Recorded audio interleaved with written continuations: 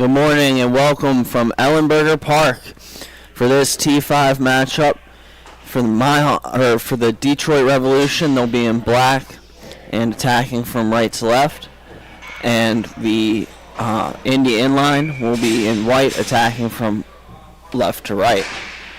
Puck is dropped, play resumes, or play begins. Detroit's got the opening face-off. My name's Brandon Britton, and alongside of me is Jake Drzinski. Jake, what is going to be the strategy here for Indy Inline in this matchup against the Detroit Revolution, who was the 1 seed coming into the weekend? Yeah, good morning, Britt. This is going to be a big game for Indy. They're the hometown team. They know this rink. They get an early one there. I'll let you break down the play, and we'll continue there. And a goal. And the puck came out to the slot, and a shot short side beats Morrow, and it's 1-0 Indy Inline. A turnover in the Revolution zone, and it ends up in the back of the Revolution net. Getting back to the game strategy here, Britt. I think Indy did a good job of using speed there. They have to beat Morrow by spreading this puck out. In this T5 division, you're seeing the teams that work together better tend to do better. So passing the puck, moving, getting to that open lane, that's going to be key factors for today. And moving up along the play, the Revolution overskate the puck momentarily. They'll work it on back to the point. And it's going to be taken up the wall by Jay Holland. He overskates. Indy Inline swoops in to take the puck. They'll move it up through the neutral zone. They have a 2-on-1 if they hurry.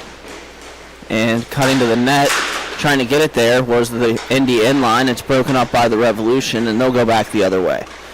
It's going to be Patrick O'Rourke with it now. He's one of the leading scorers, and he shoots and scores on cue. Patrick O'Rourke, and this game is tied at 1. Yeah, Britt, right place, right time. Had a nice takeaway in his defensive end here, and nobody really picked him up as he went the whole way down the rink and had an uncontested shot. And we'll get a look as to how these teams did yesterday. As for the Revolution, they lost both of their games, which the first one 5-4 to these Indy Inline, and the second one 5-3 to the Chicago Damage. But they still have a 7-5-2 record on the season. As for Indy Inline, they beat the aforementioned Revolution here 5-4 yesterday, and they won their second game 5-1. So that would make them 2-0 on the weekend here at home, and brings them up to 3-5 on the season. Yeah, Britt, the keys for there to me is yesterday's game, while there was some losses on the score sheets, all the games were really close for the Revolution. They never really got blown out. They didn't have a bad game where they didn't get any goals. They're at least putting some in the back of the net, and it's just about building upon that and having consistency. And Indy Inline with the puck along the far side now. Pass off the boards is picked up by the Revolution. It's Andrew Peace, and he bumps it off the boards. It's going to be taken now by Matt Snell. Snell moves it up. Here's the Revolution on this possession, trying to work it back across. It's broken up by Indy Inline. They'll work on back to the point, and it's Peace with it again. Peace bumps it to the near side, and unable to take the pass was the Revolution, and now it's going to be picked up by Indy Inline. Here they go over center. Backhand pass to the backside, and unable to take it, collecting it off the boards, is Indy Inline. The pass back to the point is intercepted and taken back by Indy Inline. It's going to be delaying through the neutral zone, and off the boards once more, down to the corner. Back up top, they'll play catch with it. Down to the near side, Indy Inline with a shot. It's blocked, and that was Steve Snell on the shot block there for the Revolution. It's taken, worked back through the slot. A backhand shot, glove saved by Morrow. No rebound. Yeah, being sticky here, Britt, that's going to be the key factor there. You could tell right away that Indy's looking to crash on those rebounds. When no rebounds available, it really limits their offensive power. And this action is brought to you by the Midwest Inline Hockey Association. Established in 2010, MIHA has been the growing travel league for top competition in inline hockey, ranging from Michigan, Indiana, Ohio, Pennsylvania, Illinois, Wisconsin, and New York. MIHA brings you action from all different walks of life. MIHA is a proud sponsor of Grove City Hockey. And here's Jay Holland with it now behind the Indy inline net. Maintains control of the puck along the boards. And he'll work it back down low to the other corner, where the Revolution will maintain control, however, momentarily. And now they'll take it right back. Pass attempt back to the point, broken up. Here's Indy inline moving it across through the neutral zone.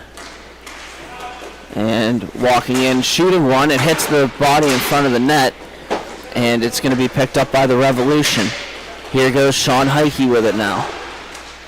Heike picks the puck back up over center.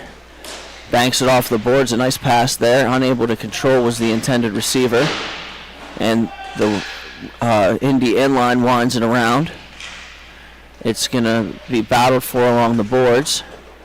And eventually worked back into the Revolution zone. Jay Holland picks it up. And it's going to be worked over to Heike. Heike goes across. It's David Semini. He's among the leading scorers. I believe he's second to O'Rourke. His shot is blocked. And it's going to be picked back up to the back door, and it doesn't connect.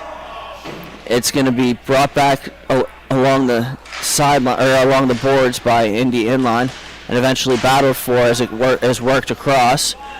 Taken back by the Revolution. Pass off the Indy inline skate. And that would have been Ryan Spar defending. Here's Holland again. He moves it diagonally forward to the far side. And a shot attempt on goal. And I think the goalie got a piece of that. The rebound patted to the behind the net and then worked back to Holland. And a shot goes off the butt end of the stick of the goalie and out the other side. Here goes the Revolution controlling, and they'll reset. Poked away momentarily in a battle in the offensive zone. Getting in there on the forecheck is Michael Pruitt. And Indy inline eventually wins a puck battle.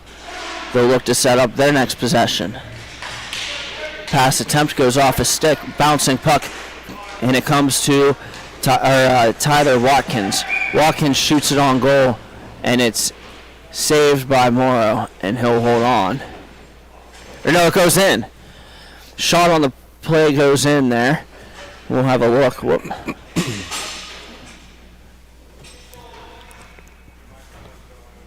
Yeah, Britt, that goal was just, I understand how you looked like it could have saved it. It looked like Morrow's glove was all over that goal. It does trickle right by him, find its way into the back of the net. Lucky break for Indy, I guess. It looked like, from our point of view, that Morrow had that the whole way, though. And we'll have the Revolution picking it up, trying to get it right back. It's controlled on the near side, and it'll be worked back into the middle. Indy inline will bring it up through center. And pass to the slot. A shot attempt goes off the glove of Morrow. The rebound behind the net. Worked out in front, but intercepted by Matt Snell. And Snell will bring it forward. Again, Britt, Indy is getting to those loose pucks quickly and first. It's going to be a really big deal to keep them off of the rebounds here if you're the Detroit Revolution. Can't let them get those second and third attempts at these shots. And we'll have a face-off here to the left of the goaltender. Won by Indy inline. And it's going to be brought forward and banked off the boards to the far side. Watkins is in there for Indy inline. Tries to feed the back door. The pass is off a stick and doesn't connect. And then Johnson winds it back around, where it'll be in the corner. Race for the puck. If the Revolution win it, they'll move it up. Now sending it across the Revolution. Here's Peace with it. Andrew Peace walks in to the outside. A shot attempt goes off a body and out the other side. It's going to be battled for along the near side. And it'll be collected now by Indy inline as it comes around the boards. Watkins now has it for Indy inline. He stops on a dime. Protects the puck nicely. He waits. Stick handles and looks to move a saucer pass diagonally to the corner. Back in front. Goes off his skate. And it's at the side of the net, and Morrow's able to cover it. Yeah, that's just a situation of the referee losing sight of the puck. Indy continued to battle for that puck, which is great for them. They need to continue to keep the pressure on here. They got a lead here currently, Britt, but you know how these early Sunday morning games tend to go. Usually wild and back and forth.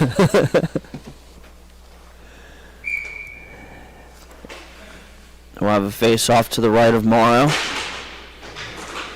It's one back to Snell. Snell chips it off the boards to himself and now moves it up. Here's O'Rourke with it. O'Rourke skates in slowly. A shot attempt off the stick of the goaltender. I think that's Jermuth or Jermroth. And we have 3:45 remaining here in the first period, roundabout. And it's going to be another face-off to the left of Jermroth.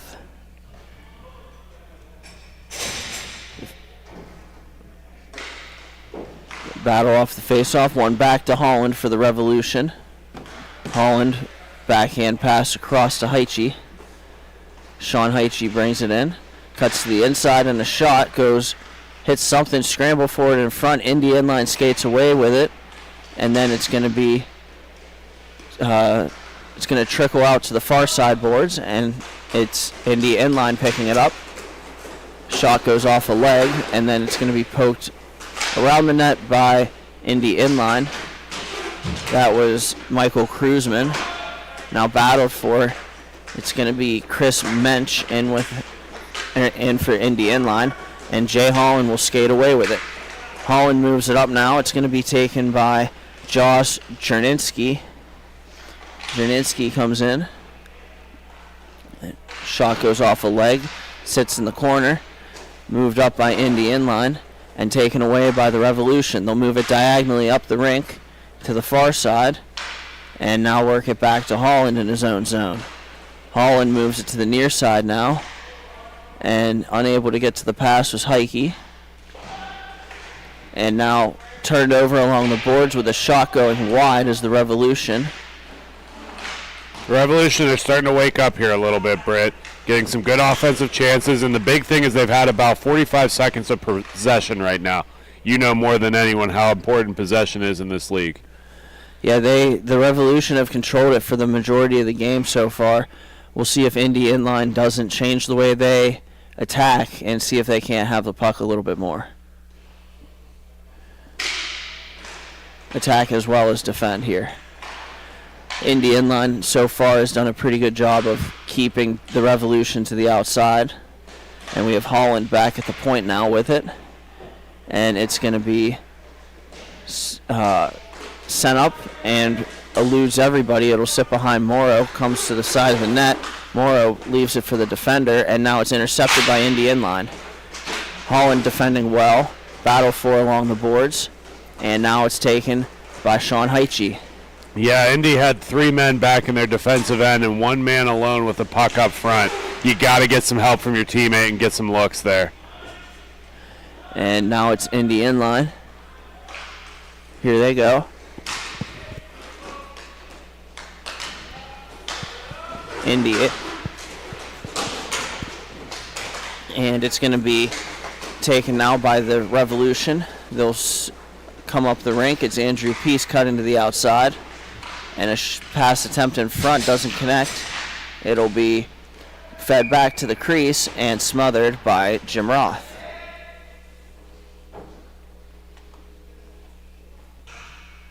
About 30 seconds here left, Britt. Both teams are getting some fresh legs. We know, again, how important that is. And the advantage these teams have today is we'll run into occasions that Saturday there's 4 or 5 guys on the bench.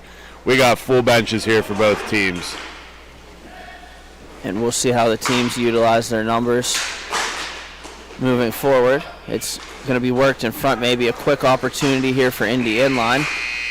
The horn sounds, and that'll do it for the first period. So after 1, it's going to be the Indy inline up 2-1. We'll be right back with the second period after these messages.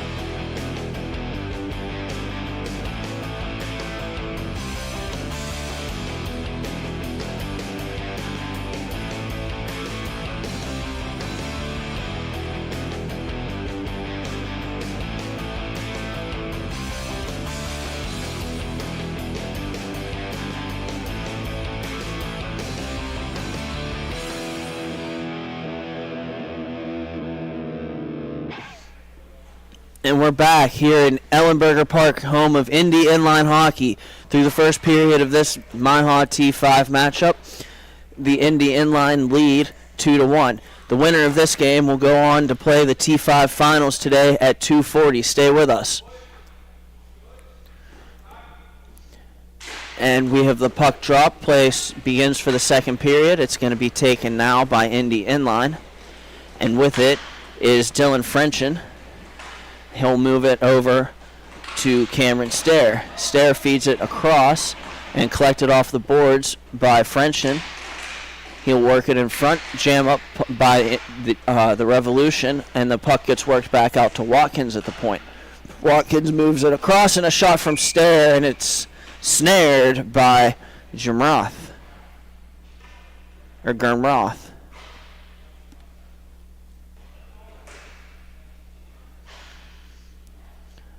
Face off to the left of Gurmroth. And a shot on goal from Indy Inline catches the glass. Goes to the near side where Indy Inline works it straight back to the point. Pressure coming from D-Rev. They may get an opportunity. And a great drop pass here by Semenya. A shot goes wide.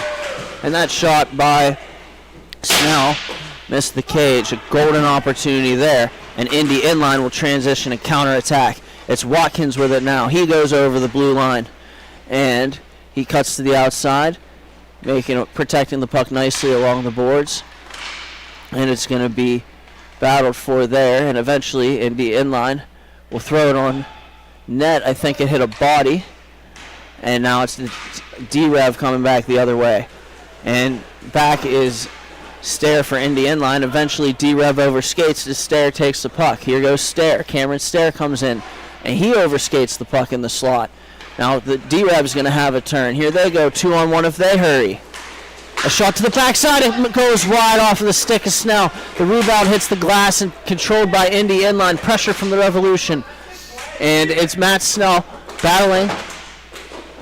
And eventually the Revolution will work it out in front. It's intercepted, and here goes Indy Inline back the other way. It's going to be Watkins with it again. He button hooks back towards towards the offensive blue line. Backhand pass attempt goes off the Revolution. The Revolution pick it up behind the net and send it around. And now the Revolution through the middle. Here they go on the breakout. It's going to be sent across. It's Andrew Peace with it. Peace protects the puck nicely using his body. And it's going to be worked back out in front. Semenya on the backside. The pass doesn't get through. It's going to be worked back by Indy Inline and sent across. The pass skips over the stick of the intended receiver. And it's eventually won back by Indy Inline as the Revolution overskate. Here's Indy Inline looking for the slot, and it doesn't connect. Now back the other way comes the Revolution. And a shot attempt towards the net. It hits a leg and goes wide. That opportunity coming for Steve Snell. And a pass goes off a stick and off the glass. Race for the puck. It's won by Indy Inline. It's going to be number 66, Michael Kruzman, in there. It's going to be raced for and eventually won by Indy Inline on the near side. Trying to cut to the middle.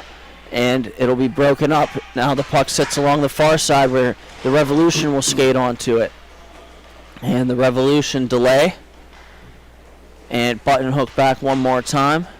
Backhand pass across, and here go the Revolution over the red line and to the outside. Andrew Peace, he throws it off the outside of the cage, controlled momentarily by Indy Inline, and then worked back out in front as it's stolen away by the Revolution and intercepted by Indy Inline. Here they go again. It's Chris Mensch coming back. He'll backhand it back, and it'll be one more backhand pass coming from Michael Pruitt. And now the pass to the far side. Pruitt with it again. Pruitt delays, skates around the net, and works it back to the near side boards. And a shot towards the net into the glove of Gurmroth. And he'll hold on. Or actually, that's Morrow down there now. And he'll hold on. Yeah, it's a little bit tricky here, Britt. Both goalies wearing the dark unis today, so they're a little bit confusing who's who. It's Watkins in the draw here for Indy Inline. The puck is dropped. And controlled behind the net, the Revolution. Bump it up the boards.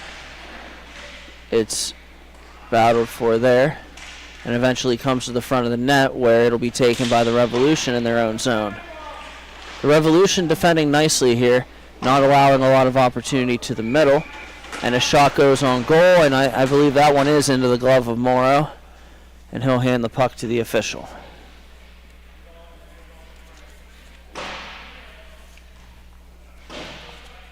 (2-1) here, Britt. Early game still for both teams, and not a sizable mountain to climb as far as goal deficits. It's a one-goal game and a lot of offense for both teams. And it's a shot goes off a stick, and it'll go out of play. Make sure to like and subscribe to the Grove City Hockey YouTube channel. We are close to hitting 1,500 subscribers and could use your support. Just type in Grove City Hockey YouTube and click the thumbs up and subscribe. Grove City Hockey. Growing the game. Bank pass off the boards. Goes too far for the intended receiver. Worked in front by Indy inline. And they'll work back now. There's a battle for it on the near side boards. And players will jam up. Eventually it's worked on to the slot and a shot. They score. What a rip by Indy inline. And they'll open up a 3-1 lead with under 8 minutes in the second period of this one. Yeah, Brett, it's hard there because it's that third man in. Whenever you got pressure from the top coming in, everybody's focused on that low corner. So they're not watching where the play is going to be, and it gives the goalie a distinct disadvantage because his team is not ready for that next man coming into the play. And a great look there for Indy inline, and we'll see if the top players of Semini and Snell and O'Rourke for Revolution can answer back. And here goes Matt Snell trying to work it in front, looking for Frank McFarland on the play. It doesn't connect, and Indy inline brings it back up the rink. Indy inline. Shot attempt at the side of the net. Morrow doesn't know where it is, and he finds it. Yeah, that hit his glove and bounced straight down, Britt. And you know as soon as that bounces down, it can go anywhere from that. Luckily, he's able to find it by his knees and sit on top of it for the cover. And we'll have face-off to Morrow's left. And it's worked on back to the point for Indy inline. Back to Kruzman. Kruzman throws it on goal, and Morrow calmly scoops that one up. And we'll just rinse and repeat here.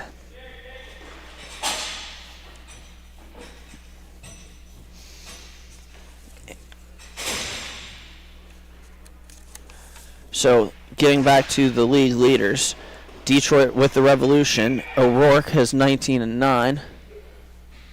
We have another save here by Morrow. O'Rourke for the Revolution has 19 goals, 9 assists for 28 points. Semini has 11 and 9 for 25 points. And then Snell has 14 and 10 for 24 points. We'll see if one of the big guns for the Revolution can't help them get back into this one. Revolution had a good look there not too long ago, Britt. The thing is about resiliency. Don't let a 2-goal deficit in the second get you down. There's plenty of time, plenty of hockey. They just need to play their game. Revolution's a very constructive team in the sense that they work well together and they've played together for a long time. A couple of good passing moments, a couple of good skating moments, and we may see this game change here. And we have a face-off won by the Revolution. They win forward. They're going to try the D, and a shot on goal is gobbled up by Garoth. And he'll have a face-off to his right. Teams are going to get some fresh legs out there for this face-off here. Indy making the long change this period, so they are looking at a little bit of a disadvantage on the defensive side. But nonetheless, they do have the lead. And it's worked on back. Indy inline wins the faceoff, and now we'll have to elude some pressure coming from the Revolution. It's Stair picking it up now.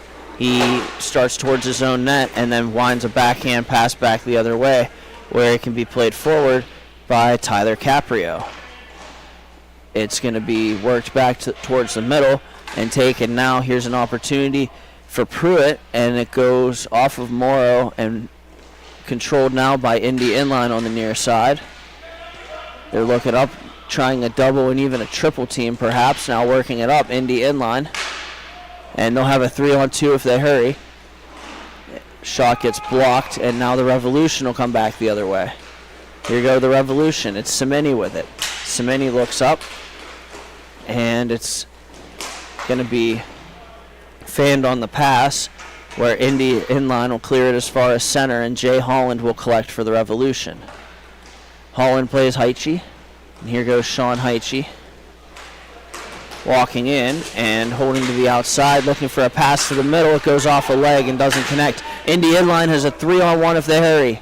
Here goes Indy inline down the wing, and a pass attempt skips over the stick of the intended receiver. Now it's worked back to Stair. Stair dumps it in, and it's going to be Holland is the first player to it for the Revolution.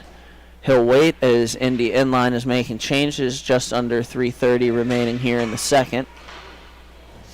And it's brought up slowly by Holland. He rags it up, and he'll leave a drop pass with Heiche.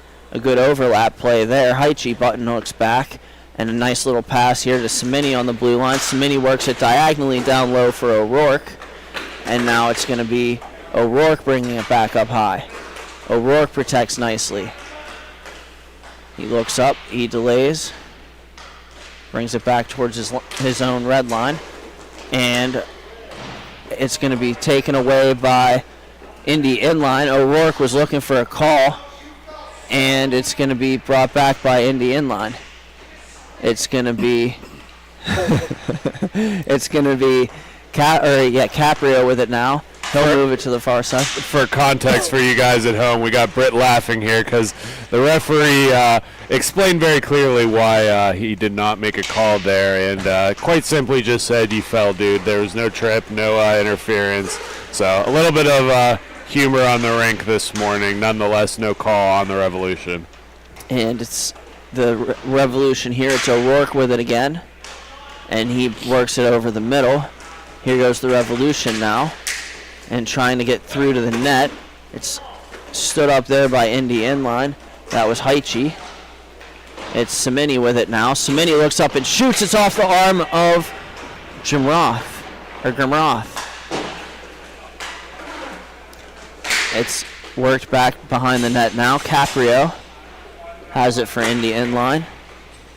And worked stretch pass across. Here's Indy inline with a shot. They score! What a shot for Indy inline on that one. And it's going to be 4-1. Yeah, Britt, just an excellent job there of cutting across the defense. Stops up quick, goes back in towards the center of the crease, and just stuffs it up in the top corner of the goal. And now we'll have the next face-off here at center, 4-1. And O'Rourke takes it for the Revolution along the far side. O'Rourke delays with it again. Stops up behind his own net. He's going to try to get Indy inline to press. Smartly, Indy inline doesn't step to him. And now the Revolution are out the other way. Here go the Revolution. A backside pass. A chance here, and waiting with it and delaying is O'Rourke. Passing up an opportunity to shoot that puck, and now he works it back to the point, and they try to go back down low for Peace. A pass hits the boards and is collected by, or hits a stick and hits the boards and is collected by Peace, who then turns it over. Indy inline has it now. It's going to be Cruzman with it, and they'll work it on back. Revolution have it now. And here they go, moving along. The Revolution flying with it. It's Peace. Protects nicely. Goes across the middle and is knocked away from him by Indy inline. And now it's Snell with it. A shot deflects in, they score. I'm not sure if that hit O'Rourke or hit a body in front, but nonetheless, it's 4-2. Yeah, last second goal at a perfect time for the Revolution there, Britt. Just able to rifle one from the top slot and beats goaltender Jim Roth cleanly. And we'll get a last look at that replay, and we'll send it on to break. We'll be right back with the third period of this one, and thank you for watching Grove City.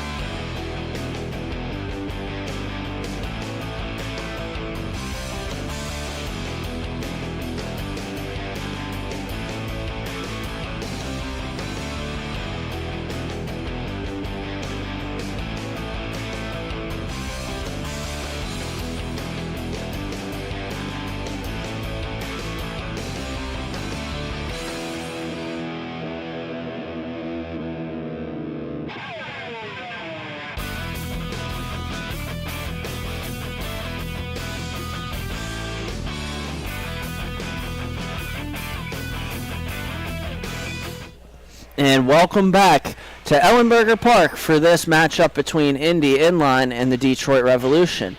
After 2, Indy leads 4-2. We have no carryover penalties nor power plays to start this third period, and actually none in the game. So well played by both teams thus far. And a stretch pass is broken up by the Revolution. Here they go back the other way. To begin the period, a shot attempt and a good save there by Grimroth.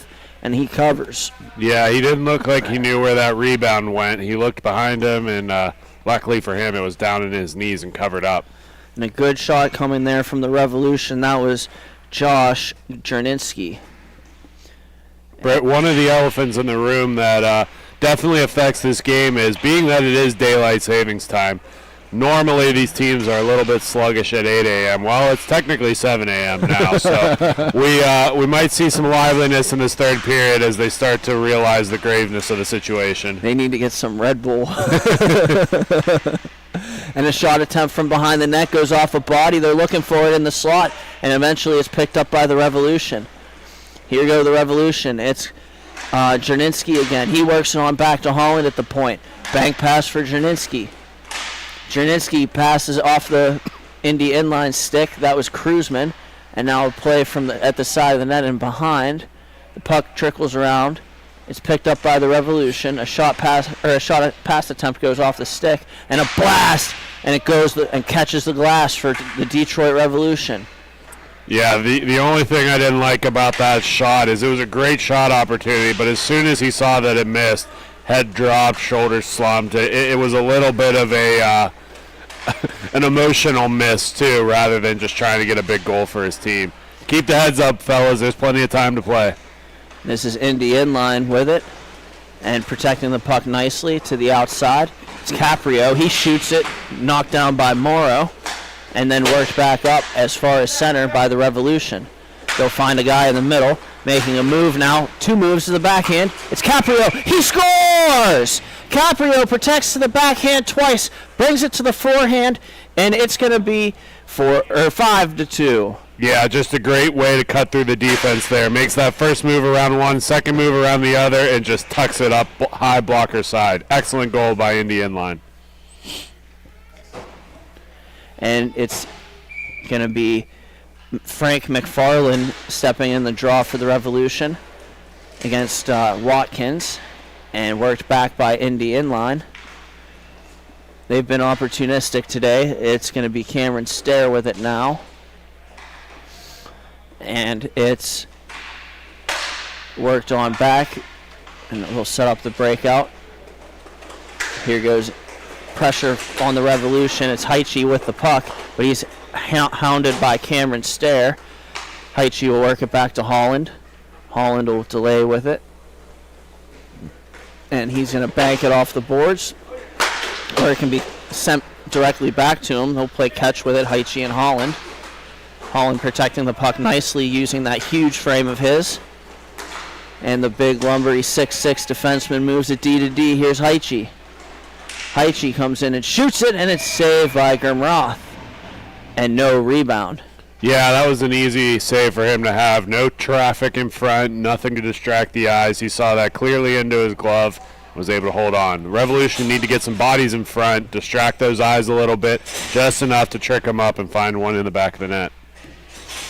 And we'll have face-off at center. And scramble for it off the draw. It's collected and skated with by Indy Inline. Here they go, one-on-one. And cutting to the outside now, tied up nicely by Peace, is going to be Stair. And Stair will bump it back to Watkins at the point. Watkins moves it across. And it's going to be worked across. Glove down now by Watkins, and he's going to try to get a shot on goal, but he whiffs. Yeah, Buck just bounced a couple of too many times for him. He was wide open, had a good look at the lane there. Just a bouncing puck was hard to settle.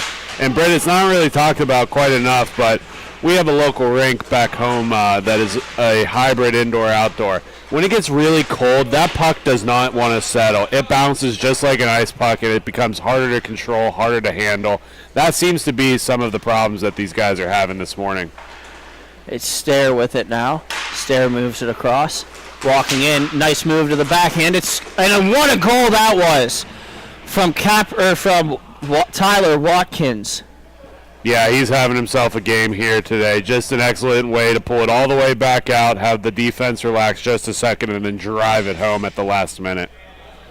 And the big difference in this one here for Indy Inline, they've defended the middle so much better in this game, and that's why they have the 6-2 advantage now. For sure, there's a home feel element to this, Britt, but there's also a reality. We talk about it when we go to places like Detroit, Columbus, and Buffalo. Sleeping in your own bed has its perks. The hotels, the Airbnbs, it's just not quite the same. So India having a good advantage of being the hometown team here. And Indy Inline brings it up again on the far side. It's going to be worked on back and just intercepted by the Revolution. They're going to move it across, and possession's going to change a couple more times before it's settled by Snell, and he shoots it off the leg, knocking a player down for Indy Inline. They'll battle for the puck.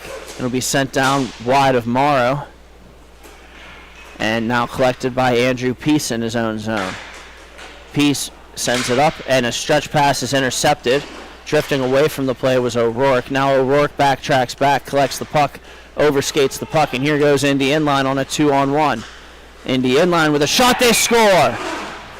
And a well-executed 2-on-1, and a shot and a goal. Indy Inline 7-2. Yeah, they're just starting to open the floodgates here. Indy is. Still about 7.5 minutes to play in the third, so it's not out of the realm of possibilities for Detroit to crawl back into this one, but it starts with good defense here. And it's going to be 1 to Cimini on the faceoff. He's stood up in the neutral zone there by Michael Pruitt. Pruitt with the puck now. Looks up. Stays along the outside. And to the far side up the boards he goes. Backhand shot pass. And they'll bank it down further into the Revolution zone. It's Holland with it. Protects nicely and works it off the boards. O'Rourke comes back the other way. Here's O'Rourke. Cuts inside outside, and a shot goes wide of the net. Now it's Indy Inline collecting.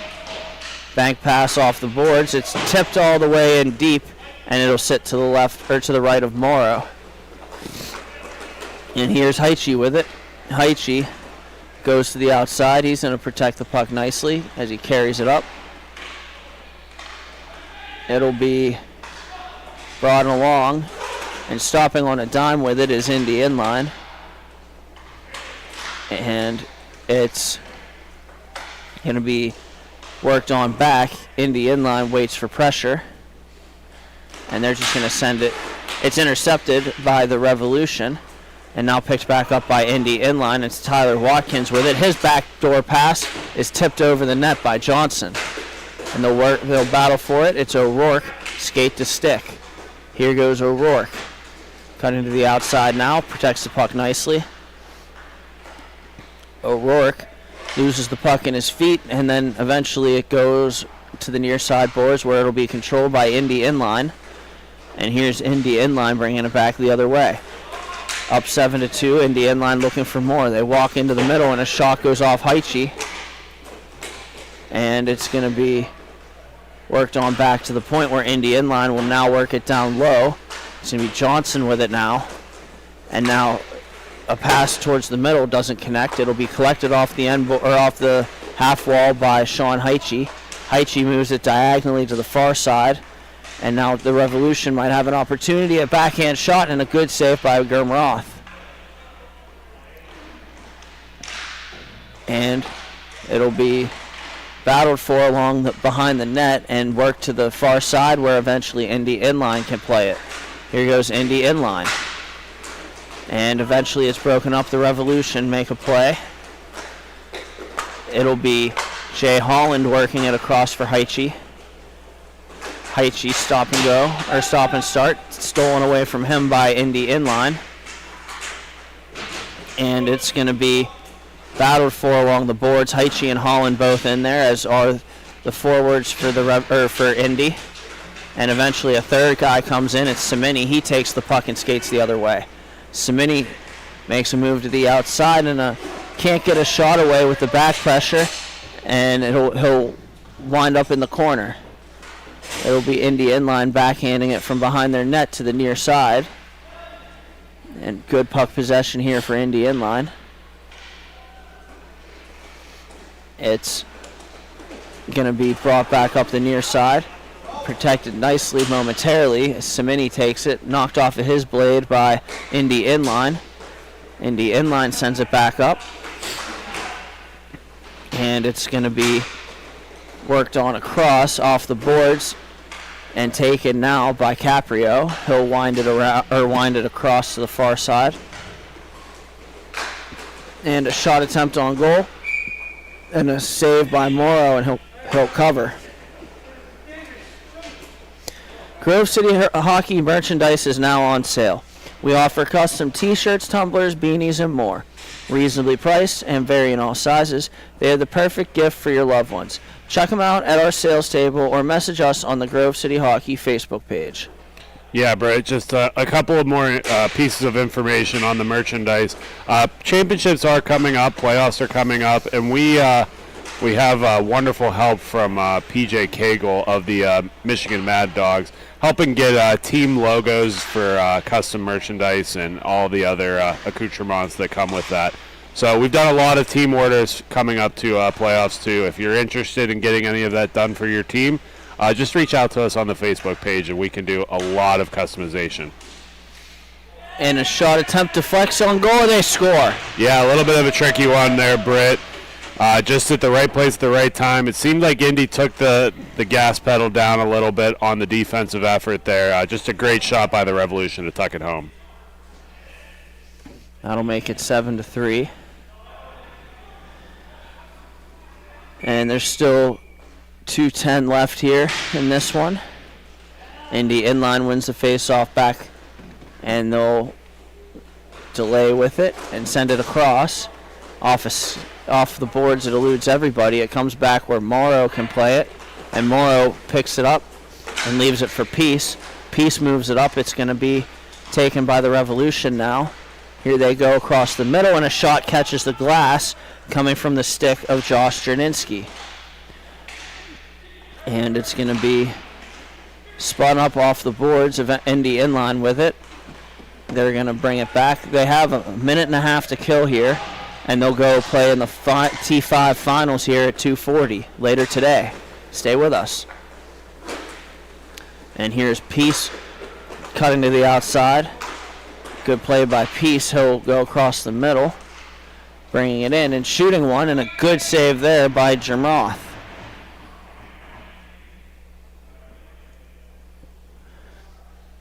It's going to be a face-off to the right, or to the left, rather. Indy inline making changes as we're under a minute here in regulation time. And a statement win here for Indy inline. Yeah, and it's good to see the hometown guys get it done. There's always a little bit of a buzz around the arena when the local guys are playing well. And here goes Indy inline. It might get another opportunity. A pass to the middle, and it's taken by Stair behind the net. He's pressured, and it's going to be worked on back where it'll be played by Chris Mensch. Mensch with it, his backhand pass, and it'll be won by Indy inline through the slot, and a shot. They score. What's one more for Indy inline? They'll make it 8-3 here, and the officials will call it there. Indy inline will move on 8-3 with the win over the Detroit Revolution. They play in the T5 finals now at 2:40. And we'll be right back with the next T5 matchup. It's going to be the Monsters and the Damage. Stay with us here, and thank you for watching Grove City Hockey.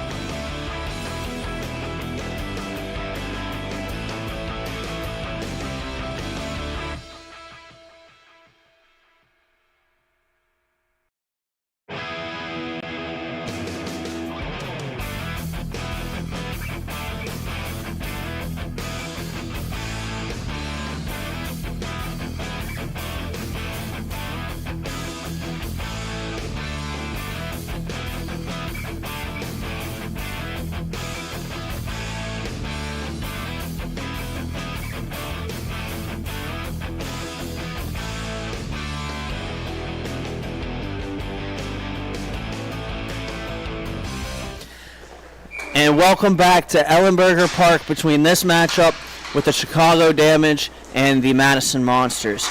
The Madison Monsters are in white. They're attacking from near to far on your screen right now. And the Chicago Damage is in black and orange, and they are attacking far to near. And it's going to be one back in the early stages. As for these teams, the Chicago Damage lost their first game 6-2 to these Monsters, and then won their second game over the Revolution 5-3. The Monsters, on the other hand, obviously beating these guys 6-2, lost their second game 5-1 to Indy Inline. And the winner of this will go on to play the T5 finals against the aforementioned Indy Inline. We have an early penalty and maybe a retaliatory. That was kind of cheap. Alongside of me is I'm Brandon Britton. Alongside of me is Jake Drzinski. Jake, what'd you see on that play? I don't know what he's so upset about here, Britt, but he's throwing gloves and yelling pretty good. I'm wondering if he got twisted up a little bit during that. Certainly was a penalty, but I wouldn't call it egregious by any stretch of the imagination.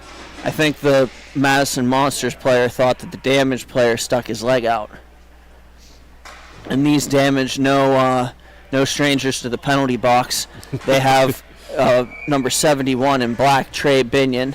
He's a real grinder who disrupts the other team and is very effective, was so when these teams played yesterday. It's going to be worked along in the early stages. The Madison Monsters with the power play. It's worked down low, and they'll bring it back up high. A couple players changing places on the power play. They'll work to the near side half wall, and a shot goes off a stick and out of play. And for these teams on the season, the Chicago Damage, including yesterday, improved to 3-6 on the year, and these Madison Monsters have improved to 8-2. Yeah, you can tell it's starting to be in the air there, Britt. All these teams are checking their standings, checking their brackets, figuring out if they're making it to the final dance or if they're going to be sitting on their couches watching from home. And it's going to be an exciting finish, and looking forward to it. Our next broadcast will be in 2 weeks, and playoffs May 19th. We'll see how many of these teams today that we end up seeing in May. And a clearing attempt hits the referee on the far side. And it's the Madison Monsters with it now. It's going to be Adam Salvo. Salvo comes up. He has a guy open on the back door, but he can't get a pass there. The Damage pick it up, and they'll clear. It's Daniel Velasquez leaving the puck for his defenseman. And that's going to be Chris Chowders. Chowders moves it to the far side, and a shot goes wide of the net. Now it's worked back, and they'll reset here on the power play. Still 10 seconds remaining, and it'll be worked to the near side where it'll be collected off the boards again, and that'll be Chowders. Chowders plays it on back. It's controlled in the neutral zone. The last man back directing traffic. He'll play it on the far side to Salvo, who throws it through the slot and off the boards where it'll be collected by the Damage. And it's going to be Tyler Glow now for the Damage. Glow backhand passes. It's going to be carried in the neutral zone now. And a pass, but looking the opposite way, was the Damage. They'll still skate to it first. They'll backhand it around the boards, and it's collected for the Madison Monsters by Eric Bennett. Play to the far side. A shot goes wide. It'll be collected by the Damage on the near side as it rims around. It'll be worked on back, and controlling is Steve Knudsen Jr. Knudsen Jr. plays it off the far side and out of play. Yeah, not to step on your toes there, Britt. I believe that's Knudsen. It looks like Knudsen, and we've just been corrected on that multiple times. These players and their crazy names. We do the best we can here, guys, and feel free to make sure you leave a comment if we are accidentally mispronouncing something. We do try to intend to get it right. Sometimes that's easier said than done. And this play will be worked back by Bennett. He's going to move it diagonally forward, and it'll be worked back by the Damage around the boards. They'll try to set the breakout, and they turn it over. It's the Monsters with it. battled for, and now eventually cleared by the damage. Just under 9 to play here in period 1. Eric Bennett going back for it. It's going to be taken now. Bennett moves it in front of his own net, and he'll give and go with Alex Kubiak. And here's Bennett moving up. Bennett comes to the middle, leaves it a backhand pass, and it's broken up by the damage. They'll go back the other way. Bank pass off the boards. 3-1 if they hurry. Here they go. It's the damage. Delaying with it. A short pass attempt, and it's broken up by the Monsters. They're going to go back the other way. Yeah, great chance to get that rebound and force it right back up the damage's throat into the offensive zone. Unfortunately, a turnover there, Britt. Yeah, unfortunate for them. They overskate their opportunity. And now it's the damage controlling off the end boards. The damage move it across. And Binion has stepped onto the rink. We'll see the impact that he makes on this one. It'll be the Monsters with it. A deflection on goal. Good save there by Bechtel. And the rebound goes wide. It's going to be collected now on the far side boards. Battling for it there and working it up as far as center. Bennett collects it and moves it diagonally forward, where it'll be played by Alex Kubiak. Kubiak comes in and shoots off the glass. And now it's Trey Binion. Here he goes the other way. He moves it across the middle. 3-on-1 again. Over. Back across for Binion. It's off the skate of the defender, and he'll clear it as far as center. Here's an opportunity. It's going to be the Monsters coming with it. It's Salvo. Salvo cuts to the outside. Battling for it there with the damage. And it's going to be worked on back. Diagonal pass across, and Chowders misses the intended receiver, and it'll be collected by the damage behind their net. Here go the damage, moving it up on the far side now. A shot from distance, and it's patted aside by Velasquez. Here's the damage with it again in the corner. They'll work it out to the point, but the pass skips over the blade of the intended receiver, and the other D-man will collect it in the neutral zone for the damage. It'll be worked on goal off the glove of Velasquez, and now Binion with it down low. Binion works it around to the far side point, and it's intercepted. Here goes the Monsters with it. 2-on-1 attempt and a good shot on goal, and a better save by Bechtel, and that was coming from Weston Newson. Yeah, Brett, both teams are doing everything but scoring right now. A lot of offense, a lot of defense, good possessions, good passing, good transitional. It's a great hockey game. It just isn't reflected on the scoreboard right now. And we'll have a face-off to the left of Bechtel. The damage poke it free, and they'll be the first team to skate along to it. A long shot and a good save there by Velasquez. The rebound in the slot picked up by the Monsters and now turned over. A shot attempt on goal. They score! What a shot, and that was Jordan Daly. Yeah, breaks the stalemate there, Britt. Nice shot right over the blocker side. Just excellent job all around. And it's going to be a face-off at center here. Here go the damage trying to go forward with it. It's broken up by, here you go, here's an opportunity for the damage now, and they score again. And a good shot there from the damage. They beat Velasquez to the glove side, and it's 2-0. 2 quick goals. I wouldn't read into that as it turning into a breakaway at all here, Britt. These teams are both looking awesome this morning. We just got to see some more opportunities here for the Monsters. They are certainly not out of this game. And it's going to be moved on back. Here's the Monsters with it. It's Chowders again. Chowders moves it to the near side where it skips over the tape of Salvo. Now it's going to be the damage collecting behind their own net, pivoting with it, and here they go. They have space and a little bit of time. Eluding the pressure nicely here. The damage, bring it up. It's on the near side. And here they go to the outside now. Trying to make a move with it. It's going to be Zach Singhaus with it. He'll work it on back point to point. Here's Singhaus again. He's a good player for the damage here. And he throws it long on goal for the tip try, and it's knocked down in front of the net by Velasquez, and he smothers it. A lot of talking on the benches here, Britt. A little bit of frustration starting to build into the Monsters. They are doing everything again except for finding the back of the net. And Binion wins the face-off for the Damage, but it's turned over rather quickly. Here's Adam Salvo with it now for the Monsters. And a shot on goal is scooped up by Begtel, and he'll take the whistle. Pictures are on sale after the conclusion of the tournament. Whether you want one picture or a whole team package, we've got your back. Reach out to us via Facebook or email grovecityhockeyllc@gmail.com to place your order. Oh yeah, want to skip the trouble? Season packages make it easier than ever. Order today, as we have a shot off a stick and off the ceiling. We'll have the face-off to the right of Velasquez. Or actually to the left of Velasquez.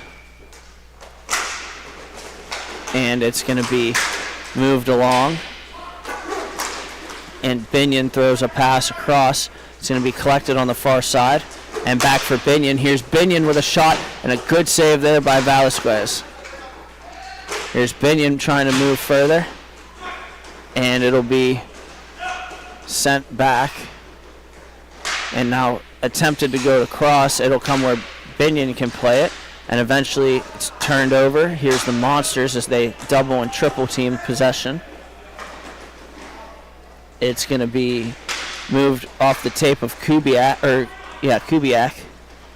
and now Binion with it. Binion tries to make a move, and it's going to be turned over. Here goes Kubiak again. Alex Kubiak for the Monsters. He looks up, works to the middle, and a shot. And a good save by Bechtel. Here's the Monsters trying to get something going. They're working on back. It'll be Chris Childers with it in the neutral zone. Childers sees the change. He's going to move it up. He looks over, and it's going to be directed on net and wide. And here's going to be the Monsters trying to control behind the net. They'll keep it along the boards and looking up. And trying to feed it across. It's broken up by the Damage. They'll go back the other way. They headman pass. It's going to be brought along to the outside. A shot on goal is off the glove of Velasquez. And now Chowders with it. Chowders looks up. Skates forward. And he's going to allow the game to settle down. Chowders with it again. Stretch pass now, and it goes too far for the intended receiver. It's going to be back behind the net of the Damage. Their bank pass is also too far for the intended receiver, now controlled by Eric Bennett. Bennett throws it off a leg, gets it back, and now it's going to be taken by Salvo, and we're going to have a penalty coming up here to the Damage. Damage touch up, and it's going to be a penalty upcoming. We'll get the penalty here in a second. Jake, what are the Monsters going to have to do here to get something going? It's about getting that first one, Britt. They need one before they get two. So get something here with the last 20 seconds. Go into the intermission with a lot of momentum, and then get it done in the second. That's what I see. And a blast on goal goes wide. It's going to be controlled now by the Monsters at the point. 7 seconds to go in the period. Working across, and a shot attempt gets blocked. And in the dying seconds, 2 seconds and 1, and that'll do it. And it's going to be at the end of the first period, the Damage lead 2-0. We'll be right back with the second, and thank you for watching Grove City Hockey. Hey fans, it's that time for the GCH Duck Races. Make sure you get your picks. We have Mikey, Duke, Tex, and Ranger. Here we go.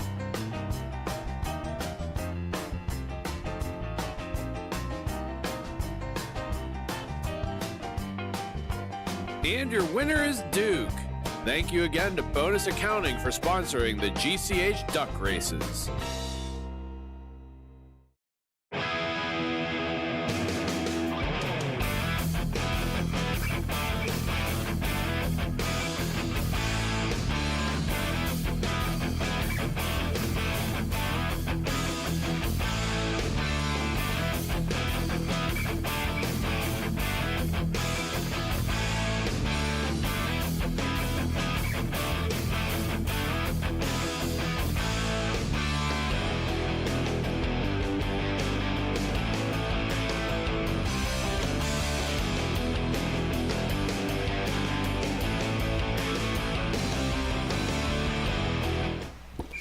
And we're back from Ellenberger Park for this MIHA matchup between the Madison Monsters and the Chicago Damage. We're at the start of the second here. The Monsters are down 2-0, but they do have the power play. They work it on the half wall to begin and back up top with a shot save made by Begtel. Rebound paddled aside, and it's going to be clear just out of harm's way momentarily, and a backhand chip pass. Loose puck, and the Madison Monsters are the first team to it. They'll have to set something up. And here they go, the Monsters. They'll work it across. It's Alex Kubiak. Kubiak makes a move. Kubiak trying to get a shot away. He'll work it back onto the point. And a blast on goal. And it's off of the shoulder of the guy who fell. And that's going to go out of play. Yeah, that was Rowe who took a knee there and just glanced off of his shoulder and went out of play. Seems to be all right. All smiles. He's doing okay there. Jeez, oh man. A little bit of miscommunication here, Britt, on who's coming on and who's going off. The face-off won back by the Monsters. It's Chris Childers now with it. And Childers, it's worked back. Childers has it again. He'll go point to point. And a shot attempt on goal saved by Begtel, and he'll cover the rebound. Able to dive on it there. A nice play. And this power play is brought to you by the Midwest Inline Hockey Association. Established in 2010, MIHA has been the growing travel league for top competition in inline hockey, ranging from Michigan, Indiana, Ohio, Pennsylvania, Illinois, Wisconsin, and New York. MIHA brings you hockey from all different walks of life. MIHA is a proud sponsor of Grove City Hockey. And we have a shot on goal blocked. We're back up to even strength now. Here's the Damage bringing it to the outside quickly. And a shot, they score! A beautiful shot there. And it's going to be 3-0 now in favor of the Damage. Yeah, just a great way to use that speed to create distance on the defense and makes no mistake when the shot comes through.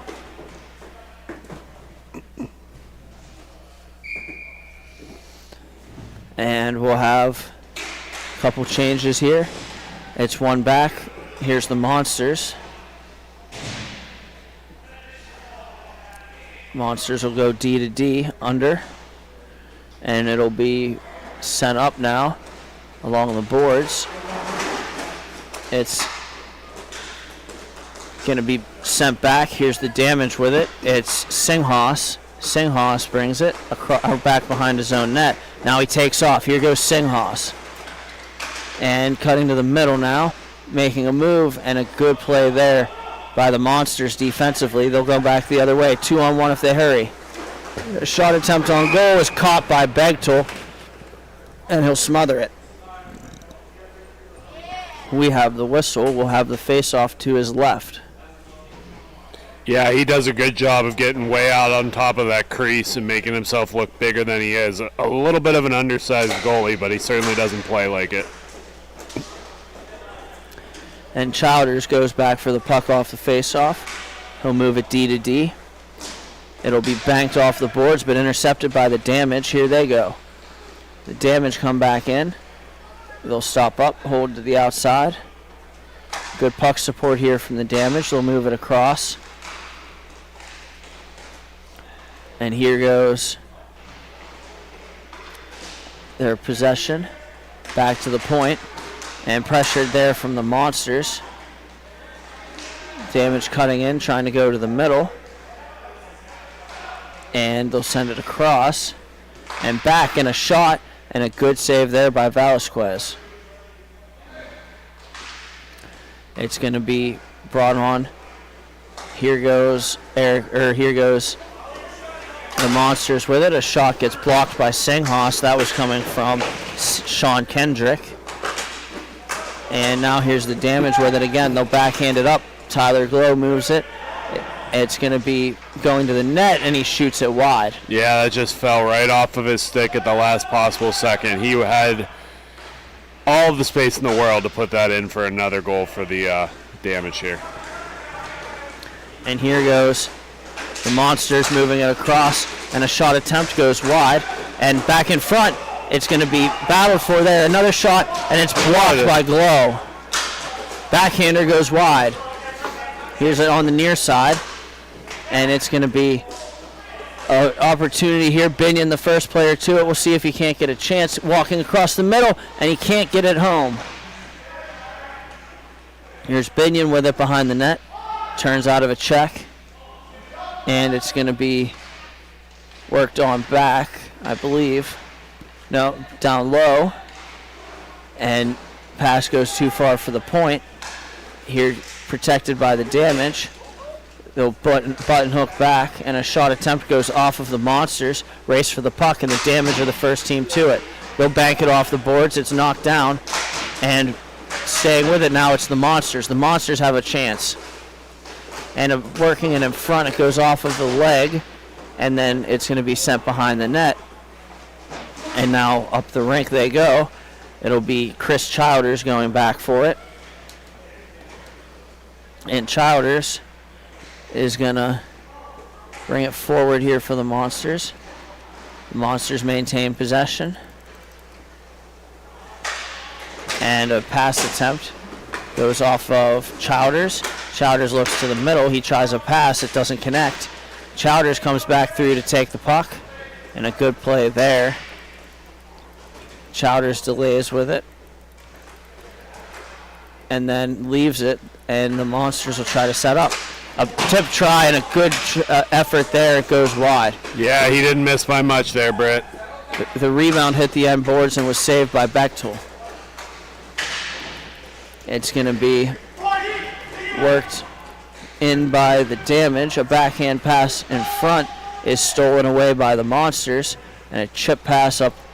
And here goes the Monsters the other way. 2-on-1 if they hurry. And the Monsters, a shot goes wide. And it's battled for right in front of the booth. It's Chowders. He works it back through to the neutral zone. And then Bennett will drop it off. Or Salvo, rather, will drop it off. And now it's Chowders on the far side again. Chowders. A pass across and a good effort there, but it doesn't go for Salvo and the Monsters. And a backhand stick handling attempt is broken up now by Singhas. It's going to be passed off a stick, and now battled for along the far side, and eventually coming away with it is the Monsters. Here they go. The Monsters bring it up. A shot attempt on goal is blocked, and then it's going to be chipped ahead and taken by the damage. It hops over their stick, and now the damage do collect. It's going to be carried around and behind the net and skips off of something and out of play. A little bit of a, sorry to cut you off there, Britt, a little bit of a goalie malfunction as that puck is stuck in his leg pad. He might have to take his legs off here real quick to get this puck loose. We're under about 5:38 remaining here in the first period.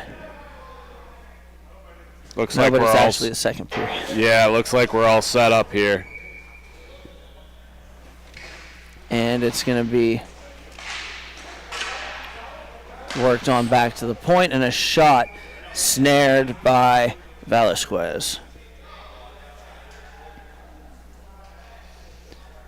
Pictures will be on sale after the conclusion of the tournament. Whether you want one picture or a whole team package, we've got your back. Reach out to us via Facebook or email grovecityhockey@llc@gmail.com to place your order. Oh yeah, want to skip the trouble? Season packages make it easier than ever. Order today. And a shot attempt on goal, they score! It's Weston Newson, and the Monsters are on the board. Yeah, the Monsters are going to want to buy pictures after that read there, Britt. Every time you have a read, they get some offense going. So good job there by the Monsters, claw within two. And a great shot there from Newson.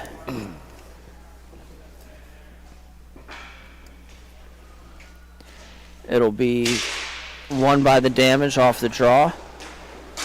And the Monsters control in their own zone. Saucer pass diagonally and taken by the Monsters until they whiff on a pass, and now they'll get it back in their own zone with speed. Here goes the Monsters. Nice curl and drag move, and a shot save made by Bechtel. And the rebound is collected by Hilty and sent back off the boards where it'll be taken by the Damage. And a shot goes off a leg and wide. Now they'll work it on back to the point. And here goes the Damage coming in now, and a shot, and it hits something in front. I think that was the defender, and bounces up. Loose puck. The Monsters will take it. They'll move it across. Oh, and shot on goal, save made by Bechtel. The rebound, and Bechtel covers it. Nothing called there. There was a play that I thought could have been a penalty. The officials say no, so we'll go with that. And a face-off to the right of Bechtel. Teams will make some changes. And a shot, or a pass attempt. Here's a 2-on-1 off the face-off immediately. It's Glow. He has Binion. Glow comes in. He shoots, and a good save there. The rebound is in the corner, and it's going to be battled for behind the net. Velasquez steps out to play it, and it's cleared by the Monsters. Now comes to the net where it's blockered aside by Bechtel. And here's Singhas with it. Singhas plays it for Rowe. Rowe banks it off the boards. It'll be collected there by Wade Weeks. And it's going to be collected now. Here's the Monsters back the other way. Delaying, possessing, fanning on the pass. And now the Damage will play it to open space, and they'll win the race. It'll be pass attempt across, will be off a stick. Here goes the Monsters, and a blast, and a good save there by Bechtel. He looks behind him, and he has it. Yeah, he's been on his marks today, Britt. Making big saves. The only one he let up was a little bit of a greasy goal, but he's been phenomenal for the Damage this morning. And Bechtel, 2-5 on the season. He's got a .586 save percentage, or a .586 goals against, and a .293 save percentage according to the website. Needless to say, those numbers don't get updated as much as they should, because he's played well thus far.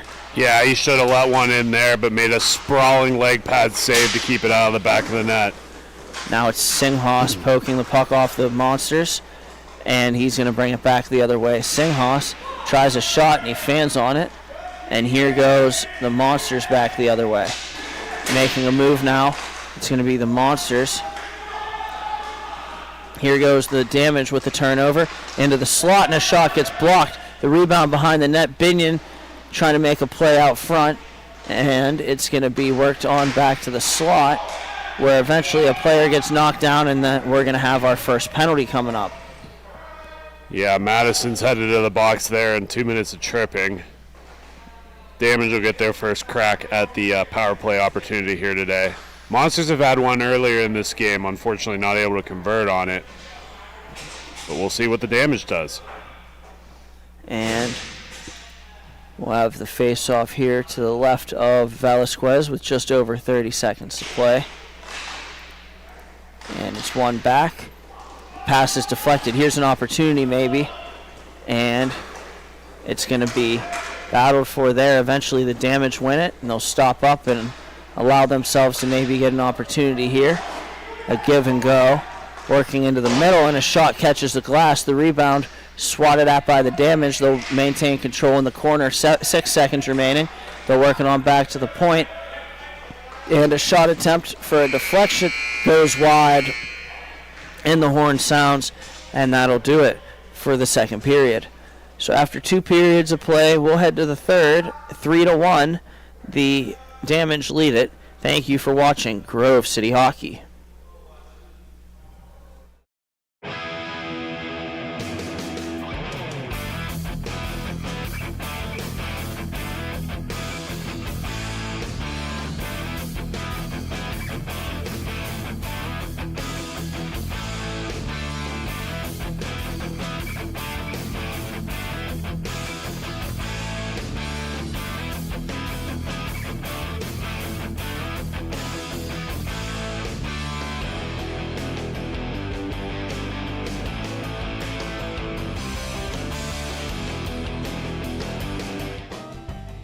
Hey fans, it's that time for the GCH duck races. Make sure you get your picks. We have Mikey, Duke, Tex, and Ranger. Here we go.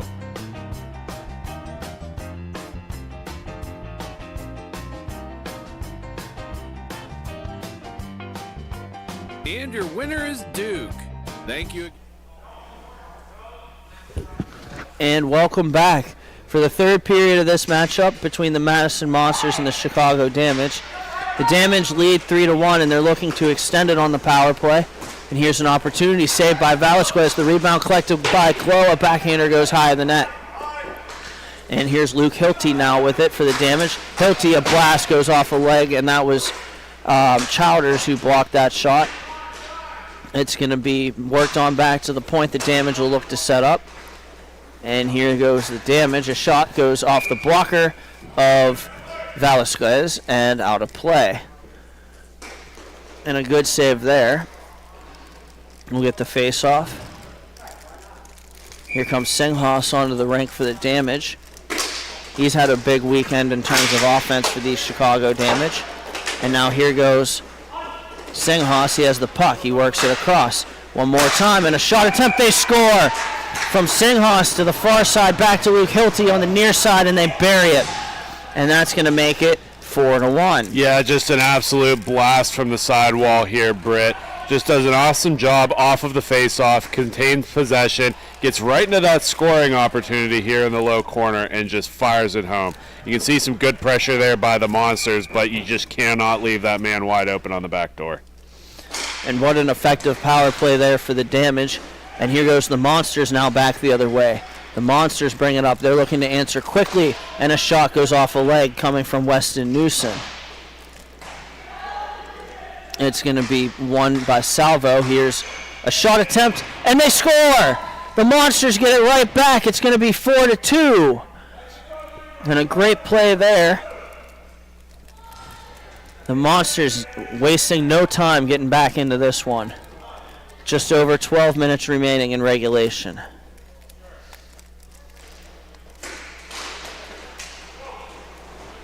And here we go. It's going to be the Monsters with it again. And they'll play it on back. It's going to be battled for, and a shot low. Begtool doesn't know where it is. Trying to cover it. It's loose, and it comes out to the neutral zone. It's going to be Chowders picking it up. Chowders button hooks back. He's looking, and he's going to play it across. Here goes number 17, a shot, and it's blocked away by Binion. The Monsters are the first team to it, and they're going to wind it in front, and it's going to be loose and battled for there, and now eventually come to the neutral zone where Chowders sends it to the far side again. The Monsters looking to make something happen here. Well defended thus far by the Damage, and worked behind the net and tried to go in front. It's broken up. Here go the Damage now the other way. It's going to be carried along, and it's broken up by the Monsters, however, momentarily. And Binion has it now. Trey Binion trying to make a curl and drag move, and he's going to lose the puck to the Monsters. And here go the Monsters the other way. And the Monsters try a drop pass. It's Bennett. Shot attempt on goal. Waffle boarded away by Begdel. And the rebound is collected by the Monsters. The Monsters to the back door. A good save there by Begdel. The rebound goes wide. And it's going to be worked along back. Here's Chowders. He goes D to D. Give and go here. And it's too far off the boards. Here's Binion going back the other way. Trey Binion comes in. He shoots it. Blockered away by Velasquez and off the ceiling. So we get a stoppage.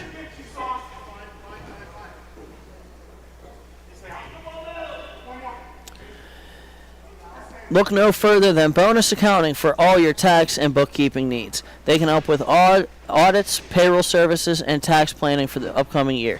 Visit them at www.bonusaccounting.com. Bonus Accounting, the firm for the future.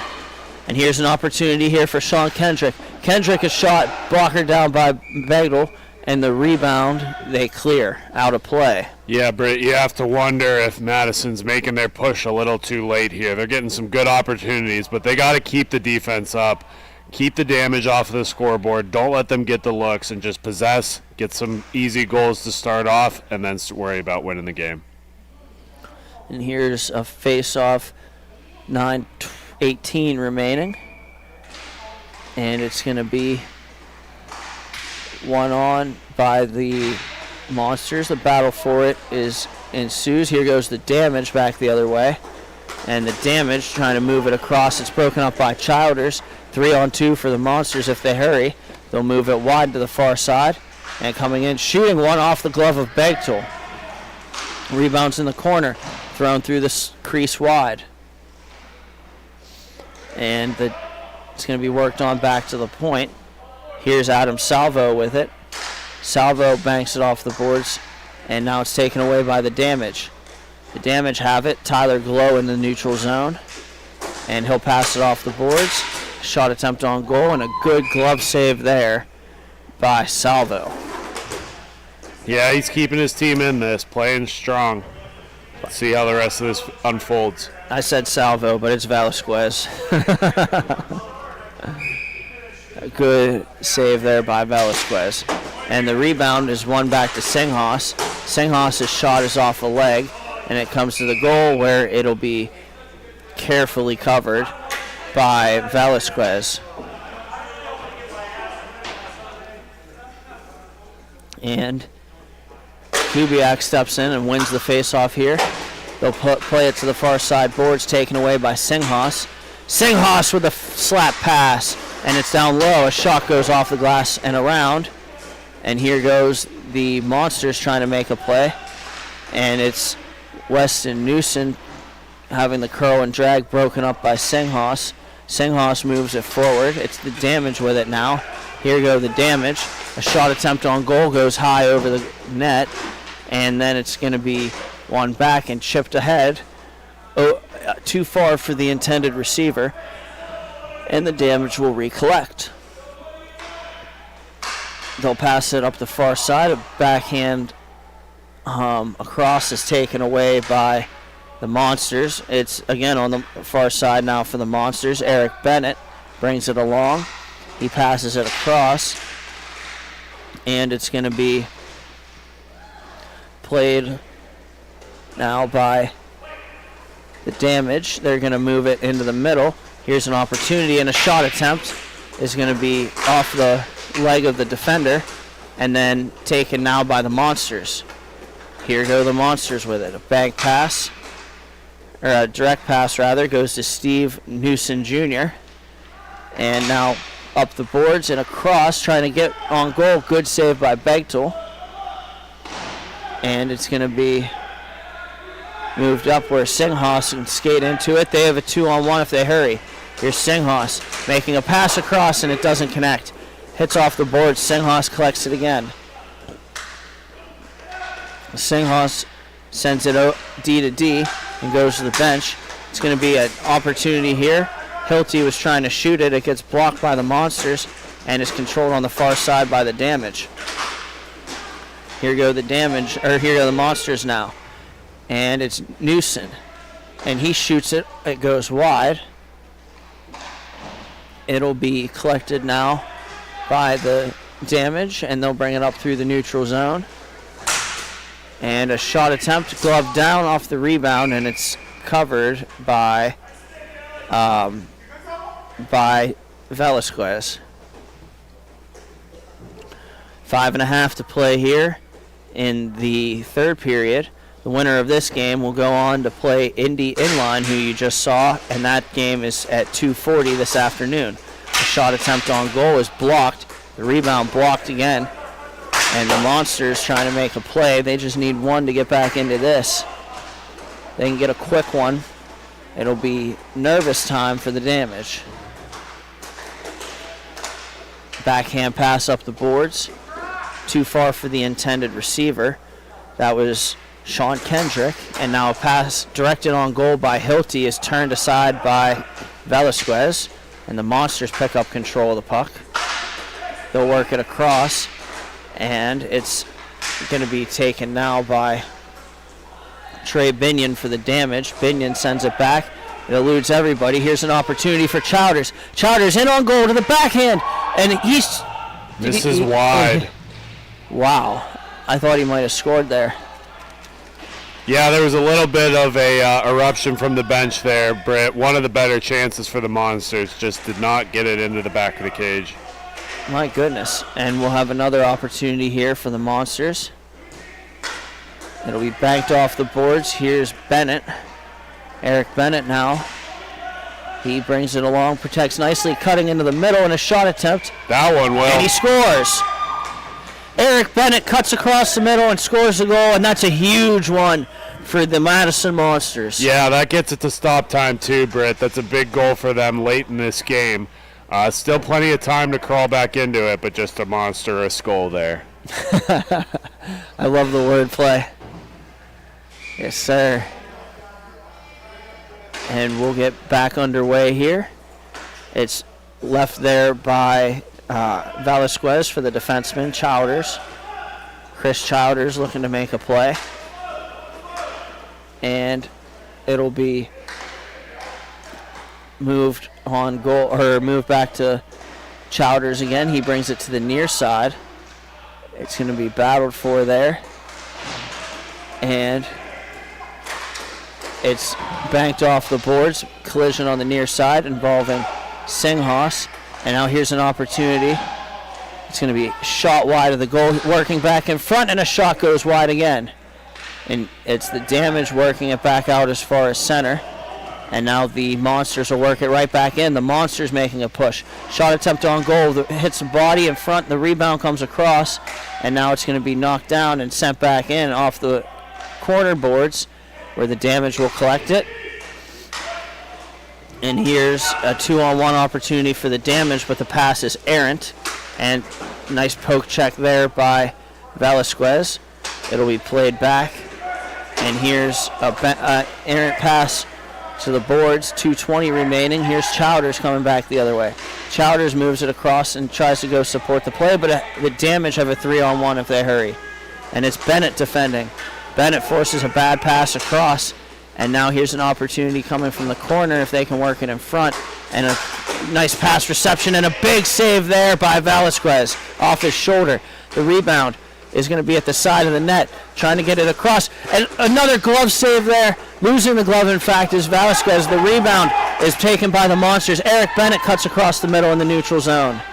Bennett button hooks back. Backhand pass across. It's going to be knocked further into the zone by the Monsters. The Damage have it. Under 1:35 remaining. And another play here. The Damage are looking to get through the neutral zone. They cannot. And now it's Glow banking it back. And it'll be sent around by the Damage. The Monsters look like they're going to be the first team to it. And we're going to have some extracurriculars here. We have a penalty on the play. 1:18 remaining. Yeah, it looks like this is where it's do or die for the Monsters here. Velasquez is about to the hash marks, looking to head to the bench on the drop here. If I'm him, I'm going as soon as they win the draw.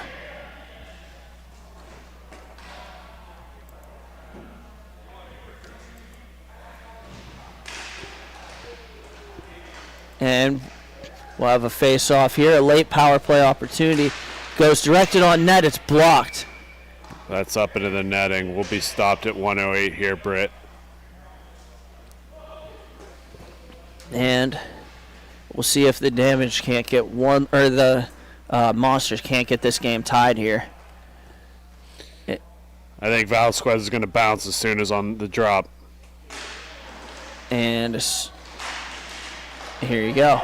Yep, Puck one back to the point. It's Bennett shooting. It's blocked. Coming to the bench is Velasquez. The rebound's loose. It's tied up by the Monsters. Damage get it as far as center. It's Bennett with it again.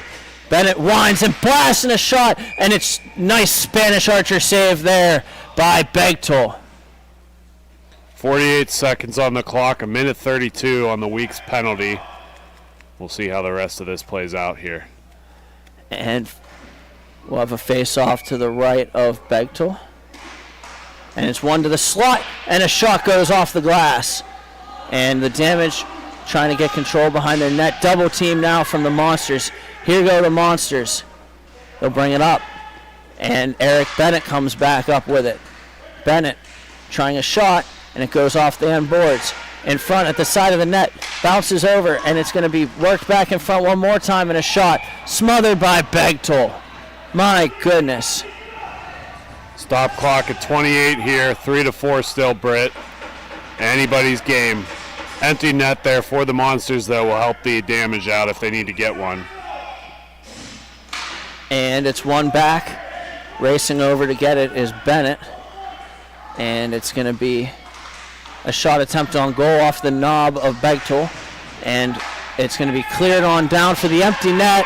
And they score!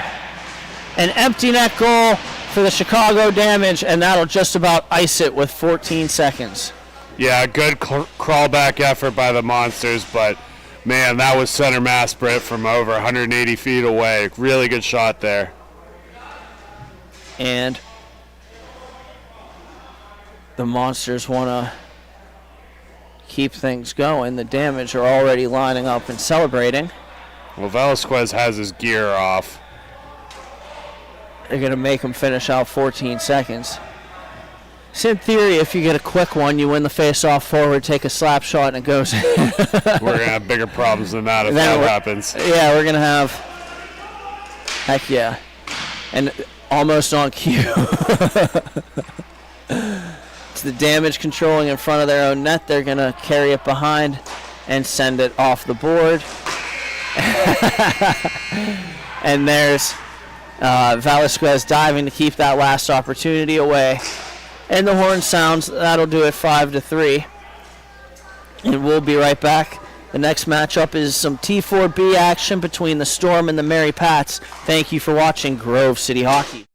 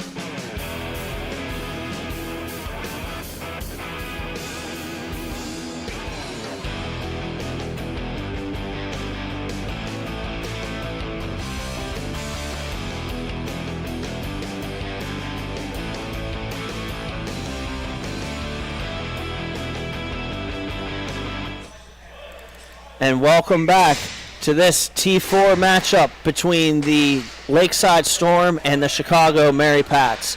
The Lakeside Storm in white attacking from far to near on your screen, and the Mary Pats in blue attacking from near to far. And an early opportunity and a good save there with a stick from the goaltender, Peter Kolazic. That's a name. It's going to be too far for the pass by the Lakeside Storm and collected now by Matthew Sankey. Sankey moves it across. It's intercepted. Here's an opportunity for Lakeside. Making a move, paddled aside calmly by Kolazic. And here's the Lakeside Storm with it on the far side.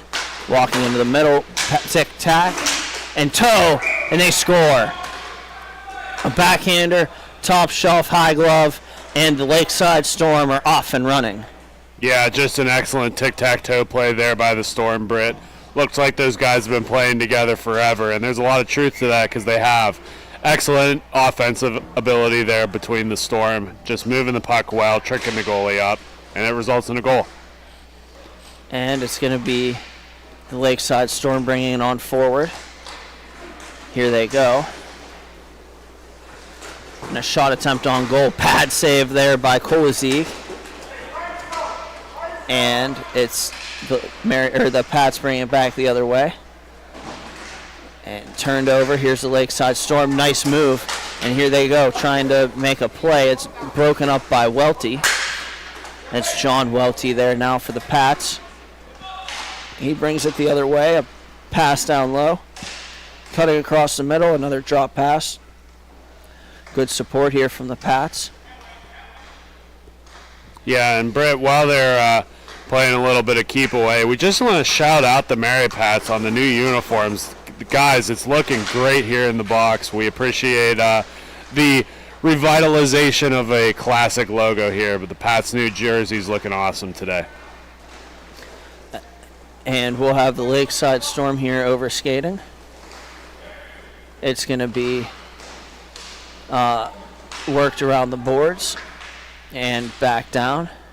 Battle for. Here's a glove down by the Lakeside Storm, or the Mary Pats, and they answer back. Yeah. Sorry, go ahead, Britt. The Mary Pats have scored on what looked like a harmless play coming out of the corner, and it's 1-1. Yeah, and that's a big one for them. Just keeping this even-keeled for right now. Still a little bit of a chess match to be played, feeling out the opponents, making sure everybody's got their, check boxes marked. These Chicago Mary Pats yesterday, they lost 4-3 in a shootout with their first game, and the second game they also lost 4-3 for an 0-1-1 record, bringing them to 3-3-3 on the season. And these Lakeside Storm, they lost their first game to the Roller Dactyls 6-2, but recovered for a win over the Fuel 6-3 for a 1-1 record and a 6-5-1 record on the season. And it's going to be moved up. Here they go. A shot attempt on goal, and the Pats get another one. A shot attempt to the far side, and it's 2-1, Chicago Mary Pats. Just a really good placement of this puck. Create some space for themselves on the near side, and just able to put it right over the glove and into the back of the net. What a shot that was.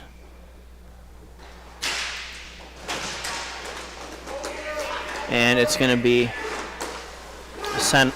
carried back by the Pats. They're going to look to make a play. Here go the Lakeside Storm, and a shot they answer back. Last shot wins it today, Jake. This could be a high-scoring one, Britt. That's about 2 goals a minute, or I guess a goal a minute here for these two teams. Just an absolute opening of the goal scoring. Lot of adversity on the bench there for the Pats, screaming and shouting. And it's one back. Here's the Chicago Mary Pats bringing it along. They're in their own zone. Backhand pass.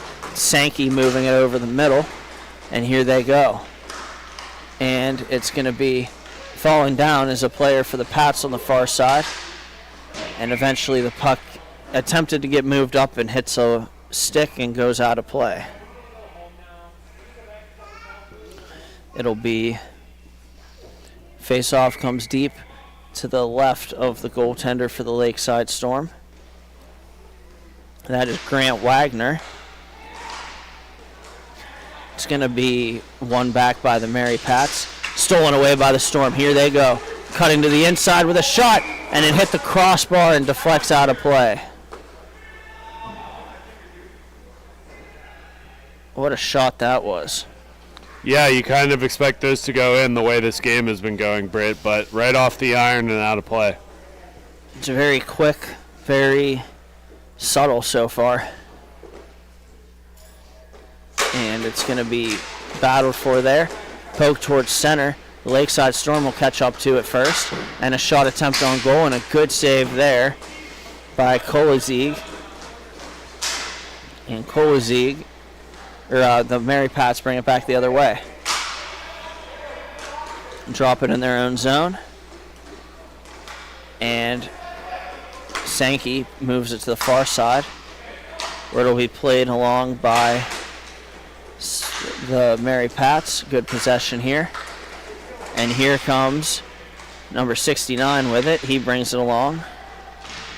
And crashing into the end boards, a couple players go. The Mary Pats have it, try to work it in front, and it's not going to present itself there. It's going to be on the near side now, working back towards the middle. With it is Matt Cahill.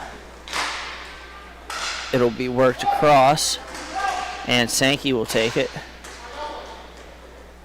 This will go going back for it in his own zone now is John Welty. Welty stops behind his own net and winds it on reverse and throws it to Matthew Sankey. He'll catch up to it. Here's the Mary Pats working across, and it's off a leg, loose puck, and eventually it comes all the way down where Kolazig can leave it there for Welty. John Welty brings it up and goes across.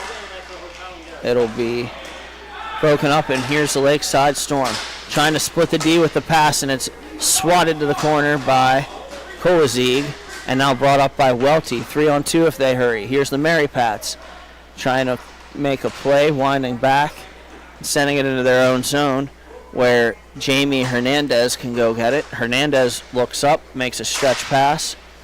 It'll be John Ziegenhorn with it. We'll move it across. It's Ziegenhorn trying to get there on the far side. He's stripped of the puck, and now a loose puck is going to be worked in front of the net. Nothing there, and it's going to be taken now by the Lakeside Storm. A shot attempt on goal, and they score.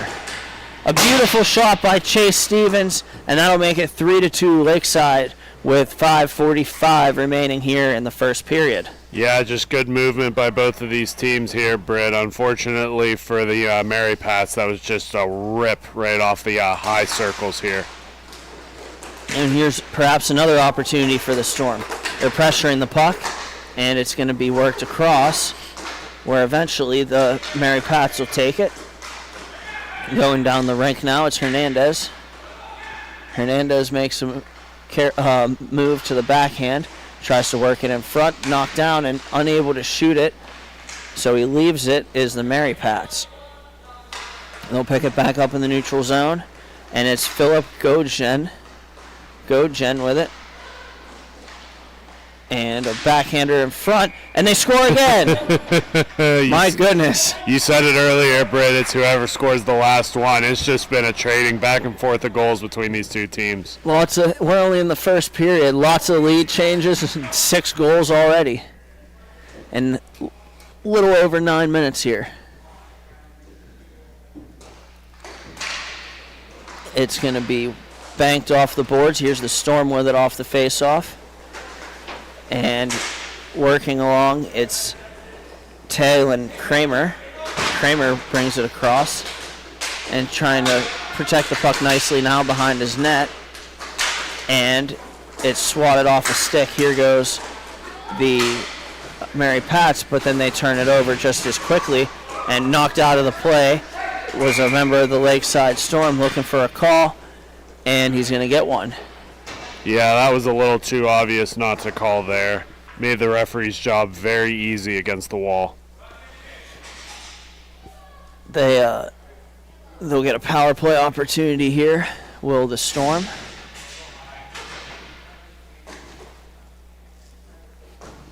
And here we go. Here goes off the face-off. The Mary Pats battle for it. Another one, Britt. And it's going to be gloved by Kolazig. And we'll get the penalty to the Mary Pats here in just a minute. Yeah, we're going to go 3-on-3 for about a minute 30 by the time this puck is dropped here, Britt. Could be a really good opportunity for either of these two teams. The nice thing about these teams in particular is they move really quickly against transition. With that extra man not on the rink, this may help for some offense here.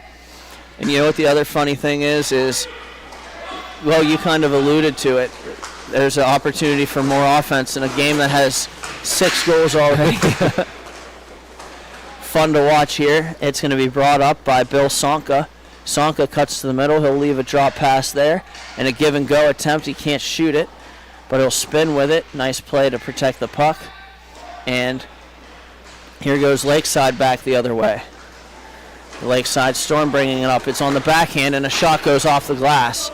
And now here's Bill Sonka coming back. He has a one-on-one opportunity. Trying to get into the play is the rest of the Mary Pats. Shot goes off a leg and is taken. Here goes the Mary Pats working it back. And Gojen with it. Gojen cuts to the outside. Shooting one, and he scores! A 3-on-3 goal for Gojen, and it's 4-3. He beats him over the blocker. Yeah, first time Mary Pats have taken the lead this game, and that was a big one for them. On the power play, now unfortunately they have to stand on their own penalty kill here as the Lakeside Storm will get an extra attacker. Or, excuse me, that's not correct. We'll have about 30 seconds of power play time shortly. And here's a quick opportunity, 3-on-3, and a shot goes wide of the net. That was from Ross Weigel. It'll be worked down, 25 seconds on the Lakeside Storm power play, or on the Mary Pats power play. It'll be carried up by the Lakeside Storm and trying to make a move that knocked away from Cole Stevens. Stevens will send it back, and now they'll bring it across and all the way down. It's the Mary Pats collecting behind their own zone. It's Matthew Sankey. Sankey shoots it. It's patted away by Wagner. And here goes the Lakeside Storm with it now. The Storm bring it up. And into the slot. It's going to be shot on goal. Good save there. And the rebound is cleared. It's Cahill skating into it. And now it's going to be a backdoor feed, and it skips over the stick of Cahill. It'll be worked on back and then eventually taken away by the Lakeside Storm. Here's the Storm with it, and a good back check there by number 69 on the far side. It's going to be brought back across. A shot on goal is sticked aside and covered by Kolazig. Yeah, he's been having a good game today, even though the score does not necessarily reflect that. It's going to be Ross Weigel against Cahill on the face-off, and a shot catches the pipe, and the horn sounds, and that'll do it for the first period. After one, we have a 4-3 lead for the Mary Pats, and thank you for watching Grove City Hockey. Hey fans, it's that time for the GCH Duck Races. Make sure you get your picks. We have Mikey, Duke, Tex, and Ranger. Here we go.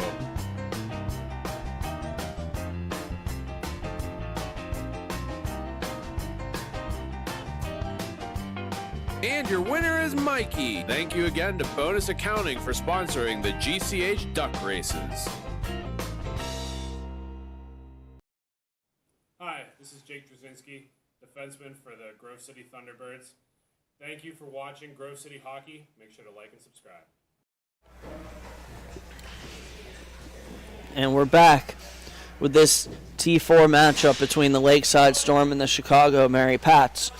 We've got the Mary Pats with a 4-3 lead already heading into the second and looking to add more as they win the faceoff. It's Cahill with it now. Matt Cahill protects on the backhand. He'll feed it back to the point, but it's taken away by the Storm. And here goes number 16 with it. And it'll be worked up, carried on by the Mary Pats. Nice. Oh, he gets hit in the face with a stick as he's protecting the puck on the backhand, and that does not feel good. We're going to have another power play coming up for the Mary Pats. Yeah, I'm not sure why that was blown dead when the Mary Pats picked it up. I guess the fact that Hernandez was still laying on the rink, they got an injury timeout with the delayed power play. But nonetheless, the Pats are headed to the power play. And looking to extend their lead here. We'll see if the Lakeside Storm can't answer back, starting with this penalty kill. It'll be one back where Ziegenhorn can play it. Ziegenhorn leaves it point-to-point. Pressure coming from the PK, but they leave a guy down low, and a shot is captured by Wagner, and he holds on. Make sure to like and subscribe to the Grove City Hockey YouTube channel. We are close to hitting 1,500 subscribers and could use your support. Just type in Grove City Hockey YouTube and click the thumbs up and subscribe. Grove City Hockey, growing the game. And it's cleared now by the Lakeside Storm and collected by the Mary Pats. They're going to bring it up. The Mary Pats delay. They'll send it to the far side. Battling in front of the net is Cahill, and it's worked to the near side now, Ziegenhorn, and he has a pass on the back door and a good save there by Wagner. Grant Wagner coming on strong. Just under a minute in the power play. It'll be taken by Ziegenhorn. He overskates, and here's an opportunity for Abe Meyer. Abe Meyer comes in, tries to take the 1-on-2, and gets stood up, so he'll send it on back, and it'll be taken by Ross Weigel around the boards, and now Cole Stevens, and he'll clear it all the way down. Some good penalty killing here by the Lakeside Storm.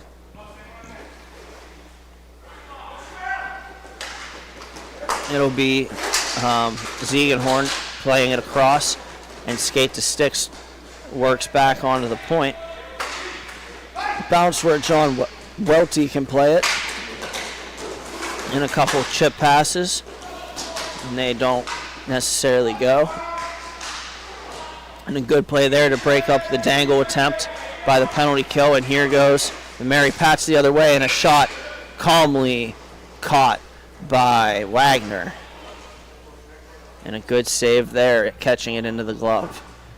Good job tracking the puck. Yeah, we're headed to full strength here, Britt. So it'll be back to usual. Little bit of a one-goal deficit here for the Lakeside Storm, but it has been a massively offensive forward game.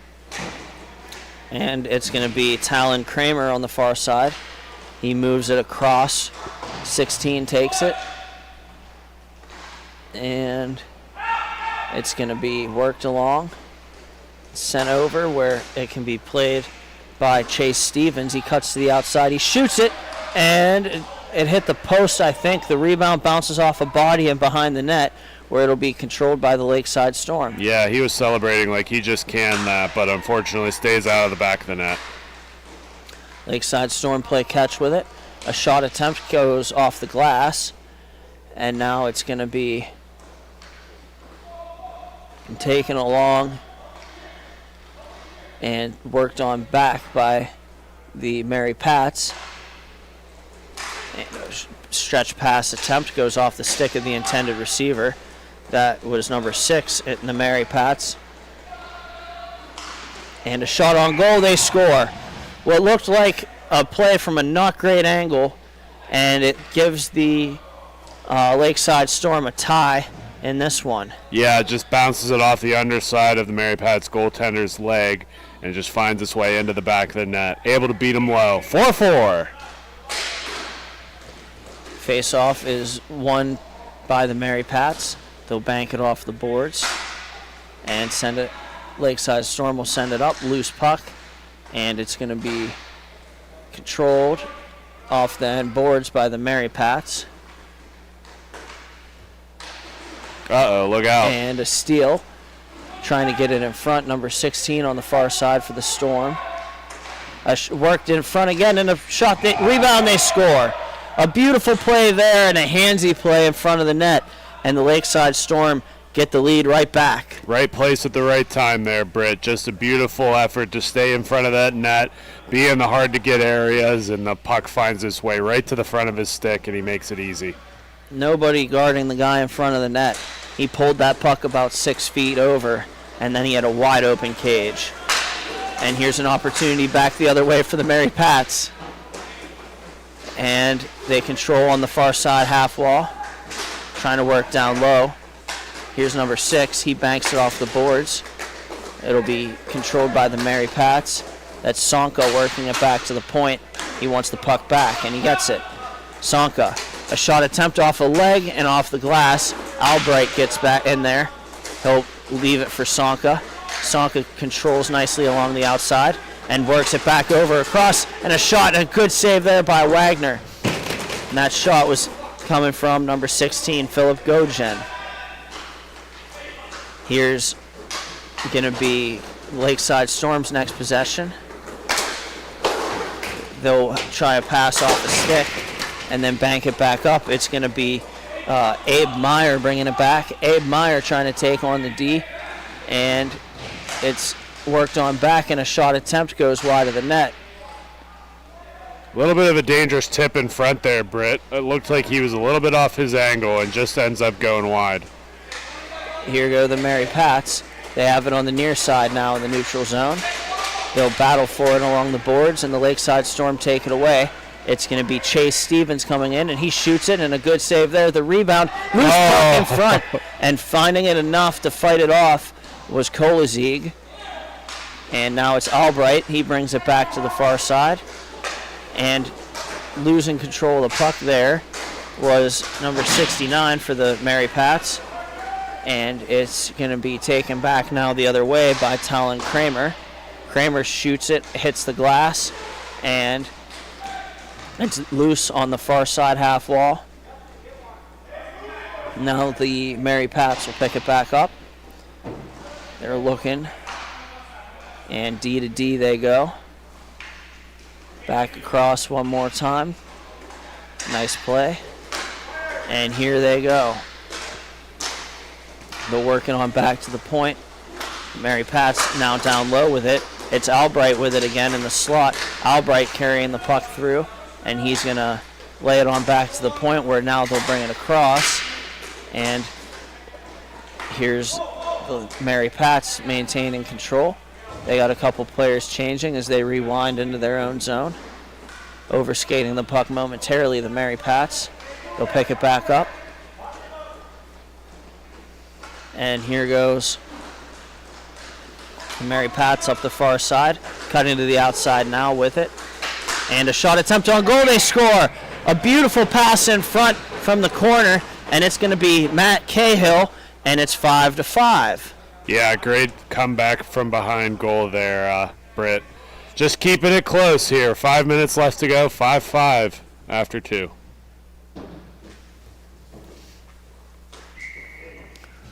And we're going to have an opportunity for play to resume here. It's going to be a quick opportunity maybe for the Mary Pats, but they'll send it back down as they did not have numbers.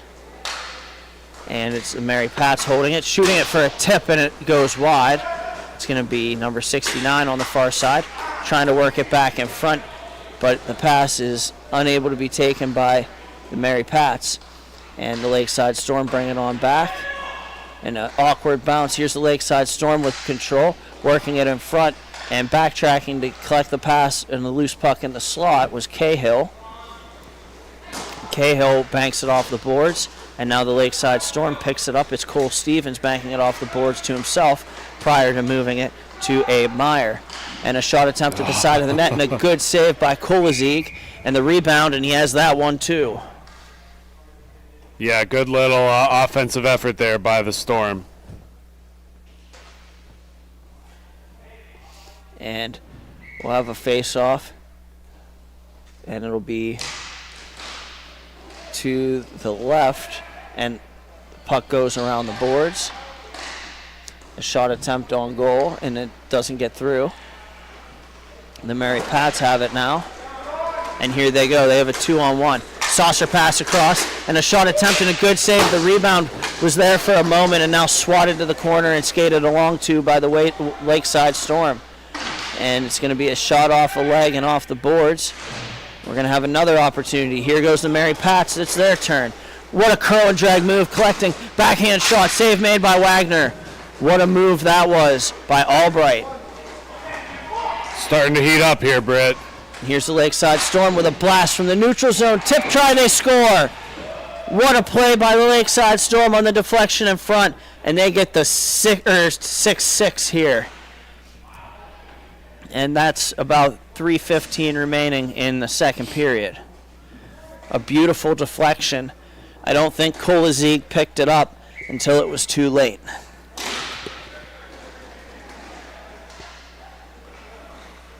It'll be the Mary Pats controlling in their own zone. And they'll bring it up. It'll be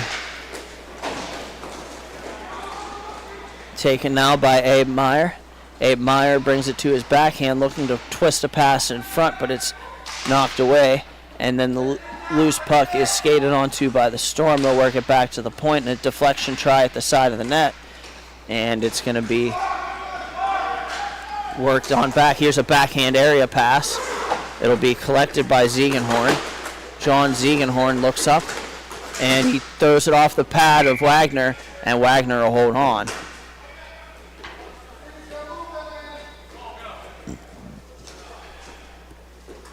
It'll be a face-off to the left of Wagner. This action is brought to you by the Midwest Inline Hockey Association. Established in 2010, MIHA has been the growing travel league for top competition in inline hockey, ranging from Michigan, Indiana, Ohio, Pennsylvania, Illinois, Wisconsin, and New York. MIHA brings you hockey from all different walks of life. MIHA is a proud sponsor of Grove City Hockey, and we have another one. Just like that. Yeah, that was a big goal, just carving through the defense there. Started on the opposite end of the rink. He just takes it the whole way up with him. A nice little tuck it on the backhand and put it up top, and those are just the nice and easy goals for him. And another opportunity here perhaps for the Storm, but it's knocked away by the Mary Pats. And it's the Mary Pats, or the Lakeside Storm bringing it back, a bank pass. It's intercepted, and here's an opportunity. The Mary Pats bringing it across the middle, looking for Ziegenhorn in the middle. Ziegenhorn banks it back to the point. And slipping for a second was Hernandez. And he'll move it across. And just a bouncing puck that they were unable to really corral on that opportunity for the Mary Pats, but they get it back. And it's going to be moved across. It'll be taken now. Here's number 16 with it for the Storm. Trying to make a move, stood up there well by the Mary Pats. And here go the Mary Pats 2-on-2. Cut into the outside now. It'll be banked off the boards under. And a good play there. It's taken, and that's going to be number 16 moving it across for the Mary Pats. And battle away from the play ensues. And it'll be worked point to point, trying a long shot with a tip, and it's going to be battled for at the horn, and we're going to have a lot of angry people coming together, as they didn't like that Bill Sonka was in around the net looking for that loose puck. Well, it looks like everything's cleared up here, Britt, so we'll take a break and go from there. We'll be right back with the third period. Thank you for watching Grove City Hockey. Hey fans, it's that time for the GCH Duck Races. Make sure you get your picks. We have Mikey, Duke, Tex, and Ranger. Here we go.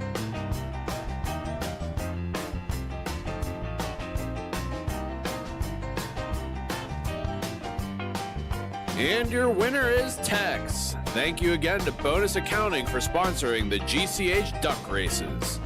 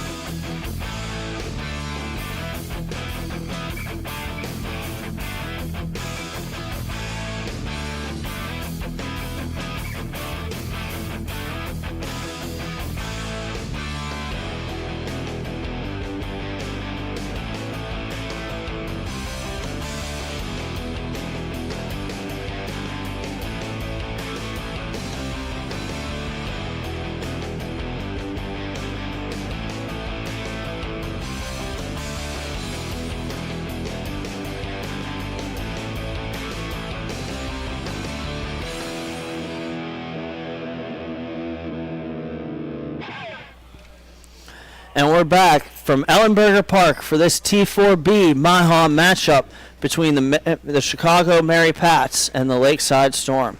The Pats trail by a score of 7-5 here headed into the third in this very offensive matchup.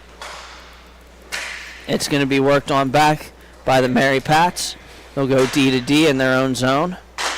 And now it's going to be on the far side here, it's GoGen with it, and GoGen sends it around. Here goes a rush attempt here, and it'll be button hooking back is the Mary Pats, and now here's Bill Sonka with it. Sonka brings it to the outside, trying to cut into the middle, and he does. Walking across and a shot attempted. Good save there by Wagner. And it's going to be worked on and sent on back, and a shot and a good save there for the Mary Pats. That's Kolazig.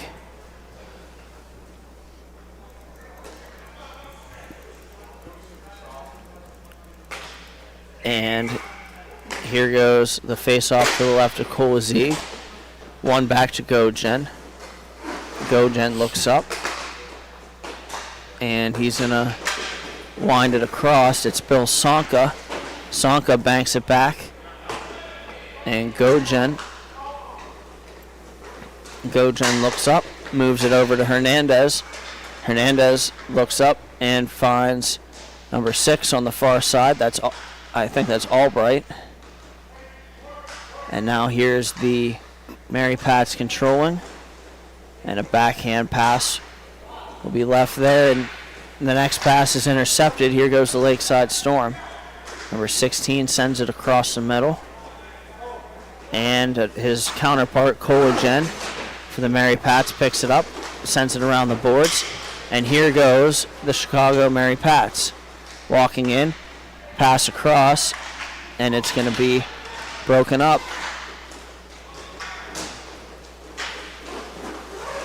And will be worked on back.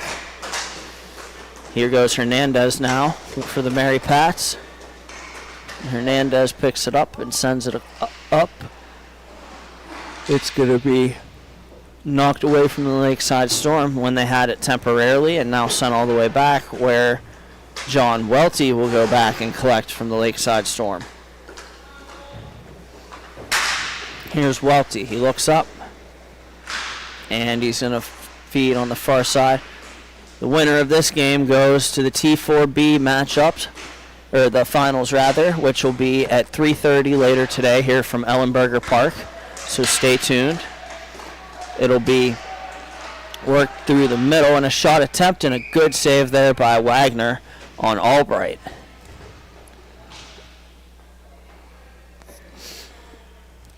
And we'll have an opportunity here to inform you that Grove City Hockey merchandise is now on sale. We offer custom t-shirts, tumblers, beanies, and more. Reasonably priced, vary in all sizes. They are the perfect gift for your loved ones. Check them out at our sales table or message us on the Grove City Hockey Facebook page. And here goes an opportunity for Matthew Sankey.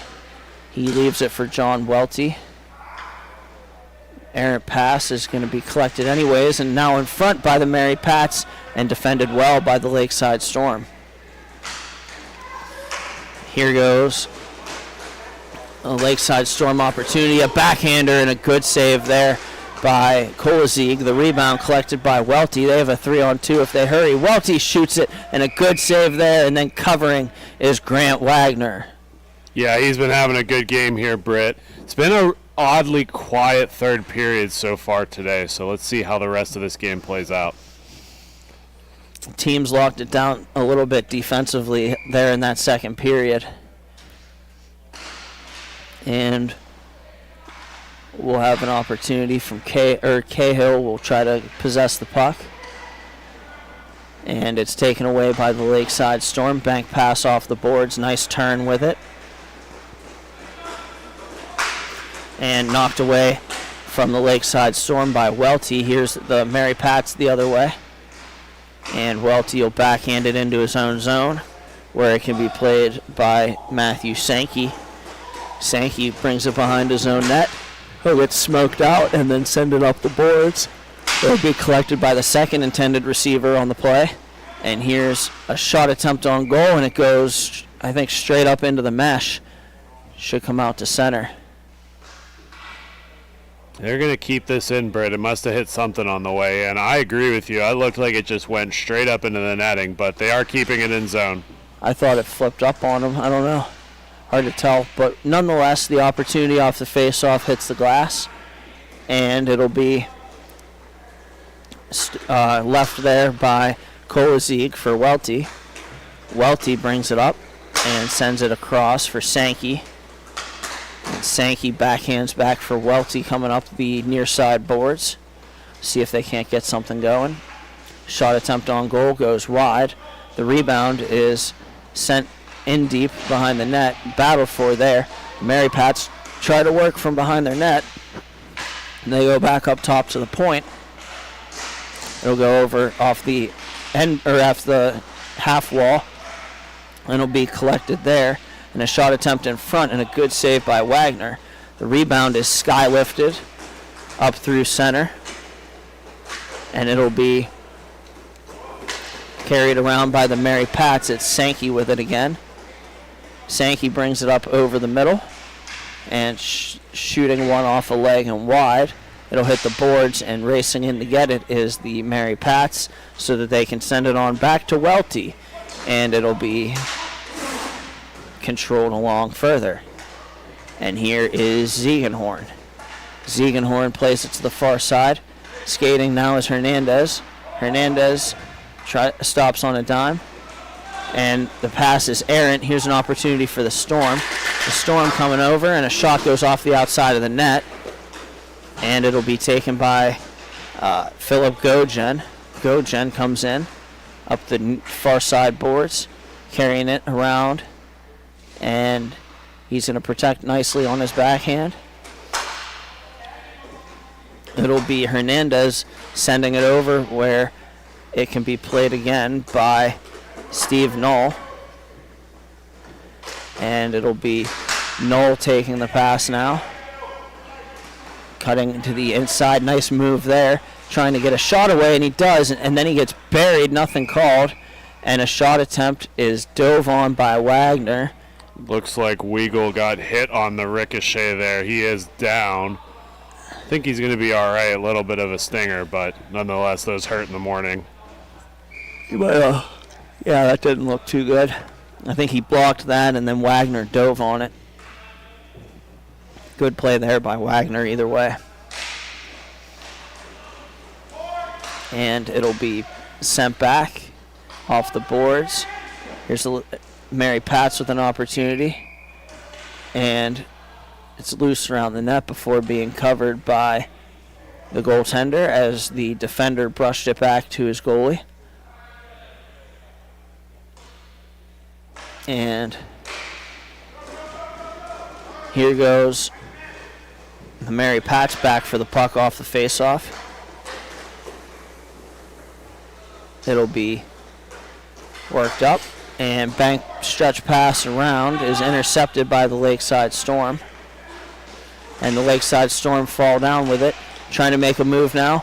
Oh my goodness, and a shot attempt, a good save there by Wagner. Big save there. It'll be turned over here by the Lakeside Storm in the neutral zone now. Shot attempt on goal smothered by Wagner, and he'll get the whistle with 5 minutes to play in regulation. Yeah, we're getting down to the wire here, Britt. Remember, just a quick recap from the earlier parts of this game. It was 1-0, 1-1, 2-0, 2-1, 2-2, 3-2, 3-3. This has been the first time there's been a 2-goal spread all day. Both of these teams have been right back exchanging blows. Let's see how this one ends out. If they can get a quick one here for the Mary Pats. They still got a little bit of time, but the urgency has to be coming. And it's going to be Gojen collecting the puck in his own zone. And he's going to cut to the outside. A nice play there. It'll be worked in deep, but taken by the Lakeside Storm. The Storm move it up, and it's going to be swatted off the boards here by Sankey, and then taken by the Lakeside Storm in the corner. It'll be sent across by Chase Stevens and battled for now as he tries to get a pass back across. A shot backhanded off the post. The rebound is going to be controlled now. Number 13 with it. He's going to overskate. And it's going to be sent on back where John Welty can play it. Welty leaves it for Sankey. Sankey sends it across. And it's going to be played up. Here's the Lakeside Storm taking possession. The Lakeside Storm with a shot and a good save there by Kolazig.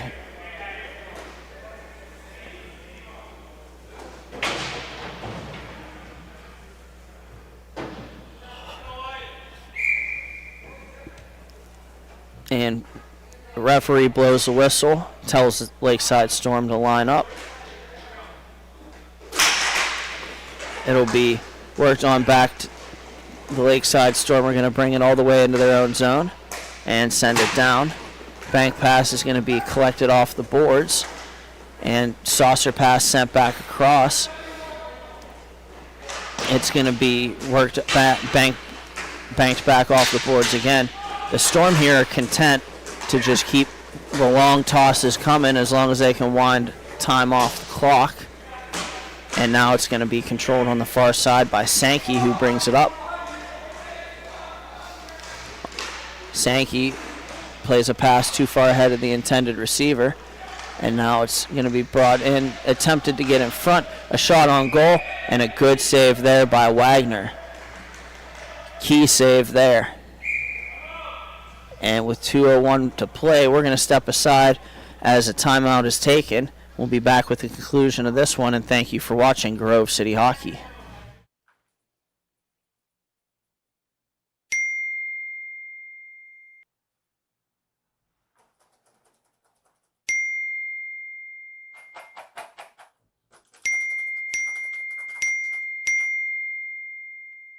Frustrated and wasting time doing your own taxes?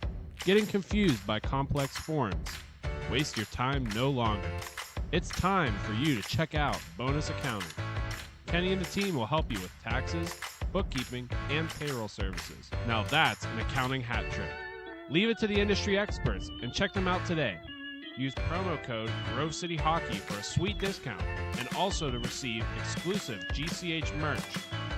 Bonus Accounting, the firm of the future. This copyrighted telecast is presented by Grove City Hockey. It may not be reproduced, retransmitted in any form without the expressed written consent. And we're back. 2:01 to play. The face-off in the Chicago Mary Pats offensive zone. And they'll backhand it on point to point right off the draw. Kolazig still in net. We'll keep an eye on him as the Lakeside Storm lead 7-5, and a shot deflected on goal goes wide. And a battle for there in front, and trying to get a play across is the Lakeside Storm. And it's going to be sent back. The Storm have it behind their net, and they're going to turn it towards the boards and melt some time down before eventually they win a couple of puck battles. And now here goes the Lakeside Storm. Lakeside Storm with an opportunity off the rush.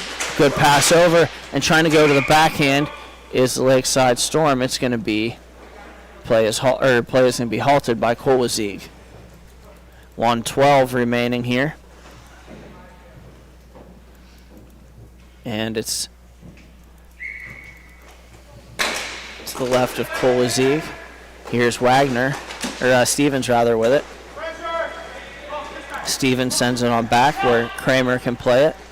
Kramer brings it back for Stevens. And this is Chase Stevens with it now. And he's rocked into the bench hard. That's going to draw a crowd. We get the takedown. And eventually the refs will separate the players as they'll go to the bench, both looking for a scrap.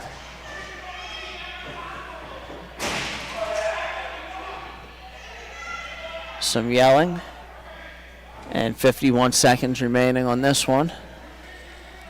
Yeah, just a lot of, these are the normal offenders of the barking and yelling and screaming, so nothing new for us here. Nonetheless, we do want to make sure we keep this up to date here. They are going to bring the puck in play down in this zone on the near side for us.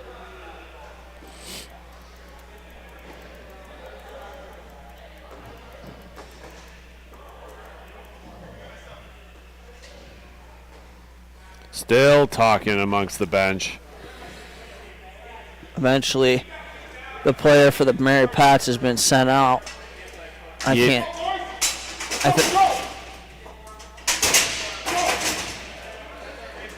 And we'll have a face-off to the left of Kolwazig.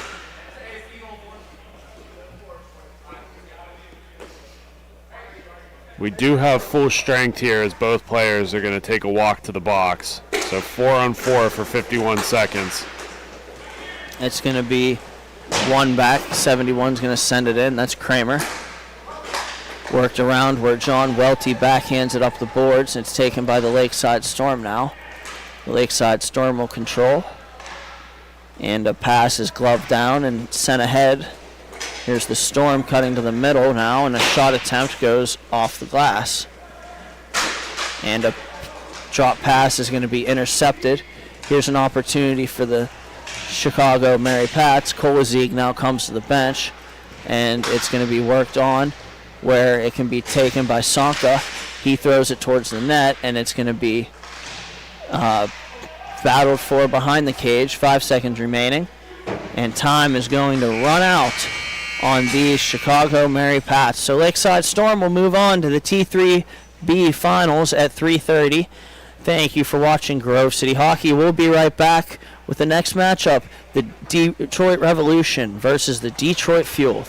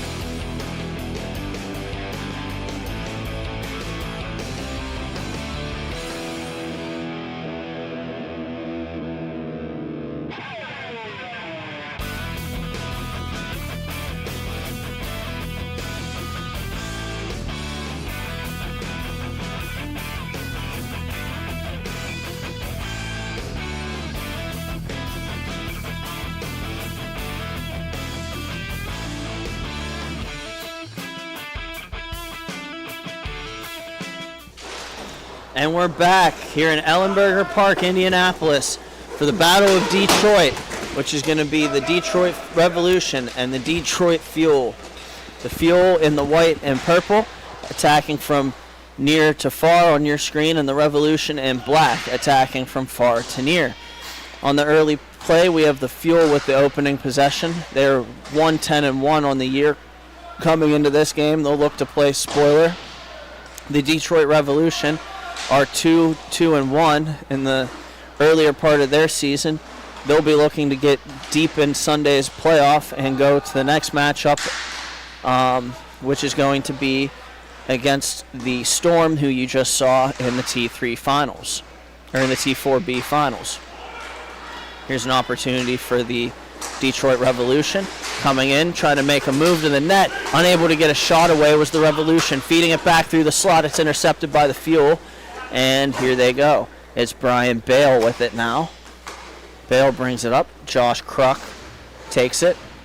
Long toss on for Kruk, and a good save there for Jeff Buckley, the goaltender of the Revolution. Backhand saucer pass across and a shot, and it's knocked down here. That was Dustin LaRocco on the pass, wearing number 14 today, called up from T5 for these Revolution.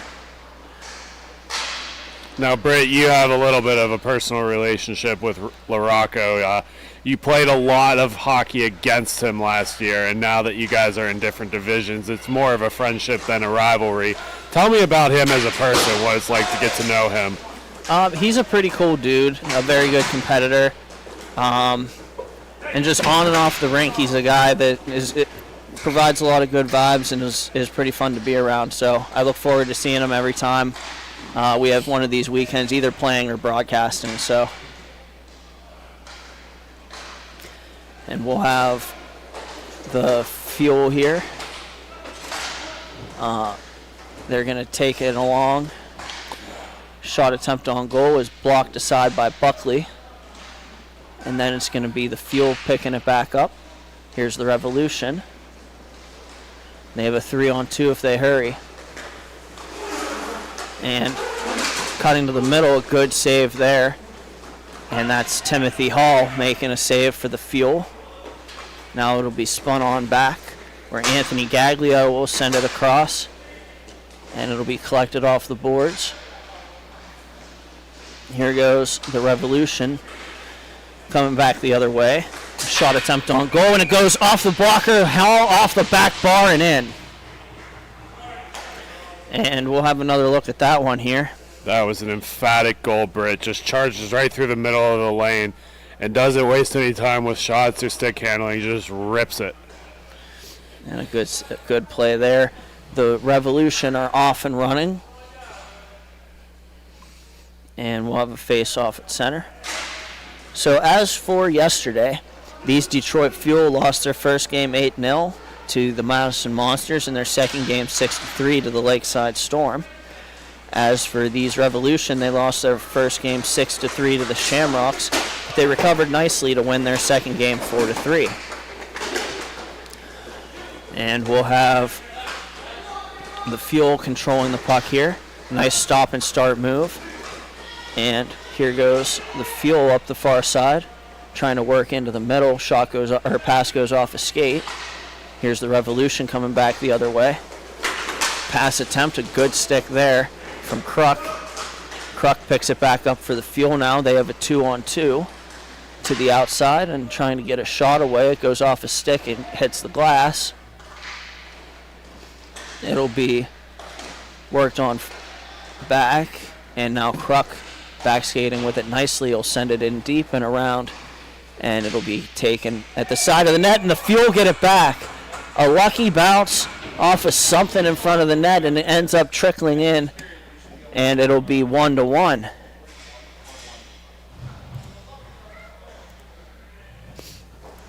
And we'll have face-off at center. Yeah, Britt, these two teams are very used to seeing each other a lot, play locally and in this MIHA league. So this is something that they know each other's tendencies, their ticks, and we'll see how it's played out. We'll have the Revolution with the puck here now, and the Revolution will pass it up. Here's LaRocco LaRocco comes in, cuts back, shoots it, and it goes wide.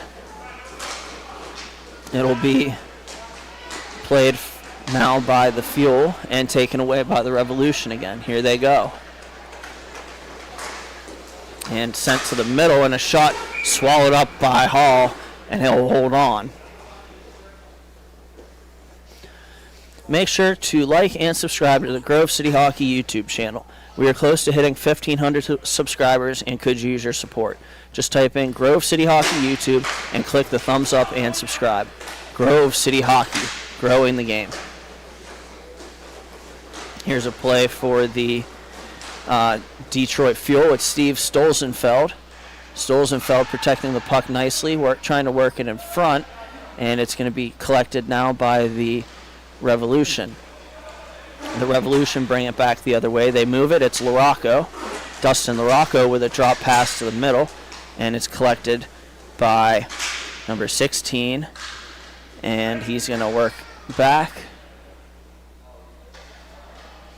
The Revolution have it. He'll move across. And a shot attempt on goal gets blocked by Kruk. And here's LaRocco in battling for it. And here goes Kruk skating the other way. Kruk moves in, backhand pass, shot attempt, and they score! A beautiful goal there by the Detroit Fuel, and they take a 2-1 lead.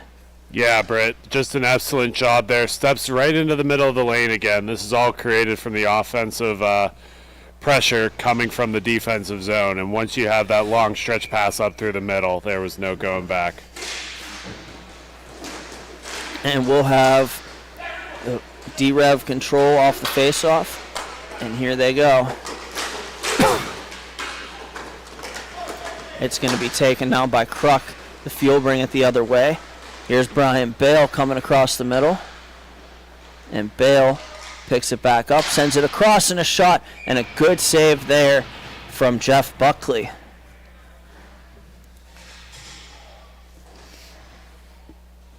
And we'll have the face-off to the left of Buckley.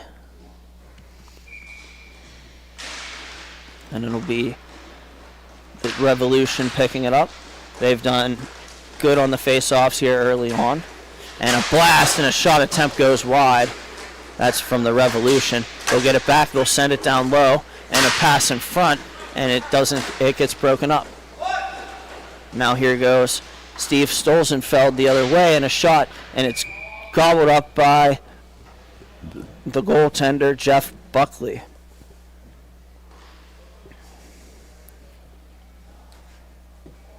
Face off to the right of Buckley. It'll be the D-Rev winning the draw again.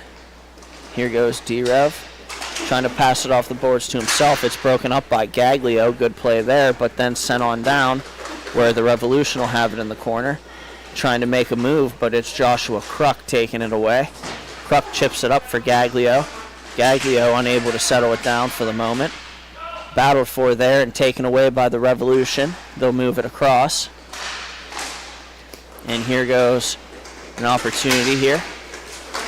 Coming in, and a shot high over the net. That was coming from number 26 for the Revolution. Glove down and sent across by Kruk. Now it'll be taken by number 7 for the Fuel. It'll be possessed now by the Fuel. They'll bring it up. And zipped on across. Here's LaRocco with a blast and a good glove save by Hall. Here's LaRocco in on the pursuit of the puck. LaRocco picks it up and skates it around the net. LaRocco, he holds on through the middle. And it's going to be sent on to the near side. And collected now. The Revolution will pick it up. It's going to be Gaglio on the play. He'll send it across off a stick. And now the Revolution pick it back up. And here's the Revolution bringing it up. Across to LaRocco. LaRocco trying to make a move and can't do so. It's going to be now carried ahead by Andy Johnson.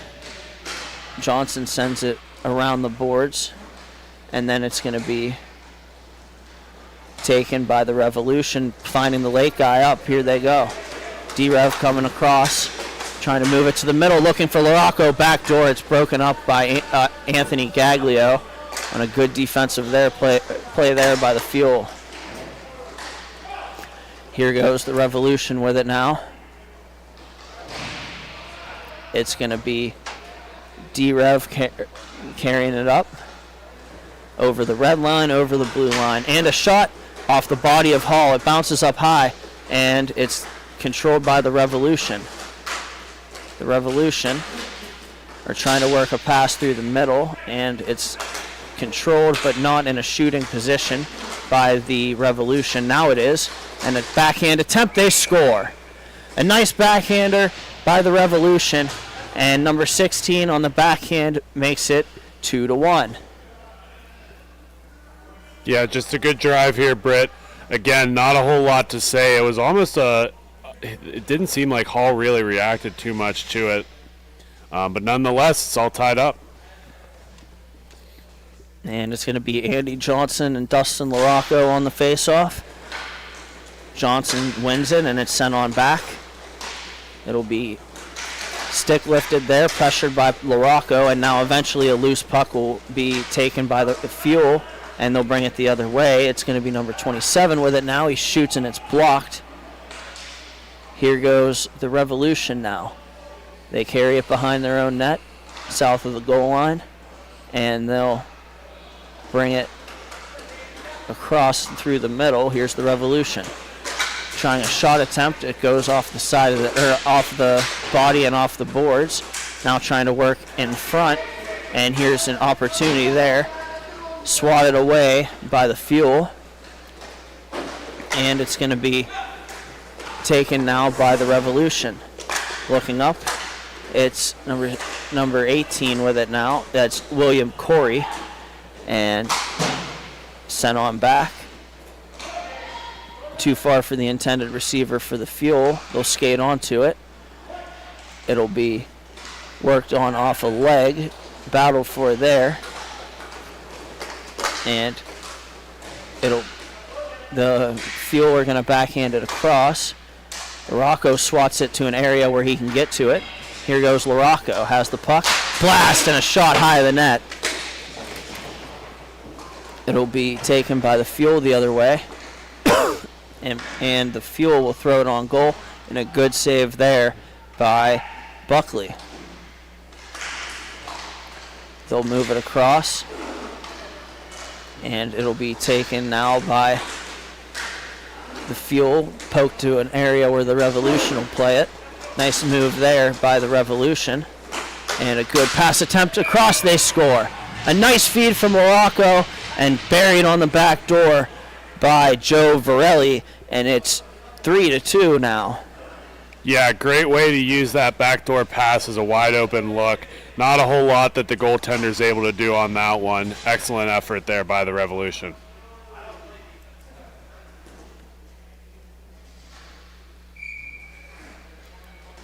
And it'll be won by the Fuel.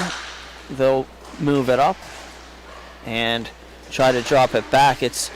Now they do recover. Kruk takes the puck, and he sends it across. It's in the slot, a shot attempt, and it goes off of something and pops into the air behind the net. Britt, when that puck was in midair, that ended up hitting the corner of the crossbar. That could have easily been a goal, but just a matter of inches, it stays out.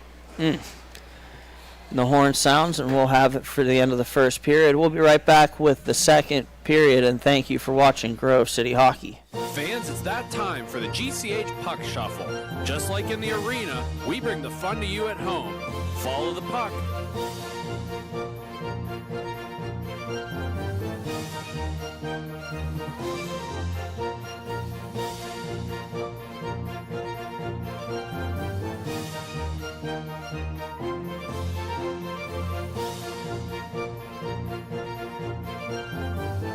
Now, which number is the puck under? If you pick number 2, congratulations. Now, back to the action.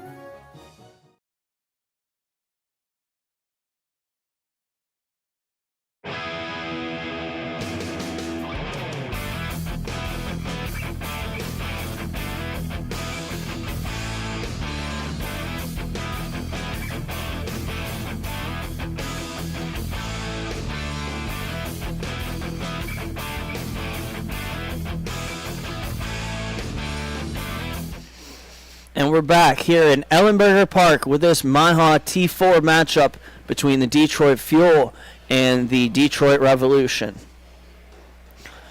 And we'll have the second period underway here. The Revolution are up 3-2. The latest goal coming from Joe Varelli. And face-off is won by the Revolution. It's going to be a shot attempt on goal and a good save there by Timothy Hall. In the early stages here of period 2. 20 seconds in. Winner of this game goes to take on Lakeside Storm at 3:30 here from Ellenberger Park. Shot on goal goes off a stick and out of play. And look no further than Bonus Accounting for all your tax and bookkeeping needs. They can help with audits, payroll services, and tax planning for the upcoming year. Visit them at www.bonusaccounting.com. Bonus Accounting, the firm for the future.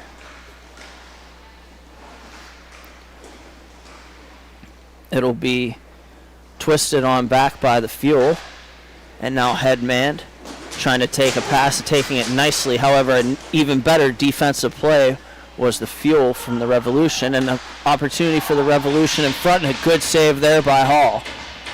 Yeah, that was a great effort by the Revolution there. Just couldn't put it in the back of the net. And we'll have another opportunity on the steal here for the Revolution. Walking in, shooting one wide. It hits the end boards and takes a carom. And now here's an opportunity for the Fuel. In on goal to the net. And what a save! The rebound off the crossbar! And the Detroit Revolution will pick it up. And here they go the other way. And a shot attempt. And they score! A chance at one end, off the crossbar, a goal at the other end. And it'll be 4-2. Wide open, first big save, second big save comes in, and it just goes the other way for the Revolution, and they just continue to grind, continue to work. Excellent job by the Revolution, and this game is even getting more and more out of hand.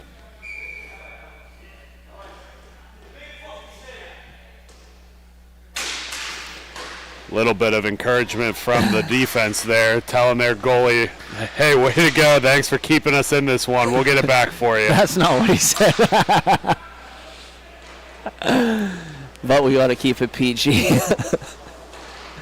And it'll be worked towards the net, taken away by the Revolution. What a nice spin move there with the puck.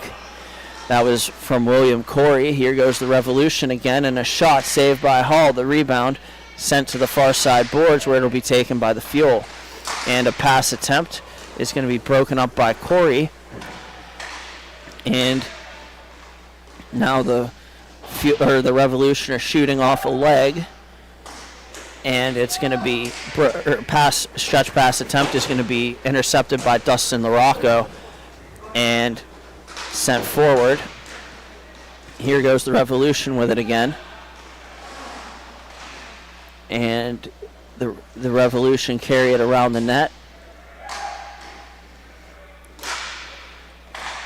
Here's LaRocco with it. LaRocco makes a pass in front, tip try, and it doesn't go.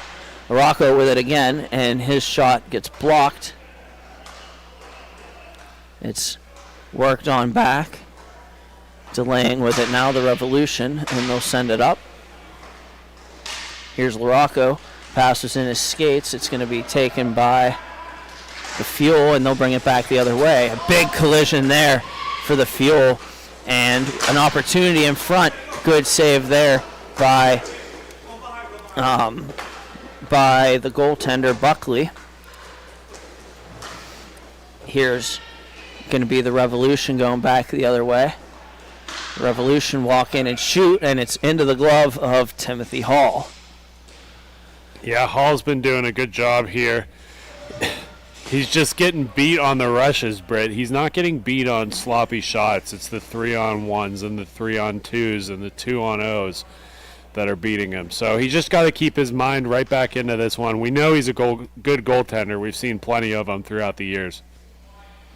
And the other thing, too, I wanted to comment strategically for the Fuel is they need to do something offensively more than a one-man stretch pass. They keep going to that. It keeps getting intercepted. We'll see how they can adjust. And here's the Revolution trying to make a play, but it's taken away by the Fuel.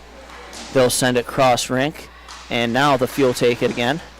It was Donovan James sending it down low, and then eventually it comes out to it comes down to where Buckley can play it, and now the Revolution will possess. And here's the Revolution. They're working on back. It'll be looked up and headmanned, stretched all the way across the rink, and an opportunity from a bad angle and a good save there by Hall. It'll be brought back up. Here's the Fuel with it. It'll be brought up and a shot on goal, and the rebound, they score. The Fuel get one. It's Andy Johnson at the top of the crease, and that'll make it 4-3. Britt, you were just discussing about the long stretch passes versus setting up the offense. That whole offensive goal was set up by a little give and go down in the zone. Again, it's not a one-man show. That was a team effort, and it translated onto the scoreboard. 8 minutes to play here in the second period. And it's one on back. Here's Donovan James with it. And it's taken up, and a shot attempt on goal, blocked away by Joshua Kruk. It'll be moved up. Here goes Kruk again. Backhand pass. And trying to win the race was number 27 for the Fuel. It comes in front. Andy Johnson has it back through the crease, and it's going to be off the boards and then smacked out to center by the Revolution. Here's another opportunity for the Revolution, and a shot on goal, and it's inhaled by Timothy Hall. Face off to his left. Make sure to like and subscribe to the Grove City Hockey YouTube channel. We are close to hitting 1,500 subscribers and could use your support. Just type in Grove City Hockey YouTube and click the thumbs up and subscribe. Grove City Hockey, growing the game.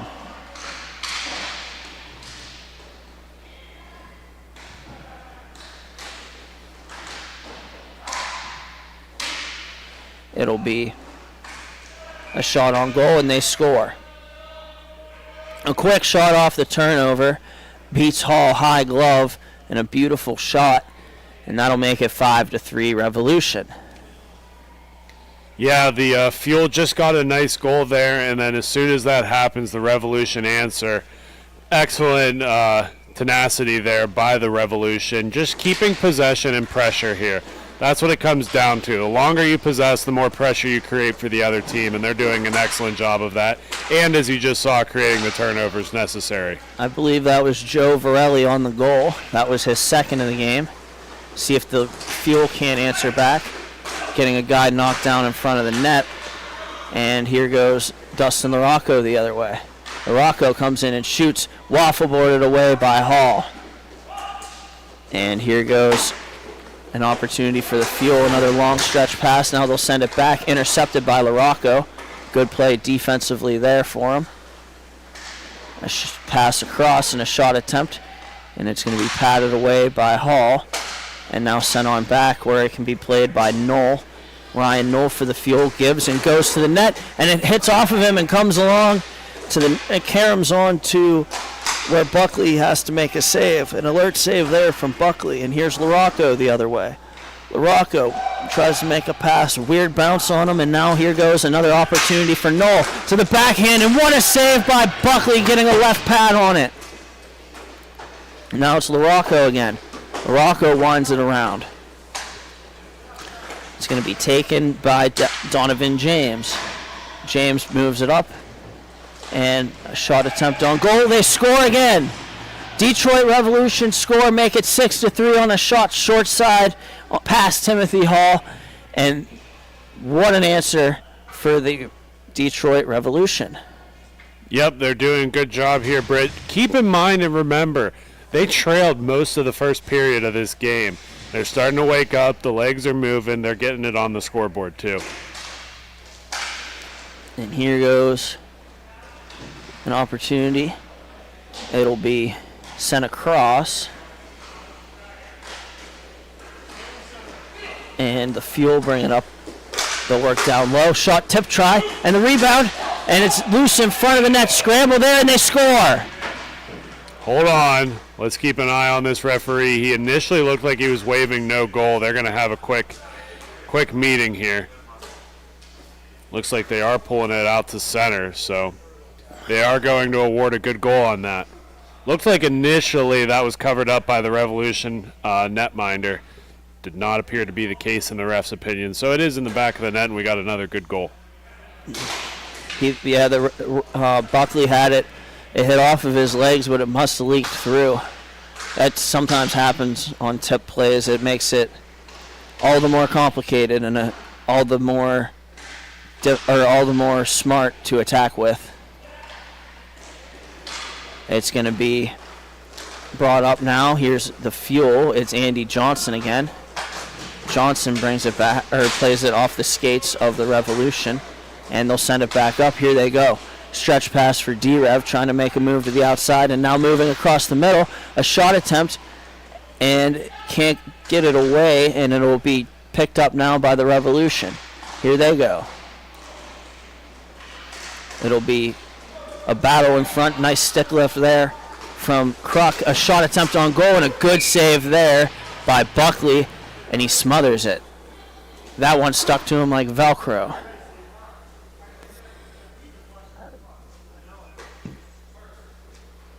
Face off to the left. 2:25 remaining. One back by the Revolution. They'll chip it ahead off the boards. And here goes D-Rev. Battled for on the far side. Or on the near side, rather. And it'll be wound around. Shot attempt on goal, knocked down by Hall. The rebound is controlled by the Revolution. It'll be sent down and across. It'll loose puck battle, and now it's going to be carried along by the Fuel. Stopping up is Joshua Kruk. Kruk works it across, and it'll be the Revolution carrying it up now. Pass ahead, and number 16 has it. That's going to be loose in front of the net off the shot attempt, and then the Fuel bring it back the other way. Here go the Fuel. The Fuel trying to make a move to the backhand. It's broken up by the Revolution. Here they go. And now Larocco has it the other way. Larocco brings in blast and patted away by Timothy Hall. And Larocco knocks it away from the Fuel. Tries to be goes in to get it. And then it's going to be chipped out by the Fuel. Here's Larocco with it again on the stretch pass. He sends it over, and an attempt on goal, stick save made by Hall. Here's the Revolution controlling again. They'll wind it on back and reset after that opportunity.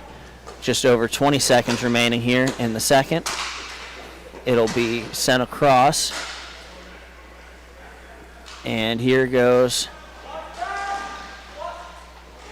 the Revolution with another opportunity walking into the middle, and it doesn't connect.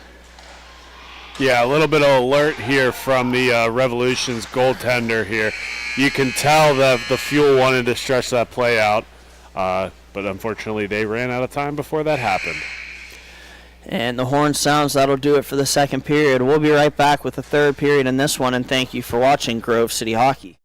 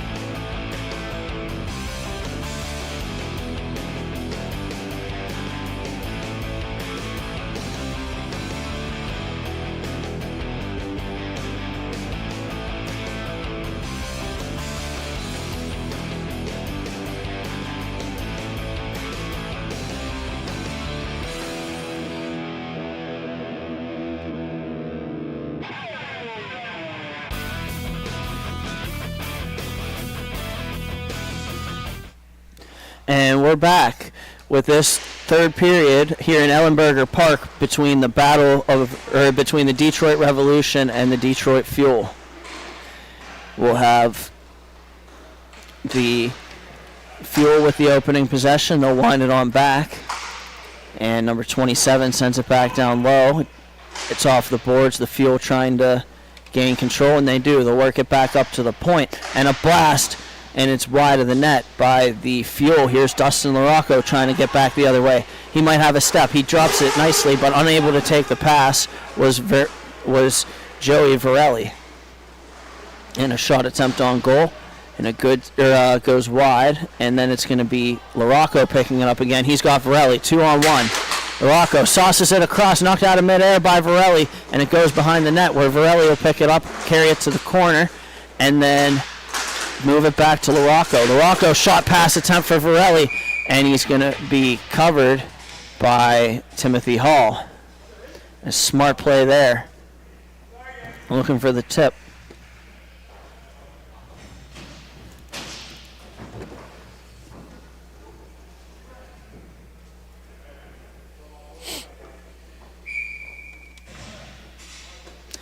It's going to be one on-goal shot immediately, shrugged off by Hall, and then the rebound, Hall got that one too.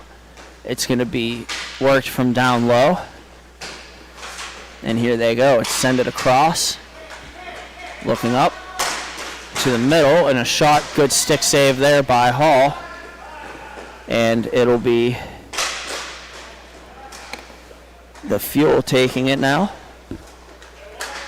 Sent over cross rink by number 17. That's Brian Bale. Here goes the Revolution picking it up now. They'll move it over to this side. Here goes. And overskating the puck, the Revolution. The Fuel will try to move it along, but it's taken away by the Revolution. And Schoenrock sends it across, and a shot goes wide. Now it comes to where William Corey can play it, and a pass across, it doesn't go. And now it'll be moved over. Here's a play from the slot, which is broken up by the Fuel. And a play across, and now they score. The Fuel cleared it to the corner. It hit the boards as one of their players fell down. And coming across on a power move, the Revolution make it 7-4. Nice hands in front on that one.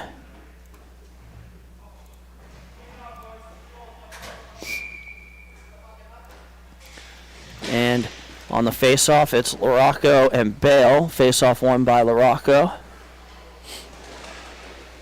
And here goes the pass up. LaRocco has it. He'll bring it back into his own zone and then send it down to where his defenseman can play it. And a pass attempt, loose puck. It's going to be stolen away eventually by the Revolution, and they'll bring it back into their own zone. 10:30 here remaining in the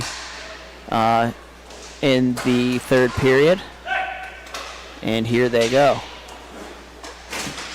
The puck is going to be collected in the neutral zone by LaRocco. LaRocco picks it back up. And here he goes. It'll be sent in front now by the Revolution and taken away. Here's Bale with it again. Bale inside, outside move, gets around the edge, and then sends a pass in front, and it is sent behind the net by the Fuel. And here they go. Trying to work a pass in the middle, defending well the Revolution. Rocco lifted the stick and getting it back, the Fuel. Here goes Kruk with it. He throws it on net, and loose puck in the crease. Battled for there.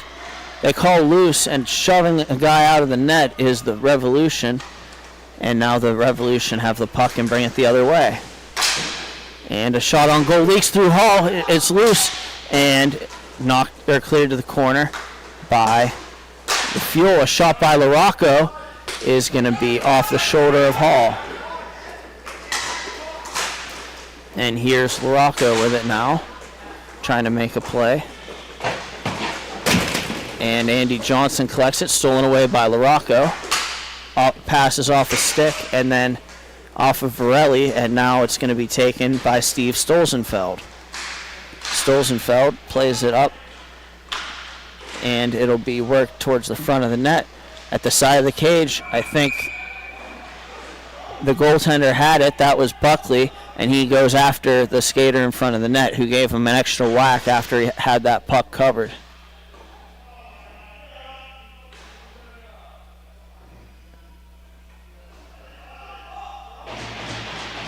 And we'll wait to see the penalties. 8:20 remaining here in regulation. And we'll take this time. This action is brought to you by the Midwest Inline Hockey Association. Established in 2010, MIHA has been the growing travel league for top competition in inline hockey, ranging from Michigan, Indiana, Ohio, Pennsylvania, Illinois, Wisconsin, and New York. MIHA action brings you hockey from all different walks of life. MIHA is a proud sponsor of Grove City Hockey. We're down to 8:05 on the clock. We'll see what the penalties are here in just a minute. Looks like they're letting the Revolution's goaltender get his straps fixed up on his leg pads. Not sure that was the result of any of the goals we've seen today, but you never know. And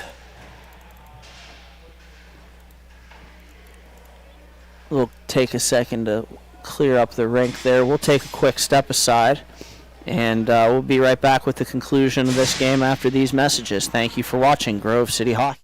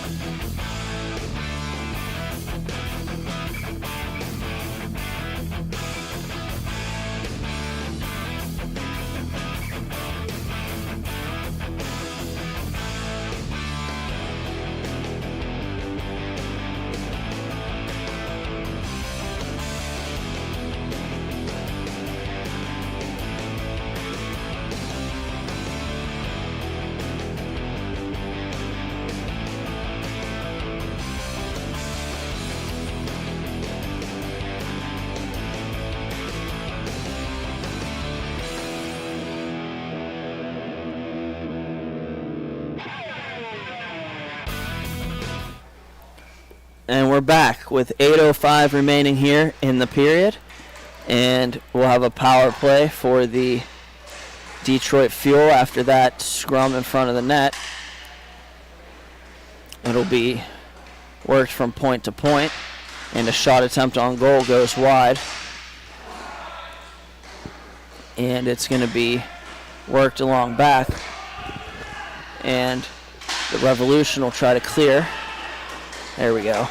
And here go the Revolution. Intercepted by the Fuel, overskated by the Fuel. The Revolution have it here from the corner. Trying to walk out. A backhander goes off the glass. It's going to be taken now by the Fuel. And that was Brian Bale. Now it's going to be number 27, Steve Stolzenfeld, with a shot. And gets it back, twists it on goal again, and it's off a leg. The Fuel have possession. And Stolzenfeld back on the far side again. He tries to work it for Johnson, but he flubbed the pass, and now it's sent all the way down. Hurried along by Hall, and Andy Johnson is going to bring it down towards his own net, and now circle back up. Johnson brings it on. A shot attempt goes wide of the net. Now Kruk's in there. It'll be played up by the Revolution. Now poked away by Kruk to where he can get to it. He's got a guy on the back door. Kruk looks up, tries to find him, and carries behind the net where it comes on goal and is taken by Jeff Buckley. Bert, we want to do a quick little message here from the Grove City Hockey Broadcasting Group. We want to wish a very happy birthday to our excellent camera operator, Mark Modzalewski. Mark enjoying some time with his family this weekend. So, Mark, we appreciate all of your efforts up to this point, and happy birthday, buddy. Agreed. Happy birthday, Mark. And we look forward to seeing you back in 2 weeks in Columbus. It'll be worked on. Here's going to be William Corey with it. Corey spins out of it, check skating nicely. And here goes Corey. It's going to be number 93 with it. And that's Varelli. He plays it on, and it goes wide off the opportunity. Shot on goal. Or pass in front for Varelli, goes off his stick and catches the glass. And now it's going to be worked up. Here's Kruk with it. Kruk is going to send it across. Here's the fuel. And it goes wide. Pass goes off the boards and then behind the net. And here goes. Dustin LaRocco has it now for the Revolution. He skates across center. He shoots it on goal off a leg and blocked. Kareem's back in front. And now it's going to be battled for there by the Fuel and the Revolution. And here goes.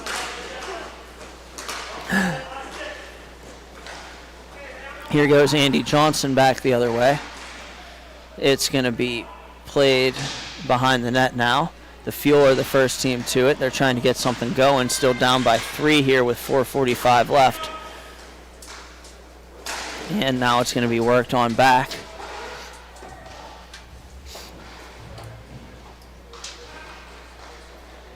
And the Revolution have it. Here's LaRocco moving it over the middle. And now it's Stolzenfeld with it. A shot goes wide of the net. Somebody bumps into Jeff Buckley, and that's probably going to be goaltender interference. They blew it right away. He just skated right through the crease and fell down on top of him. Looks like Buckley's okay. He's out and skating around, but nonetheless, could have been a scary incident. And we will have a goaltender interference penalty. Or that's actually, maybe they ruled he was shoved in. They are sending, looks like they are sending the Fuel to the box. Okay. Word.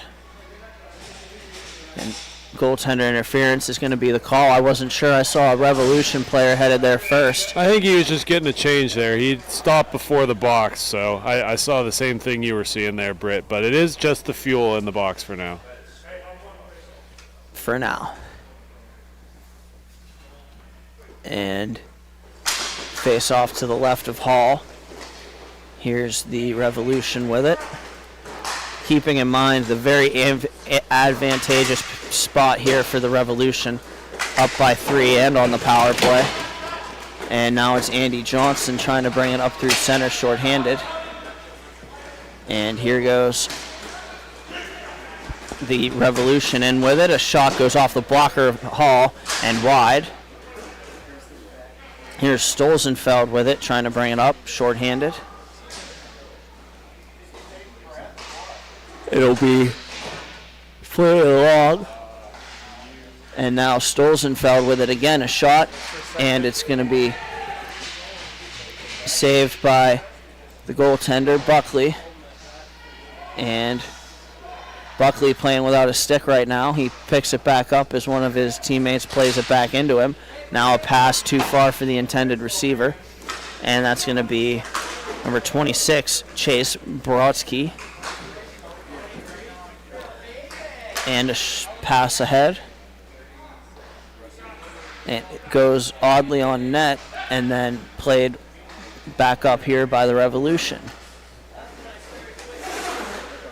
And it's the Revolution stopping up with it. They'll move it across. They have the power play. They're attacking from down low right now. Pass goes in front, misses the intended receiver. That was Brodsky. And it goes all the way back down. Here goes the Detroit Revolution trying to send it through the box. It's off the stick of Gaglio. Good penalty kill play there. And now it's sent back across. It's going to be the Revolution bringing it in. And Hall's not even moving. It'll be sent on goal. And then off the iron. Was he capped? Oh. And it's going to be worked back in front. I think he was capped, which is why Hall didn't square to him. Yeah, it was a little bit of an interesting scenario there, Britt. And now he one-hands it into the net. One-handed in the net, that'll make it 8-4 Revolution. And you can pretty much wrap up this one. 40 seconds remaining. And face off at center. Here goes Kruk with it. Kruk pressured from Larocco. And it's going to be called by Timothy Hall. And the Detroit Revolution will move on to play the Lakeside Storm at 3:30. Stay tuned for that one. Up next, we have the Monsters versus the Mad Dogs in T4. Thank you for watching Grove City Hockey.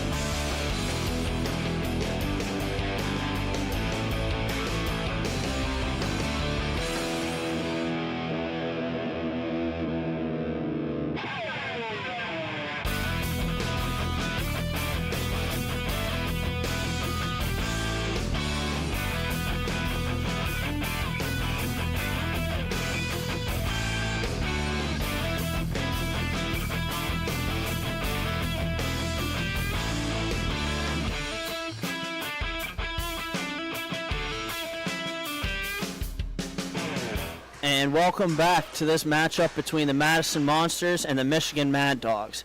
The Mad Dogs are in yellow, attacking from far to near. The Madison Monsters have the puck. They're the first team here in purple, attacking from near to far. And it's going to be battled for in the end boards behind the net, behind Paulie Walnuts, the goaltender for the Michigan Mad Dogs. And here goes the Mad Dogs. A shot attempt is blocked by the Monsters. The rebound goes behind the net, and it'll be taken now by the Monsters. And here they go across the middle in their own zone. And back pass through the middle is errant, and it's going to be taken by the Michigan Mad Dogs.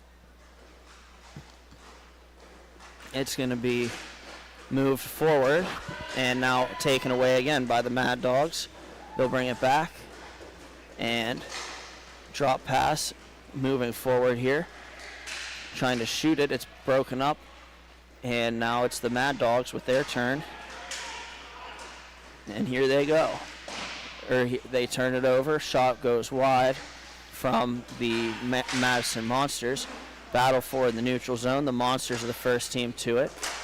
And the Monsters seem to have their game here early. Yeah, they're doing a good job here, Britt. The big thing about the Mad Dogs is that the Mad Dogs have a very offensively minded team. You got teams like Burgess and Bergerman that are going to be able to put pucks into the back of the net. Madison, on the other hand, has a really good offensive threat too. So I expect this to be a higher scoring game. We just haven't seen one yet today. And it's going to be battled for and eventually taken by the Madison Monsters. And here's Grant Huntsader. Huntsader moves it across the boards. Pressure there coming from the Michigan Mad Dogs. They work it across. It's going to be Tom Rain with it. And Rain throws it on goal, save Paulie Walnuts. And it'll be worked across.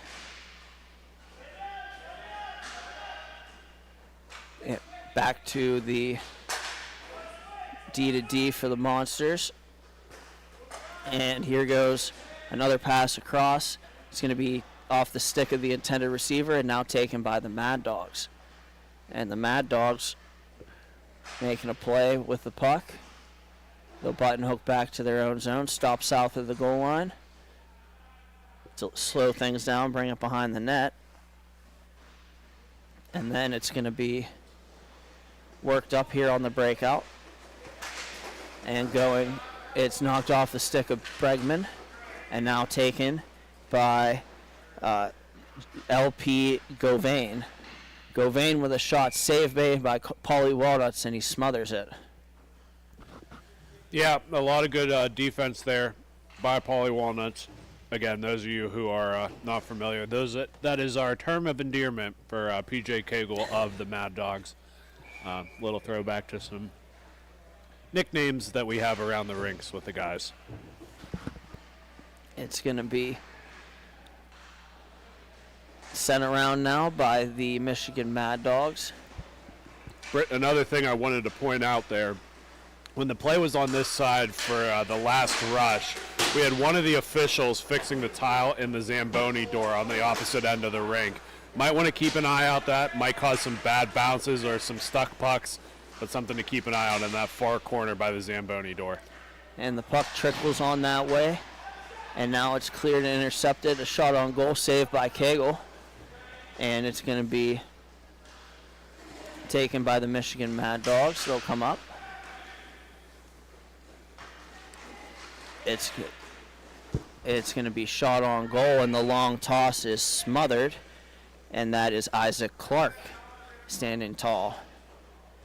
As for these teams yesterday, the Madison Monsters won their first game 8-0 and their second game 9-1 for a 2-0 records plus 16 and an 8-5 record now on the season. These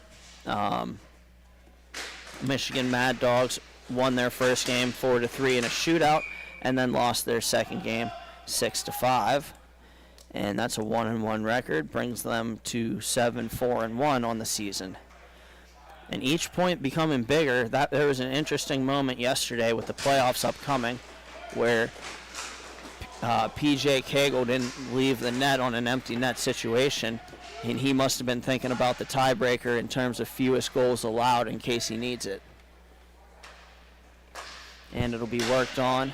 The Madison Monsters play on further. And here they go.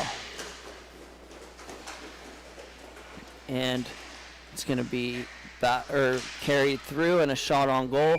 That was from Grant Huntsader and a save made by Paulie Walnuts.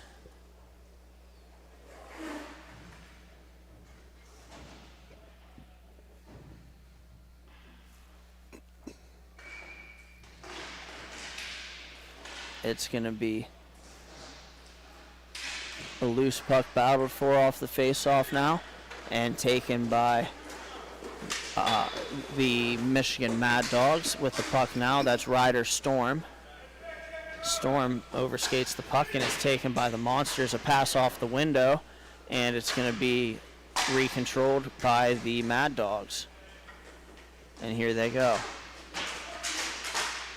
And the Mad Dogs collect the puck. They steal it away. They have a 2-on-1 if they hurry. A shot on goal is wide and taken by the Monsters off the rebound, back through and wide again. They'll send it on back further and now bring it up a little bit. Stretch pass goes too far for the intended receiver, Drew Glenn, on that play. And it's going to be battled for and eventually won by the Mad Dogs. They're going to go back the other way, trying to add into the rush. Shot on goal and a good save there. And the rebound off the outside of the cage, and it's smothered by Isaac Clark. Yeah, Clark is very good on his angles there. He uses that big stature to be able to go post to post. So beating him low is an improbability. Has that low corner sealed very well with his skate, and absolutely no issues for him. Face off to the left. And we'll have it won by the Madison Monsters. And it's going to be played back. And now taking it is Chris Riffle. Riffle brings it up, passes it on back. And it's going to be taken again by Drew Glenn. Glenn turns and plays it across. It goes off the boards where it's collected by Riffle. And a pass attempt in front. They score. And the Madison Monsters open the scoring. They had the puck behind the net, moved it out in front, and an opportunistic shot on goal, and it beats PJ Cagle to the high glove, and it is 1-0. Yeah, first goal is a big goal in this one here, Britt, and the Monsters able to get a nice one in the first. Unfortunately, as we just watched that face-off, it does look like officiate Dom Stankiewicz did catch a stick up high. Looks like he's wincing a little bit, but appears to be all right. Here goes Bregman with the puck, and it's going to be carried along by the Monsters. Here goes Tom Rain with it, and it's battled for in the corner and eventually swatted out to center. Shot attempt on goal, and they score. I think it hit something in front of the net. A tough break there for the Mad Dogs, and the Monsters take a 2-0 lead. Yeah, just a bad redirect in front there, Britt. Again, the Mad Dogs are a good team. They're going to be able to claw back into this one here, but they got to start getting focused up a little bit. A lot of time ticked down on the first period. And off the face-off, the Monsters control again. Back skating with the puck is Grant Huntsader. It'll be battled for and eventually won by the Mad Dogs. They'll send it up the near side, race for the puck, and it'll be taken wide by the Mad Dogs, looking to the middle, and a shot goes off a stick and then off the ceiling. And that was from Begman.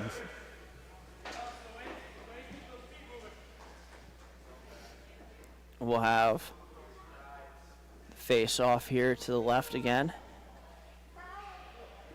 Look no further than Bonus Accounting for all your tax and bookkeeping needs. They can help with audits, payroll services, and tax planning for the upcoming year.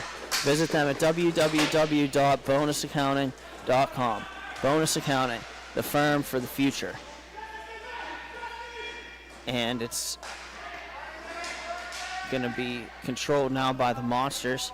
Some smooth stick handling from Justin Alling. Alling back skates with it and feeds it to the far side. And it'll be Huntsader banking it off the boards. Here goes Alling with it again. And then it's knocked away from him by the Mad Dogs, where it can be thrown on goal by the Monsters into the glove of Paulie Walnuts.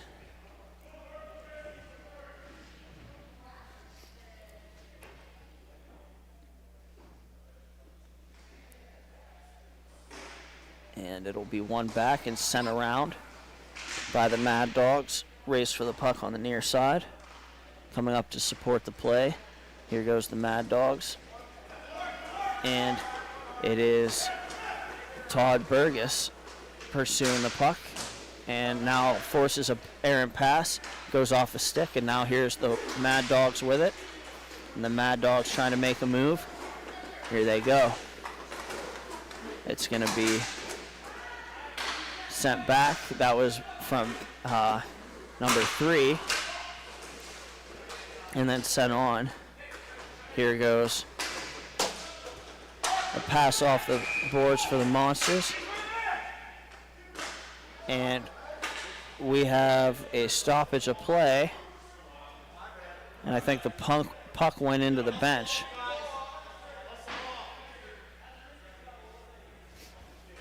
Yeah, Britt, that's looking like what it was. The Monsters are not happy about that call, but again, it's the rule of the game, I should say, and that's what they have to play by. Either way, no penalty on this. It'll just be a face-off in the Monster zone. And now it'll be LP Govain with it on the face-off. We have a false face-off. It's Govain and Burgess for their respective clubs.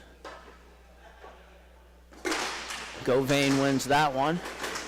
And it's going to be worked out to center by Grant Huntsader. It'll be taken there by the Mad Dogs. The Mad Dogs ended up with a power play out of all of this. And they'll set up. Here goes Begman. Trickles on goal, and it was loose there for a second and then smothered by Isaac Clark.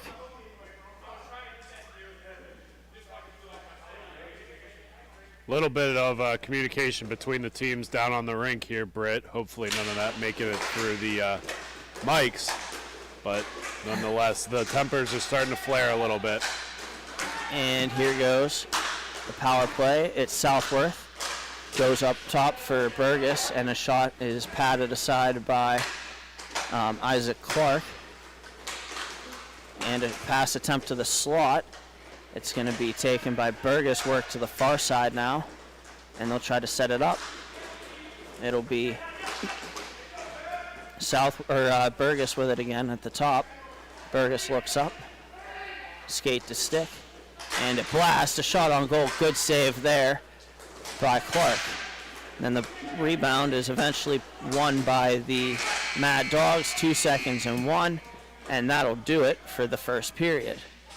After 1, we have the Madison Monsters up 2-0.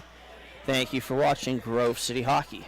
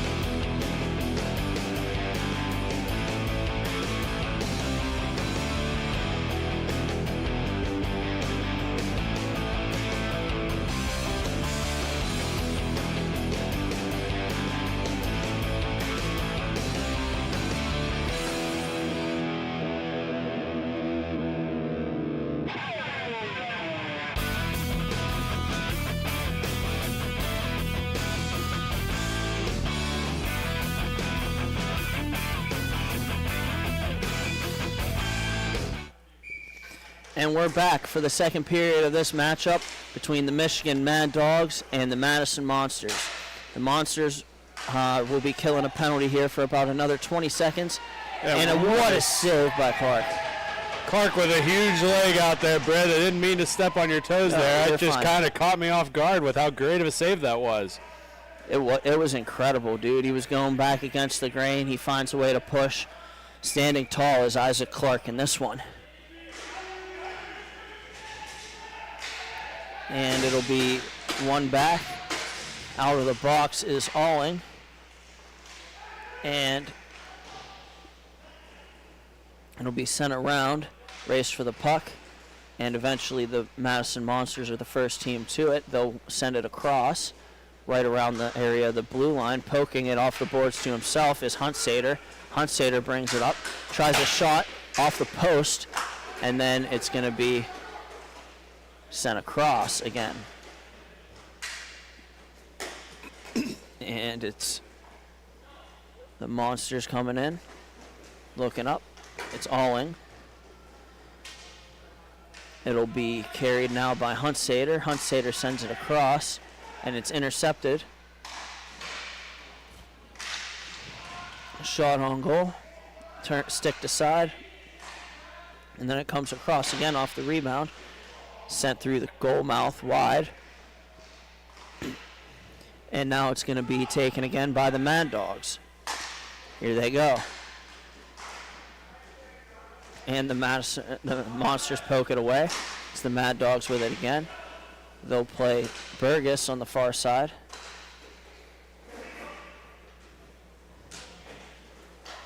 It'll be Southworth with it now. He'll stretch past it all the way up and trying to make an opportunity out of something here. Here go the Mad Dogs. Crossing and dropping. Constant puck support there. And it'll be sent across for a slap shot. And it hits something in front, trickles towards the net. And then now it's going to be sent all the way down. And it's going to be taken by the Mad Dogs. And here goes the Mad Dogs, leaving it on back. Here's Southworth. They'll play catch with it, Southworth and Burgess. Nice backhand behind the back pass there by Southworth. Is taken by Begman. Begman chips it deep and then gets going north. It's going to be, here's an opportunity here. And, and upended on the play was LP Govain as he was trying to jump out of away from the defender. Yeah, I agree, Britt. That was more of a trying to jump out of harm's way than a penalty in my mind. I guess hypothetically you could call interference on that, but still, it was, I think, pretty reasonable back checking by the Michigan Mad Dogs. Just did not end up going their way. And Govain in the face-off against number 61, Alex Pellerito. Govain wins that one. It moves it across. Govain has it now. Feeds it up. It's going to be Grant Huntsader with it. Huntsader over to Govain. Govain with a shot swallowed up by Cagle, and he'll hold on. Puck does end up making its way into the back of the net, Britt, but not before the whistle is dead. Cagle coming into the weekend was 6-3-1, and on the weekend with a 340 goals against and a 719 save percentage, according to the MIHA website. And it'll be played up, sent on goal.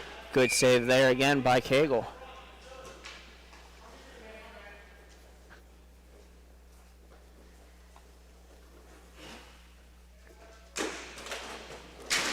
And it'll be worked on back.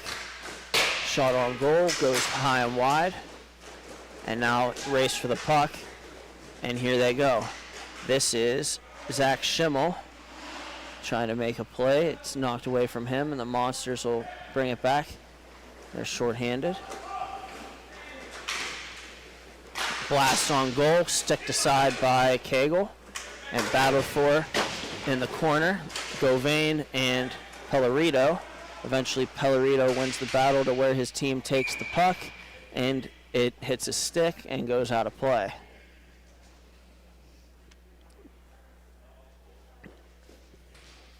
And then Isaac Clark on the year for the Monsters is 6-5 with a .391 goals against average and an 80.5 save percentage comparatively.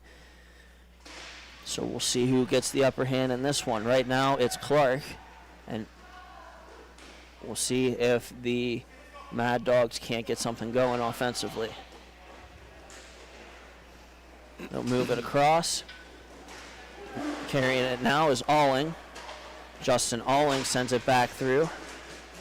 And battled for there.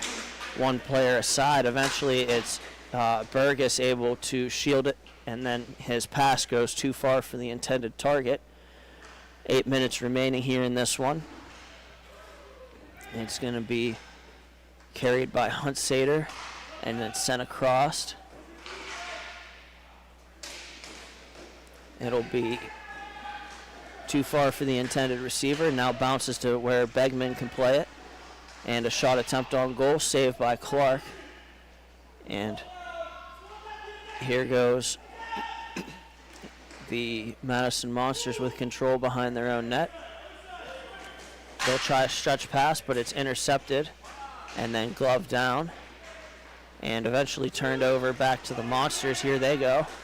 And the Monsters coming with it. Shot on goal, saved by Cagle. And it's going to be brought back towards the middle by Huntsader. Still has it, and what a shot!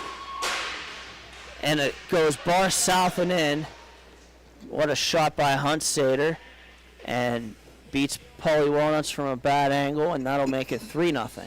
Yeah, and Cagle just was shaking his head on that one. That was a really sharp angle shot and a very well-placed shot.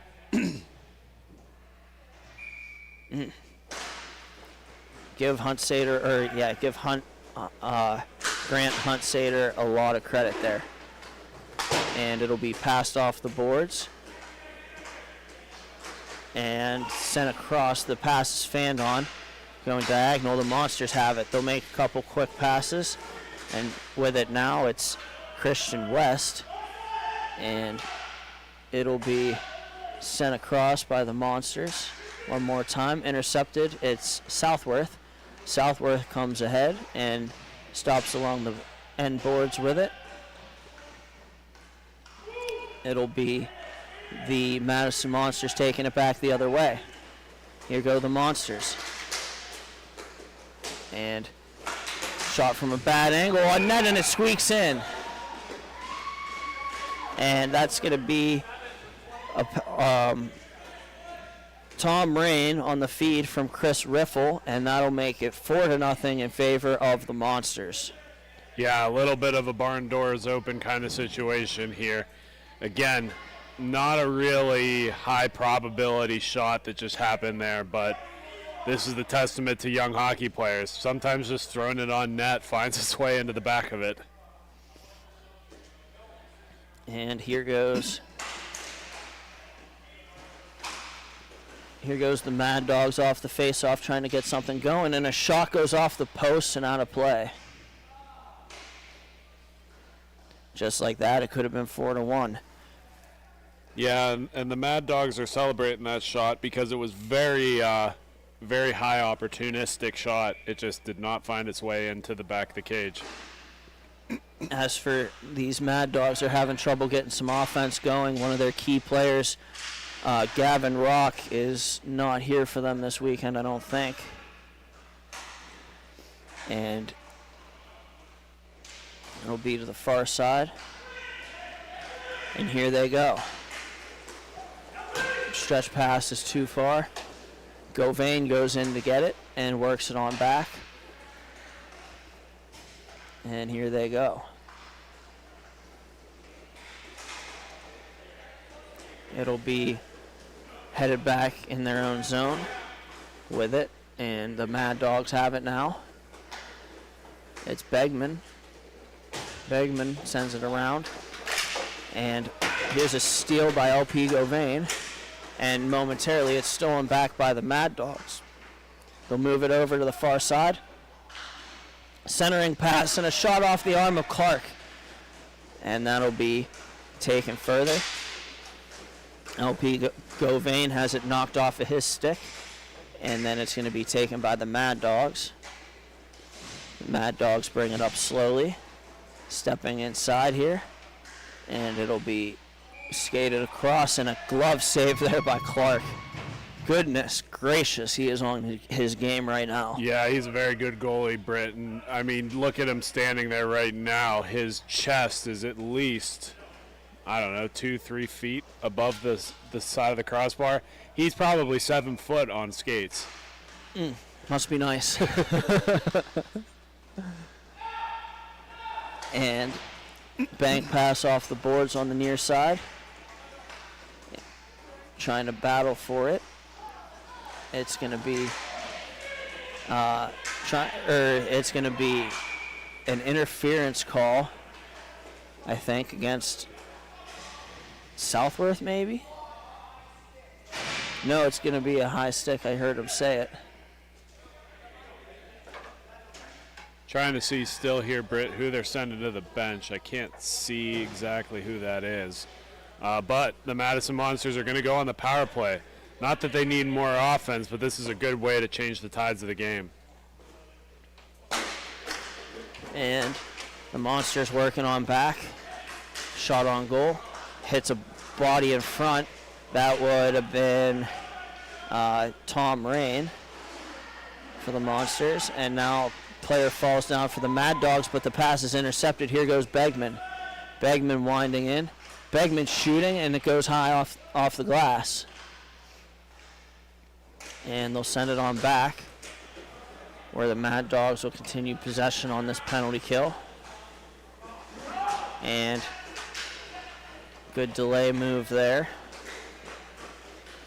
It's going to be worked back up to Begman. Begman trying to lead the charge for the Mad Dogs. And he'll backhand it off a stick. And now taken by the Mad Dogs again. Here they go. Walking in, shooting one, and it goes off a stick and out of play. That's been a theme for the Mad Dogs today.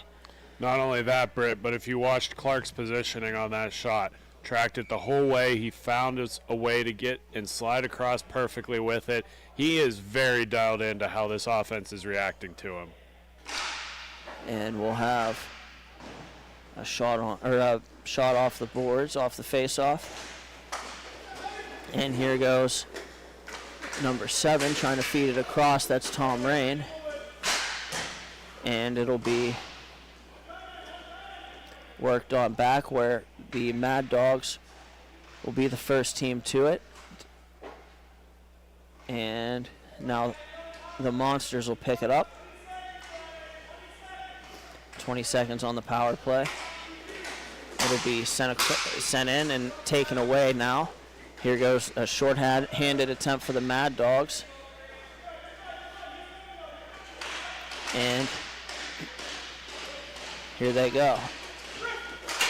Pass off a stick. Pops into the air to the far side corner. And it's going to be... Oh, look out here. Here's an opportunity. 20 seconds, 3-on-1. And the Mad Dogs work it across. Tic-tac-toe. No. And a save by Clark. Tic-tac-no. My goodness. And another opportunity for the Mad Dogs. And the horn sounds. That'll do it for the second period. And after 2 periods of play, it's going to be Mad Dogs 0 and Monsters 4. We'll be right back. Thank you for watching Grove City Hockey.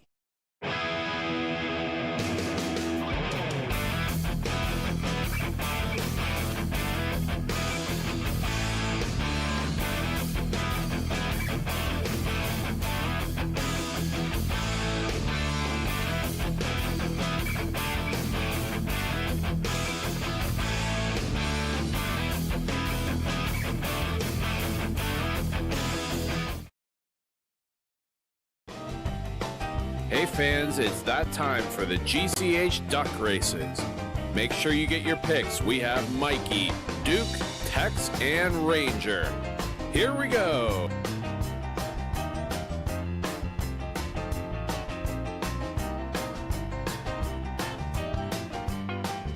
And your winner is Tex. Thank you again to Bonus Accounting for sponsoring the GCH Duck. This copyrighted telecast is presented by Grove City Hockey.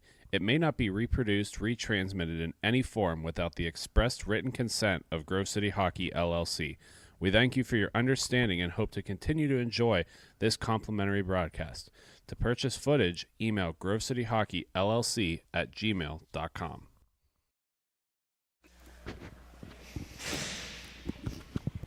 And we're back for this matchup between the Michigan Mad Dogs and the Madison Monsters. Through 2 periods, the Monsters carry a 4-0 lead. We'll see if the Mad Dogs can't get something going. Here in the third, it's not looking great for them, but it is still an opportunity, still a lot of time. See if they can't get a quick one and get back into this. And going back for it now, it's Chris Riffle.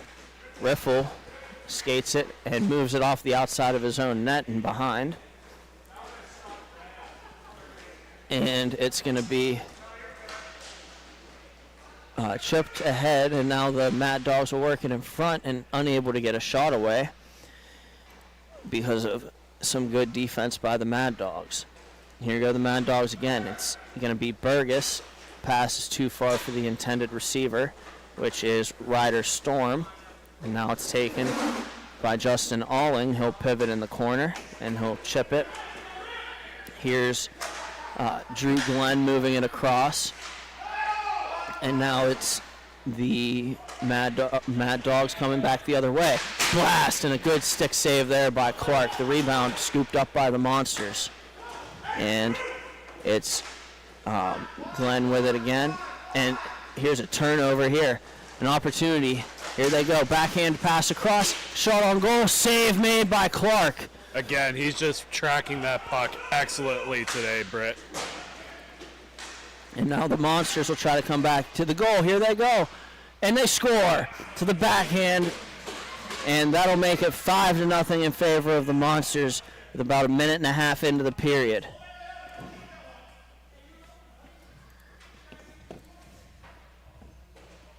And we'll have the face-off at center. That goal was brought to you by the Midwest Inline Hockey Association. Established in 2010, MIHA has become the top growing travel league for top competition in inline hockey, ranging from Michigan, Indiana, Ohio, Pennsylvania, Illinois, Wisconsin, and New York. MIHA action brings you hockey from all different walks of life. MIHA is a proud sponsor of Grove City Hockey. And Britt, that ad read is more impactful now than ever. With the upcoming of our first inaugural ice MIHA tournament, that will be May 31st and June 1st, a 2-day event at the Big Boy Arena. Make sure you guys get a chance to register. Registrations are still open. Visit the website at MIHAhockey.com to get your registration in today. I'll have to talk to Sean about the Grove City teams. And it's going to be worked on back here for the Mad Dogs. And here they go. They'll bring it up. Go across. It's Begman with it. Begman sends it on back. Too far for Cagle. Puck goes off the glass right in front of our booth. And now it's going to be the Monsters with it. Drew Glenn sends it ahead. And then it's Govain that sends it across. And now content to play possession up 5-0 is going to be the Mad Dogs. Here they go on the attack. And a shot save made by Cagle. And now here go the Mad Dogs trying to get something going. Shooting on net. Good save there. The rebound busting to the net. And it goes behind. Now it's going to be sent up to LP Govain by the Madison Monsters, and Govain is going to send it on back. The Monsters are working them right now, and the Mad Dogs need to get the puck. Quicker they get one, the better off they are, but they got to get one. And here's Hunsader. Hunsader with a shot. It goes off the post. And now it's the Mad Dogs with it. And here go the Mad Dogs trying to stretch past it ahead.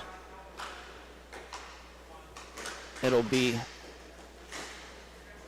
worked on by Hunsader. Hunsader brings it in. And a shot attempt on goal catches the glass. It'll be worked on back. And played forward again. The Mad Dogs with masterful possession right now. And back to Hunsader. Hunsader brings it all the way down so that they can all just break it back out. Sometimes you have to do that, though, Britt. It stretches the defense out. They start to relax and take a breather, and then you have a chance to really force the puck down their throat. Not a bad move at all by the Monsters to set this up and slow it down. What have they got to lose? They're up 5-0 right now. Take the looks you like. Continue to put on the pressure, and this game's going to go just fine. Here's an opportunity that comes on Clark, and of course, Clark smothers it. He's just like a black hole right now. Everything goes in and nothing ever comes out.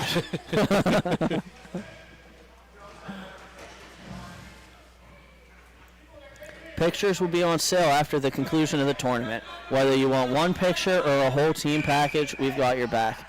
Reach out to us via Facebook or email grovecityhockeyllc@gmail.com to place your order. Oh yeah, want to skip the trouble? Season packages make it easier than ever. Order today. And a shot on goal hits the body in front. And then it's Cagle with it on the point. It'll be moved down low where the Monsters take it. And it is Riffle sending it ahead where it can be played by Tom Rain. And we have a penalty. And a fight breaks out.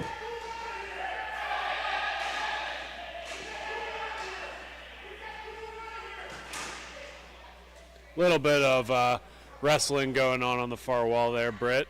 Tangled up in each other. Can we get a replay of what caused that? Did he do anything? Did you see? He just got taken down into the corner a little bit hard there. They're still graphing. We got a jersey off. Just let him go at this point. Oh my goodness. Man.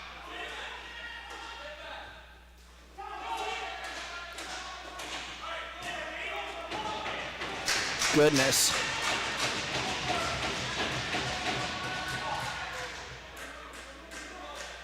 Still wrestling, these two are. Dang. Couple of good punches landed there, though, Britt. Objectively, I know we're not supposed to celebrate violence in the hockey community, but that was a good little tussle there. My goodness. Just frustration bubbling over there for the Mad Dogs. Both goalies have went to their bench and are just giggling with each other, laughing back and forth. Gotta love the goalie trade in this game. Shout out to Clark and Cagle, both keeping it cool, calm, and collected in the creases. Mm.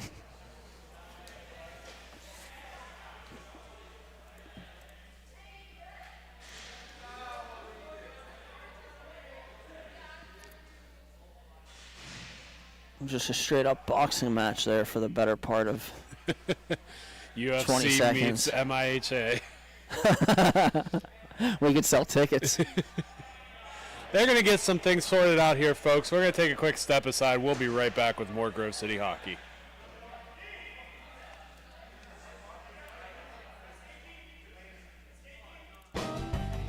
Hey fans, it's that time for the GCH Duck Races.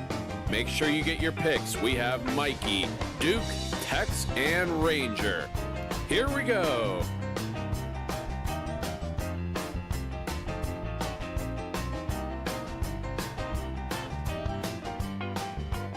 And your winner is Duke. Thank you again to Bonus Accounting for sponsoring the GCH Duck Races.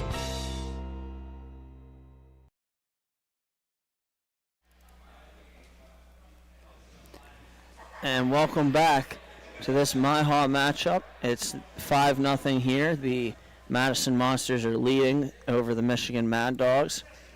And we just had a fight if you're just joining us. And still getting the penalties sorted out a little bit.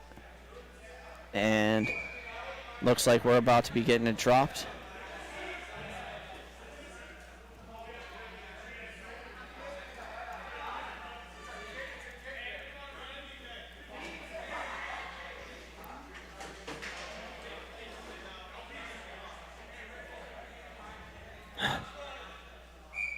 And here they go. We're back underway, back to the point, and point to point again. It's Cagle with it up top. Is that Paulie Walnuts' brother? I'm sure it's just a leftover jersey. And it's going to be worked on back. We'll send it across again. Catch at the point, and a shot goes head high and over the net. Miraculously, the Monsters end up with actually it's the Mad Dogs that end up with a power play in all of this. And they'll send it all the way down, and it'll be gloved aside by Cagle and worked on back up.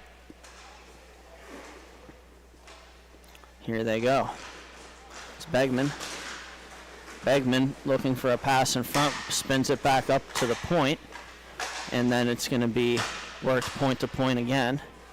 Now to the half wall as the power play begins to try to execute, and a shot save made by Clark, and the rebound is right there for an easy cover.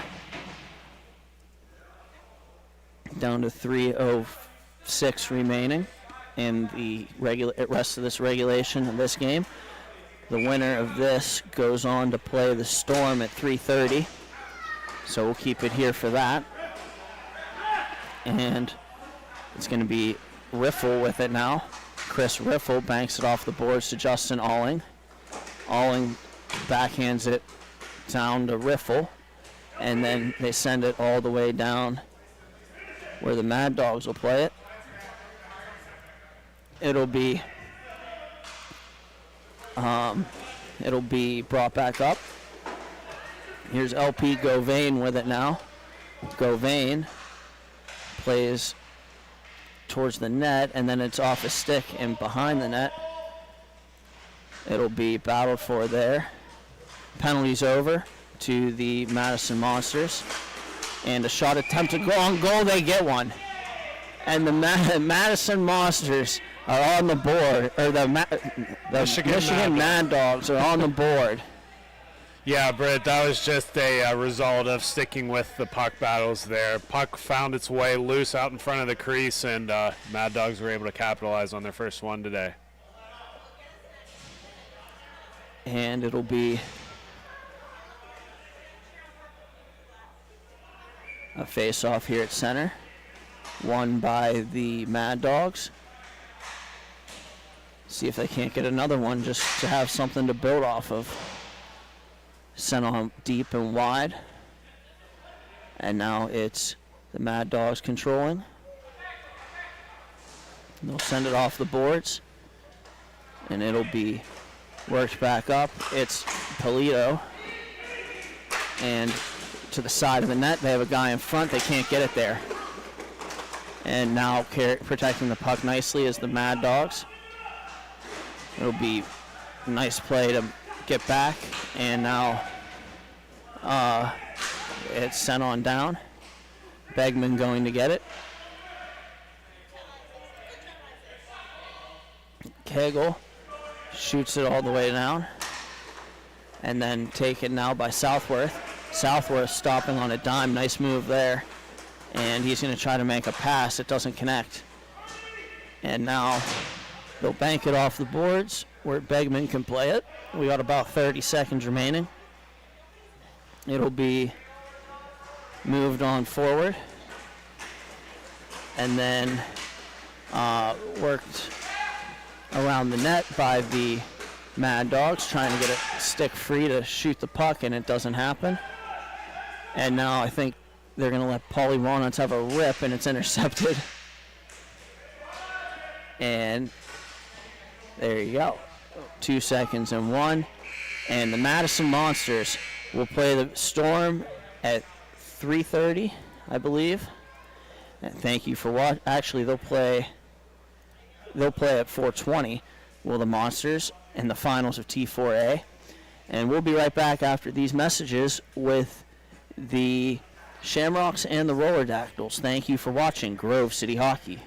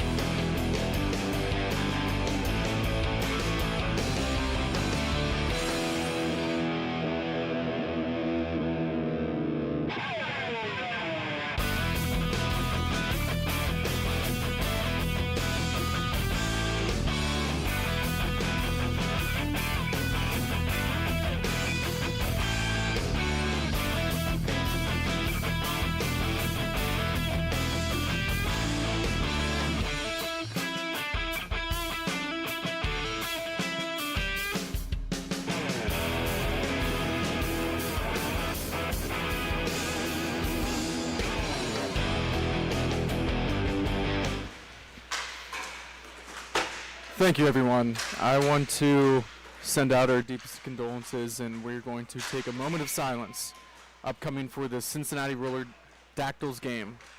Johnny Banta lost his battle with epilepsy in January. Johnny never let epilepsy get in his way of achieving his dreams of playing hockey at a high level. Johnny was a huge part of the hockey community in the Cincinnati area, and he will be loved and missed by everyone. We please ask you at home and those watching to stand in silence, and we'll be right back.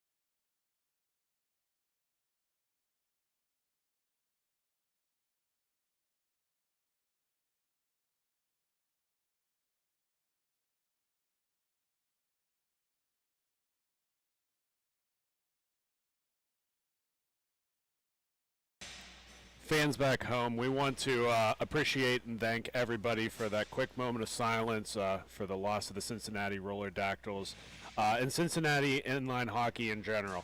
Sean, you got a chance to speak to Captain Brett Morton a little bit earlier today, and he gave you a link to the foundation to help out the Banta family. Do you want to quickly talk a little bit about how the folks at home can help?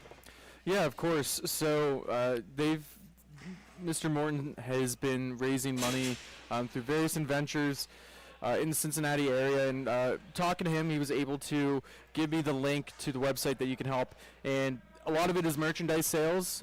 There is direct donations as well, but it is appleorchardhsc.com to go make donations in favor of Johnny. And, our hearts are out with the Cincinnati community, out with the Roller Dactyls today. And he meant a lot. He talked about it. These are actually special jerseys that feature every single team that he has played on in his career, Mr. Johnny Banta. So they're honoring him today with hopefully a win, but also with these awesome jerseys. And, please at home, go home, check out appleorchardhsc.com and help support the cause for epilepsy research. And we'll get a close-up of those new uniforms. Sean, admittedly, I have to say, a little cluttered, but they just kind of fit together. It's an encompassment of a hockey career, and a good one at that. And a big save early in this game. Don't let me talking so much confuse the folks at home. We will have Sean Takachi, the GMST, calling this game here.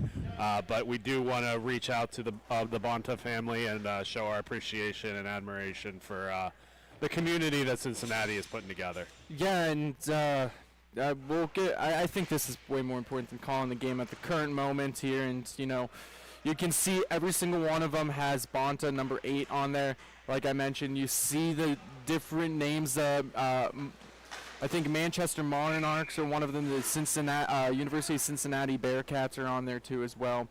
And just talking to Mr. Morton and, a lot of these Roller Dactyl guys, I mean, you felt their emotion. Last night they had a remembrance of life for him. So, I mean, they've been going back and forth from Indianapolis to Cincinnati. They want to play. They think this is the best way of honoring him. And, I think we're in for a good one. But getting back to the hockey side of action, at least, they are in, let's say, the white with everything. Mixed colors here. We tried to catch that puck as it came out of play. But primarily white.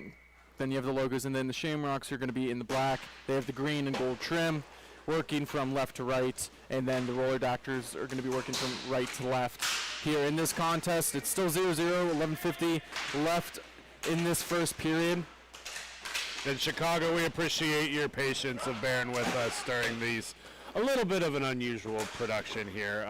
Again, we know how important the hockey community is to everyone, and we appreciate your patience as we talk a little bit more about the Banta family.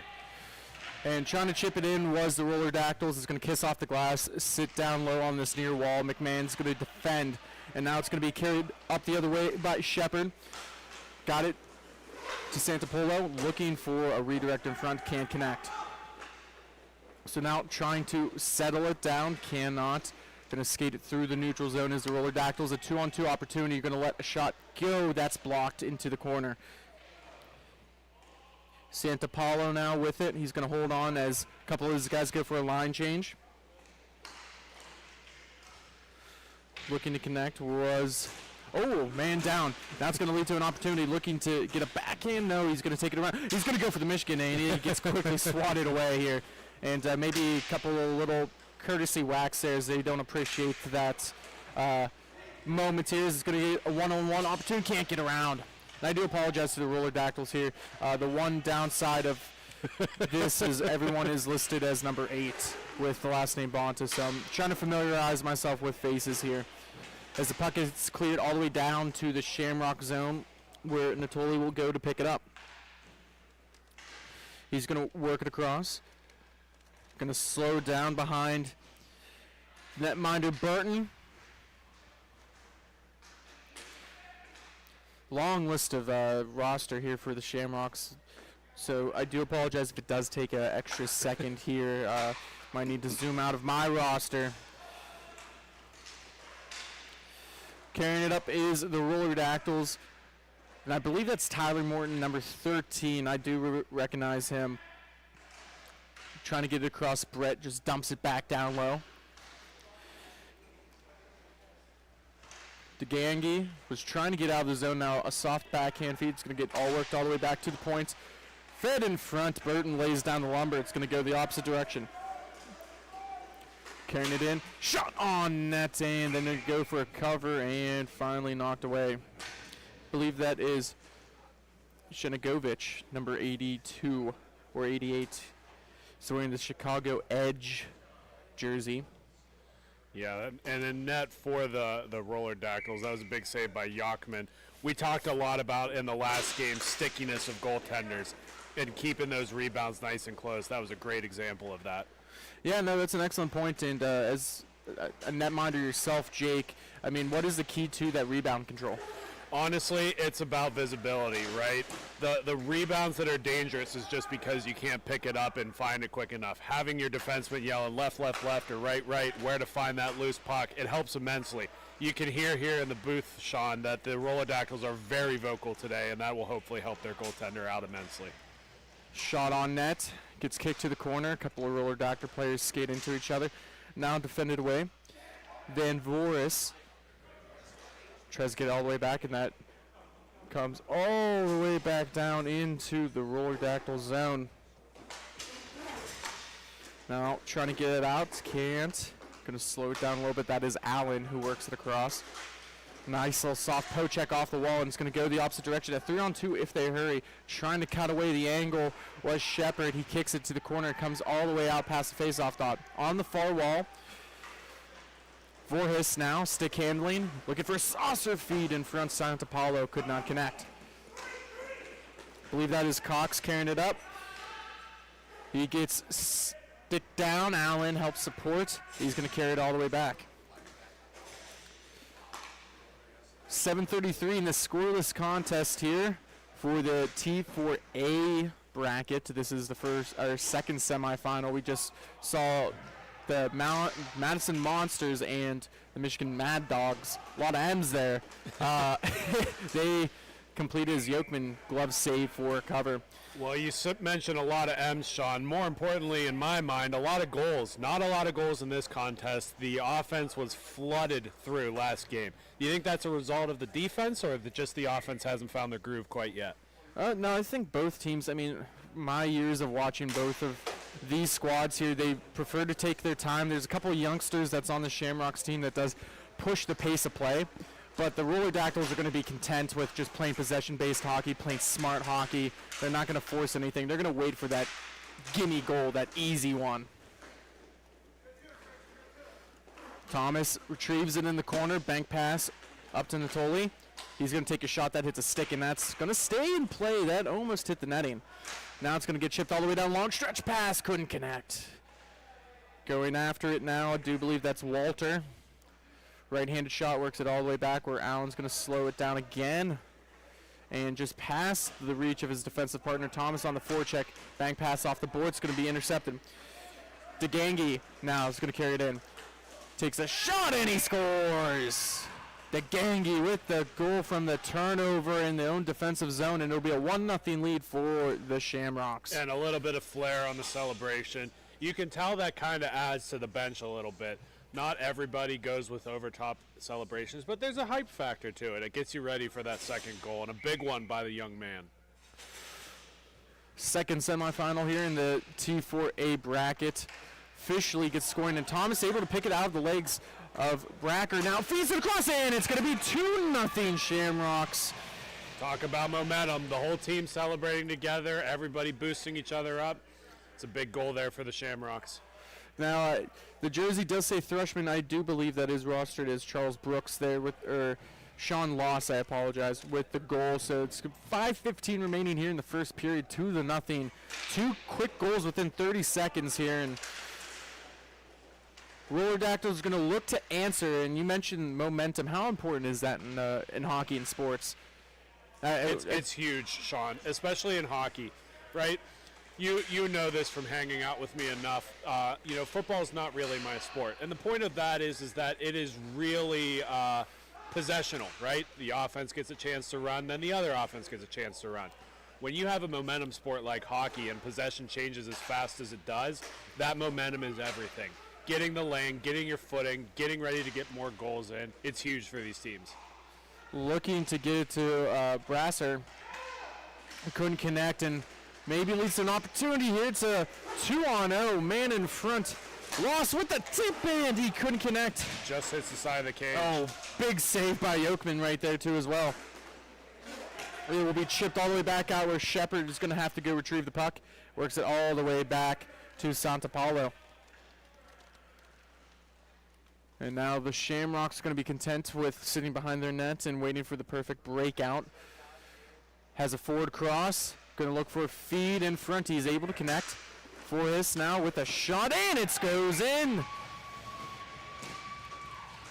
And we'll take a quick look at that replay because you might have missed it at home. Just a nice little feed stretch pass through the neutral zone, setting up behind his netminder. Gets it to Voris. Voris is going to walk in, collect it. 2-on-2 opportunity, and it goes in the back of the net. I don't think Yokman saw it. Yeah, and Sean, to be honest, I'm sitting up here watching the cameras, making sure that they caught it. You could only hear it. It came in and out of that net so fastly, it was almost impossible to see. McMahon trying to stick handle, and I do apologize for any and all technical difficulties this weekend. A lot of it has been on myself, of course. We have a shortened 4-man crew here in Indianapolis at beautiful Ellenberger Park. Just had a couple. We had, sickness. We have someone who had prior plans, and leads to, a situation like this. But I think we've had a good time here so far. It's been a great weekend, Sean. And we make the comment that it kind of falls in line with hockey, too. You have an 11, 12-man roster. It gets a little easy. You need a little bit of a challenge whenever you come to broadcast. Whatever doesn't kill you makes you stronger. As we just saw a nice little toe drag there by number 88, Cheningovic. It's going to get worked all the way back. In defensive zone, going to work it out. That was Spaeth. Fox trying to clear it down. Can't connect. Walter going to go with the poke check. Defended away by one of the goal scorers, DeGangi. Now Shepard from his defensive spot. Little curl drag to DeGangi. He shoots it, and a right blocker saved by Yokman. Pressure's starting to intensify here now for the Shamrocks with 2 minutes left here. 3-goal game. Trying to stop up was the other Morton. That's Tyler. Couldn't slow it down himself. He collided with a Shamrock defender. Now a little chip play intercepted. Walter's going to walk it in. Looking to get the Brett in front. Brett shoots in. He's going to give it a little chop at it, and now it's going to go the opposite direction. Oh, DeGangi couldn't hold on. 2 players go down, and hopefully he's okay. He does get back up. He gets back up, Sean, but that was a loud thud. We heard that through our headsets there, so hopefully he's okay. We don't need to take him into concussion protocol or anything. No, and just to kind of describe what's happening at home is that he is not a bigger gentleman, so that's a big thud like that does mean he went down pretty hard, but he's skating on. That's the beautiful game of hockey. I mean, a lot of tough players, man. Toughest in any sport. Yeah, had a nice turnover there to get possession back for the Shamrocks. Great effort by him. Now Brasser's going to walk it up. Looking to feed it in front. Couldn't connect with Walter. Trying for that tic-tac-toe play with less than a minute to go here. Another opportunity for the Shamrocks. Toe drag maneuver again. He's going to curl back. He's got Natoli. He feeds it to him. He's going to let it go. And a left leg save there by Yokman. More offensive zone time. Maybe for a little chip and go. He does, but Morton intercepts it easily. Now it's going to get slowed down. Worked up to Allen through the neutral zone. Right-handed shot.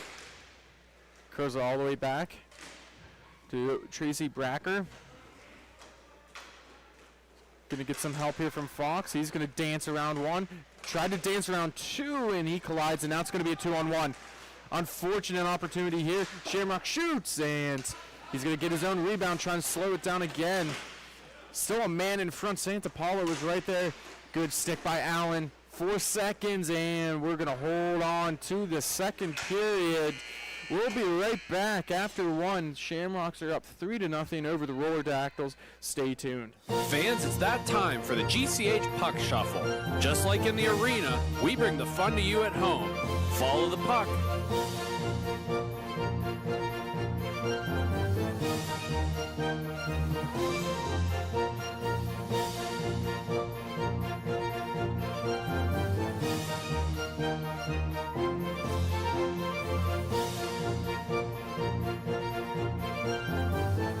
Now, which number is the puck under?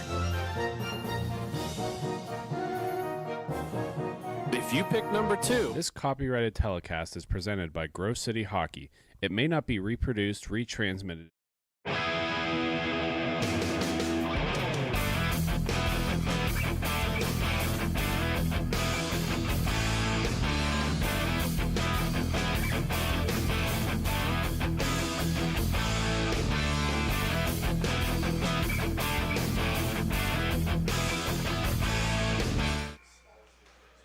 We're back for the second period. Puck dropped. We are underway. Referees are in this contest, Scott Hennege, and then we also have Dean Hinley, our head of officiating. Long weekend for those two, and we're coming back. It's not our clock. Follow our clock here. It is 13:40. They have yet to start the clock in the penalty box, and they're finally underway there. So maybe a little bit of free hockey for both teams. Little chip around the boards. McMahon trying to get across. He gets it over. Looking for a shot. Was lost. Couldn't connect. Trying to settle that puck down through the neutral zone to Bracker. He's got a man trailing. Cuts it to the slot. And that takes an odd, funky bounce on these boards. Here comes all the way back. Shepard backhand on the near wall. McMahon now is going to carry through. He doesn't have the numbers in his favor. He's going to let one go that hits the defender in front and is going to settle down in the offensive zone. Gets picked up. That hits Bracker right in the ankle. He's down. Yeah, he's slow to get up too, Sean. That hurts especially. You got shin guards about, 8 feet up or 8 inches up your shin, and then that skate ends at about 6 inches. So there's a little 2-inch gap right above your ankle, and it hurts so bad to get a puck in there. So does look like Brocker's back up and moving, though. Shot on net, and that goes into the back of the netminder. And it's going to be 4-0. That was number 47, Anthony McMahon, with the goal. We're going to take a quick replay look here in case you didn't follow along. Is just, Jake, a nice, smooth, crisp passing there. And it just, I think there was a little bit of a couple players in front that distracted Yokeman's sight.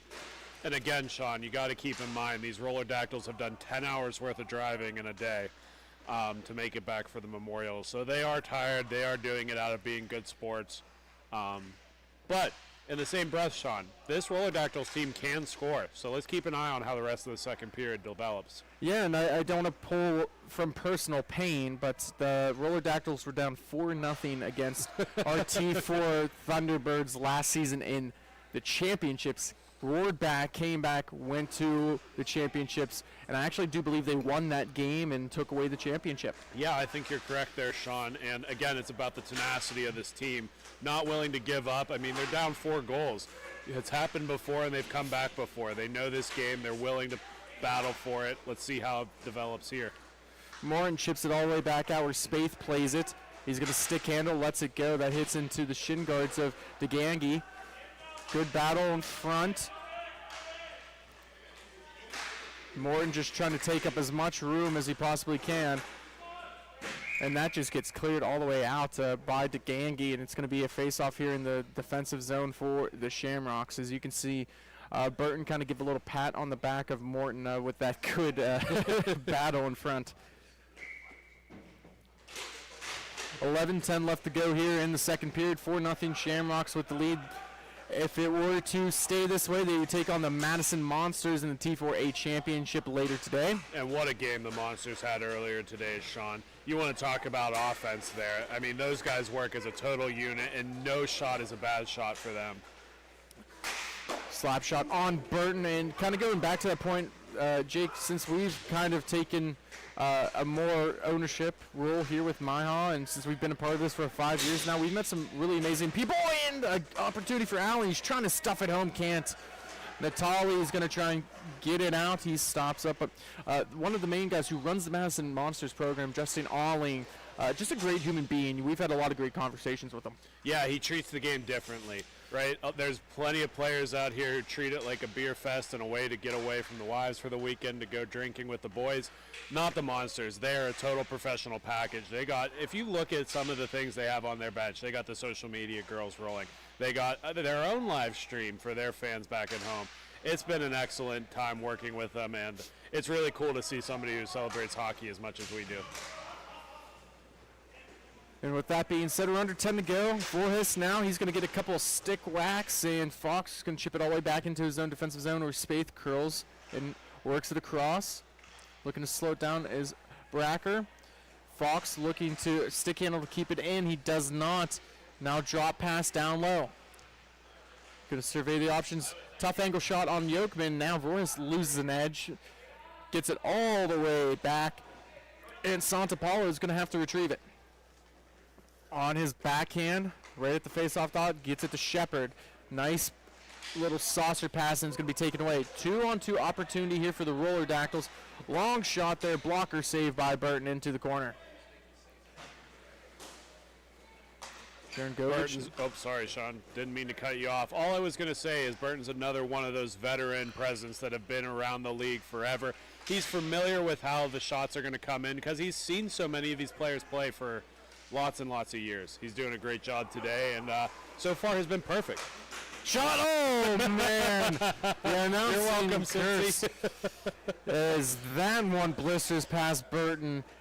What a goal is going to get them on the board. Their first of the day. 4-1 is the score here, and I mean, what did you see on that shot if you saw it? Well, the first thing I'll say is I deeply apologize, Shamrock's fan base. It was not my intent to cause a goal that soon, but it's about timing, and it's what we were just talking about in the comeback-ness effort that we've seen out of this Roller Dactyls team before.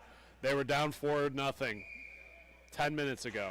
Now they're starting to crawl back into this one. It is 4-1 hockey. With 8:10 left to play here in the second period. Roller Dactyls get their first face-off down in the offensive zone for the Shamrocks. A backhand drop feed for Sharon Govich. Just going to go all the way back and is going to get carried in by Morton. He's going to take a tough angle shot. Burton, another blocker save. Now looking to slow down, but it's going to be a turnover. Trying to settle it down. He's on the far wall. Down low. Couldn't settle the puck. And Shepard's going to eventually take control and move on. All the way down. McMahon with a shot opportunity. He tried to find his rebound. He did. Couldn't get it across, and now a 2-on-1. Fox with it. He's got Morton go to the net. Feeds it in. Almost had the redirect. Just a little bit too high of a pass. Couldn't settle it down. DeGangi now stick handles in his own zone. Long stretch pass to McMahon. He's going to carry it in at the face-off dot. Tried for a toe drag move. Picks his puck up. Backhand pass gets knocked down. Bracker now good. The game's starting to open up a little bit. He's going to try and cut it to the slot. Defended away by DeGangi now. And a 2-on-1 the opposite direction. Fakes the slap shot. He's going to carry it in. Gets it to his backhand. And it's going to go to the corner. Yeah, Sean, you were joking a little bit about the transitional game between both of these teams. They are not afraid to stretch this rink out, and it's showing here in the offense that's developing. And that's in. Morton, Tyler Morton with the goal with the one-handed little toe drag, and that puck just squeaked by. I hope you caught this on camera here because just an excellent play there. And it was 4-0, now 4-1, now it's 4-2. They're slowly creeping back into this. The Shamrocks are not going to be our friends at the end of this game. I'm going to have to quit talking about the Roller Dactyls because every time we bring up the deficit, they get another step closer. Just a beautiful play there. Listed on your roster is number 24, of course. Like we mentioned earlier, wearing number 8 in favor of Johnny Banta as they celebrate his life. And I do apologize. It is Banta. Thank you for the correction there. Apparently cannot read this morning, so I do apologize. It's been a long day, Sean. We talked about this in the earlier broadcast. One of the X factors that hasn't really been brought up too much is daylight savings time. So all of these players have lost an hour of sleep. We've seen the 8 o'clock games before and how brutal they can be for some of these teams, but everybody's a little bit dragging today because of that loss of sleep. Yeah, you're not kidding, especially when you're going to a travel weekend. Sometimes you might have some extracurricular activities in the evening time, and from talking to some people, I don't think they really took it in account of that daylight spring forward losing an hour. For sure not, and depending on what extracurricular, Sean. There's some great NHL hockey happening right now, too, and, we celebrate all things hockey here at Grove City. On the final rushes here, who are you liking for the playoffs? There's been a lot of changes, a lot of trades. I know you follow that. Let's watch this real quick, and I'll get back to that point. Couple of shoving here, both players getting their hand right into the midst, couple of face washing, and referee Dean Henley is going to step in and separate both players. We'll stay tuned here to see if there are any penalties given out on this. A little bit of a scuffle there behind the net of Burton. Looks like both of them are going to get coincidentals here, probably both for roughing. We are going to stay 4-on-4 here, Sean. Face-off will be down in the Shamrock zone.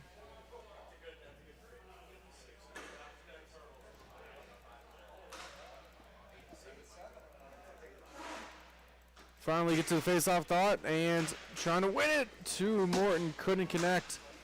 Shepard now picks it up. Going to work it all the way across and takeaway and a goal. 4-0. 4-1. 4-2. 4-3. The Roller Dactyls have crawled back to within one goal on this. As that face-off opportunity came over here, Shepard picks it up and just a turnover. Great pinch there by Fox. Picks it up and just the toughest of angles gets it past Burton for the goal.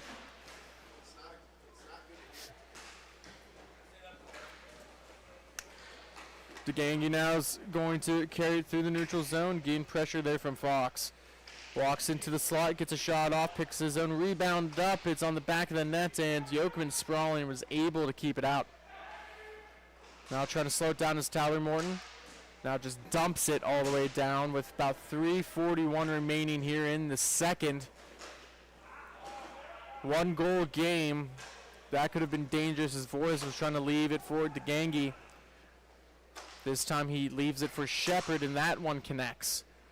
Cross-rink feed, he dumps it all the way down low. It's going to be a retrieval for the Roller Dactyls. Now it turns into a battle, but the Roller Dactyls are going to win. Tyler Morton's going to carry it up. One-hand protection, gets it to his brother Brett. Whips it all the way around. It's going to be a 1-on-0 opportunity. Now it's going to turn onto a 1-on-2 as Sharon Govich tries to step up. I should say stop up, and shot goes wide. And one more chance for Morton, and it goes right into his legs and couldn't connect. Right idea, just not the right result. Sitting right in front of his net. Dangerous play by DeGangi, and another one by Voris, but both talented defensemen able to get it out. Now shot hits off of the shoulder of Yokeman into the near corner.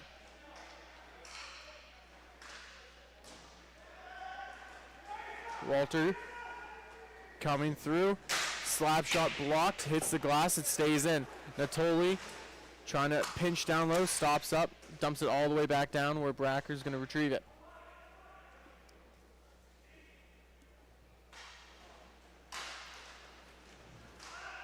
Pace of play picking up here as we're coming down to the end of the second period. Is the left-handed shot, Natoli's going to skate it up. He's looking for Voris. Now chip to him. Oh! Tippy to 2 Voris was Bracker, and thankfully Yokeman was tough on his toes and able to come up with the stop. Huge save there. Anytime you have a breakaway, this is how I look at it, Sean. You just spent the last period clawing back. You were down 4-0. You have a breakaway on that. Yokeman standing on his head to get up in front of that puck and freeze it. It just kind of helps you have a sense of relaxation and comfort knowing that your goaltender's standing big for you. Trying to settle down, gets a shot off, and that goes in. Uh-oh. Well, we got a brand new game here as it's now 4-4. Talk about free hockey at the beginning of the game, Sean. It looked like this one was going to be over and done with early, but a huge step back to pull this in to an even hockey game, and an excellent effort there by the Roller Dactyls to tie this up. Less than a minute to go here now in the second period. Tough ankle shot on Yokeman. That's going to go all the way back down where Santapalo goes to pick it up. Long stretch pass and looking for a tip in front, couldn't connect. Spaeth trying to get it out. It's going to work for the Roller Dactyls. Maybe a 3-on-2. Allen's going to step into that cross-ring feed, trying to give it back, but it's going to be swatted away where McMahon picks it up. Thomas with the excellent forecheck and a shot, and is that in? Nothing called yet. I think it is in, but it's a matter of when they blew the whistle. They look like they're going to keep it in the zone, Sean, so no goal is the official call on the rink. With 10 seconds left here, we'll see if we get one more face-off. They do drop it in the offensive zone for those Shamrocks. Santa Paula lets it go and trying to find it and couldn't connect, and a little friendly banter there. But we are all tied up after 2. We have a good one on hand. Stay tuned with us for Grove City Hockey. We will be right back. Hey fans, it's that time for the GCH Duck Races. Make sure you get your picks. We have Mikey, Duke, Tex, and Ranger. Here we go.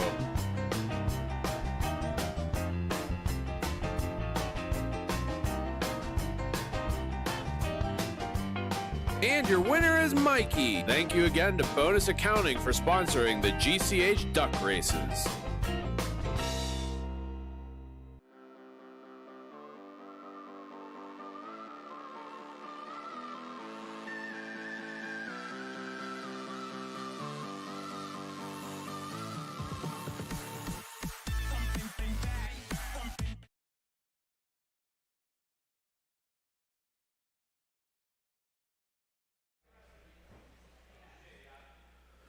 We're back live for the third period, and again, quickly before we talk about this, we just want to say our heartfelt condolences to Johnny Bonta and his family and the whole Cincinnati inline community here as we are officially down and underway here. And please go to appleorchardhsc.com and help support by getting some purchase here for some merchandise. They have a lot of great things, a couple of koozies, glass mugs, long sleeve and short sleeve t-shirts and hoodies.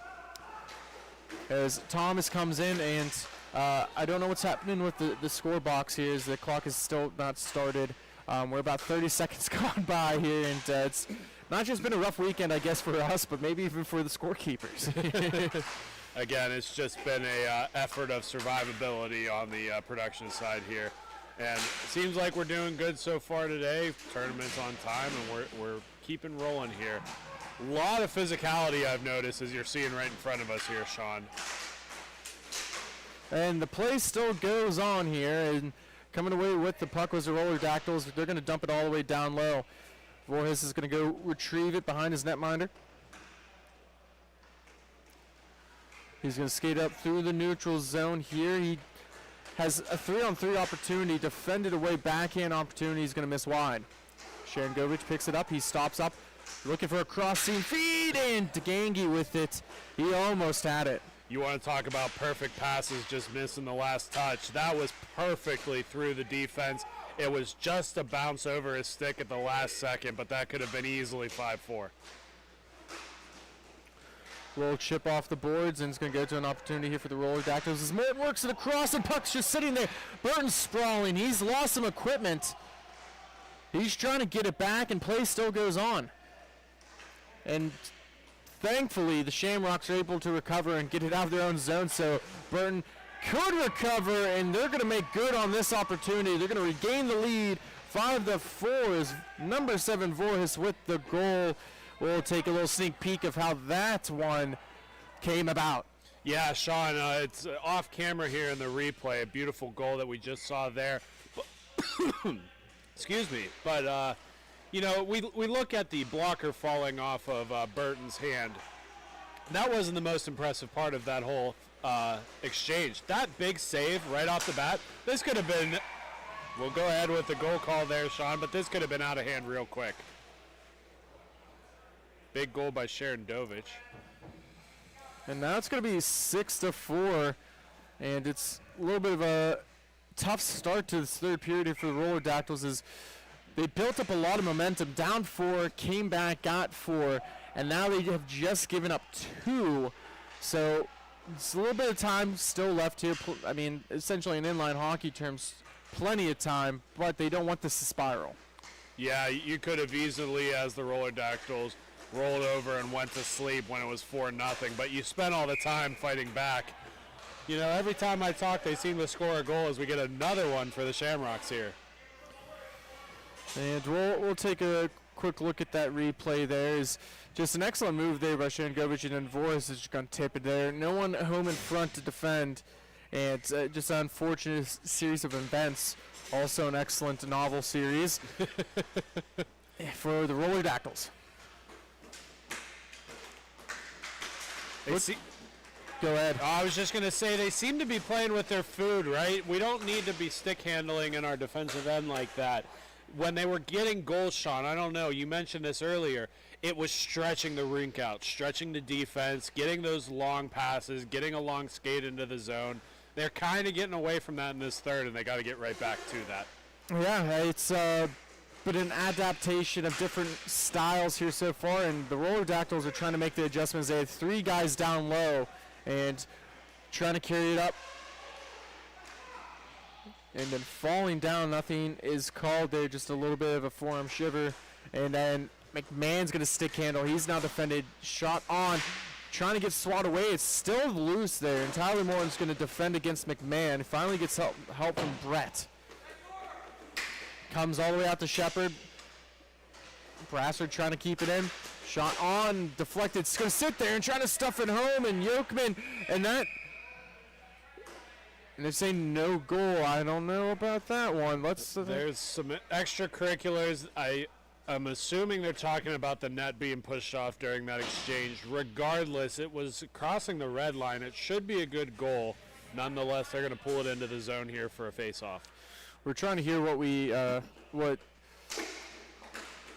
Scott Heineke is trying to say. Backhand shot by Spaeth to Allen.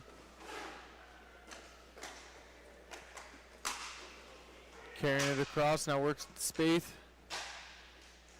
Long stretch feed, that's going to get denied there by the Shamrocks, and they're going to look at get it into the offensive zone. Long distance shot from the face-off dot on to Yokman for a cover. He's able to get that with his chest and glove. 7-4 is the score. Coming up at least on the scoreboard here at 8:54, we're a little bit ahead compared to where the clock operator in the facility was. Remember, Sean, we had that delayed start with the clock there, so we'll probably have to adjust our clock to get the official game time there, but like you had mentioned before, a little bit of free hockey for these two teams.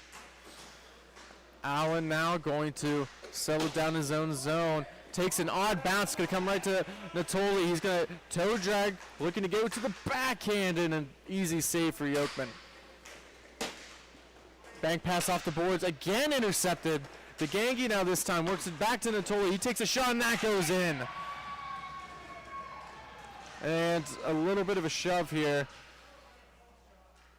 as that's going to be 8-4, and just a couple of bad turnovers here, and this time the Shamrocks are going to make good of this. Easy pass and shot. Thomas was screening Yokman in front, which led to that opportunity.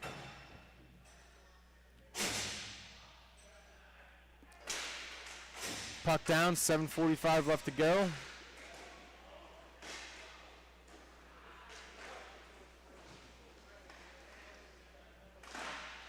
Big save there by Burton. Stacking the pads. Oh, I love those old saves. Well, I appreciate you just jumping in there. Our internet's been a little bit funky here, trying to get the rosters back up here for both teams, and if not for the next game, we do have some T2 action, I know, coming after this. 2-on-1 opportunity here to Thomas, and he shoots and he scores. Number 43, Thomas, with the goal, and it's going to be 9-4, and man, it's been 5 consecutive goals here for the Shamrocks. They're rolling on all cylinders. And for the Roller Dactyls, it came off the rails just a bit here. It's 6:50. Yeah, it's hard to blame Yokman on that one with a 2-on-1 opportunity. The defense just got to grit down a little bit. I know you need goals to crawl back into this one, but you also got to play defense here. I mean, how it started, it was a 4-4 tie coming into this period, and if they played their hockey, I think that's the problem here, is they're getting out of their style and their comfort of game. As the Shamrocks are going to slow it down, they're content with the lead here, so not essentially just completely killing the clock, but they're going to be very cautious of what chances they take. As Sharon Govich was trying to put it between his legs, he almost did, but defended away by Spaeth. And there's a collision down low here. There's going to be a penalty.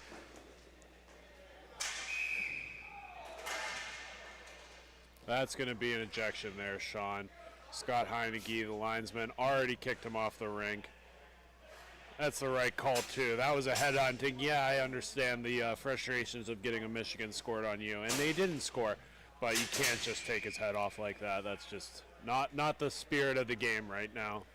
Yeah, just not exactly what anyone wanted or expected here in this contest, and it's going to lead to a power play and maybe a little bit Scott's trying to direct to the scorekeeper here what the official calls are, what the penalty time is.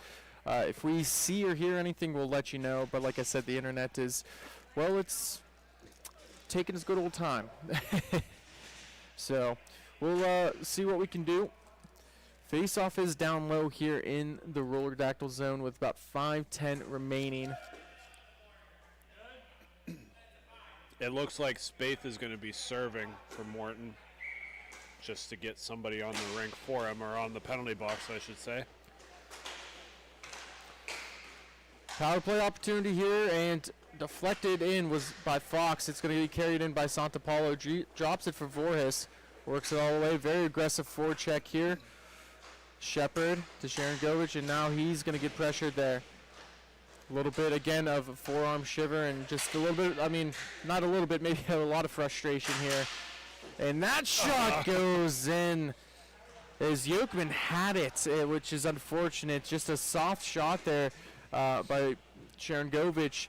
The feed from Santapalo, just a nice one-timer, and Yokman probably wants that one back, as it is now 10-4 with 4:14 remaining here in the third period and in this contest. Yeah, just flutters under his glove. You're right, Sean. He made 90% of the save there. It was just the 10% that flutters past him, finds its way into the low corner there. Shepard's going to work it across. It was a 5-minute penalty, so they did call a major on that, plus an ejection in that circumstance. So essentially for the rest of this game here, it's going to be 4-on-3 action. Just see what the Roller Dactyls can muster up here as Spaeth just overskates it, and Shepard's going to pick up the loose biscuit. Centering feed just didn't get any steam on that pass, and it's going to be intercepted. Spaeth now works it all the way across, and a 1-on-0 opportunity with a shot, and Burton, man, he was jumping Jack Flash with that, as he had the glove save and almost lost it. Yeah, Sean, you want to talk about a bad luck streak. Yokun makes the identical save on this side, puck flutters by him, and then Burton makes it on the far end. He keeps it out in front of him, and it's a goal for one team and a save for the other. Just how the game kind of goes is why they play it. That's why they call it a game of inches, and more changes being made for the Shamrocks as the aggressiveness has to pick up for the Roller Dactyls. They're still playing to win. I know it seems very bleak here in this moment, but anything can happen.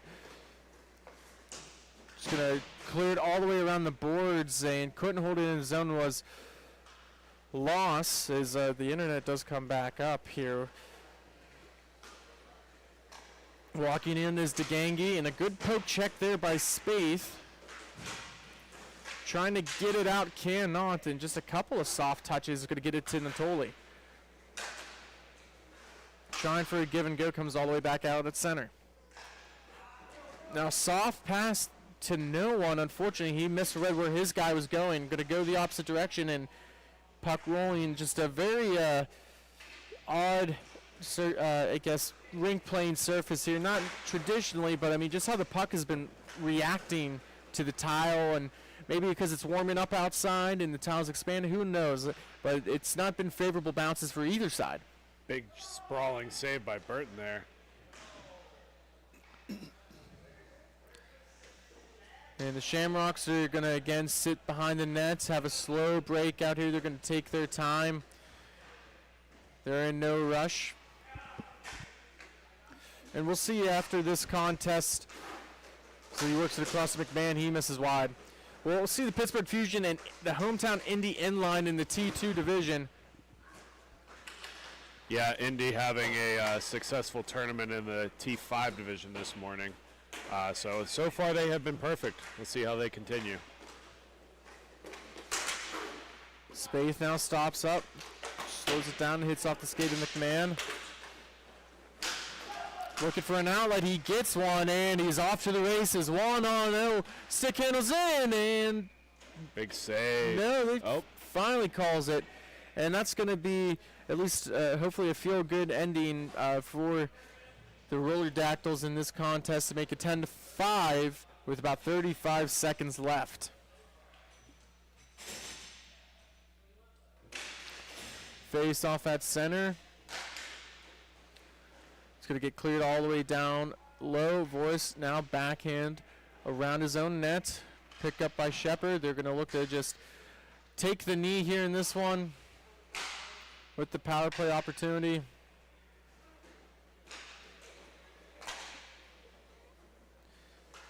Roller Dactyl slowly forcing the issue here, but they're going to finally just blow this dead as they didn't want to try and score.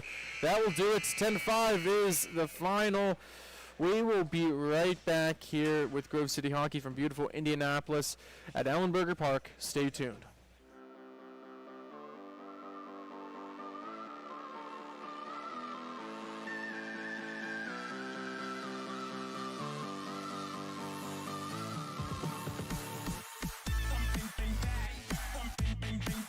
Fans, you already know this, but I'm here to tell you that GCH has more than just the broadcast. Make sure you check in throughout the week for the Grove City Hockey Podcast, presented by Ben W. Stock. See live interviews from all over the country with different hockey personnel. Make sure you give them a like and subscribe. And as always, thank you to Ben and Grove City Podcast for helping to grow the game. This copyrighted telecast is presented by Grove City Hockey.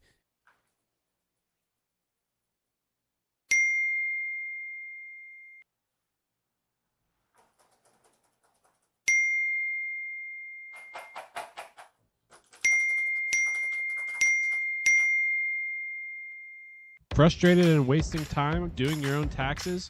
Getting confused by complex forms? Waste your time no longer. It's time for you to check out Bonus Accounting. Kenny and the team will help you with taxes, bookkeeping, and payroll services. Now that's an accounting hat trick. Leave it to the industry experts and check them out today. Use promo code Grove City Hockey for a sweet discount and also to receive exclusive GCH merch. Bonus Accounting, the firm of the future.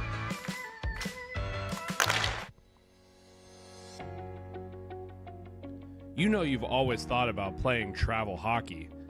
Have you ever heard of MIHA? Well, here's the time for you. We're taking registrations right now. So if you're interested, make sure you get your guys together, get a good team, and sign up today. It's never been easier. All you have to do is go online, go to MIHAHockey.com, and look at all of the incredible options that are on this new intuitive website.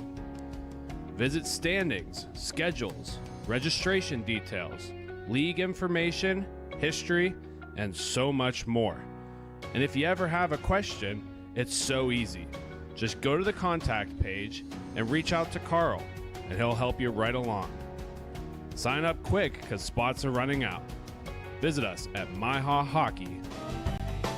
Hey fans, it's that time for the GCH Duck Races. Make sure you get your picks. We have Mikey, Duke, Tex, and Ranger. Here we go.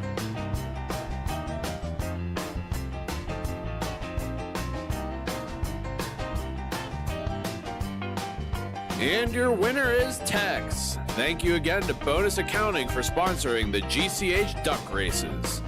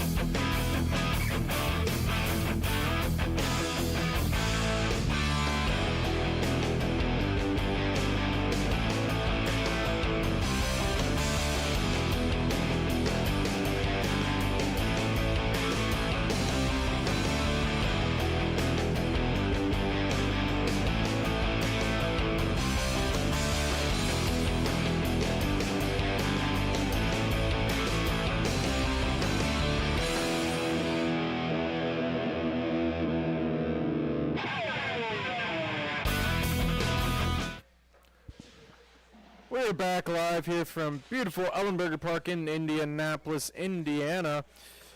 We have our next contest. We'll see the quarterfinal matchup in the T2 division. We'll see the hometown Indian line in the red taking on the Pittsburgh Fusion in the white.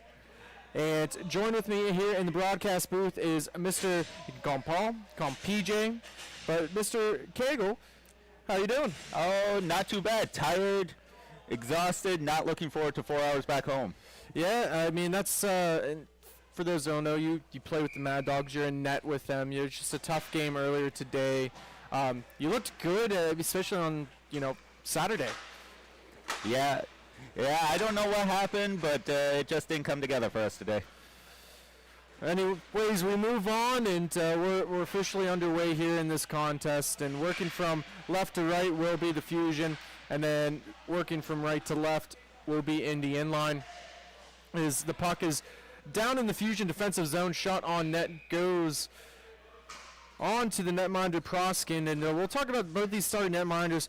So starting number 35, Jacob Proskin in net for the Fusion. You do know the man who's subbing in for Indy here. That's Mr. Dominic Stankwitz. Yes, Dom is a smaller goalie, but he's hyper athletic, very active. He makes good reads, big time competitor. Playoff time, this is exactly where I expect him to have a big game.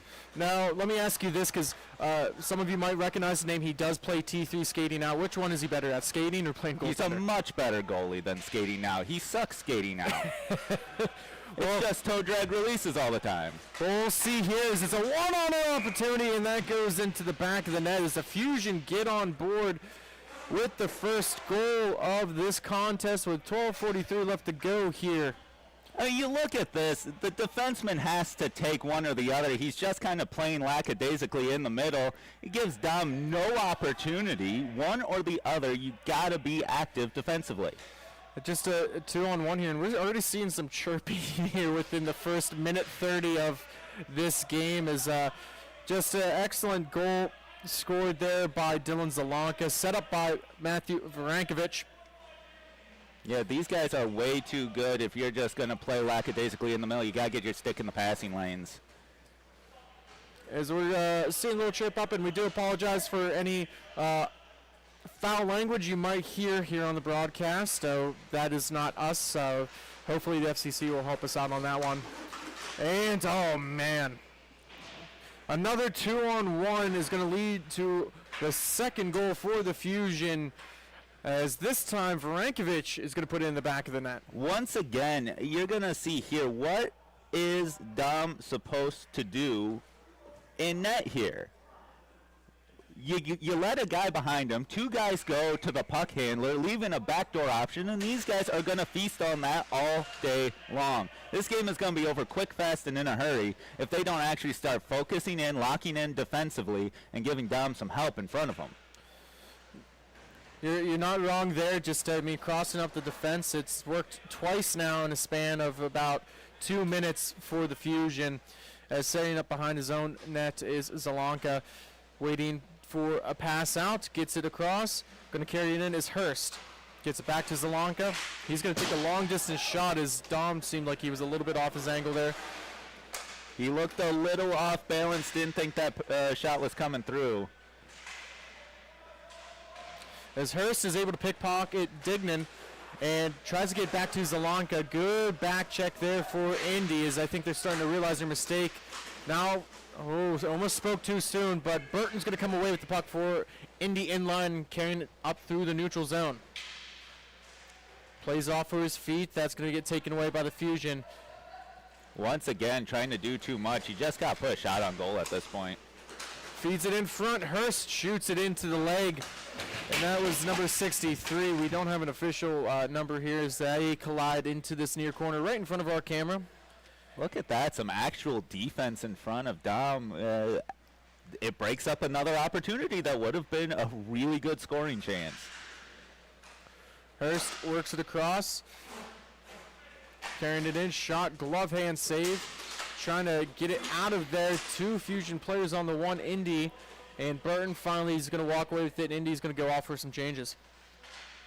Big save there. Just a straight on shot. Nice and easy. Good clear by Indy inline.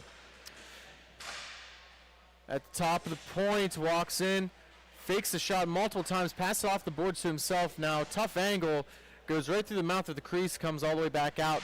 Didn't seem like anybody was communicating on the Fusion end for the retrieval of the puck, so that it will stay in the offensive zone for Indy.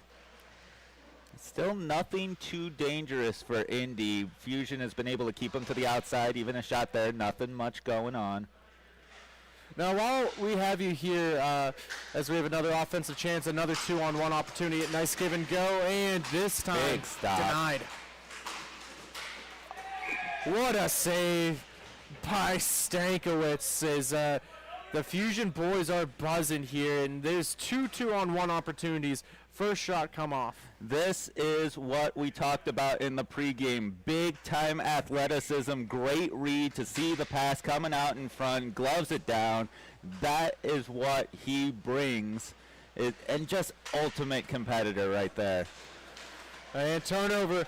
Oh, and he overskates the puck. That was Sussman with it. He had an opportunity to maybe get some momentum going for Indy. And Hintmeyer trying to come for the rebound, and he misses it again. He had two great opportunities. Another one, Proskin out of his net. Wheatley's going to try and take a tough angle. That's going to hit off the boards. Kareem wide, and the Fusion are going to try to corral this puck. This is the most offense we've seen out of Indy inline so far this game. A couple of solid opportunities. Now, before the offensive breakout started occurring, I was going to ask you, Paul, we both kind of entered into this partnership with each other, and along with Carl, Dean, owning MIHA. We have a big announcement that just talked about we're starting up in Ice League. Yes, we're doing MIHA Ice. The first, another opportunity there, sorry. But yeah, MIHA Ice at the end of May, going to be our inaugural tournament. It's going to be a fun time. Super looking forward to that. I think that's going to be an awesome experience for us, bringing the same experience we bring for roller hockey to the ice world. I think it's going to be awesome. Yeah, and I mean, we talked about the only big differences, I mean, just really offsides and icing, just really adding it. We're keeping the whole tournament structure. And if you're interested in playing in the inaugural event or signing up for a team for next season, we do have events available. Go to the MIHA website, www.miha.com, and that will take you, there's a registration page off to the far right-hand side. It will say MIHA Ice. And trying to stick handle it through, just couldn't connect. That was Gage Clark, able to come away with the puck. He's got Varankovic going to the net. He couldn't settle it down. Now he's going to take a tough angle shot, try to get a backhand on Stankiewicz, could not connect. Excellent active stick there for Stankiewicz. Just breaking up that play before it can really get dangerous. And that's Barrymore Johnson, or we'll just say Drew Johnson. His jersey just say Barrymore, which is a nice play on words there. He was able to get all of the defensive zone for Indy. Gets dumped down. He's going to go retrieve the puck there. Varankovic battling with him, looking for some support. He's just going to dump it all the way back to the neutral zone. Indy finally starting to get some time with the puck. Getting a little bit of pressure. Pittsburgh, a really good team in their own zone, has mostly been able to stave off any attacks, but you got to start chipping away a little bit.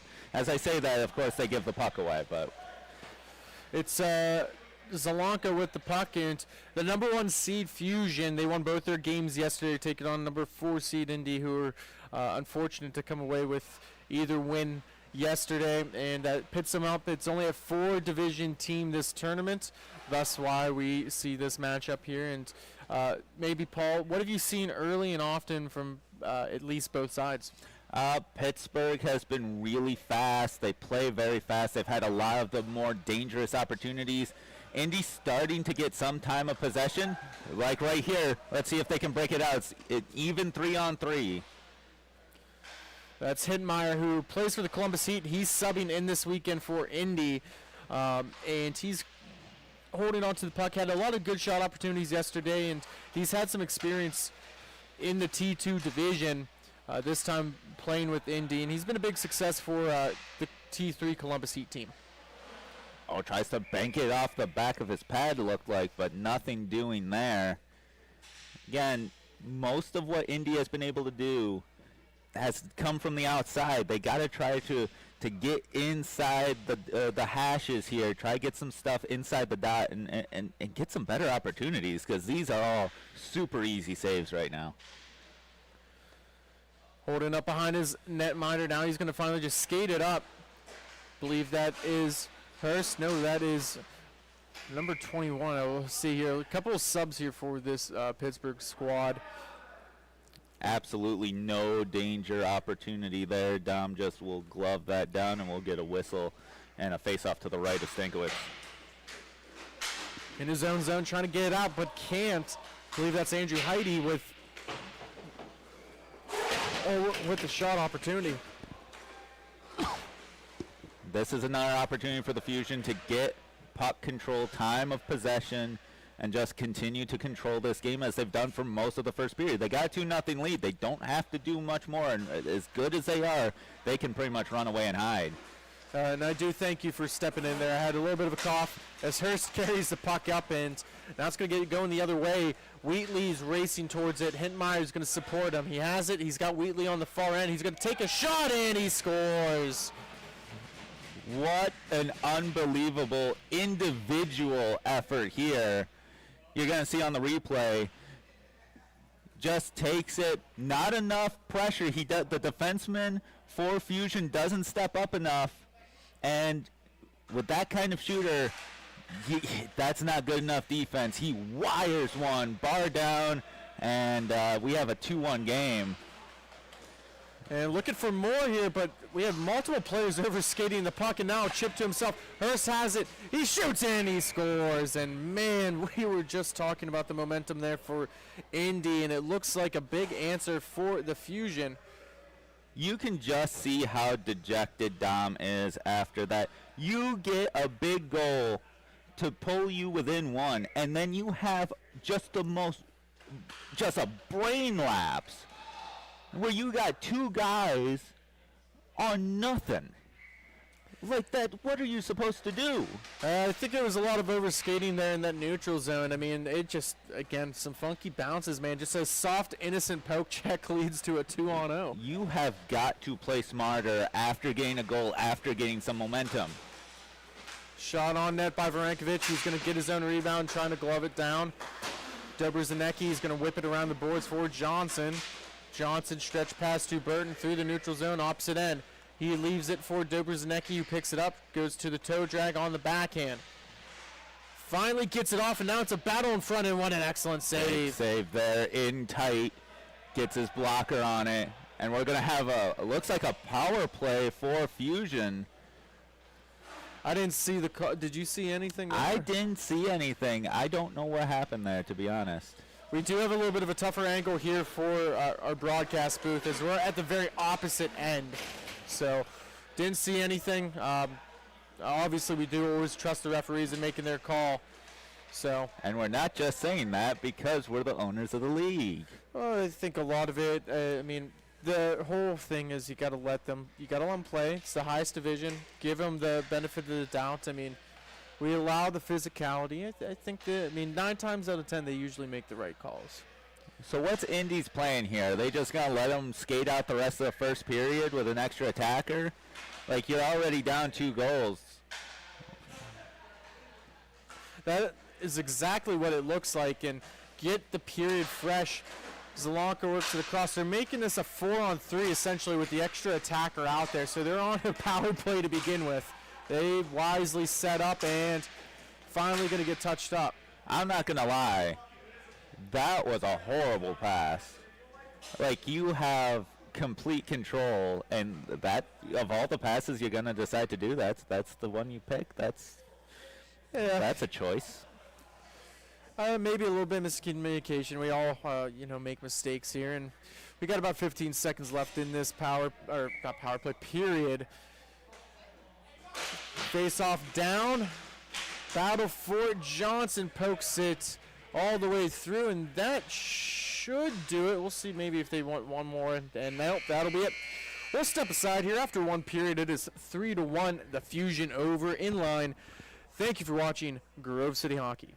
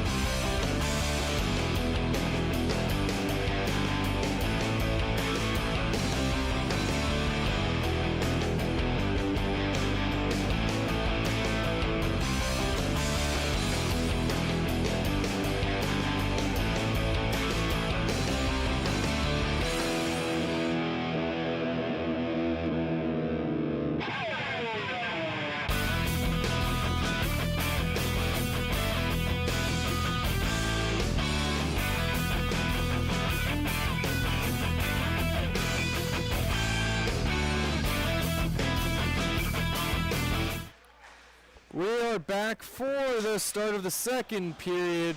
Power play opportunity here. Just only 10 seconds went by in that first period. And they finally get the clock to go. And we'll give them an extra 5 seconds there with that call. But both teams play on.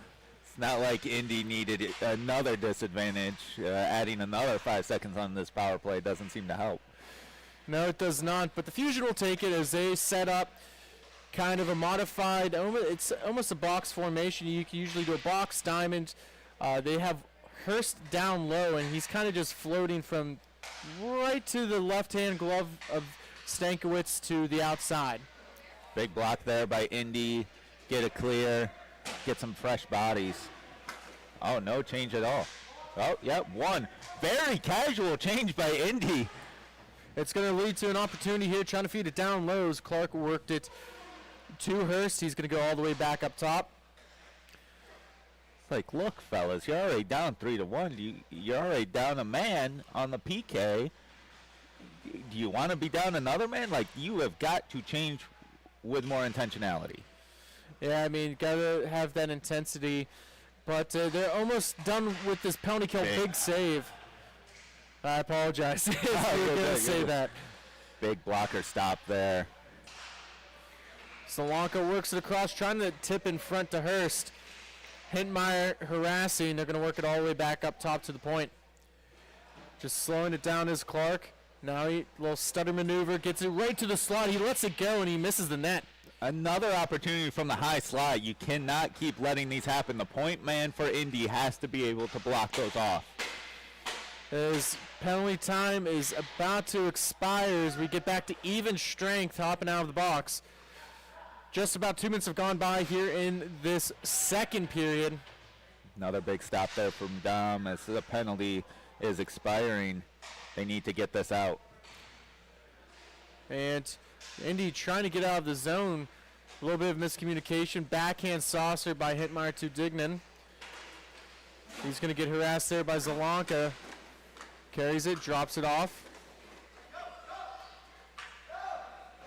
And you can hear the instructions. And looking for a man in front, Dignan couldn't get it. Hit it right off his leg.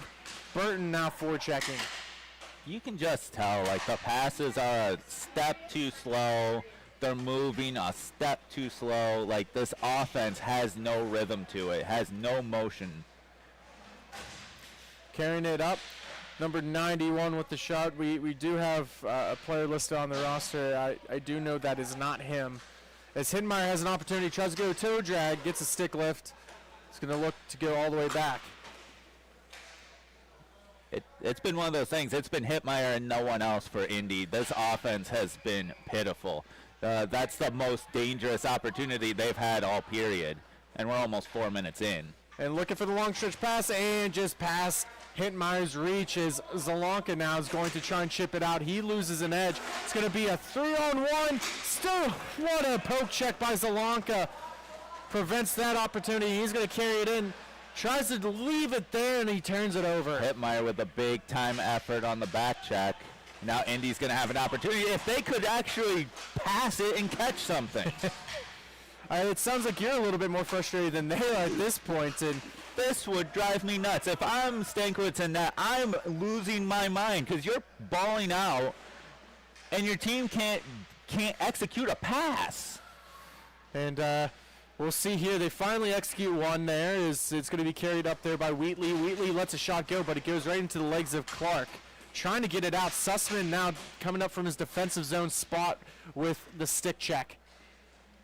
Gives off to Hintmeyer, looking for maybe a little give and go. They do. Sussman has it. He's got an angle, right, and he shoots it right to the left leg. Not much doing there. Goalie comes out to the bumper position, just gets a little bit of depth, and that's an easy stop right there. I do believe that is Joshua Martin in net and not Jacob Proskin, so I do apologize. I want to clarify on that mistake. Wheatley with a one-hand touch pass to Hintmeyer. He's battling for position. Able to work it down low. Once again, the other forward's not there. No kind of puck support.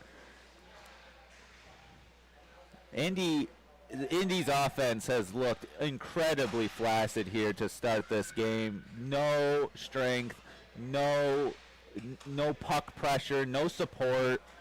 They have got to skate. They have got to execute some passes. As Clark tried to jump around one, they're going to call a penalty on that.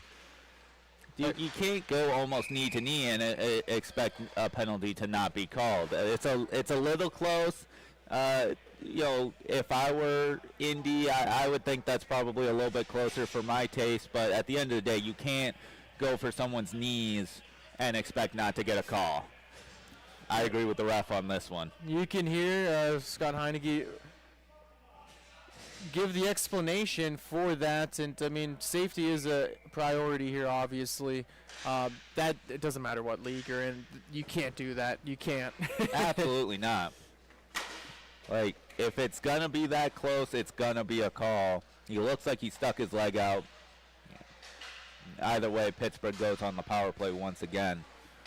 Clark at the top of the point. He's going to drop it down low, looking to receive it again. Finally does. Fakes the shot, works it back to the right-hand side this time, where just shooting and missing wide, number 91. It's going to come all the way back out to Clark. I'll give Indy this. The PK has actually been, fairly solid. Still right in that high slot area. Drops down low for Hurst as they play catch. A big save by Stankiewicz is going to be chopped, not out. Big-time aggressive push by Stankiewicz to get out, cut down the angle, and make the blocker save. Clark holds on to it. He shoots it. That's going to hit the stick of Johnson and goes out of play. It will stay down in the Indy defensive zone with less than a minute to go here on the power play opportunity. A couple of decent shots for Fusion. They've had their opportunities on the power play, have not been able to cash one in just yet. And it's going to get cleared all the way down on Martin, and he had to be paying attention as that was right on net. Yeah, you sometimes hate to see those if you're on the other side, just because, you're not really fully engaged. You're kind of chilling out. Your team's on the power play. And if that goes in, that's just embarrassing. Unbelievable stop by Stankiewicz. Oh, my gosh. And that big-time block. Clark is now getting harassed as they're trying to smell some blood in the water. They finally do. Dobrzanicki trying to create some offense. Can't. Long stretch pass to Hurst. He's going to have to go for the retrieval. Oh, almost a backdoor opportunity there. Dobrzanicki, I would love to see him just chip it off the boards, get deep, but instead loses the puck, and then Pittsburgh had had another opportunity there, almost backdoor. Zalanka has it. Wheatley is forechecking him, giving him a couple of whacks. Third one there. Going to carry it down low, and he is giving him the business right there. Slot opportunity stolen away. As Burton now has the puck, looking for a feed, and that's going to be a tripping call. Good hard skating by Indy. Gets the tripping call. Don't do anything stupid. Oh gosh, you just have to skate away. You have a power play. This is the most momentum you have had in this entire second period. Coach PJ here on the call, and let's see if they take your advice, as that's, it's easier said than done. It's the heat of the emotion always comes in. I try to tell my guys that all the time. Why kill your own momentum? And sometimes just gets the betterment of it. It looked like Wheatley might have caught a stick up high. I didn't see it. Looked like there was just a stick battle. No call here, as it will just be the regular 4-on-3 power play still for Indy, of which they have not had the puck for. Excellent penalty killing is, it's almost 3-on-3, and finally curling back is going to be Heidi, and he's going to drop it all the way for Hurst. He goes around the nets. Hintmeyer's chasing him, and they're going to have to get a second player on this puck. They need 2-to-1, and it's Hurst just stick handles and gets a shot off on Stankiewicz. The best opportunity came from Pittsburgh.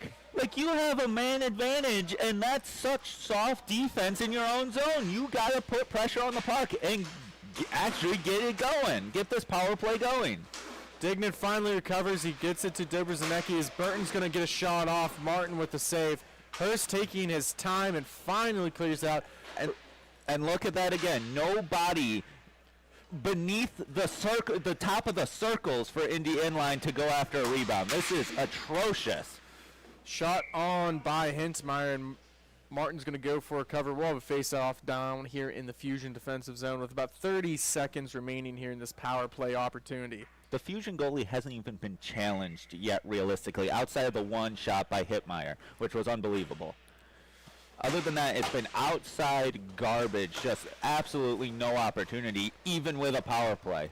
Clark's going to carry it in, goes between the legs, and tried to go 5-hole on Stankiewicz, and definitely an excellent save there by Stankiewicz, but almost an excellent play there by Clark.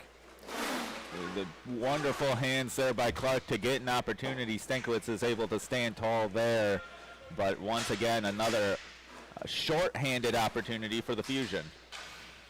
Dignan now trying to find it as we're back to even strength, trying to settle it down. Number 69, he's getting a little bit of a push back there. They got two players in front. Puck comes all the way out. Hintmeyer with the chip, and that was a dangerous play, but he won the foot race. Gutsy play there. Honestly, you need more of it. Nice little post seal there by the Fusion goalie. Sorry to jump over you there. You're quite all right. You know, chemistry does take a little bit of time here, and I mean, at least from this, I mean, we've had a lot of good opinions, and I think it's been a good broadcast so far. So, I mean, they, unfortunately, Indy Inline cannot hear your calls and your takes on what they need to be doing here. So, and honestly, at this point, I'm not even sure if it would help. They're just getting completely outskated by Pittsburgh. They can't pass the puck. They haven't been able to move the puck at all. They are outmatched. That is clear as day. An opportunity there. It's going to get worked all the way back. Heidi to Clark. Clark's going to skate in front of his own net as Hintmeyer is trying to keep up with his speed and a little bit of a forearm shiver, and Clark still finds the puck and is able to get a shot off, gets his own rebound, and he's looking like a one-man wrecking crew out there. Yeah, once again, Clark, a couple good moves, good opportunity to get some offense. The Fusion's offense has actually been kind of stagnant here in the second. They've had good attack, but nothing super high dangerous. Gets it across, going to work it all the way back, and they're going to take their time here. So we're coming up on the final minute here of the second period. Working it around the net, they're going to try and get some speed through the neutral zone as a full rink breakout shot on Stankiewicz. Gets it with his blocker. Going to be settled down by Dignan. He's going to work it across, now carrying it up is number 69. Gets it back to Johnson, who gets it to Hintmeyer, and Hintmeyer's going to let one go, looking for a man in front. He had a stick in position. He's still there, right by a big body. Able to control it for a second, keep control of the puck, and this offense continues to work. Give and go. Johnson tried to go back to Hintmeyer. Hintmeyer able to get it, drops it off for Johnson, but he overskates and Varankovic is defending. Good sustained offense here. Opportunity blocked up by the Fusion. As Sussman at the top of the point has it. Indy goes off for some changes, gets a fresh forwards out there as Burton and Wheatley hop out.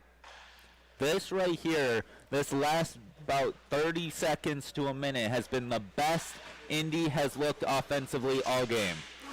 Trying to feed in front, defended away by Varankovic.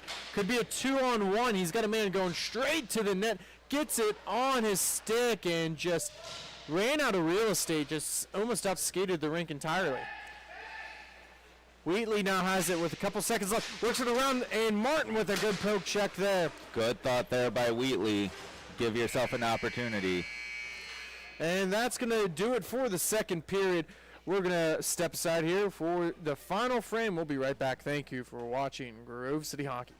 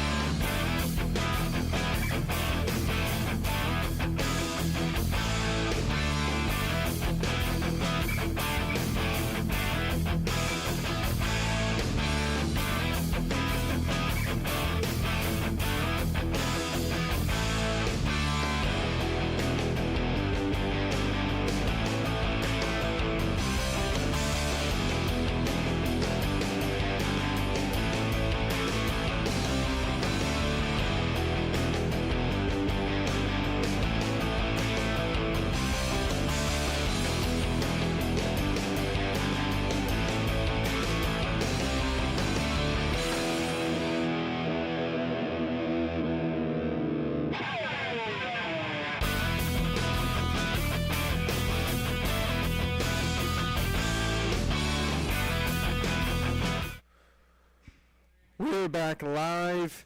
We have the Pittsburgh Fusion taking on Indy Inline. 3-1 game. Fusion on top of Inline. They will play the winner of our next contest, which is Floss and Sauce versus Windy City Syndicate. And it should be a good matchup as the Fusion, if they would hold on, has played both those teams. And there were some excellent games yesterday. Yeah, those were some fun games to watch. I wouldn't mind seeing a replay of those for our T2 championship.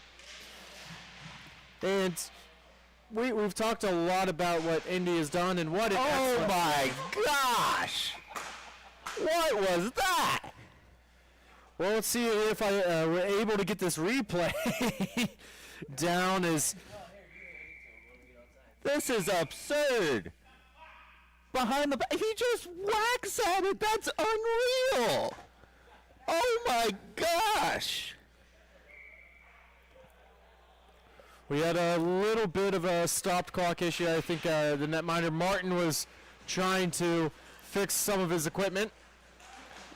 Yeah, as much as he was flailing around, some of it might just came off. Shot on by Hurst, and I was actually just about to say here, in terms of playing netminder, how tough is it when you're not facing that many shots? It can be really tough to keep. Oh my gosh, almost a big time opportunity for Fusion. It can be tough to keep your head in the game. You only get so many opportunities. You're not super active in it. And you really hate for anything to go in because, like, you think about if you only face 3 shots, you let one in, even if it's a great opportunity, you still don't feel like you're contributing to your team very much. So it can be really tough. It's almost sometimes easier to be the guy who has to face 50 than it is to face 5. Well, we do feel for all the goaltenders out there that put their hard work on the line there. Thank you, PJ. Unfortunately, we do have to play against you, but it's a tough position to play, one of the toughest in all of sports. Yeah. Last time I checked, Grove City is 0-1 against the Mad Dogs this season, so I feel good about those matchups. Yeah, listen, it was a good, tough game. And, you know, a lot of opportunities to come down in the future. You might just see them again come playoff time. Yeah, I would say the math ain't mathin' for us making the playoffs, but next year, there's always next year. As we're getting close to the playoff chase here, moving, that will be May 18th and 19th. There's a shot on net by Clark as Stankiewicz stood tall. Stankiewicz is after those first 2 goals, and none of the 3 have been his fault. He has stood tall. He has stood to every test so far, including some really good opportunities. He's played a heck of a game. Like, there's no doubt about it. He's kept his team in this game. Well, I mean, in inline hockey, 3 goals is not bad. Defense definitely does tighten up once you get to the upper division, especially T2. But, I think for all of roller hockey, me personally, if that's my goaltender behind me, you keep it to 3. I think you're having a good day. Yeah, I would be, especially the opportunities and the chances that Fusion have had, I'd be more than okay with 3. Puck gets worked all the way back as coming up on the 10:30 marker here of the 3rd period as the Fusion are going to take their time. Going to work on that perfect breakout. And at the very least, just kill some precious seconds off this clock as it's a 2-goal game, and it springs Clark on an opportunity. Tries to go around 1, can't settle down. Excellent defense there by number 69, and a good bank pass to Wheatley's. He's going to carry it up by himself and misses wide. Yeah, one-on-one opportunity there for Wheatley, just unable to get the puck down and get a shot on net. One man all the way down low by himself, and he's going to have to retreat all the way back as they're going to set up behind Martin. Pittsburgh, once again, taking their time with the puck. They don't need more goals. They just take that precious time, look for the perfect opportunity, especially if Indy's not going to be aggressive. Gets a shot off, right leg save by Stankiewicz, going to be retrieved there by the Fusion, and just going to go all the way back down, forcing Indy Inline to continuously skate. This is one of the more demoralizing times, is when a team can maintain control and get shots on goal still. Like, this is just a hard time for Indy Inline to try to compete back. They're going to have to skate. They're going to have to put in a little bit more effort. Clark works it across, trying to go slot feed, and a bad play. There's going to be a 2-on-1. Johnson with the puck, give and go, and he finally gets it in the back of the net. Huge there for Indy. And I couldn't be the only one that was looking at this and was thinking that there was going to be another awesome save. But you look at a couple back and forth. This defenseman is just stuck. And an awesome, awesome shot. Short side, just inside the post. Avoids the glove. And we have a 1-goal game. And there's going to be a tripping call right off the face-off. So as much as they got the momentum and get it within a 1-goal game, they're going to head back to the penalty box. That is the goal scorer, number 72, Drew Johnson, who takes the stick infraction. Again, this is a first seed versus a fourth seed. For as much as there is a discrepancy potentially in skill, they have had opportunities. And every time they get a goal, they shoot themselves in the foot. If Indy could just stop hurting themselves, they would be in this game. But even now, down a goal, it doesn't feel like they're in this game. Yeah, I mean, the dominance of playing Stankiewicz with an excellent save. Huge save there by Dom. Rough shot there for 64. He had a wide open net, you see. Good pass, finds the stick blade, but the blade is closed and can only put it right back into the body of Stankiewicz. Clark now at the top. He's going to drop it down low. He's going to be able to walk in, and Hintmeyer is able to recover positionally. Way to take away space by Stankiewicz. Huge play there. That's a golden opportunity in close. Still on the far wall shot, missing way wide. Zalanka is going to pick it up. Back skate. Works the cross for Clark. Clark now trying for a give and go. Couple of big-time opportunities. The Fusion know that with a 1-goal game, they need something here.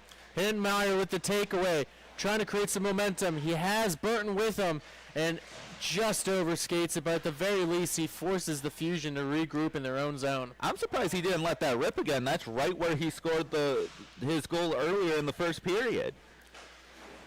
Clark to Zalanka. Zalanka now, he's got an open man in front, which was Hurst. The tall body defenseman is down low on this power play opportunity. Big time active stick there. Prevents the backdoor opportunity. Dobrzanicki quickly hops out there for Hintmeyer. Shot on by Zalanka, and he misses. He does hit the glass at least.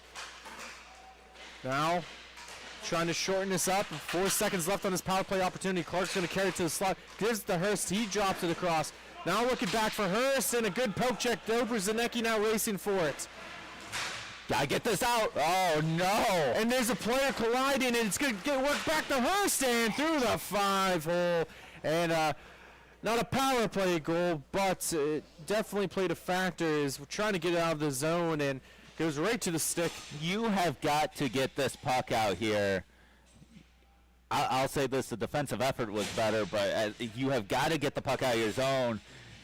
And you have to understand, these guys out in the neutral zone, they have to understand who's back. You only got one guy back. He's trying to play on the puck. He's trying to make a play on the puck. It's a long, he's out there for a long time after the penalty kill, unable to do so, and there's no one back to help. It's just brutal. Every time this team gets close, every time you think, well, this might be a game, they just make another crucial mistake. Now, we try to keep a very fair broadcast here. I know you're from Detroit, all right? I don't know if there's some hatred with any of Indy, but they need to do a lot more. You're right. I'm just ragging on you. Like, honest to goodness, they've played at times a really good game. They're right there with them. It's just these little mistakes that have been adding up for them. Well, they're looking to at least maybe get one back. It's a 2-goal game with 4:40 left, and the play, like you said, has been better, but it's still just not theirs. The Fusion are going to be content just going all the way back in their own zone and taking their time. And, I mean, where are you at here? When do you start increasing this forecheck? When do you start chasing? When do you start working on the netminder? Right. We do get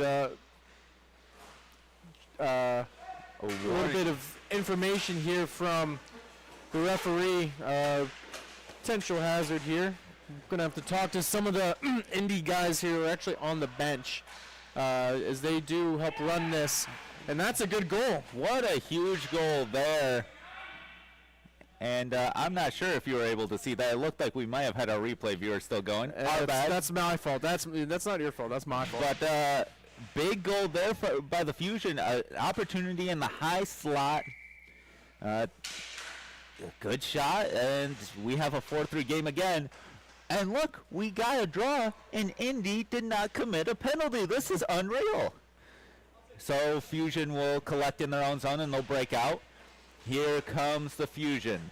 Coming to the right is Stankiewicz. Big stop there by Stankiewicz and a rebound right there in front. And Stankiewicz stands tall once again with a second save.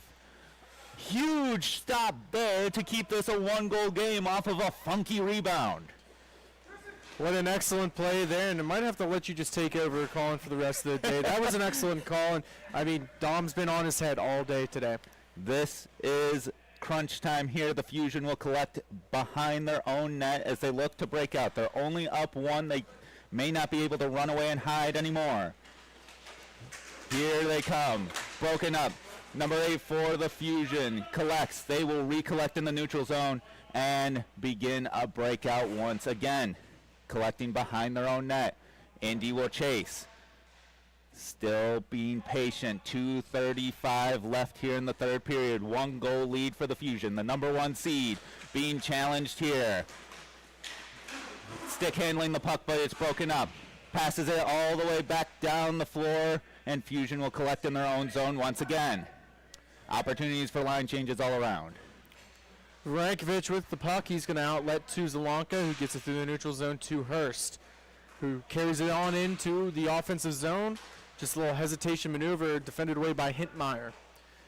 Now a little drop pass for Varankovic. He's going to carry it in as more players moving, and now we get it up top right to the slot. Gets a shot off and missing high and wide. Almost takes out his own man, who is skating behind the net. And was trying to go back to Varankovic, and he wasn't ready for that play. And it gets worked all the way back down to Zelanka. Now they're going to have to force the issue and forces him all the way out. Long stretch pass to Varankovic. He's going to try and take a tough angle shot. Way to close down the short side space there by Stankiewicz. As they're going to look to pull the goalie. Sussman now with the puck. Johnson hops out as the extra attacker. Dignan with it. Johnson, and excellent triangle passing as Sussman works it into the offensive zone for Hintmeyer, who gets it to Dignan with about 1:12 remaining here in the third period. 1-goal game. 4-3 Fusion lead over Indy Inline. Oh, right there. Opportunity rebound.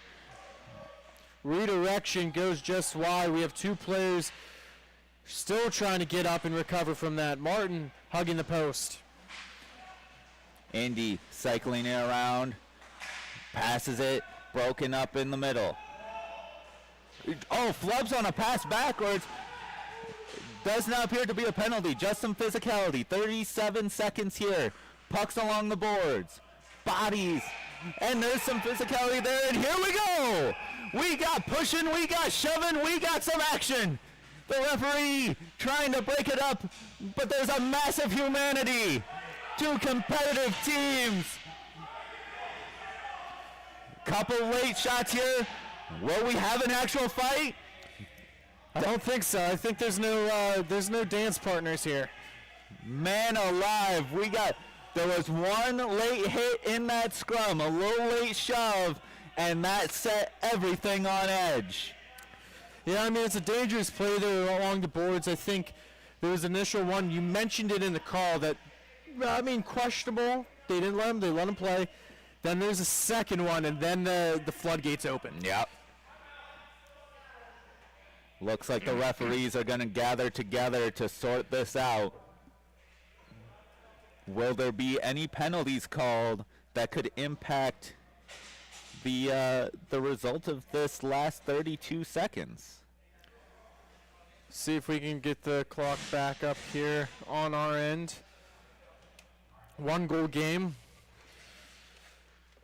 be a conference, and a good thing we have one of our best officials out there, Mr. Dean Hindley, on top of it, and we'll see what actually gets called.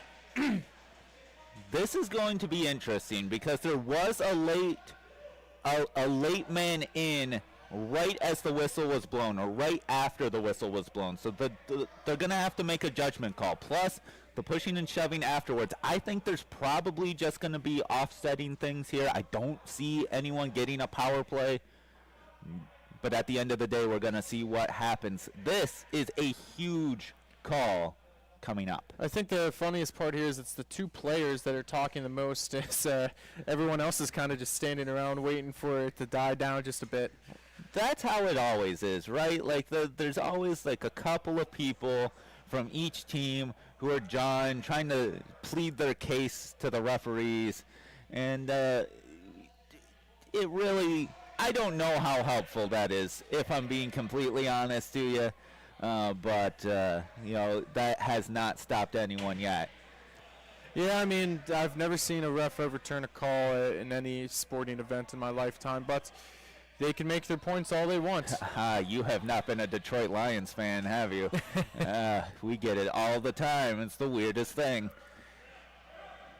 You're right, and hey, listen, it does happen from time to time. There is overturn calls, not at this level, I should say. It looks like we're gonna have, it's gonna be 5-on-3. Yes, and it looks like timeout.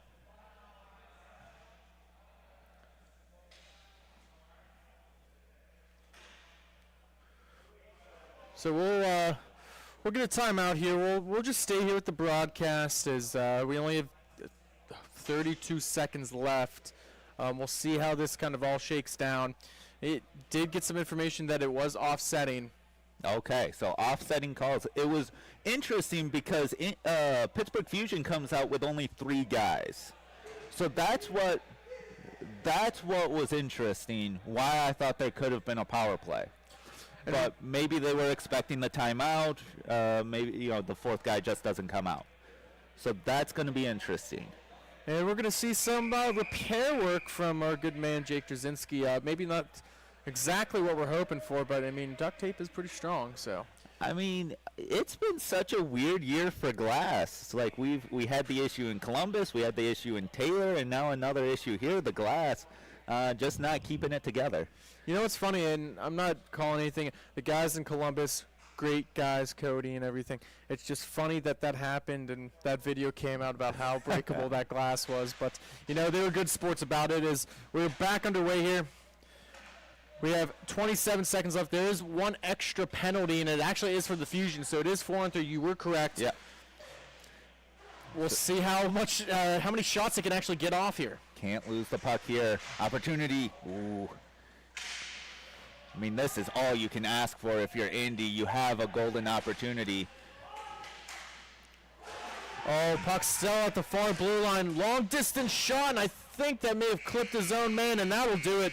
4-3 is the final score as the Fusion will hold on to that precious victory. They'll move on to the T2 championship, and they'll take on the winner of our next matchup here. So we'll see Floss and Sauce from Wisconsin and the Windy City Syndicate. I think the name gives the city away. We'll be right back. Thank you for watching Grove City Hockey.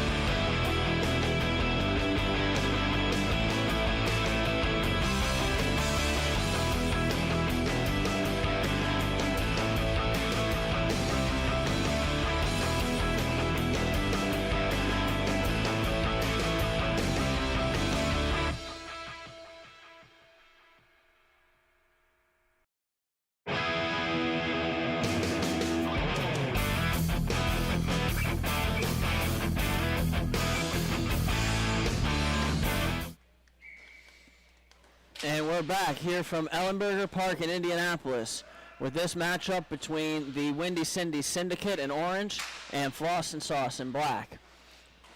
Yesterday, these teams, the Windy Cindy Syndicate won their first game 7-5, lost their second game as we have an early save here in the shootout 4-3.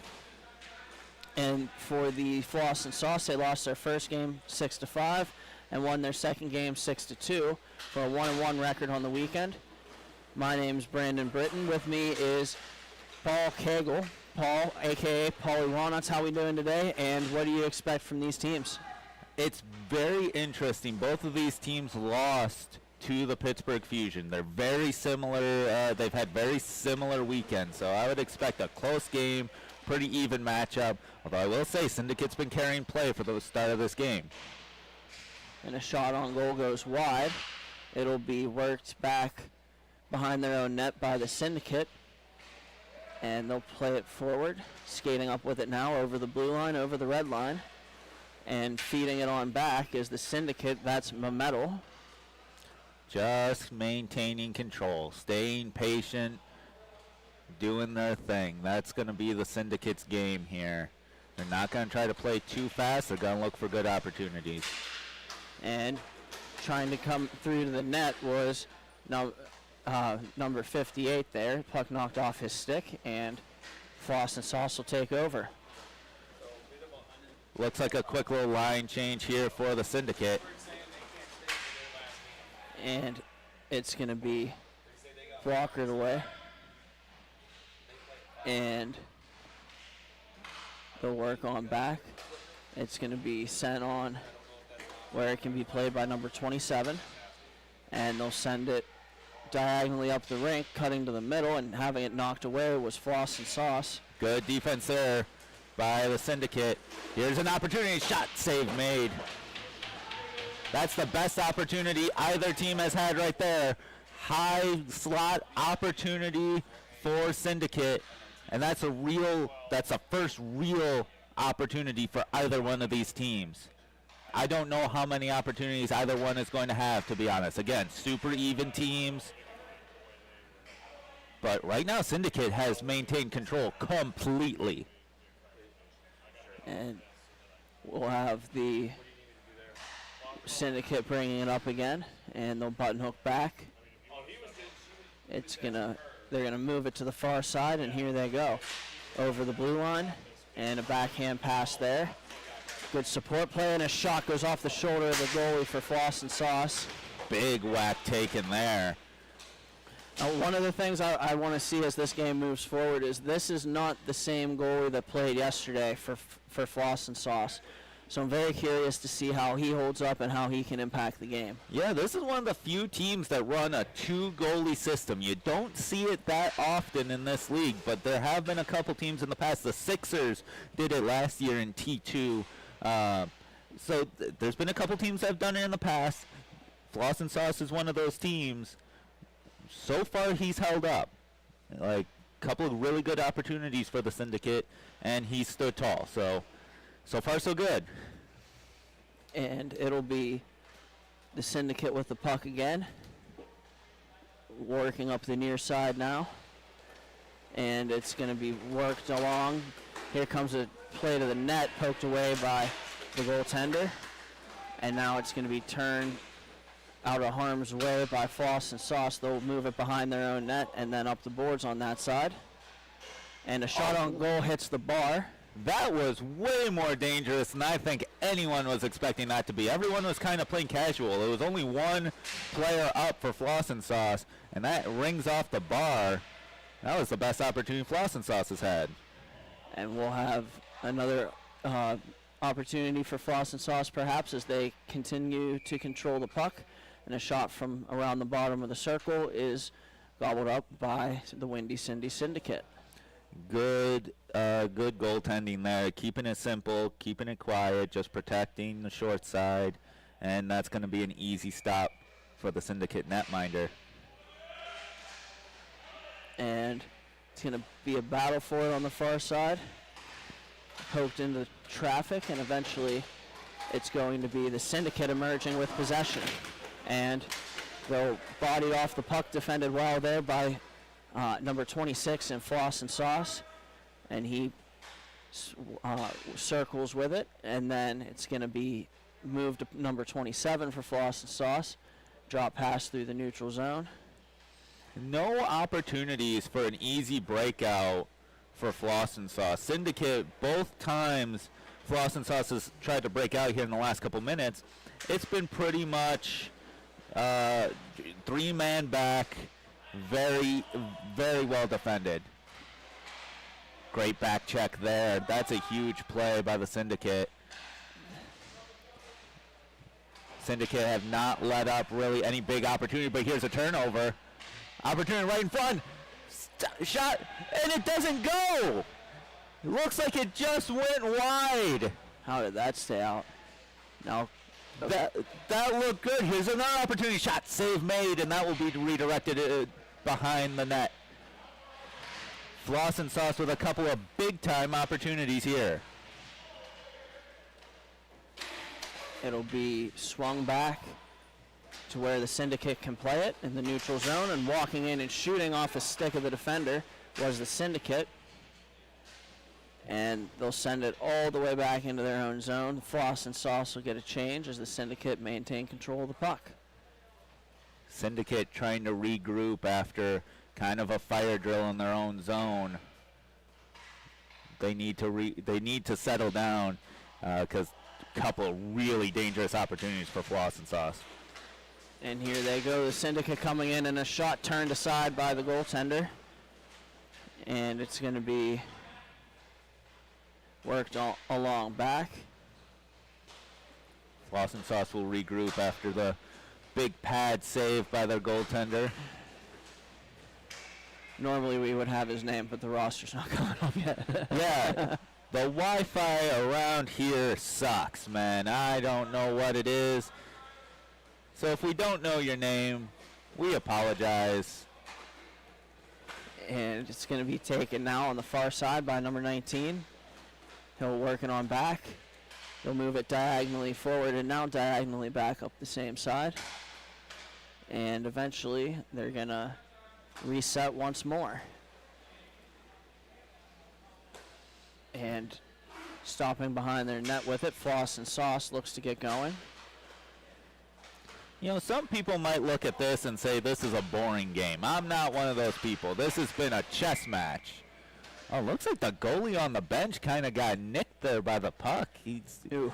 Saw him shaking his hand there. Kind of an odd play. It popped up in the board. And honestly, to add to the point you just made, with Sunday hockey, it's so intense. Loser goes home, winner goes to play the Fusion in this case. And it just adds to the fun. Yeah, it's one of those moments where you're like, everyone's playing super tight. The defense has been excellent. Here comes a big-time battle on the boards. It's going to be battled for behind the Syndicate net and eventually won by the Syndicate. They'll skate over center now. And trying to make a move to the backhand, to the forehand, and he scores. What a play there. What a great individual effort. That is unreal. Great power move to the net by number 14 in the Syndicate, and we're off and running. That's just a one-man army kind of play. He takes his defenseman one-on-one, dances him, and puts the puck in the back of the net. It's a 1-0 game here for the Windy City Syndicate. And we'll see if they can add to that here. They got a loose puck battle in the corner, eventually recovered by the Windy City Syndicate. Turning a backhander pass to the slot, shot save made by the goaltender. What a save that was. Big time stop there by Tucker Gilliand off of a low slot opportunity. Ratner with a great pass for Syndicate to create that opportunity. And it's going to be Floss and Sauce bringing it up now as they look to get something going. It'll be pushed to the outside and shot back through. It goes wide. And now it's the Syndicate coming back the other way. Number 72 looks up, protects to the outside, button hooks back, taken out of the play by Floss and Sauce, well defended there. Yep, no penalty there, just some physicality. And it's going to be worked on back and then forward. They'll battle for the loose puck, and eventually Floss and Sauce goes and collects it. Now button hooking through the middle and shooting is Floss and Sauce, and it goes off of, I believe that hit the butt end of the goalie stick for Syndicate. Yep. Ben Campbell once again with an excellent save. I don't know if he was able to control that or if that went up and out. I cannot tell, but that's a big time stop there. It'll be sent somewhere on back to the point, and Floss and Sauce moves it back down low to up high, and now taken away by the Syndicate. They'll cut to the outside and looking to move it. They draw pass back. Once again, just trying to maintain possession in their own zone, be patient, regroup, and get a good breakout. Cutting to the middle now. Here goes the Syndicate. They got Bonet going to the net. Can't get it to him. Broken up by the Floss and Sauce. Good play there by 27. He comes back the other way. He looks up. Little saucer pass through the middle. Didn't like the 2-on-2 opportunity. They're just going to bring it back, try to cycle it around. 3 men back in a triangle for Syndicate. That's going to be hard to break.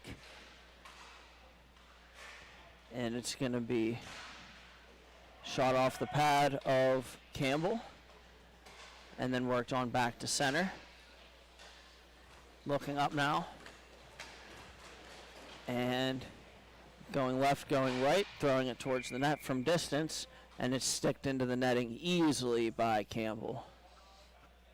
Nothing too dangerous there. Couple good moves in the neutral zone by Floss and Sauce, but that's about it. No dangerous opportunity. This game remains 1-0. Just over a minute and a half to go here, and it's going to have us work across or skate across with it for Floss and Sauce. And now they'll work back into their own zone, move it to the middle. And here they go, right up the middle. Floss and Sauce with the puck, a shot. And he scores! What a shot there by number 19, Floss and Sauce. 2-on-2 opportunity. The defenseman for Windy City Syndicate does not step up. It's a 2-on-2. You got to take your man. You got to step up. As he gets to right around the hash marks, he's able to rifle one right over the glove, and Campbell has no chance at that with that level of shot. And they'll move it back one more time, trying for the tic-tac-toe play. It didn't connect on that one. Somebody got a stick on it. And it's going to be worked out to center, where Windy City Syndicate has it. Just like we talked about in the last game, this is a big moment for Floss and Sauce. You cannot lose your momentum right away. You got to make sure you're still playing solid, playing good defense. Here's an opportunity right in front. Scores! What a shot, what a pass. And Syndicate take the lead right back.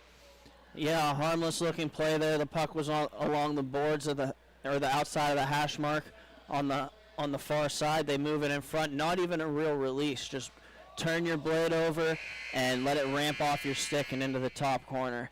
And it's 2-1. And the horn sounds. That'll do it for the first period. We'll step aside. Thank you for watching Grove City Hockey. Fans, it's that time for the GCH Puck Shuffle. Just like in the arena, we bring the fun to you at home. Follow the puck.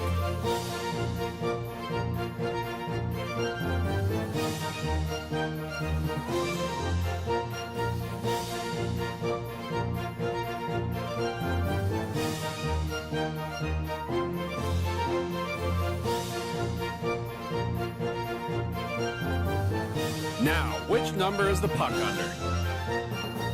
If you pick number 1, congratulations. Now, back to the action.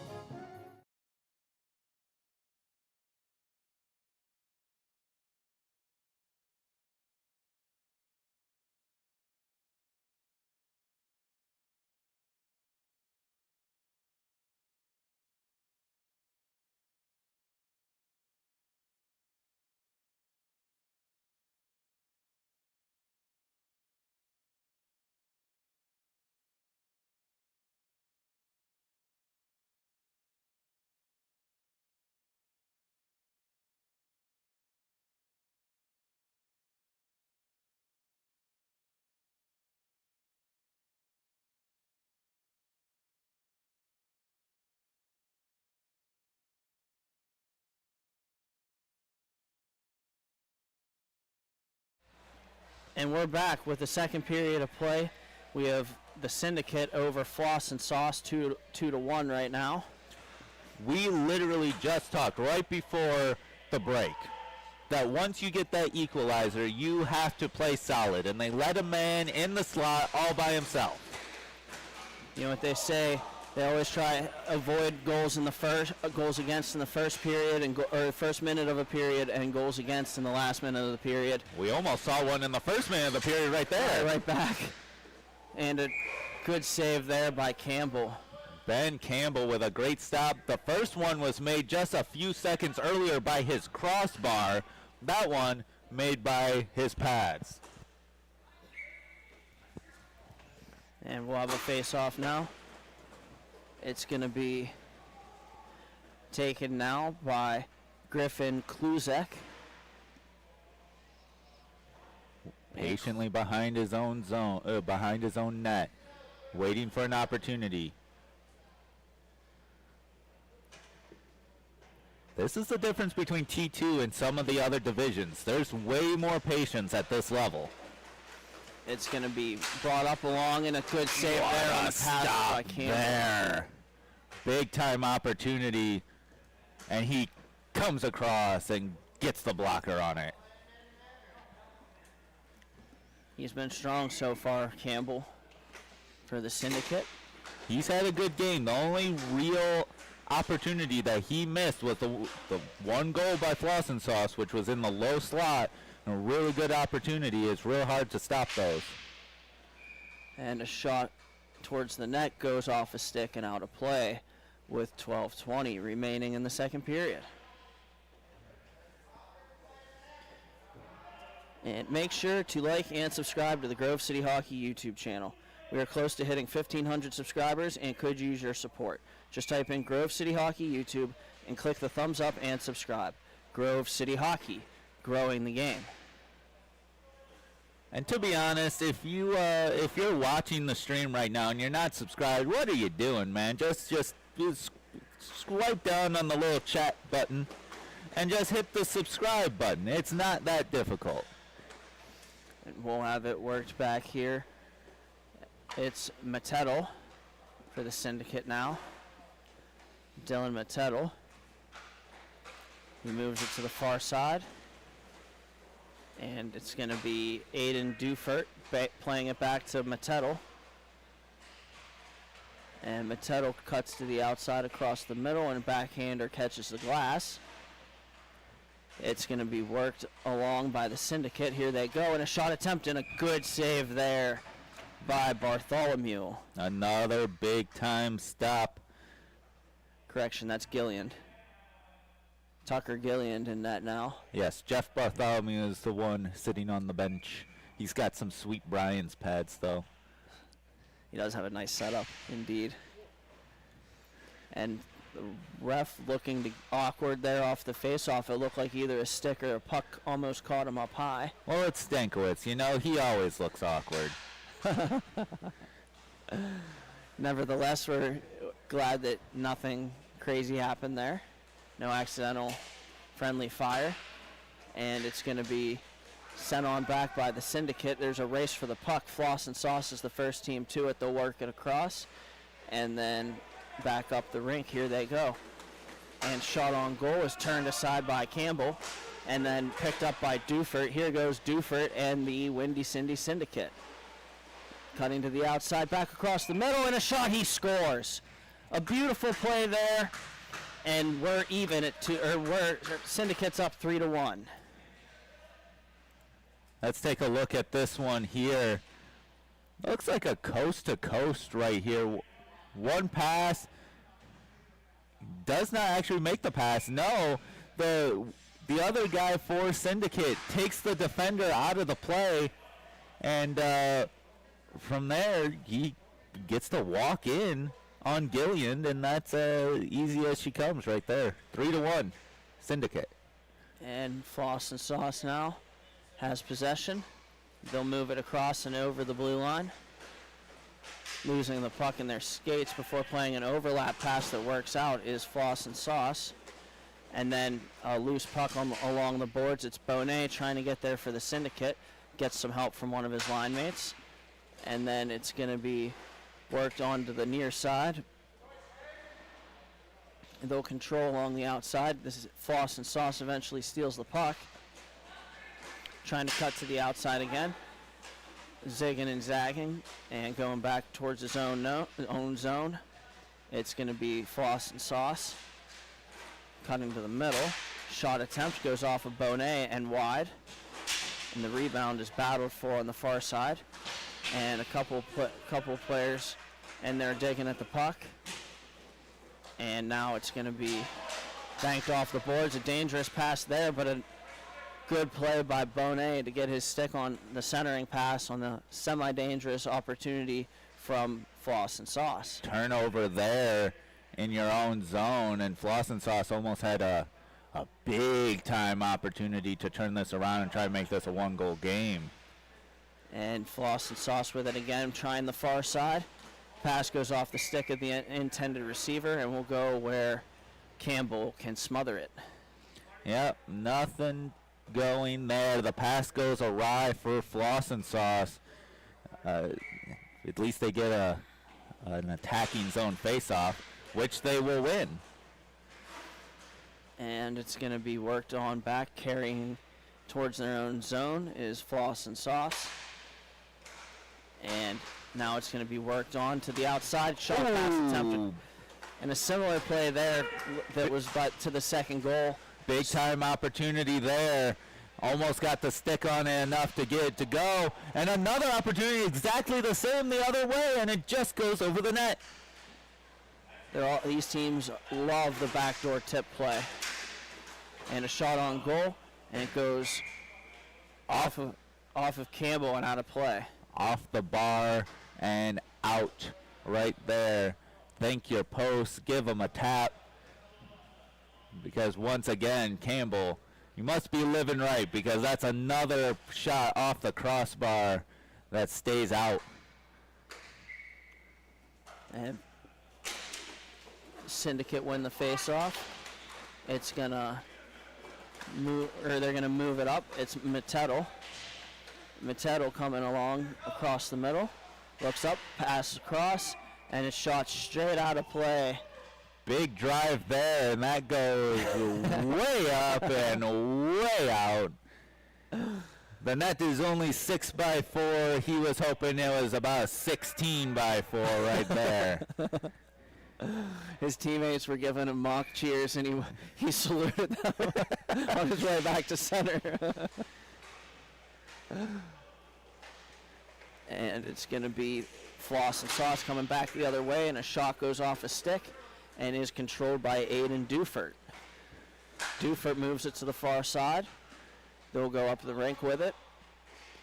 And a shot pass attempt is directed wide of the net, and Floss and Sauce maintains control. Floss and Sauce has got to do a better job watching these trailers, these trailing players for Syndicate.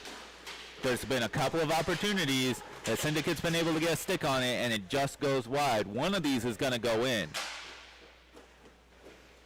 And it's Floss and Sauce on the near side, working towards the middle. That is Devin Brink with it. Makes a move, shot, scores! And a big goal there for Floss and Sauce, and it's a one-goal game. And what an opportunity there. Floss and Sauce on the centering pass. You're going to see they'll get it across. Oh, this appears to be the wrong replay. That was the last goal by the Syndicate. I thought Campbell had a piece, but not enough. That's how it goes sometimes. You just, like, those cross creases are so difficult. You're not able to get your whole body on it. So you're hoping that you can get your eyes on it and your glove in place. Like right there, that's a good glove save there by Campbell. But it doesn't always work out. So there's so much net to shoot at, and Floss and Sauce was able to find a little piece of real estate to bury that one and make this a one-goal game. Here goes Dufert again. Dufert walks into the middle, looks up, and now button hooking back into his own zone. Stop and start move. Once again, just like before, when Floss and Sauce tied the game, This is an opportunity where you're starting to get some momentum. You're starting to get some legs back into this game. You can't give up an opportunity so quickly. You have to play stout defensively and gain some control. And here's the Syndicate coming up now. And it'll be worked up the far side. They'll send it on back and across. It's Mattetto with it again. Syndicate has had full control since that goal. They have not relinquished the puck since. And it's going to be Dufert playing it across. And a shot on goal is off the glove of Gillian. And then worked on and battled for on the near side. And eventually the Syndicate are going to move it back down and across. They'll carry it in their own zone.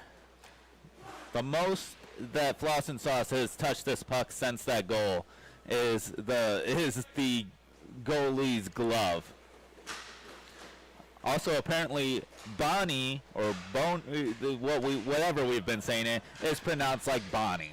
So that's good to know. Thank you, Jenna. I'm not pronouncing that last name. Thank you for telling us that. All right, Bonnie. I thought it was French. I'm not gonna lie. Bonnet. I was saying it like it's French. I thought just a French Canadian player came down over the border. Oh man. I apologize. We'll get it right. Here comes Syndicate breaking out of their own zone. Once again, still maintaining control almost this entire time. Not a lot of opportunities, just control. And here they go. It's going to be taken away now, Floss and Sauce. And they'll cut to the outside with it. It's Trey Gardner. And now Floss and Sauce going to try to gain some control. Syndicate playing a little bit more aggressive. They do not want to relinquish any momentum here. They've controlled much of this period despite the fact that they gave up a goal just a few minutes ago. And here they go. Floss and Sauce taking over.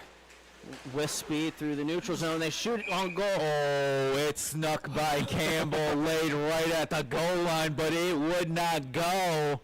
My goodness, that just kind of stopped in his crease. A lucky break there for Campbell. Campbell living right once again. That one super close. I will say this, Floss and Sauce, no one hovering around the net to poke at the loose puck. That could have been a golden opportunity to tie this game before the third period. And Floss and Sauce has it again. We have a minute left in the second. And it'll be worked up the near side. Here they go. Floss and Sauce with it now. And with it is Alex Arnold. He shoots, it hits the glass. And a blast around the boards. Please don't hit our glass too hard. It's already being held together by literal duct tape. Don't hit the glass, don't hit the ref there either. What a save. It would not go! A huge save by Gillian as he stretches out the pad. My goodness, let's have a look. Holy smokes! Let's see the replay here. That's the same one. That's still the goal from earlier. I don't understand. I hit the buttons like I was supposed to.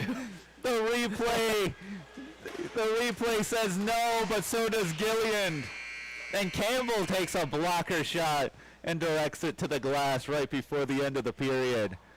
And with that, we'll step aside in this matchup here in Ellenberger Park. It is 3-2 Syndicate right now, and thank you for watching Grove City Hockey.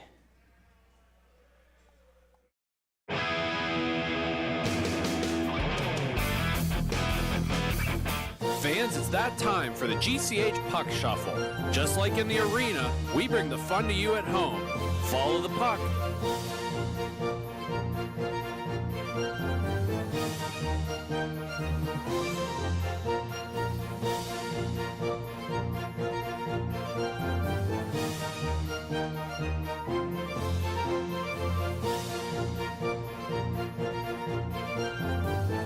Now, which number is the puck under? If you pick number 2, congratulations. Now, back to the action.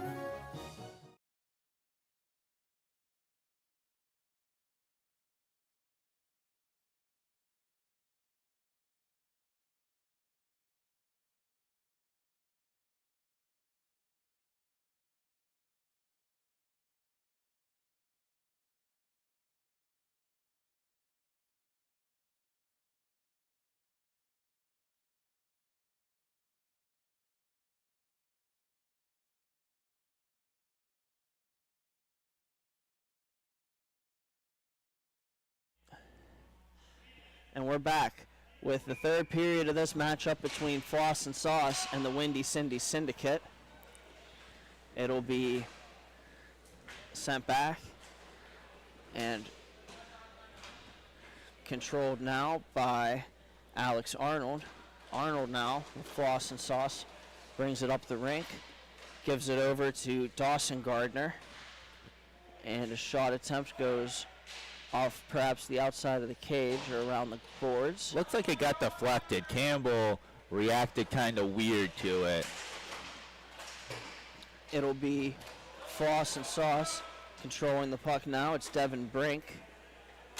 And hopefully Floss and Sauce is on the brink of another goal here, make this a tie game again. And they'll go across and moving on back, skating towards the boards.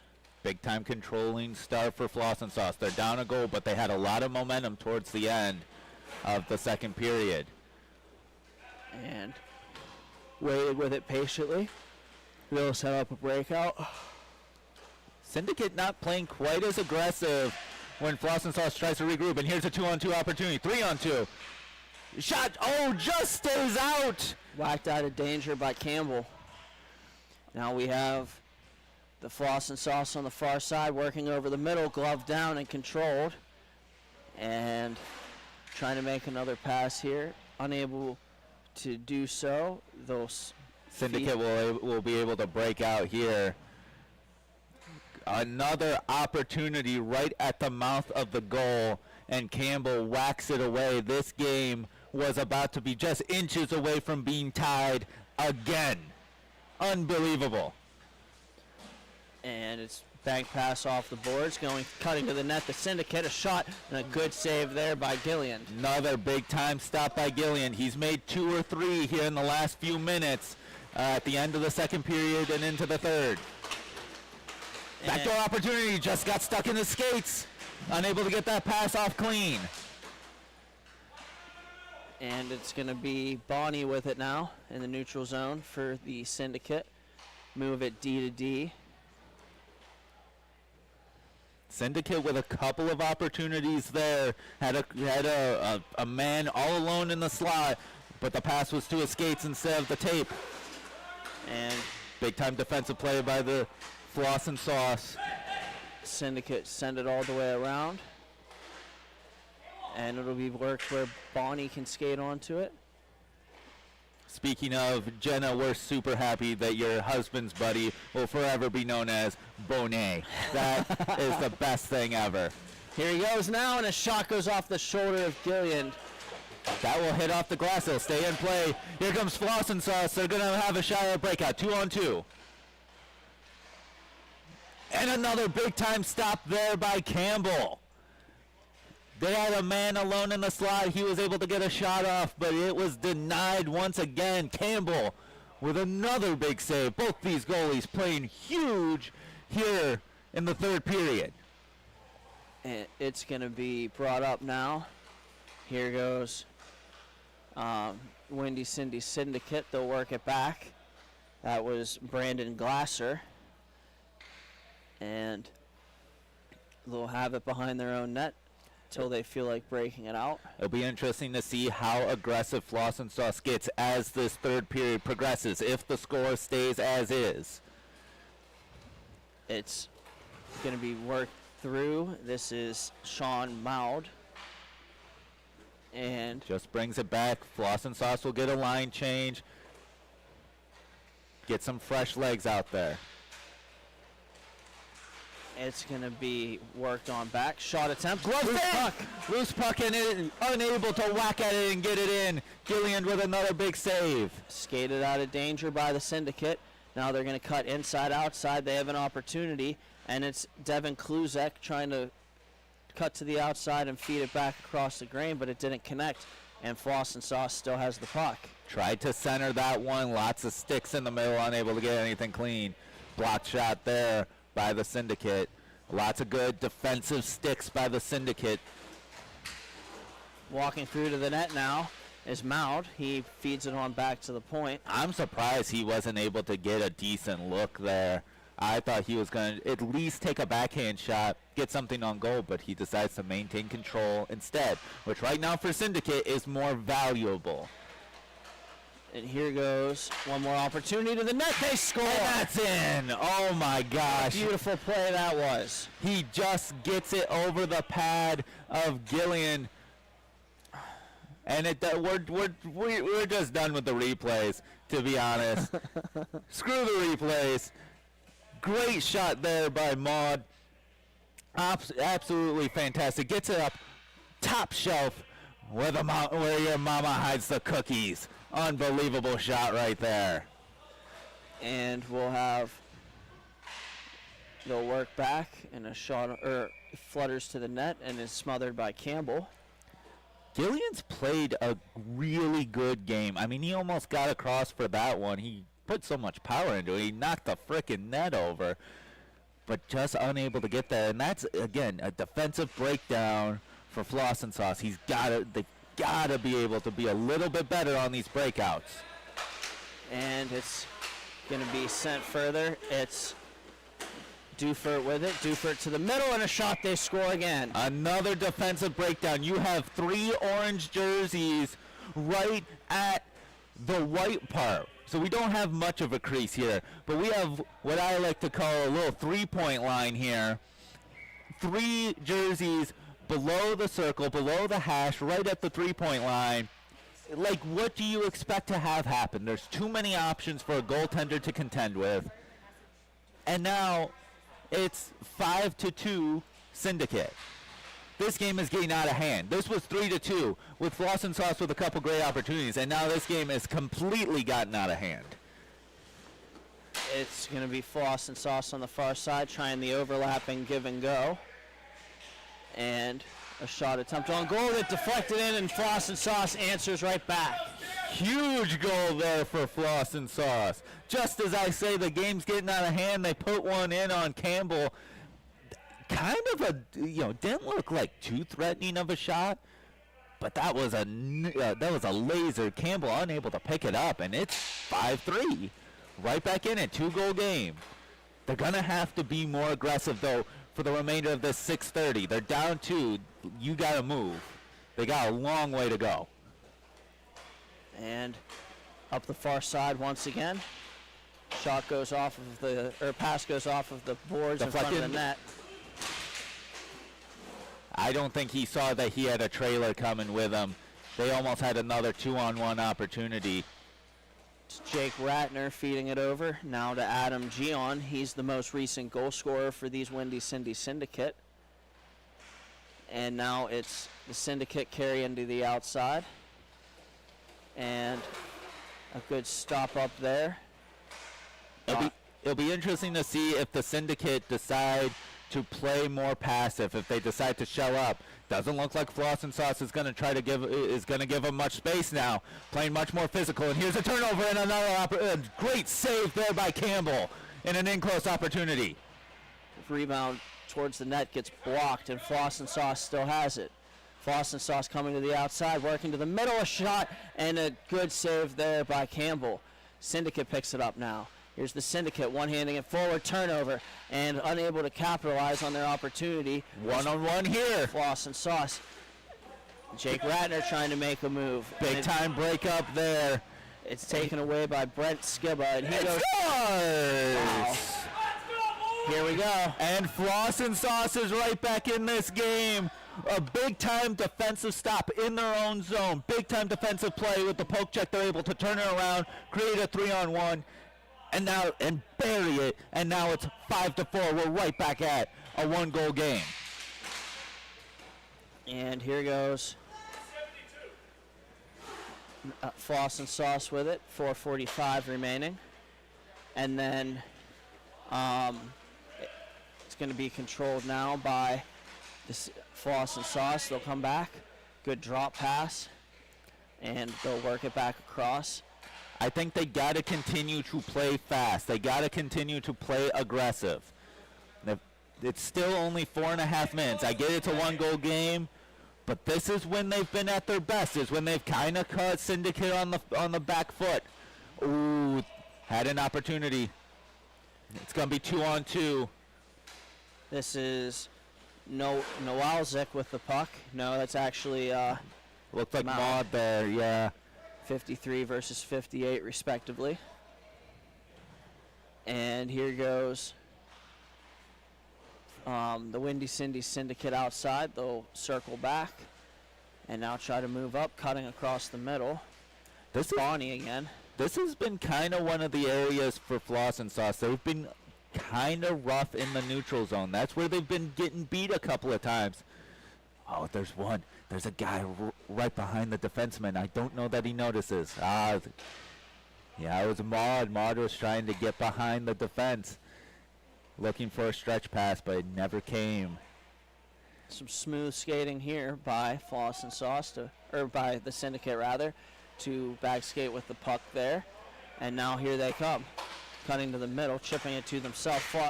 Opportunity, and it goes wide. Once again, right around the neutral zone.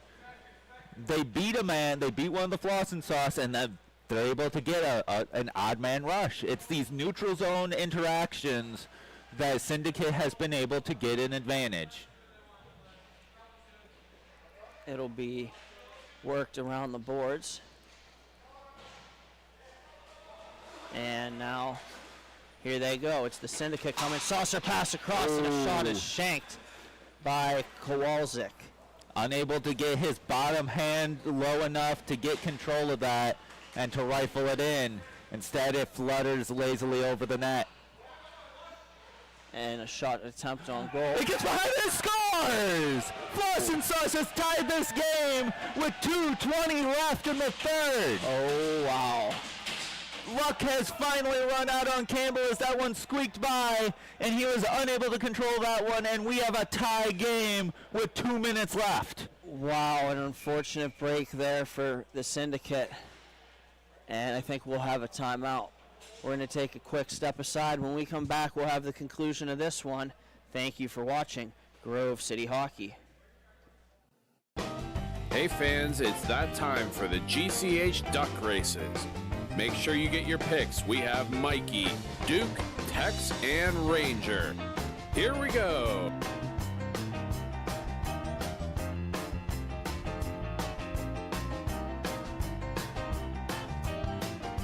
And your winner is Ranger. Thank you again to Bonus Accounting for sponsoring the GCH Duck Races.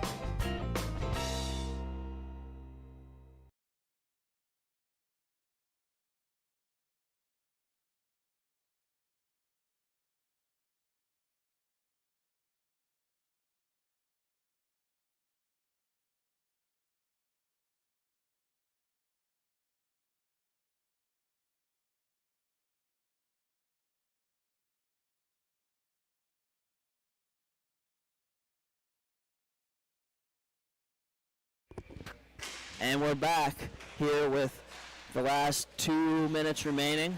Yeah, our scoreboard's a little off. It's fine. It's off by about a minute.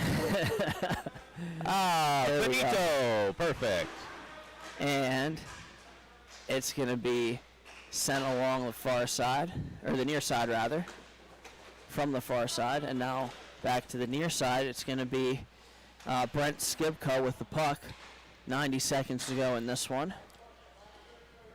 Floss and Sauce controlling after the timeout.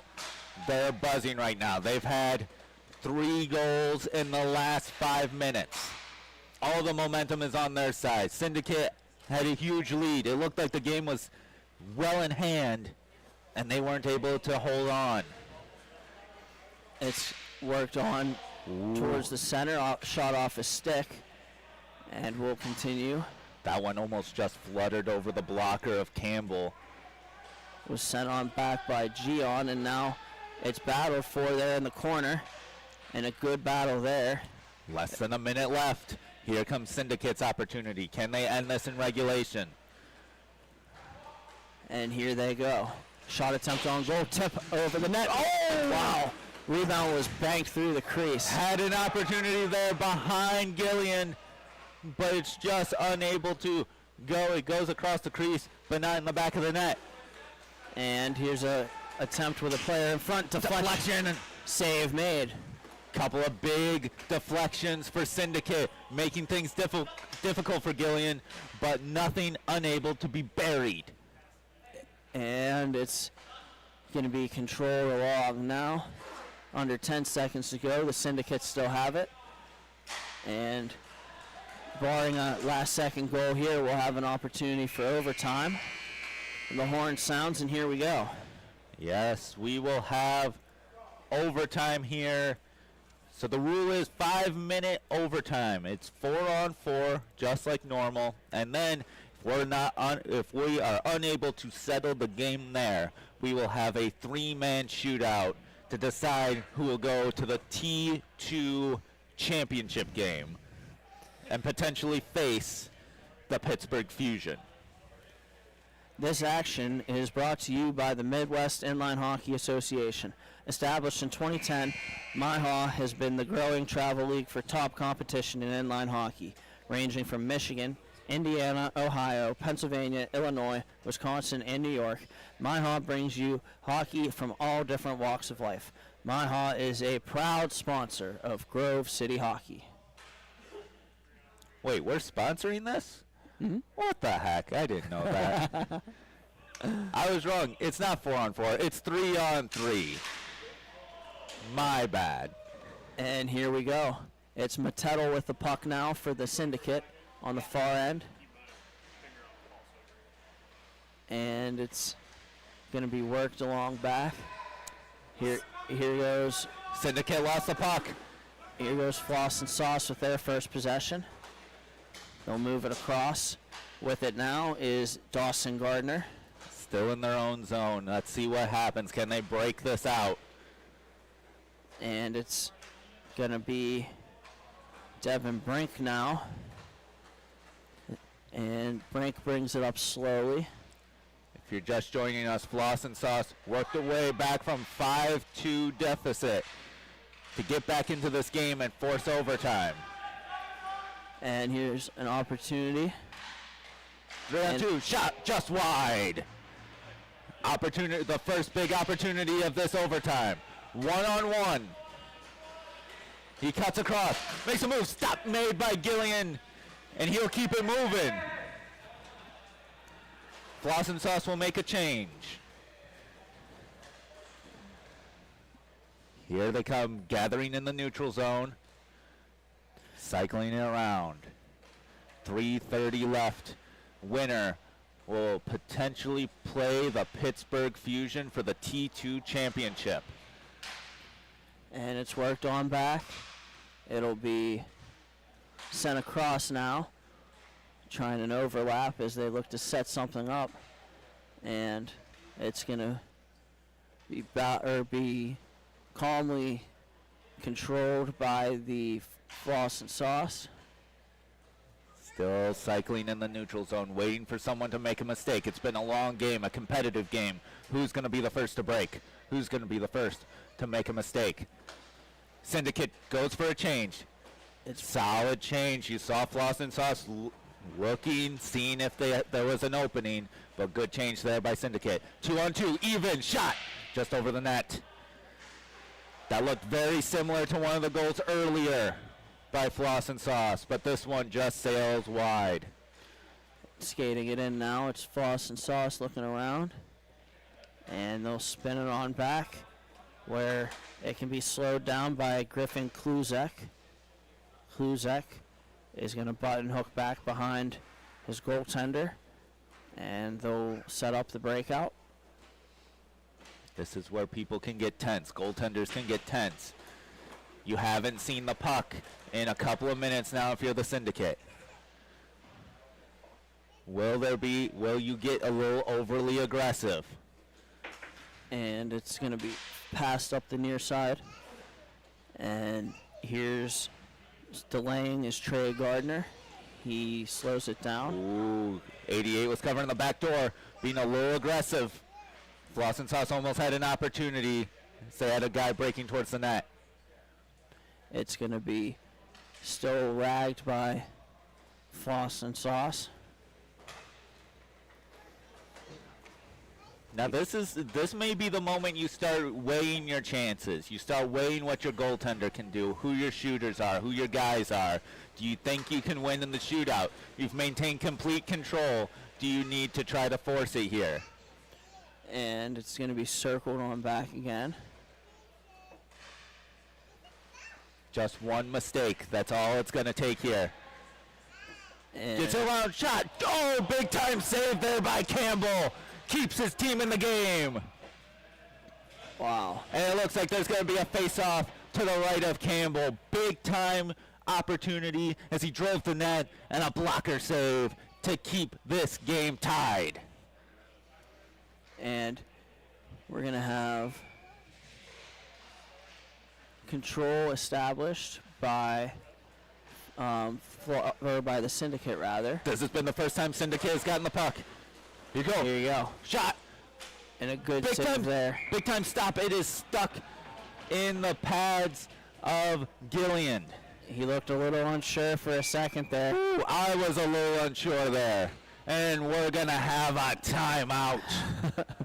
With about 24 seconds left. And we're going to keep it right here. And pictures will be on sale after the conclusion of the tournament. Whether you want one picture or a whole team package, we've got your back. Reach out to us via Facebook or email grovecityhockeyllc@gmail.com to place your order. Oh yeah, want to skip the trouble? Season packages make it easier than ever. Order today.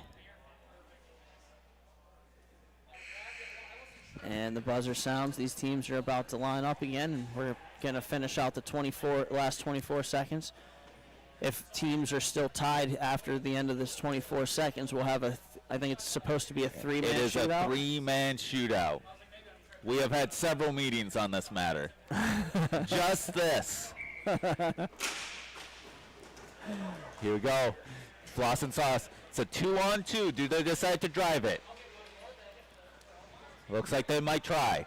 They'll bring it back. 12 seconds left.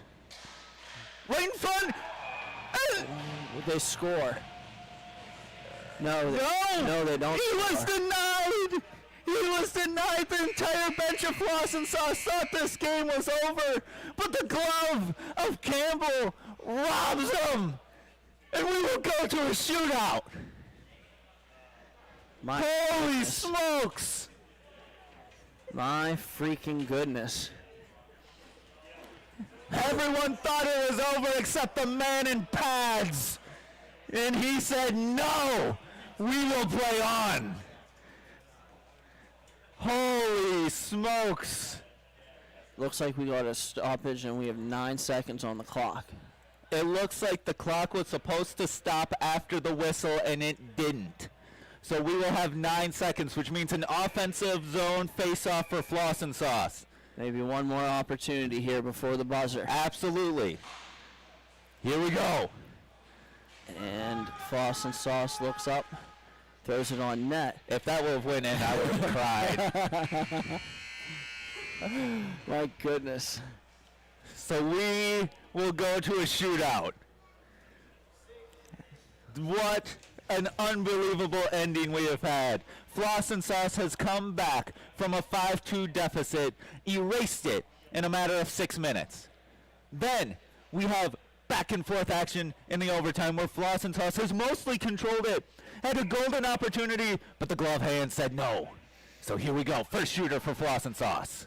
It's going to be Skibba.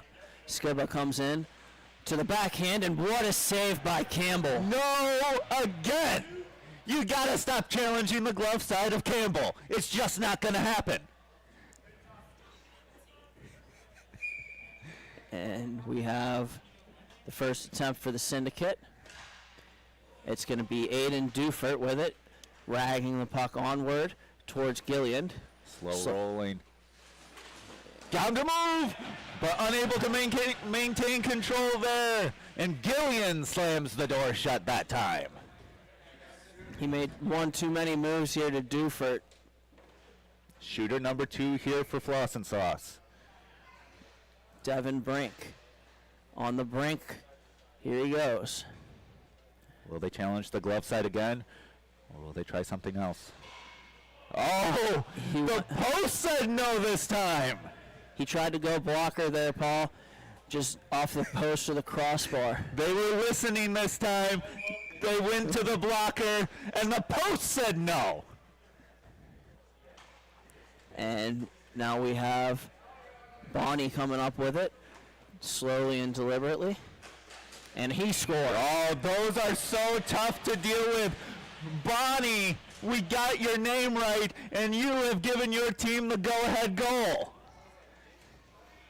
And now it's going to be Trey Gardner.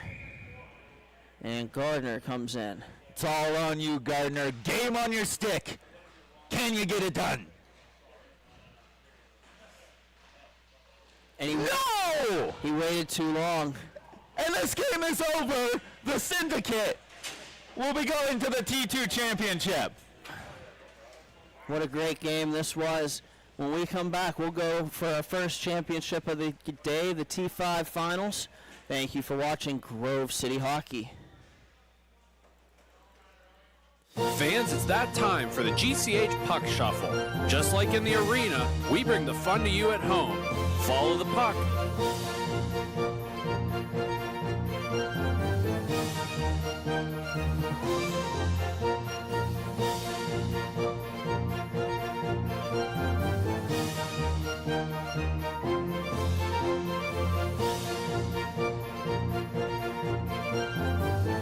Now, which number is the puck under?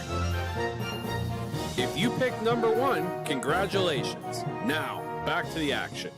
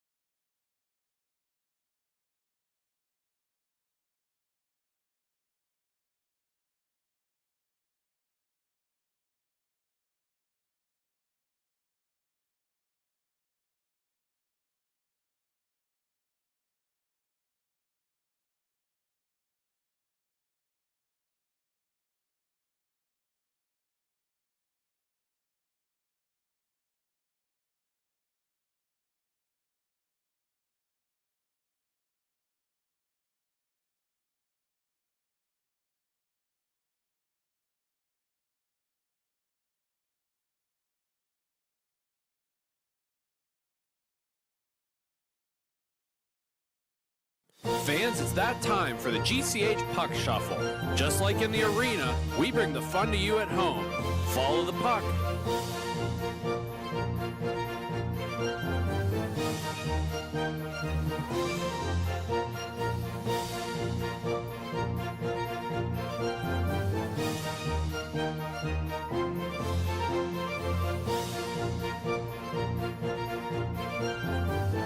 Now, which number is the puck under? If you pick number 2, congratulations. Now, back to the action.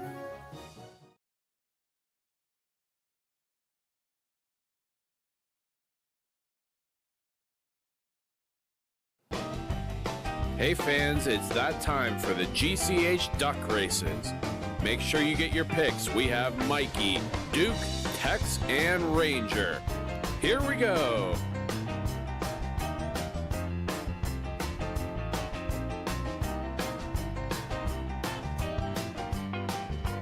And your winner is Duke. Thank you again to Bonus Accounting for sponsoring the GCH Duck Races.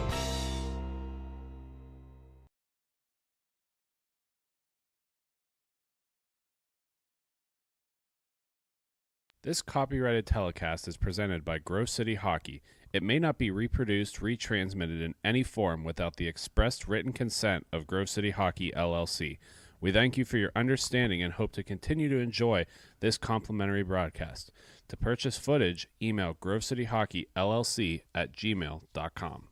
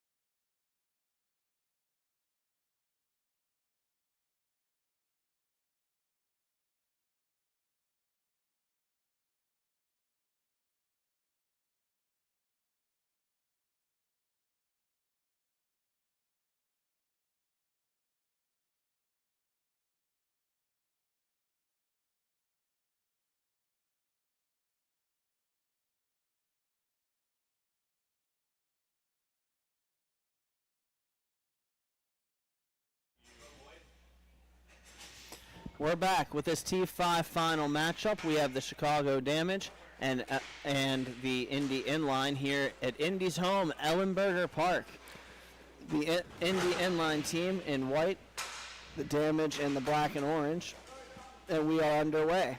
And boy, if you thought the last game was exciting, yeah, hold on to that memory because we dropped down a few divisions. We're at T5 now, which means this is going to be more comical. And look, when I skate out, I play T5. No disrespect, but there might be some disrespect here. So this is going to be funny. This is going to be funnier than it is skillful, but it's still going to be a great game. It's a championship game, and those pants, that jersey's awesome. Here he goes. Well defended there by Indy Inline. It's Watkins with it. Watkins sends it over, and now across the rink looking for Caprio. Caprio catches up to it, spins out of a check, and eventually it's taken away by the Damage. They'll still battle for it. And now it's worked out to in front of the Damage net where a stretch pass intended for Binion is going to be gotten in the corner. And just like that, I think we got 2 penalties here. Yeah, I'm not exactly sure what the call is, but that looked like tackling. It looked more like football, and that's not the sport we're playing right now. We're playing hockey. It looks, where are they taking both? It looks like they're just taking one man from nope, they are taking both. Yep, both are in the box. We're going to carry on with 4-on-4, and what is that cage? That's an old Brett Hull. Like, that's a crazy cage. I haven't seen one of those ever in real life. But that's what Brett Hull used to wear in college. That's crazy. That's from number 12 there. That's Ryan Spar. I dig it. I dig it a lot. And to the backhand. And it goes in. How did that go in? He lost the puck. He fell down. And it still went in. What's happening? I can't believe what I just saw. Here's a face-off. It's going to be Indy inline, or the Damage rather, winning the puck battle. 1-0 Indy, I guess. And we'll see if the Damage keep their heads. And a good shot on goal is swallowed up by the goaltender. Also, I apologize for anyone listening. I think I burped as the goal was going in because I was so surprised. It was like it just came out. I apologize. And it's going to be Singhas with it now. Singhas. It's going to be taken around the outside boards. Singhas looks up. Throws it through the slot. It's going to be Indy inline taking it. Opportunity here for the Damage. And rebound goes behind the net, picked up by the Damage. They'll continue to control. Cutting into the middle is Singhas with a shot, and he scores. Score right there. If you ever wonder why we're just a little less excited, it's more so that we're surprised. I'll be honest. I could not believe that shot that looked like a pretty solid opportunity. Lots of traffic out in front, and it just went in. That's crazy. Harper, we cannot wait to see you at Heatwave Arena, which will be at the end of March, if my memory serves. That's going to be an awesome event. I think that's our second or third event at the new Heatwave Arena. We're super excited for that. And it's going to be sent in front by Indy inline, and a shot and a save made, and the rebound is scrambled for in front of the net, and just goes wide. Taken by Indy inline again. It's Watkins. Tries to work it on back. Here comes Damage. One-on-one opportunity here. Shot on goal from Antonucci goes off the stick and out of play. Good stick there by the Indy defense. That's a dangerous one-on-one opportunity. He gets a shot off, but stick in the way. And nothing doing there. And a chip pass out. Here's Cameron Stair going in for Indy inline. Chicago will take it out of their own zone. These amazing Purdue jerseys. Unbelievable. That's just such a sweet jersey. Looks like he's wearing overalls. That's so awesome. And here goes a pass up the rink. It goes off a stick and is picked up by Indy inline. They'll go throw it towards the net. Blocked, and another shot goes wide. Now it's going to be coming back the other way for the Damage. 1-1 here, the score. And a shot attempt directed off the glass by the goaltender. Wesco with a big save there. Nice and simple. Get it to the corner. Let your team break out. Shot there. He had a 2-on-1 opportunity. Had a backdoor opportunity. But decides to shoot instead. Misses the net. Goes out of play. And it looks like we're going to have a face-off at center.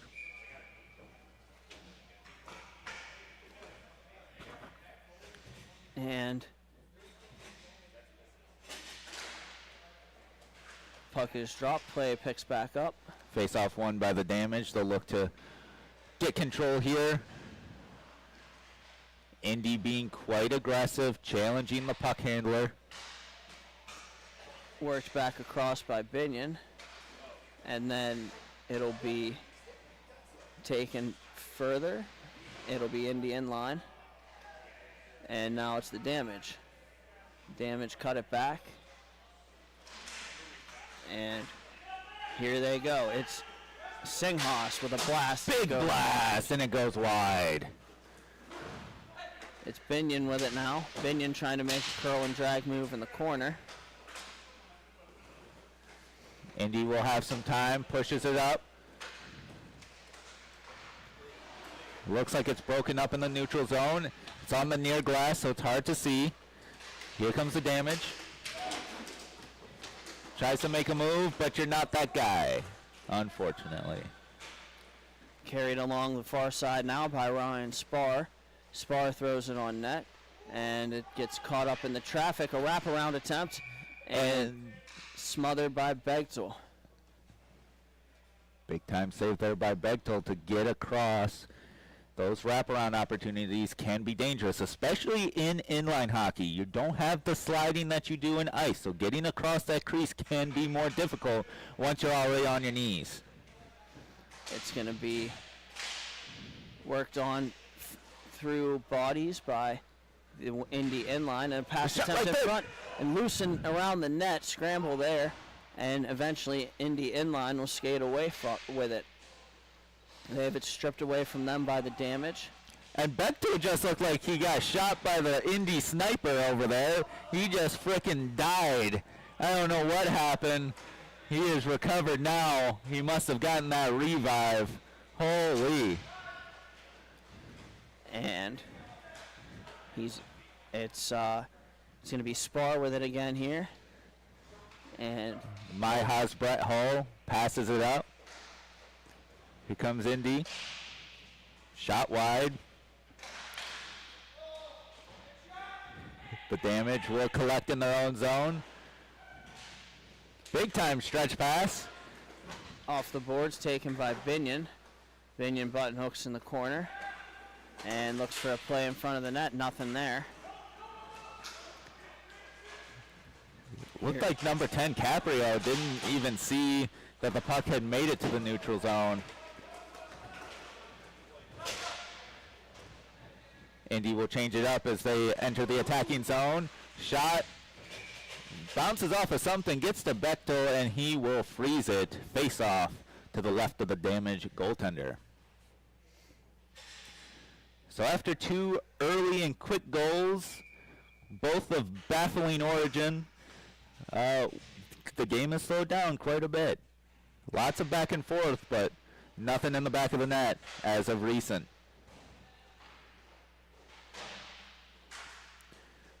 Pass broken up at the proverbial blue line, and Indy will collect it in their own zone.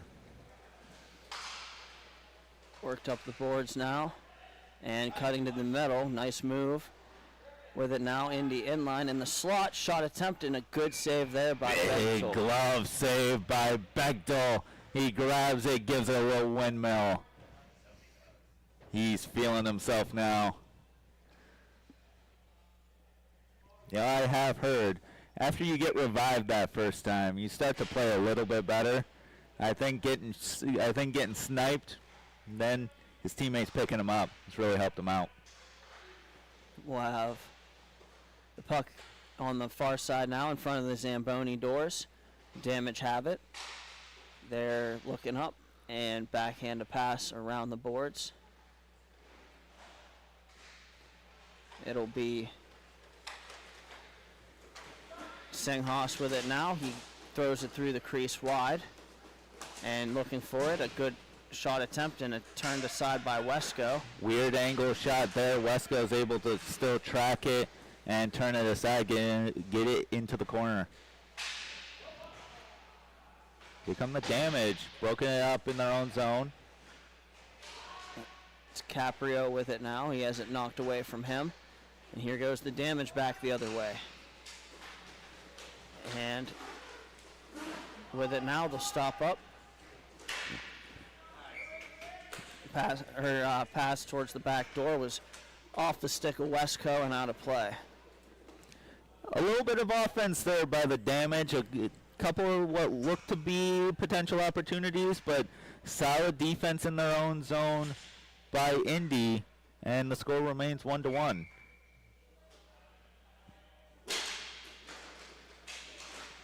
And face off just kind of Chicago won. There we go. deflects off his stick, and Chicago goes back into their own zone. They'll move it up, and it's Antonucci with it. Antonucci cuts to the outside, and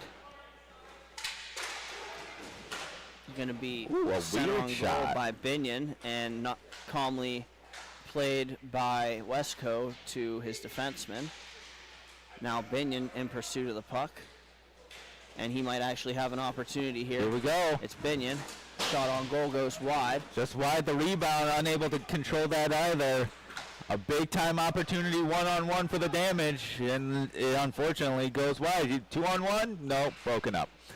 Here's Binion coming back the other way again. Binion trying to make a move with it.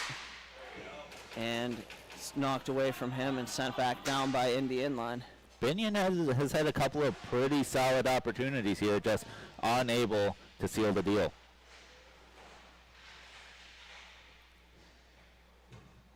And it's going to be taken now. It's the Damage bringing it up the far side boards. Here they go. Even 2-on-2. They'll cross it up. He maintains control. Shot. Wesco with the save. Shrugged away by Wesco. And it's going to be the Damage with it again. And a shot on goal is knocked down in front. Comes to the boards right in front of the broadcast booth. And then they'll feed it to the backside, and a shot goes wide of the net. He had an opportunity right at the face-off dot and didn't make much of it. Another lazy shot that just slides its way wide as the Damage have been in scoring positions, just unable to seal the deal. And it looks like Indy will just chew the rest of this clock, and the first period will come to an end. And after one, the score is tied at 1. Thank you for watching Grove City Hockey. We'll be right back. Hey fans, it's that time for the GCH Duck Races. Make sure you get your picks. We have Mikey, Duke, Tex, and Ranger. Here we go.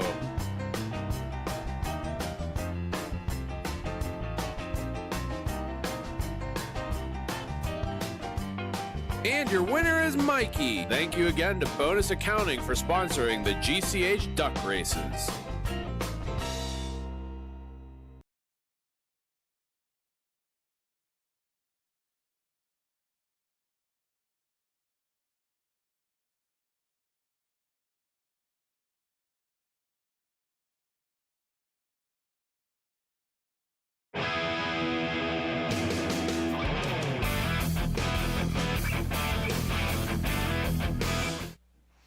And we're back with this with the second period of this T5 finals between Indy Inline, the home team, and the Chicago Damage here at Ellenberger Park. And coming up with the play now is Indy Inline. They'll bring it around the boards.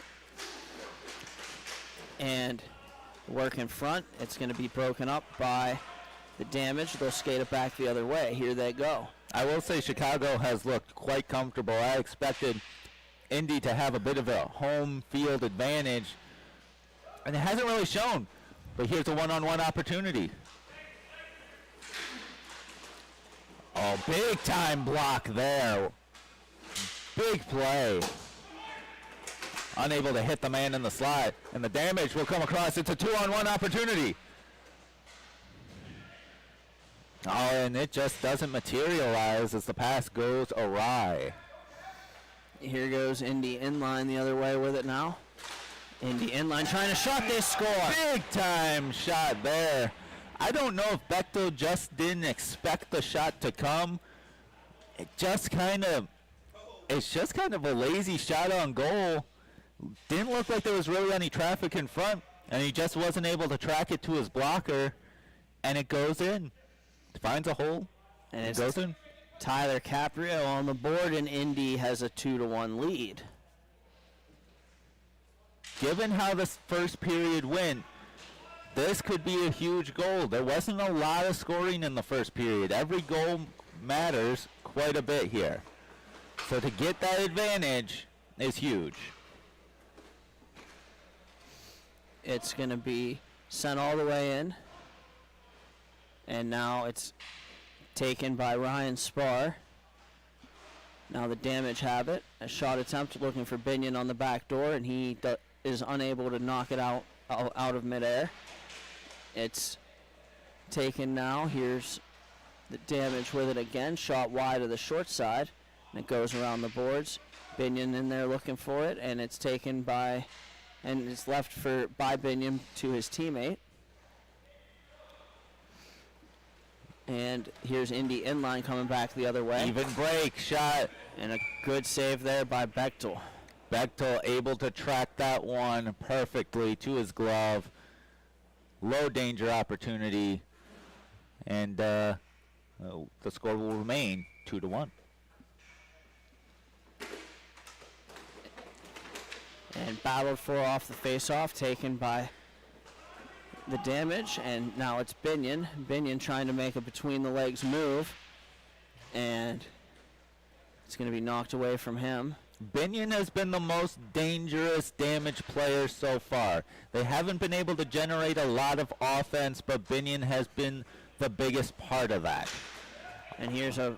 Almost lost it in his own zone. It's in his feet. He's able to corral it. Here's Pruitt pressuring for Indy inline. The Damage move it to the far side. Back across to the middle. Antonucci unable to take the pass. And then it's going to be Indy inline carrying it and moving it in front of their own net. Crossed. And here goes Indy inline. Looking up, shooting, and it's waffle boarded aside by Bechtel. And then the rebound. Oh, just trickles wide of the net.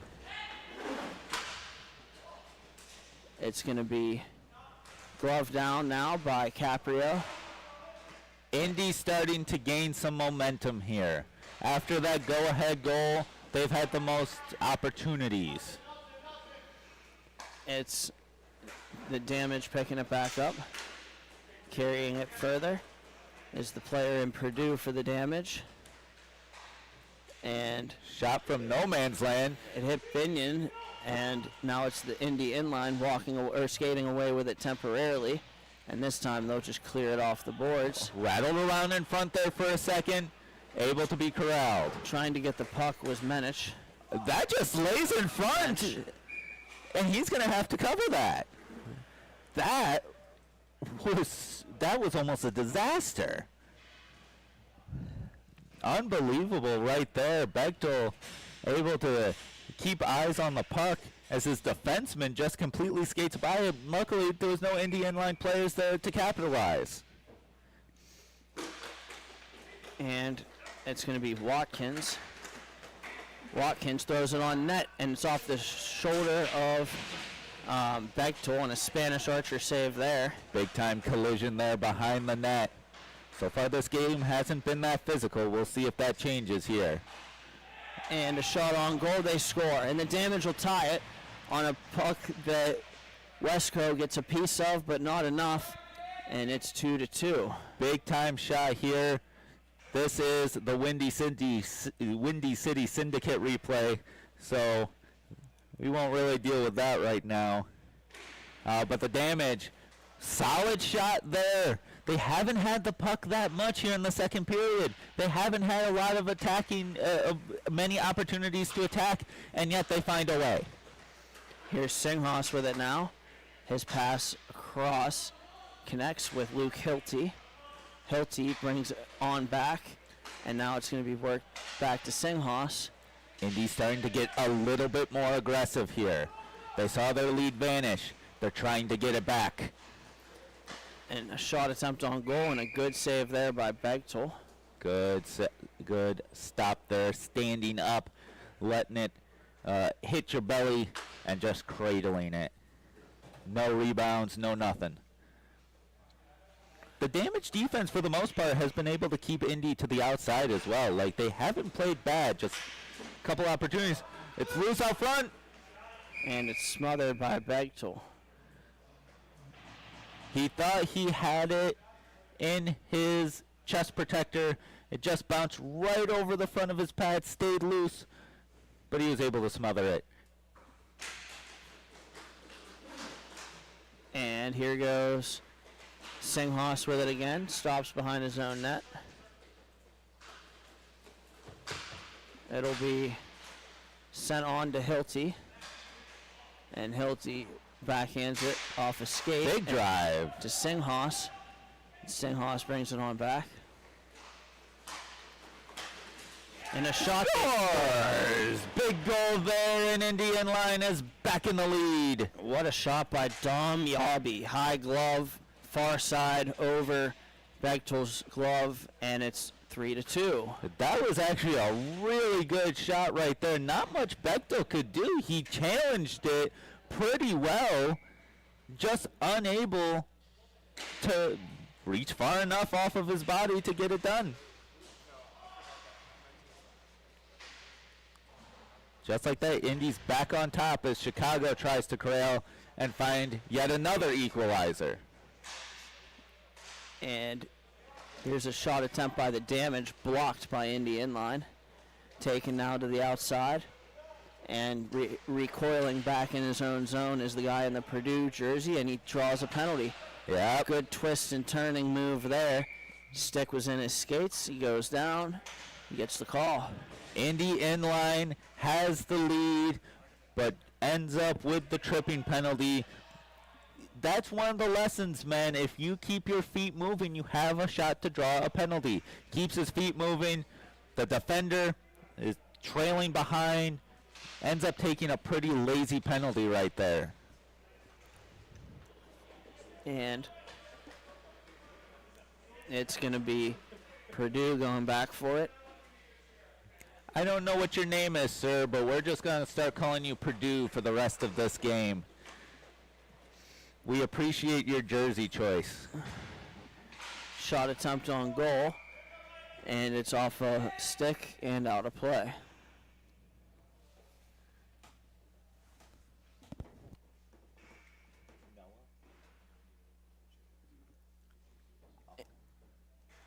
Binion in the face-off, and they win it. Coming back for it is Bechtel. He'll corral it, looking fabulous. That's Bechtel then in the... Yeah, there's two Bechtels. Noah, who's wearing the Purdue, and then, of course, Joel, who's in net. And another penalty here. And it looks like they're going to grab a damage player this time. Nice. We'll get a little bit of 3-on-3 hockey here at T5.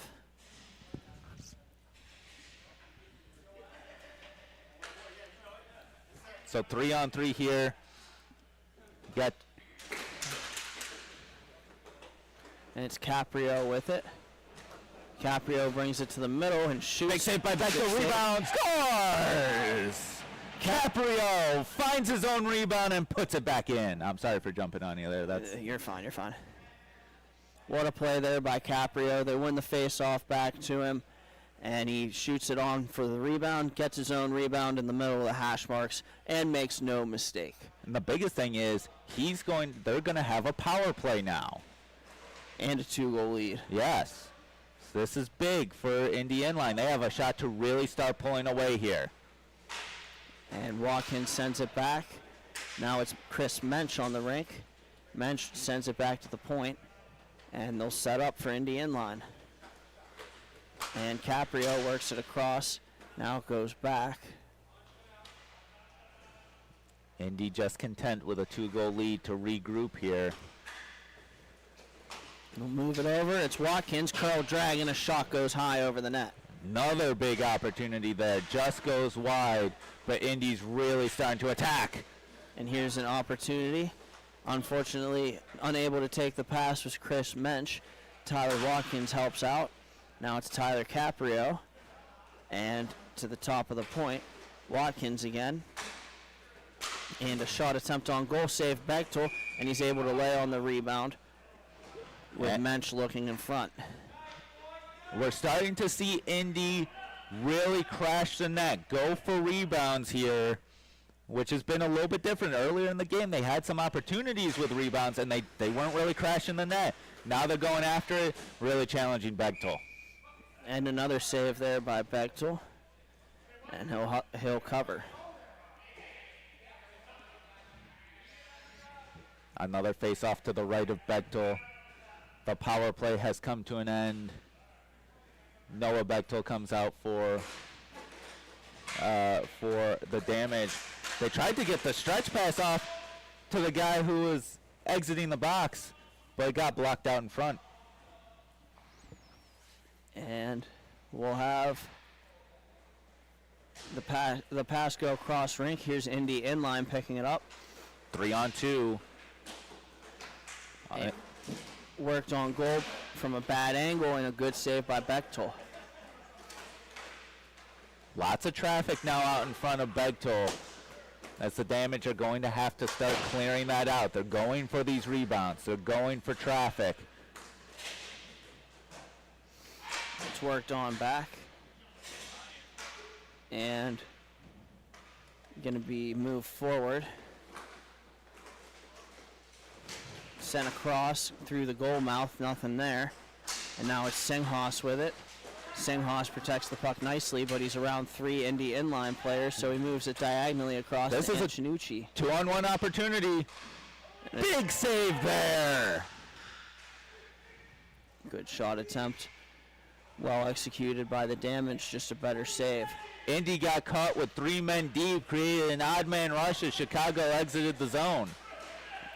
They're moving it back across and unable to take the pass. Now it's Bechtel. We have a breakaway opportunity. I believe it's Hilty. Another big save there. Wesco with a couple now. Dang, son. 18 seconds remaining here in the second period. Wesco with the 2-on-1 save and then a breakaway save has kept this lead at 2 with 10 seconds left in the second period. Maybe one more opportunity, but it'll be Indy inline. Looking in, shooting is Pruitt, and it comes on goal. Oh my And the rebound goodness. spat across the crease. My goodness is right. After the end of 2 periods, it's the Indy inline leading the Damage 4-2. Thank you for watching Grove City Hockey.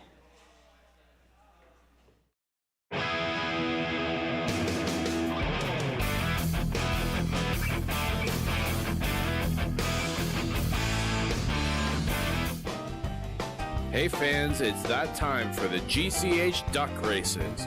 Make sure you get your picks. We have Mikey, Duke, Tex, and Ranger. Here we go.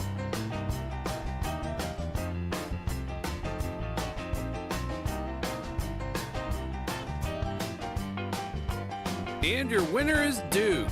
Thank you again to Bonus Accounting for sponsoring the GCH Duck Races.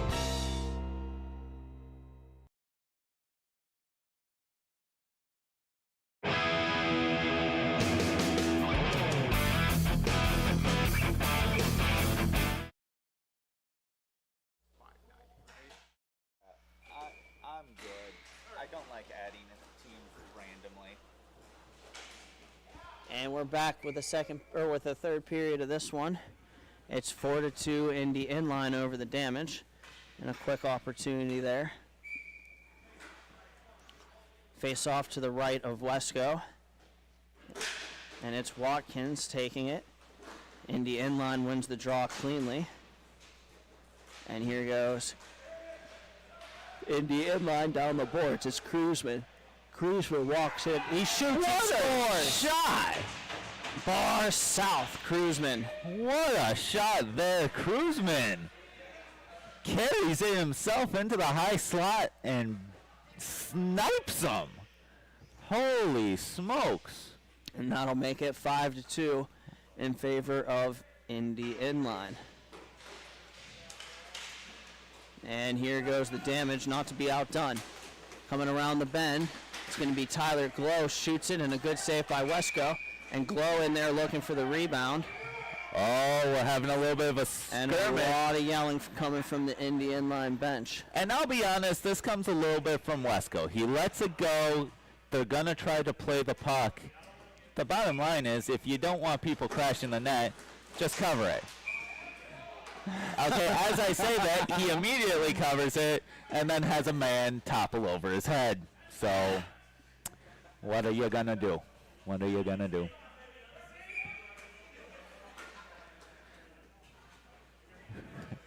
It'll be worked on and smothered again. All right, fellas, I need someone to either take an actual shot or let's move this along, all right? This is getting annoying. Like, this is great and all, but come on, let's move this along. This time it's won and controlled by Indy inline. Thank the Lord. Cruzman battles with it south of his own goal line, looking to get north. Sends it down the boards and off of the, or all the way down, rather. And they'll move it back across. Here come the Damage. Damage got to try to find their footing again. Kind of struggled here the last little bit. Big drive. And Singhas chops Michael Davis. He didn't like the little bit of contact he got in the offensive zone there, so he chopped him, and that's going to be 2 minutes. Big time penalty there, as it Indy inline will move to the power play after already having a 5-2 lead. They really have an opportunity to put this game away. This could be over if they put another one in.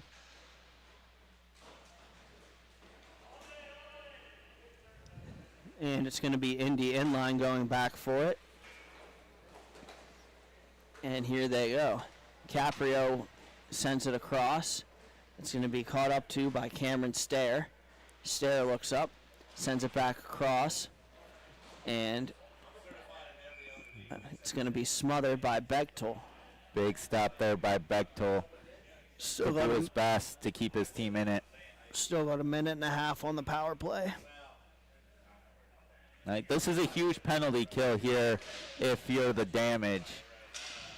You cannot let up another goal if you're going to come back into this game.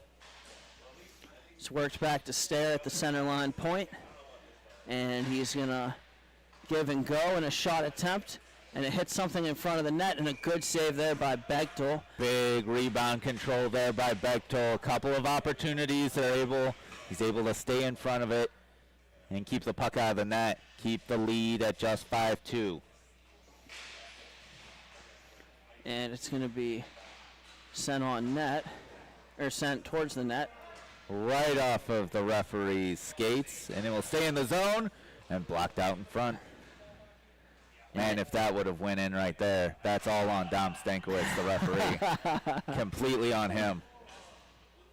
And here's Pruitt looking for it, and Chicago is able to chip it out. This could be interesting. Chicago back. Wesco with another save, though. And here they go. Indy will break out of their own zone now. 13 seconds left on the power play. And they will have too many men. 1, 2, 3, 4, 5, brother. That is too many men, and so just as their power play comes to an end, they will go on the penalty kill. And this could be huge for the Damage. Down 3, you get a goal here. You have 8.5 minutes left. We just saw it happen with Floss and Sauce. It could happen again.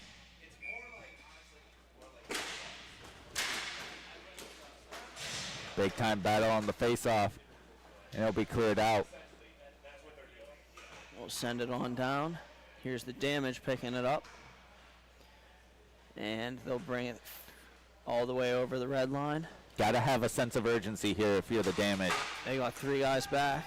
Wesco with a big time stop there.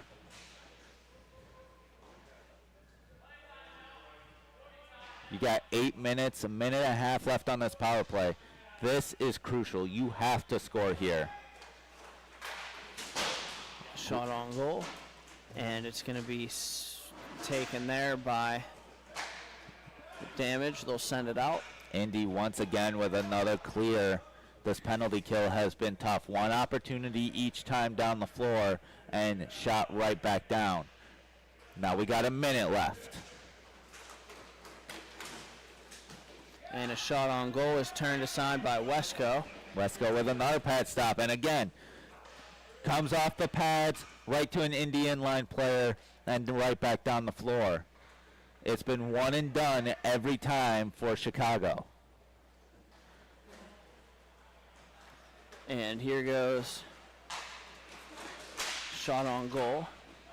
This time off a stick. They don't even get a full opportunity. And this has got to be frustrating. No sustained pressure for Chicago. And here goes Binion. Shot on goal, wide of the net. And now Hilty. Binion takes somebody out in front of the net. And the shot's... Oh, no! It goes right over the net. He had a gaping net and missed. And this shot by Hilty goes all the way over. And he just did it again. Back to back. That is crushing. The best opportunity they had all power play. A gaping net right at the dot. And he sails it twice. And the score will remain 5-2. Indy doing their best not to have too many men once again. Shot attempt on goal, they score. And it's Singhas. And he beats Wesco through the 5-hole. That'll make it 5-3. And hold on tight right now. Crazy. A little shot right along the floor goes right through the 5-hole of Wesco, who has been playing a great game. An absolutely stellar game.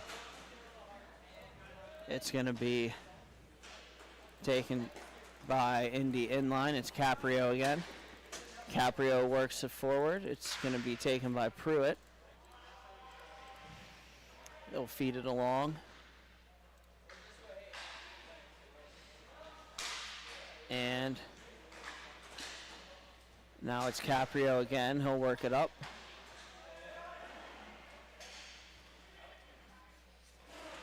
This game could get interesting if Chicago's able to get another one within the next 2 minutes or so. This could create a very suspenseful ending to this T5 championship game here at Ellenberger Park in beautiful Indianapolis, Indiana. And it's knocked away. And it'll be smothered by Begtel. I was blanking on his name there for a minute. Face-off to the left of Begtel. This is going to be a big face-off for Chicago. Damage win the draw. They'll turn it over to Indy inline. Pressure coming from Singhas. Ooh, Indy almost turned the puck over in their own zone. That almost created a big opportunity for Singhas. For Indy inline, Singhas is about the last person you want to have the puck at this situation. At this point, yeah, he's the last goal scorer, and he's been playing a very active game. He's been playing pretty well. Although Singhas might also only have one more before he's capped, so they might need a big goal here from somebody else. That is true. At the end of the day, you're going to need a lot more contribution. It's 5-3. You got a lot of work to do still. Another cover up by Bechtel. And you got to start to wonder, as a goalie, how aggressive you want to be. There's 3:30 left. Every time the clock stops, 15, 20 seconds is coming off the clock. And this time starts to really run out on you. Here's a shot attempt from Binion, gets blocked. And then Binion gets it back and wins it on to Begtel. He's been a little quiet in this game, Begtel. Ooh, wipes out there. And go ahead. But the puck stays in the zone. Bechtel with an opportunity, but it's broken up. But Chicago still maintains control of it. And Binion has it, turns, and feeds it back to Bechtel. Binion's another one who's played a really good game. Could he be a hero here late in the third? And a good play there by Watkins. He's going to bring it forward. Kruzman has it now. Kruzman sends it back pass off the boards. And it's going to be won by back to the damage. And a blast and a good save there by Wesco. Big stop there by Wesco. 2 minutes left in this game. Keeping a 2-goal advantage is crucial.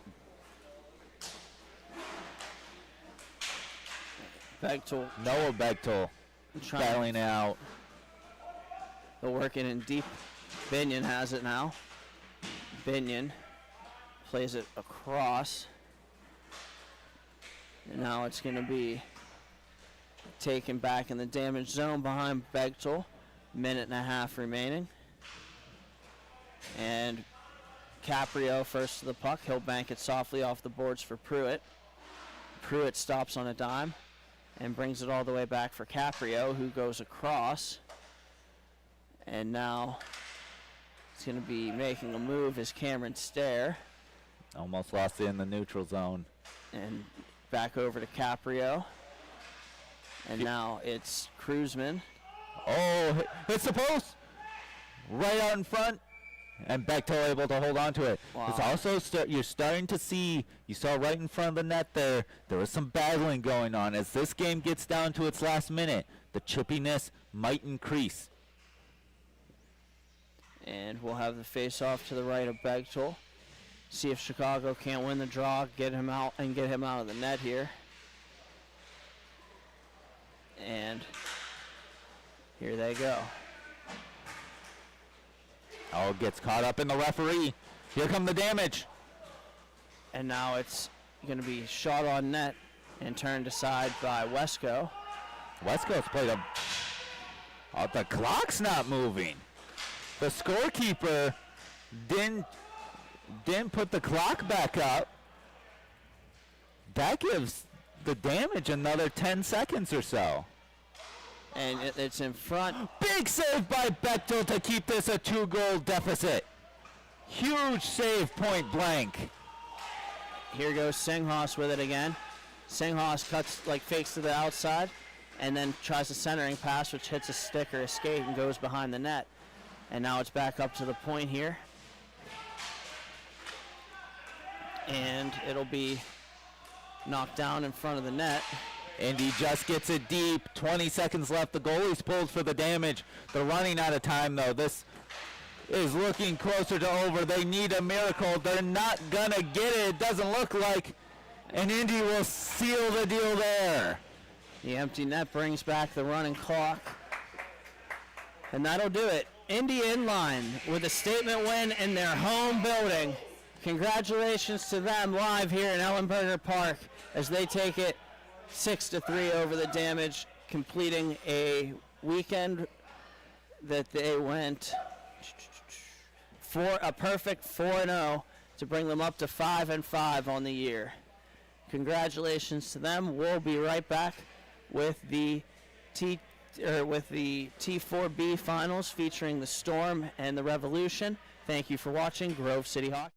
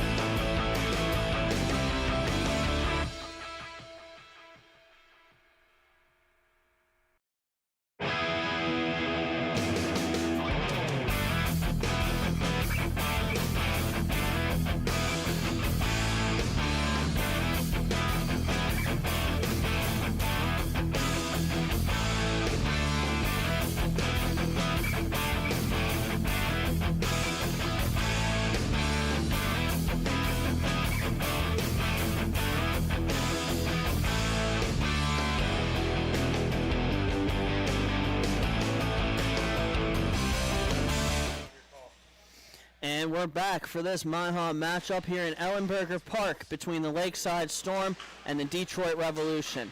The Lakeside Storm have the early possession, and they'll try to pass it in front. It'll hit a body and trickle on net where it can be covered. Interesting start here for Lakeside, already getting at it.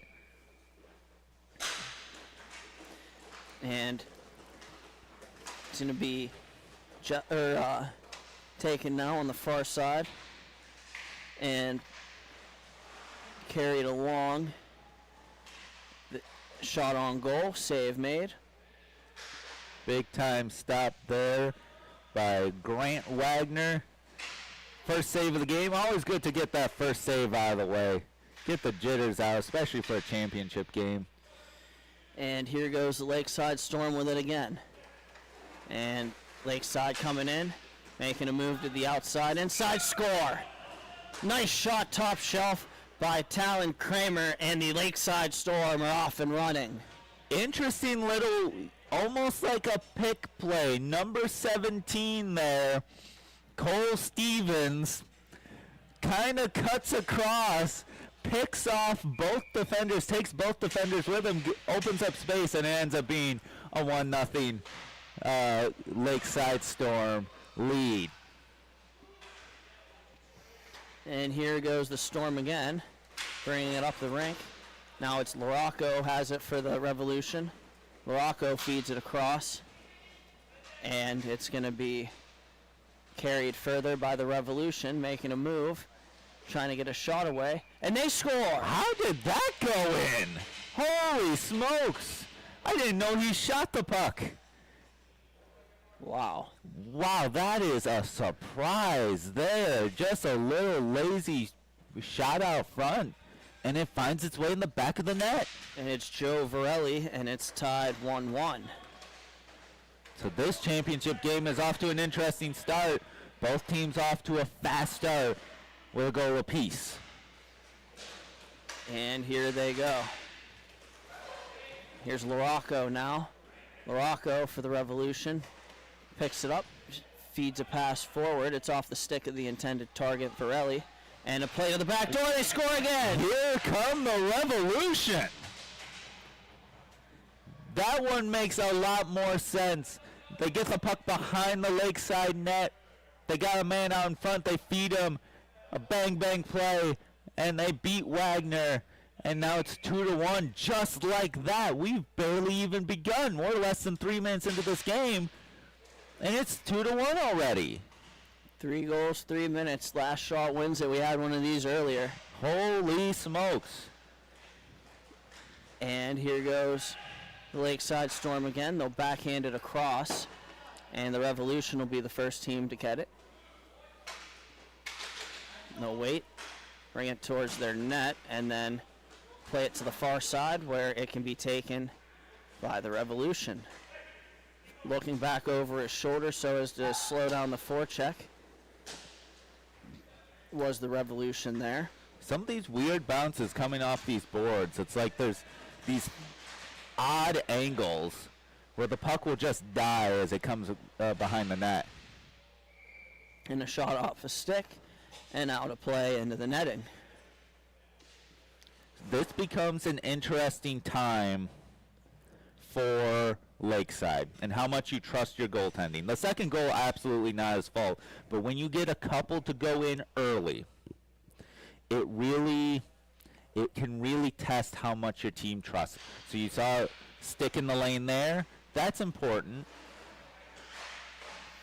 Shot attempt on goal, and it's smothered by Wagner.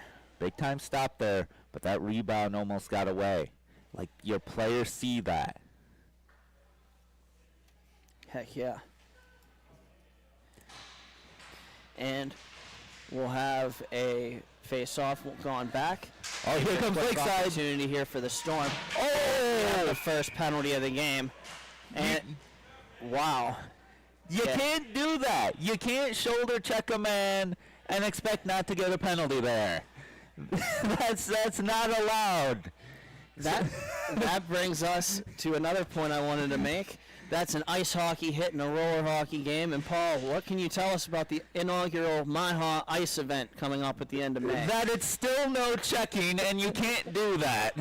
But other than that, it's going to be a great time. It's going to be May 31st and June 1st. Fraser Big Boy Arena. It's going to be an awesome time. Sign up today. Sign up's open. Shot, save, made. Unbelievable. Lakeside's power play is already raring to go. And it's going to be the Revolution now collecting the puck shorthanded, trying to make a pass, and they do. It was through the neutral zone by the red line, and here they go around the outside. They're flying with the puck now, the Revolution. And they'll move it back and then across. Pressure coming from the Storm. D-Rev so far in control of this, but here comes Lakeside. And it's going to be controlled now. It's Talon Kramer, the goal scorer for these Lakeside Storm. He'll leave it back. Taken up top, and a shot attempt down low, and a good save there. Big time stop there. 2-on-1 maybe? Oh, big block there. Looks like Cole Stevens on the defensive side getting a block. And a blast goes wide for the Revolution, and it's going to be recollected now and attempted to be settled down. You hope so. That almost went awry. And shot hit the side of the net, and now it's going to be fed in front and taken away by the Revolution. Had the D-Rev goalie scrambling, flopping around. And here go the Revolution with it again, making a move. Cutting to the backhand, backdoor, and a good save there. Huge stop, but what are you doing? You're on the power play, and you let a 2-on-1 backdoor opportunity like that go, and you still can't do that. There's a return hit there. And the Revolution coming up with it. Once again, and look, I get if people are a little slow in front of you. It's like you're on the freeway, right? There's someone slow in front of you. It doesn't give you the right to plow into their trunk, okay? And that's exactly what's happening here. Just because someone's in your way doesn't mean you can go and knock them down like that. That's still a penalty. And so once again, Lakeside will get an opportunity on the power play. And here they go. Shot attempt, and it doesn't get through. It'll be played up now where LaRocco can take it. The pass never gets there. It's intercepted by the Lakeside Storm. Shot attempt on goal, and it goes wide. Now a battle in front of the near boards.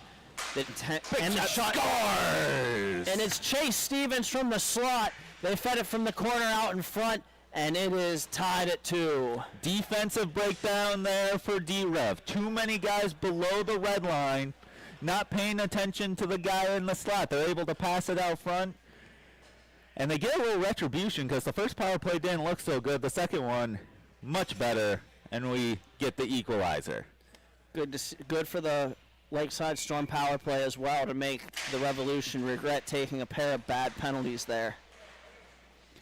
The other interesting thing, the 2 penalties we've had are very physical penalties. It's not laziness, it's physicality. Do we see this game get chippy? Sniper! And it goes out of play, I believe, over the net. I don't know if that hits something or not. That'll determine where the face-off is played, and it looks like it's going to be down deep in the Lakeside Storm zone. And here they go. Lakeside Storm have control. Bank pass ahead. And now it's going to be taken now by the Revolution on the far side, trying to make a play.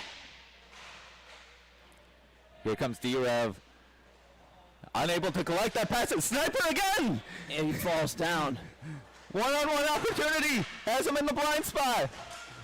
And a good effort there, trying to get a shot away. Couple of big saves. Another one. Battling away. Kind of knocks him down. No call that time. Blast from LaRocco into the glove of Wagner. And out just as quickly. The Lakeside Storm will try to bring it up the rink. We're seeing a lot of end-to-end action here. A little physicality, a little bump. We're all good there. Lakeside and D-Rev battling. D-Rev with control of the puck as they look to break out. Hits off a skate, loose puck in the corner. And now it's going to be battled for there. Good intensity to this game. Trying to come out in front. Shooting one and a good save there by Buckley. Big time stop there. Good opportunity in tight. It's a big save. One of the interesting things we're seeing right now is we're seeing a lot of guys losing their footing. As this tournament progresses throughout this game and the last two championship games, you start to see dust collect on the floor. It'll be interesting if this becomes a theme. And Big time stop there by Wagner as a breakaway opportunity by D-Rev off the face-off. Here comes Lakeside, and also there's a stick in the middle for some reason. Someone lost their twig. it's the Revolution picking it up now. And a shot on goal is turned aside by Wagner, and he'll cover up. Another big time stop by Wagner. A couple of iffy ones early. Kind of struggled to maintain some rebounds, but now he's starting to settle in, making some saves.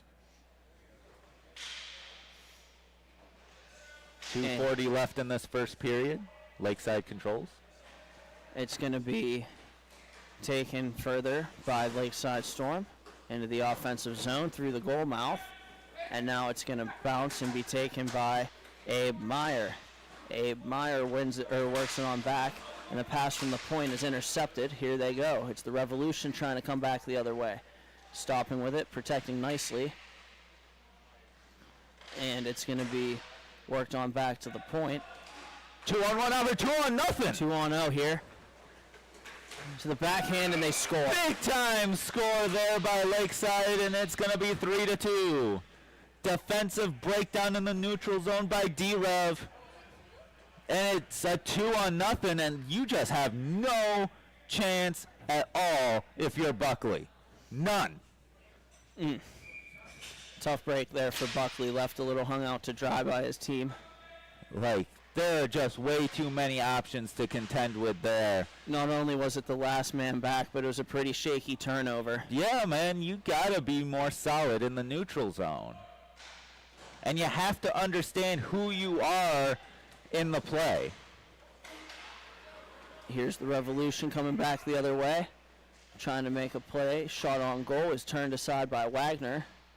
And then it's going to be taken by Stevens on the far side now. Stevens headmans, and it's going to be Cole Stevens now bringing it to the far side with a backhand pass in front, and it's taken away by the Red Wings, or by the Revolution. What are you talking about? The Red Wings don't control the puck. It'd already be 5-2 right now. And it'll be battled for on the far side. And now the Revolution trying to make a push. Walking down the middle of the slot with it now. A feed to the backside. And it's behind the net. Just nothing doing there. And we got another stoppage of play here. Looks like a penalty coming up. And once again, it will be D-Rev going on the penalty kill. Yes? No? No, it'll actually be D-Rev on the power play. We got 5 seconds here. And see if they can't get a quick opportunity. The horn sounds. That'll do it for the first period. So after the first period of play, we have 3-2. The Lakeside Storm are up, and thank you for watching Grove City Hockey. Hey fans, it's that time for the GCH Duck Races. Make sure you get your picks. We have Mikey, Duke, Tex, and Ranger. Here we go.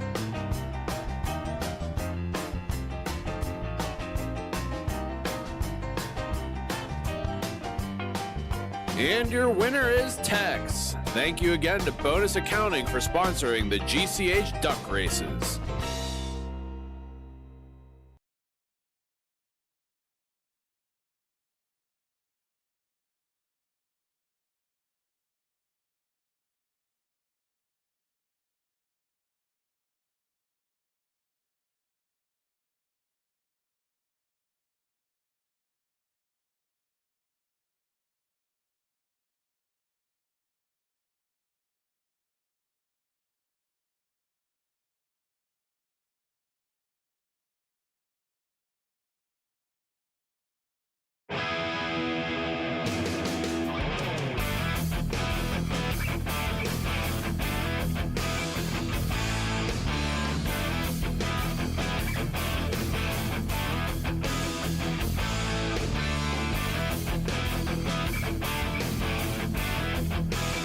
here in the second period. We have the Detroit Revolution on a power play early. And they'll work it back towards the middle. And the Revolution send it to the far side. Down low they go. Back up to the point. Cutting to the middle nicely, and a shot turned aside by Wagner. Big save there by Wagner. That's a pretty good opportunity there for D-Rev. He goes down a little early, but not punished for it. Able to get his blocker on it there. It's going to be taken now by the Revolution. They'll try to work it to the point. It's stolen away, and here goes Ross Weigel. Here goes a one-on-one opportunity. Big play there by the D-Rev defenseman. Shot goes off the outside of the net and bounces to D-Rev, who promptly throw it away. And a loose puck now is collected by D-Rev again. And a shot attempt on net is going to be saved by Wagner. Ooh, interesting play there. Almost got him short side over the shoulder. It'll be sent down to the far side. And now battling for it in the slot, unable to get there. It'll be the Lakeside Storm. Lakeside's defense has been impressive. What a shot! Speaking of Lakeside and impressive. Holy smokes! Takes him one-on-one, getting pushed around, and still wires it bar in. Short-handed, too, on that play. I was going to say, he curled back and shot, and what a rip it was indeed. And it's 3-3. Man, Buckley had no shot on that one. And the defense wasn't bad. They were hounding him. He still just manages to get the shot off. Unreal. And here they go. It's going to be the Revolution coming back the other way with it again. Trying to make a pass in front. And it's poke checked by Wagner. And now taken by the Lakeside Storm. Lakeside coming through the neutral zone with speed. 2-on-2. Shot goes off a stick and out of play. Good play there. Lakeside playing with a lot of energy here in the second period. They've been buzzing all around the floor, even with the penalty, the power play they had to kill off. They've still been rolling. They've still been very active, and obviously with the goal, been able to put up some pressure. Lakeside leads by 2.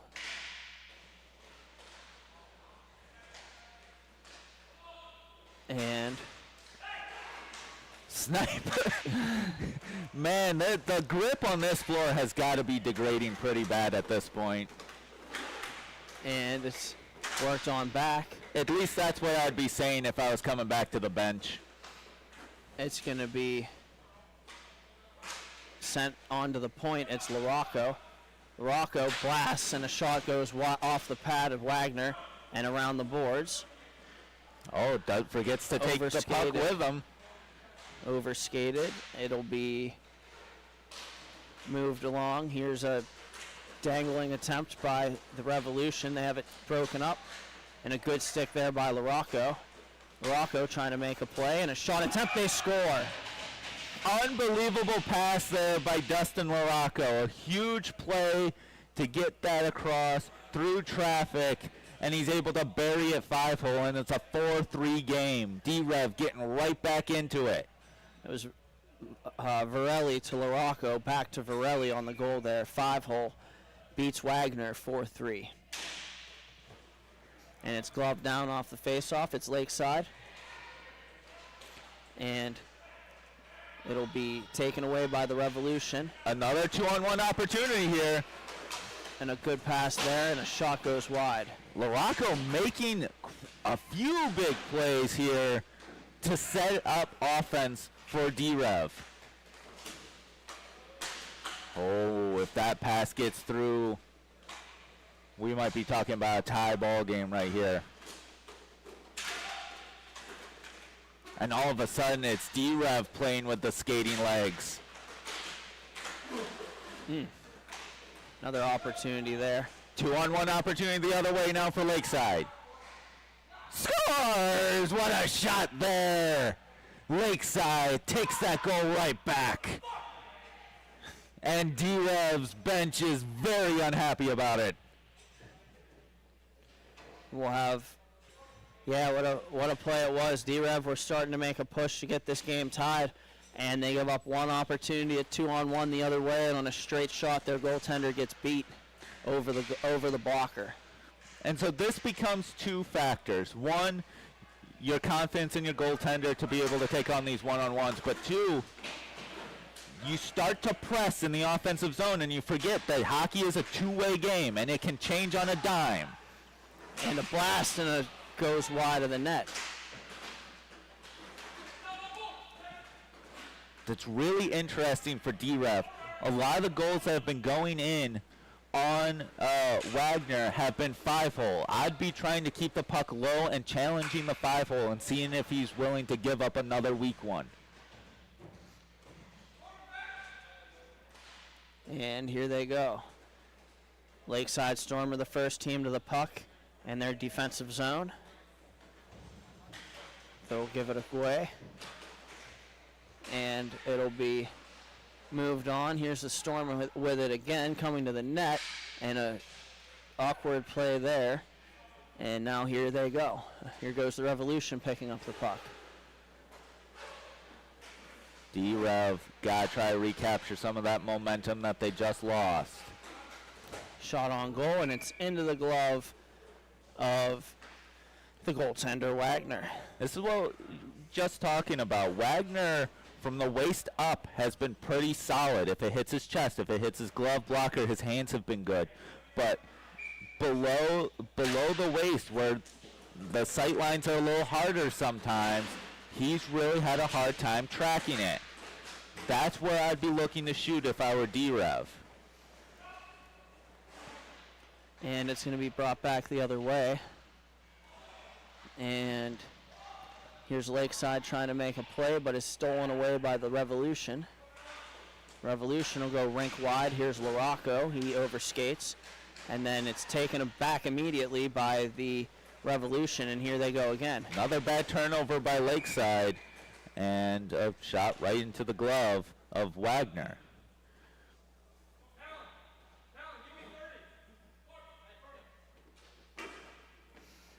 And late change here for Lakeside as the faceoff pops up and almost into the trash can to our left. Puck almost ends up right to me. And look, man, if you watched my game earlier, I'm not so good at stopping those things, all right? Please, keep them away. And another penalty behind the play. Yep. As the Revolution have taken out a player who never had the puck, and that was Cole Stevens. You see, that is called interference. And that call is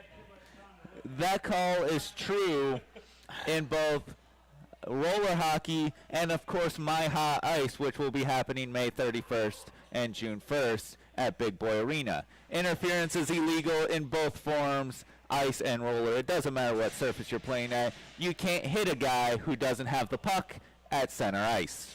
It's not allowed. And it doesn't seem like D-Rev knows that, because that's the third time they've done it.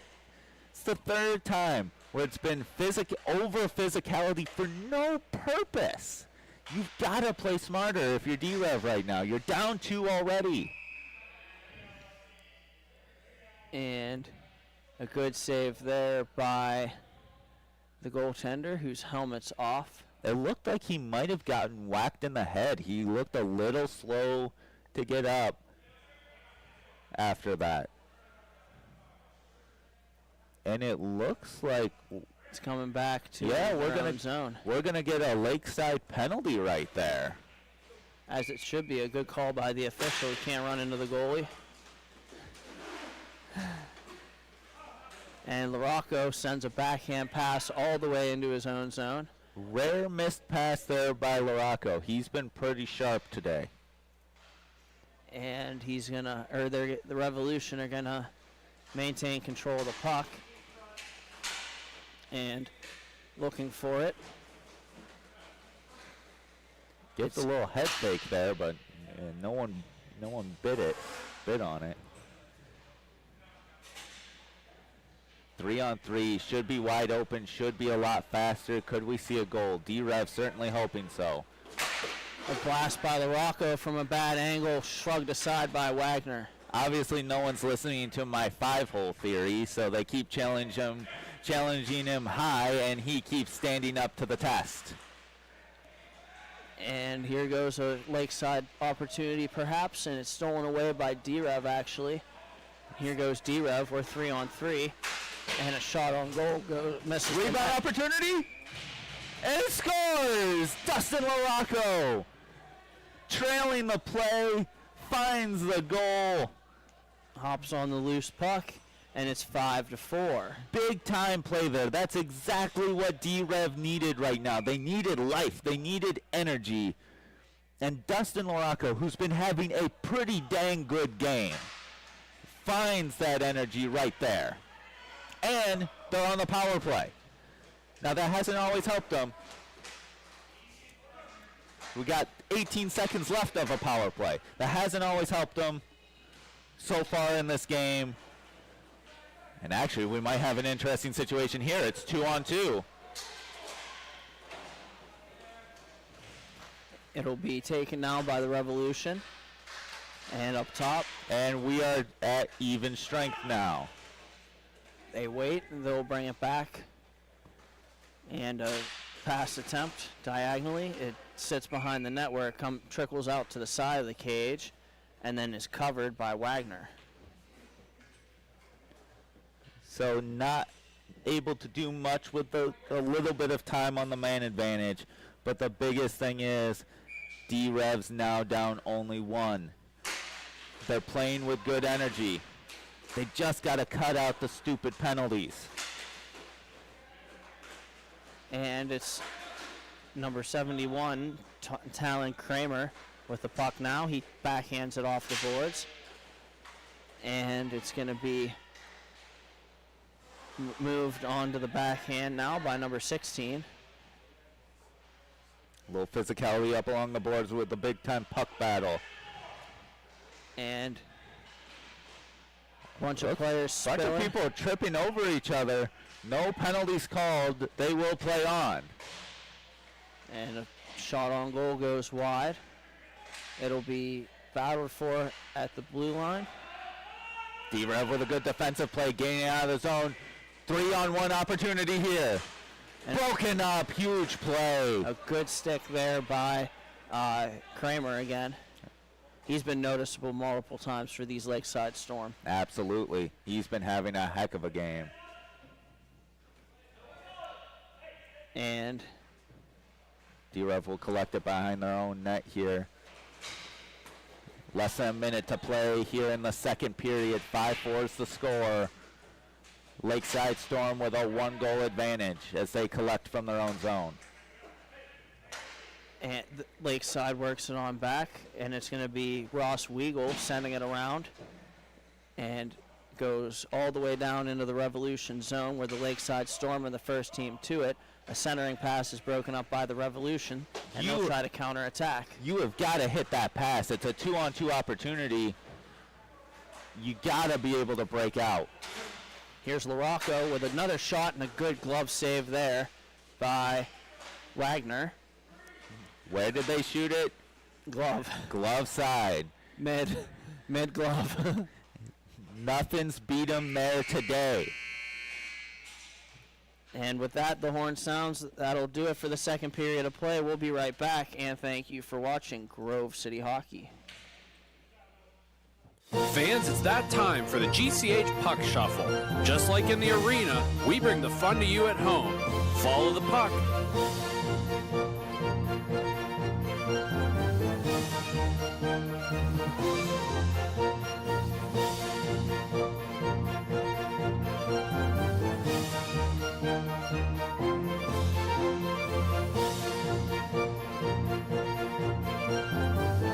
Now, which number is the puck under? If you picked number 1, congratulations. Now, back to the action.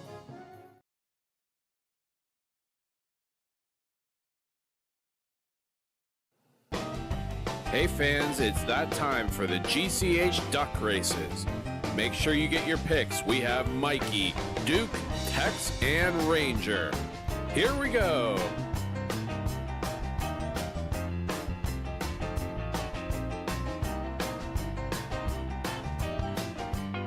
And your winner is Mikey. Thank you again to Bonus Accounting for sponsoring the GCH Duck Races.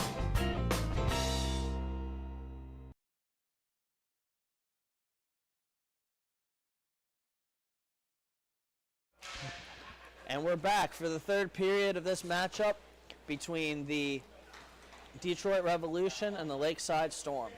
Dustin LaRocco has the puck in the early stages for the Revolution. He'll drop it back.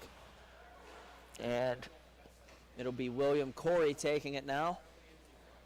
Corey sends it to the near side. LaRocco's been having a really good game for the Revolution. This has been, he's been one of the key contributors for that team as they've made a bit of a comeback, down 5-2 to where they're at now. But big time stretch pass To the outside, drop back, and nothing happening there. It's picked up now by LaRocco. He'll accelerate the other direction, and then he'll be shooting high and wide around the boards. And it'll be taken now. It's number 8 for the Revolution walking across. It'll be carried around and then played back down. Nice turn there from the Revolution. They'll try a pass down low, too far for the intended receiver. And then it'll be spun back around the boards. And now the Lakeside Storm have it. Ooh, big time glove save there. Flashing the leather. And that was on the cut to the middle by the Storm and throwing it back glove side, short side. But he was ready for it on that one. Jeff Buckley. He's had a pretty up and down game so far. A lot of good, but a couple of times where you're like, that's a little iffy. But for the most part, it's been good. And here goes the Revolution again, walking into the middle. It's 5-4 right now. Shot on goal goes wide. And now it's going to be carried up by the Storm again. The Storm bring it to the outside. Pass back across, and it's poked out of harm's way by Buckley on the oncoming Lakeside player. And now Lakeside has an opportunity to steal. Oh, big defensive stick there for D-Rev. Battle here. Should be advantage Lakeside. Yep, the shot will just go lazily wide. Lakeside will be able to collect. Comes out to play the puck. Excellent decision there. Not a lot of good opportunities coming within the zone. Gets it out a little farther. And that shot will be gloved down. Unsurprisingly. Face off to the left. And Grove City Hockey merchandise is now on sale. We offer custom t-shirts, tumblers, beanies, and more. Reasonably priced and vary in all sizes. They are the perfect gift for your loved ones. Check them out at our sales table or message us on the Grove City Hockey Facebook page. Looks like someone got caught with a high stick, and looks like D-Rev's about to go to the power play once again. You know what he needs? He needs Grove City merchandise. It'll make him feel a little bit better. And we're going to have a face-off in a moment here to the right of the, or to the left of Wagner. Lakeside headed, the Revolution headed to the power play down by 1 in the third period. It's going to be carried towards the middle by the Revolution, and a shot goes off the crossbar. So interesting enough, there was no blood on the high stick. So only a 2-minute power play for D-Rev, not 4 minutes. If he had drawn blood, it would have been a 4-minute power play. And it's going to be battled for. Here's the Revolution with it. And picking their heads up, the Revolution try to make a play. It'll be worked on to the far side and now to the near side. A shot attempt and a good save there. And it'll be worked on back to the point, back down low, and getting a stick on it, but unable to control it was the Revolution. Ooh. Now we have a couple players collide on the boards. And it looks like... and I think we're going to have another one coming up. It looks like we're going to have another penalty to D-Rev, being just a little too physical again. And it looks like this power play is now over, and we're going to have Lakeside. We'll have a bit of a power play, not a full 2 minutes here in a moment. There's 25 seconds left on their own penalty. So until then, some more 3-on-3 action. It's number lost it 16. there. Brings it across, and now it's going to be taken by the Revolution. They're going to try a stretch pass. They got a guy behind the D, and they're trying to find a support play coming in. It'll be worked towards the middle. Good play there. And a shot attempt. Good. Gets blocked. Penalty expires now for Lakeside. They're back at full strength. 2-on-1 opportunity here. Shot, big time save there. Another big time stop. Flailing away for it, and he covers it up. Good cover there by Jeff Buckley. Buckley there stands tall with a big time stop off the 2-on-1.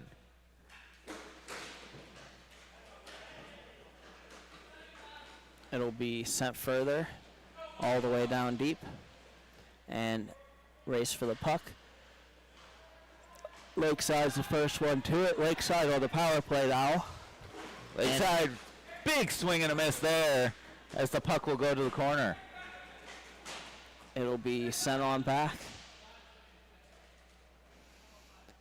And Lakeside Storm will have the puck. They'll have to recollect from their own zone. Slowing it down a little bit more. Big drive there, and that'll get whistled down. Deflected out of play. Face off to the right of Buckley. Face off won by D-Rev. They're able to clear it out. Covered. Carefully paddled aside there. And it's going to be 5 seconds left on this power play. A shot. Ooh, hits his own man out in front. And here's a big opportunity. Can he get the pass off? Big defensive play there to break up that stretch pass. And a wraparound stuff attempt. It scores! We're tied. The Revolution have battled back and drew even. Once again, another deficit that we've seen erased.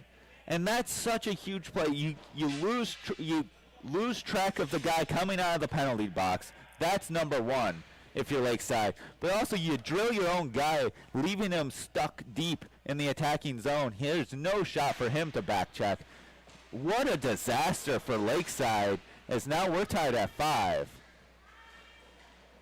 And here goes the Revolution with some momentum. A shot on goal, hits the pipe. Oh my gosh, it was almost 6-5 right there. And 5:20 remaining in this one. And taking it now, the Revolution. They're going to bring it all the way back behind their own net. Here they go. Coming on with speed now. Shot. Ooh, save made there. They actually did try to challenge the 5-hole, but it did not work. The shot now goes up out of play, off a stick, and we'll have a face-off to the right of Wagner. 4:45 left here in the third period. Tie game, T4B championship, playoff, end of the year playoff, still in the balance. Points, every bit of points matter for both of these teams. This is a huge game. You can't ask for much better than this. And it's battled for there. And sent across and a shot off the arm of Buckley. Big time stop there to take away space. No battle for it. And the Storm has it. They're trying to work it in front. They do a backhander and a save made by Buckley. And he smothers it. Big time stop there. A lot of chippiness out in front of the net. As this game gets into its wee moments, we're going to see a lot of back and forth. Both these teams like to play physically. D-Rev, much more so. Oh, they blitzed him right in front of the net. He almost gave the puck away. 3-on-2 the other way. Save made there by Wagner. That's a huge opportunity for D-Rev as they had a 3-on-2. This game is getting exciting. It's getting fast. It's getting physical. Who knows what's going to happen? This is crazy. And here they go. Lakeside breakaway. And they score! The Lakeside Storm open up a lead. Abe Meyer buries it on the backhand, top shelf, and with 3 minutes remaining, Lakeside's up 6-5. There's an old adage in hockey, big save on one side, goal on the other. That's just what we saw. Big save there by Wagner, and goes the other way.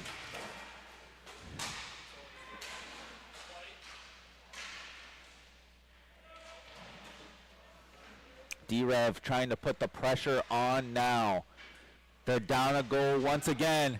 Opportunity out in front. Lakeside able to break it up. We got 2-on-2. Nice pass. Unable to get that pass across. That's a great pass to the other team.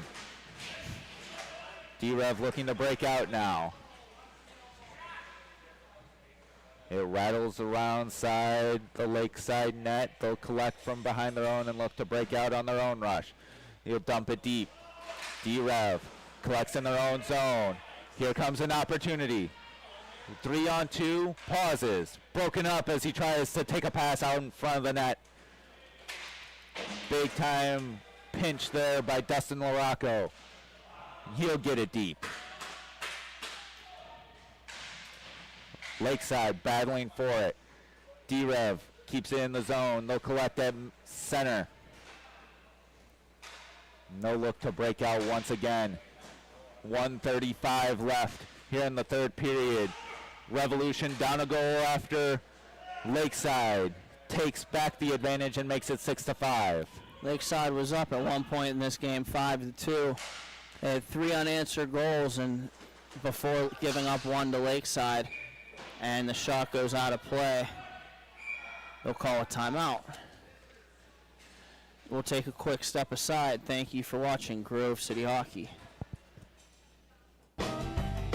Hey fans, it's that time for the GCH Duck Races.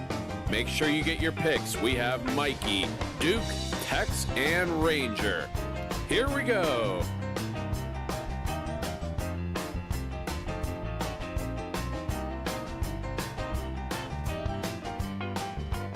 And your winner is Duke. Thank you again to Bonus Accounting for sponsoring the GCH Duck Races.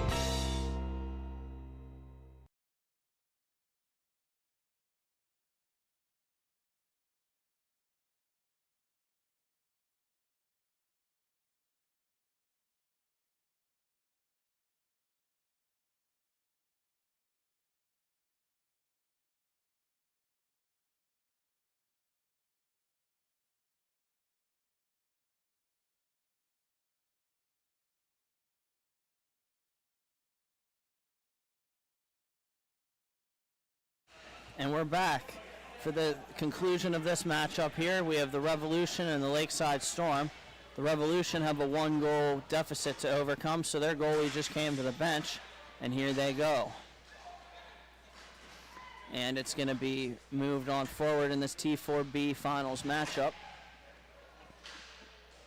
And they'll work it to the near side, or to the far side, and back to the near side, back to the far side, and the shot goes wide.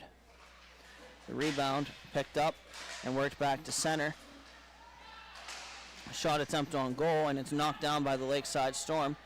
They'll work it on back, and a saucer pass, trying to shoot it, and it never had it, was number 16. Could not ice the game. 25 seconds left. D-Rev still with the goalie pulled, only down one. Can they get something going here? Pass too far, that'll cost them a couple seconds. And it'll be battled for. And worked down, sent wide of the empty net. Just goes wide. 5 seconds. Gets blocked up. And it looks like Lakeside Storm will be a T4B champion. What a great game that was. And we'll step aside with, up next is going to be the T4A finals. Thank you for watching Grove City Hockey.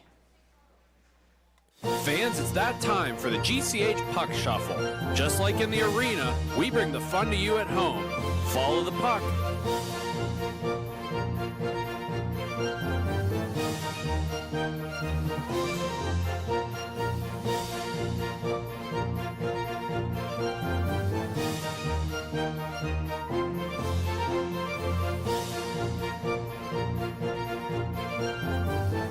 Now, which number is the puck under? If you picked number 1, congratulations. Now, back to the action.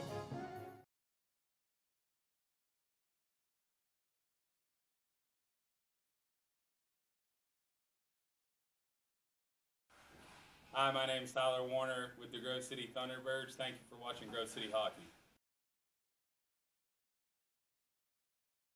Hi, I'm Tyler Domenico, forward for the Grove City Thunderbirds. You're watching Grove City Hockey. Like and subscribe.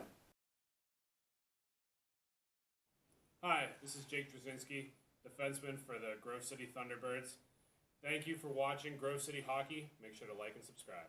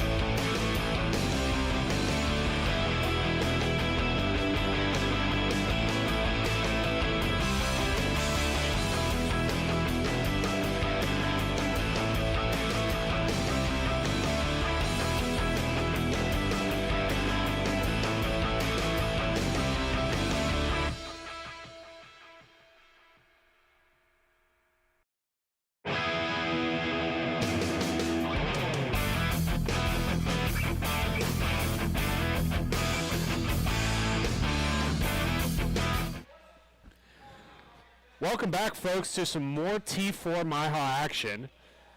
We just finished up the game between the Lakeside Storm and the D-Rev, but in this contest, we have the Madison Monsters in the purple and red on the left side of your screen, and in the beige and green on the right is the Shamrocks. Joined in studio with me is Paul Cagle. Paul, you faced the Shamrocks here earlier today. Unfortunately, did not get the outcome that you wanted, but you have faced a lot of this team. Tell me a little bit about their playbook, what we should expect to see from them today. Number 88 is unbelievable. Caden Chernick. He's got the sickest hands, maybe in the entire division. And then Peter Van Voorhees is also a very solid player. Heavy shot, can handle the puck himself. The Shamrocks got a couple guys. We're seeing it right here with an unbelievable goal. Beautiful goal by Caden Shemnick. You were just talking about him and his unbelievable shot ability. Now, one of the things from your games yesterday when it came to the Monsters, Isaac does not get beat very often. He stands tall on his head, and Clark is such a big goalie. Obviously, you're a goalie yourself, but when you look across the rink and you see 7'4", what do you think about it? He was asking because we got a bunch of my guys got into a fight with a bunch of their guys. He was like, "Do you want to go?" I'm like, "No, not with that reach. I'm good." But I like to call him Walmart Vasilevsky. He looks just like him, just not quite at the same skill level. Obviously, none of us are. But to get beat in the RVH right over the shoulder like that, that's crazy. Monsters making their own rush offensively. Big poke check by the Shamrocks goaltender. That'll be turned the other way. Carrying the puck right now. That's going to be moved across the wing, down into the corner on the near side. McMahon with the puck. He's going to lose it to the Monsters. Here comes the Monsters on the far wall. Taking a stretch into the offensive zone. Tries to make a move on the outside. That'll be forced wide by McMahon. McMahon leaves it on the doorstep. That'll be picked up by his teammate. Miscommunication on the change causes a turnover, and here come the Monsters the other way. Lovain is going to drop that back to Alling. Alling cuts back against the grain, looking for that centering pass. Nobody is there except for the Shamrocks, who's going to pick it up going the other way. Sharon Novich is going to come along the near side. He's got a man leaking in front and overskates the puck accidentally, but possession will stay on the Shamrocks. That shot directed to the corner. That'll be picked up and kicked towards center, where it'll be settled in nicely by Degani. Good energy early on here for the Shamrocks. They've gotten a lot of pressure, but this might change if they can get that pass off. Another big change there by Diggandi. He's going to lose that onto the far wall. Good pressure there by Captain Ailing. Justin has been a part of the refereeing front here as well, so very familiar with the MIHA organization. Knows not only the rules very well, but knows how to play the game. And Paul, when we talk about playing the game, one of the things we stress is possession. You've seen it be Shamrock possession for most of this game here. How important is that for scoring opportunities? This is massive. If they continue to hold possession like this, almost a big-time turnover. If they continue to hold possession like this, I would expect the Shamrocks to win this game. That shot goes across the crease onto the near side where it'll be picked up by Monsters in transition. Monsters on a 2-on-2 opportunity. That's going to break free, and we got an opportunity, and that goes high over the glass and around the near side. Sharon Novich for the Shamrocks keeps possession. Tries to cut against the Monsters defense. That'll be turned away and pushed up to Govain. Govain with the puck. He's going to dump that in deeper where it'll be collected and moved along by Riffle. Riffle, studying his options, plays it off the far wall, bounced off into West's possession. West comes on the near side, and that'll be broken up by the Shamrocks. Long shot's going to be fought off and covered up by Isaac Clark. It's exactly what I was talking about at the beginning of the game. Van Voorhees and Chernick. Those are the two best players for the Shamrocks. They're excellent players, but there's a lot of depth for the Shamrocks team. When those two guys are off the floor, can they maintain this pressure? Both teams having some pretty full benches. 9:30, current score is 1-0 in favor of the Shamrocks. That could change here as the Monsters have a chance. That's going to be kicked forward, and a great save by Burton. Finds the loose puck, is able to eat it up. Now, Paul, we've seen a lot of bouncing pucks today, and as a goaltender, you know rebounds are one of the most dangerous things you can face. What is it about the stickiness and the importance of being sticky as a goaltender, especially on this rink? Well, it stops those second chance opportunities. We just saw him, it bounced off his chest. He was able to locate it, recollect it, and prevent any second chances. That's the toughest thing. When your defenseman has to scramble, it becomes very, very difficult for them to do their job. Got to keep it at one shot, shut it down, and get a face-off. Glenn's going to work that puck onto the near side for the Monsters. Dangerous opportunity here is going to be tip-tapped around a little bit. Eventually the Monsters will clear it out of harm's way. Glenn to get the possession right back as he works it up to West. West in the neutral zone, tries to make a pass. That's going to be broken up by the Shamrocks, but the Monsters will converge on it first. West to regain possession down to Alling. Alling circles along the wall, looking for an option on the far wing, is going to have to take it through pressure instead.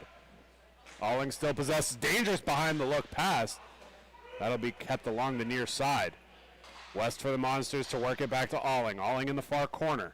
He's going to loosely dump it in along the near side where it's going to go for a puck race. That's going to get pushed behind the net. First one to it is McMahon. McMahon working it up along the far wall. Long stretch pass. That's going to bounce right over his stick and all the way back for West to collect. 7:45 left to go in the first period. 1-0. Shamrocks leading the Monsters, excuse me. Yeah, I wish.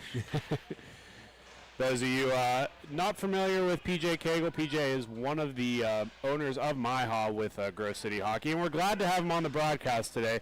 I did have a Freudian slip saying the Mad Dogs in your presence, but again, we've seen the Mad Dogs as a roster. Scores!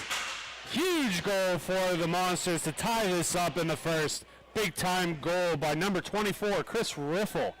And what you were just talking about with rebounds, right there, the first shot save made, but the rebound goes right into the danger zone, right in that slot, and he's able to sneak it right past him. 1-1 is the score. Tied ball game with just under 7 minutes in the first. Shamrocks are going to win that back along the near side. Also notably, that was the first time that Van Voorhees and Chernick were not on the floor at the same time. Chernick now on the floor now with the puck on his stick, and he buries it. And now the Shamrocks are up 2-1. Little give and go, give and take. Down 1-0, up 1-0, and we extend the lead 2-1 in the first. Huge thing to notice here is Clark had a huge game. Not a lot beat him on that first game, and he's let up 2 early ones here. You don't see him letting up many at all. You think the fatigue's starting to set in. We talked a lot earlier today about daylight savings affecting these players. Do you think we need to read into that a little bit more than we are? I don't know so much about that. I think just tournaments in general, when you're on that 4th game in 2 days, the wear and tear gets to you, and you got to really lock in and dig in and be positionally sound. Alling blows a tire on that one, turns over the position to the Shamrocks. Shamrocks with a leave pass. Nice shot, and that bounces right off Clark's collarbone and sits in no man's land. First one on it is going to be the Shamrocks. They're going to work that along the top.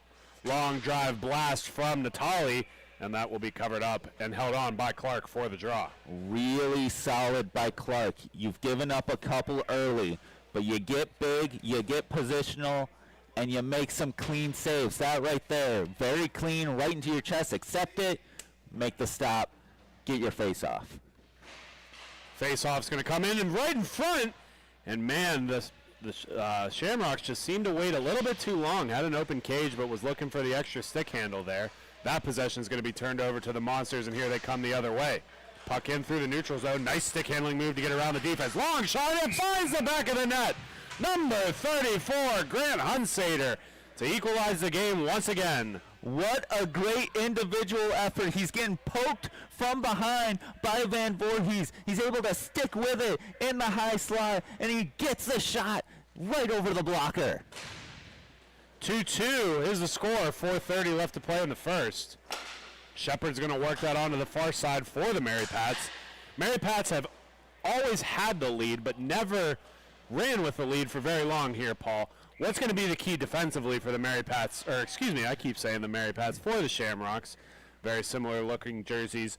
But they let up some return answers, and some goals going the other way. What do they need to do to lock down defensively here? They got to be a little bit more aggressive on these shooters when they start to get into those danger zones, and they got to protect in front of the net.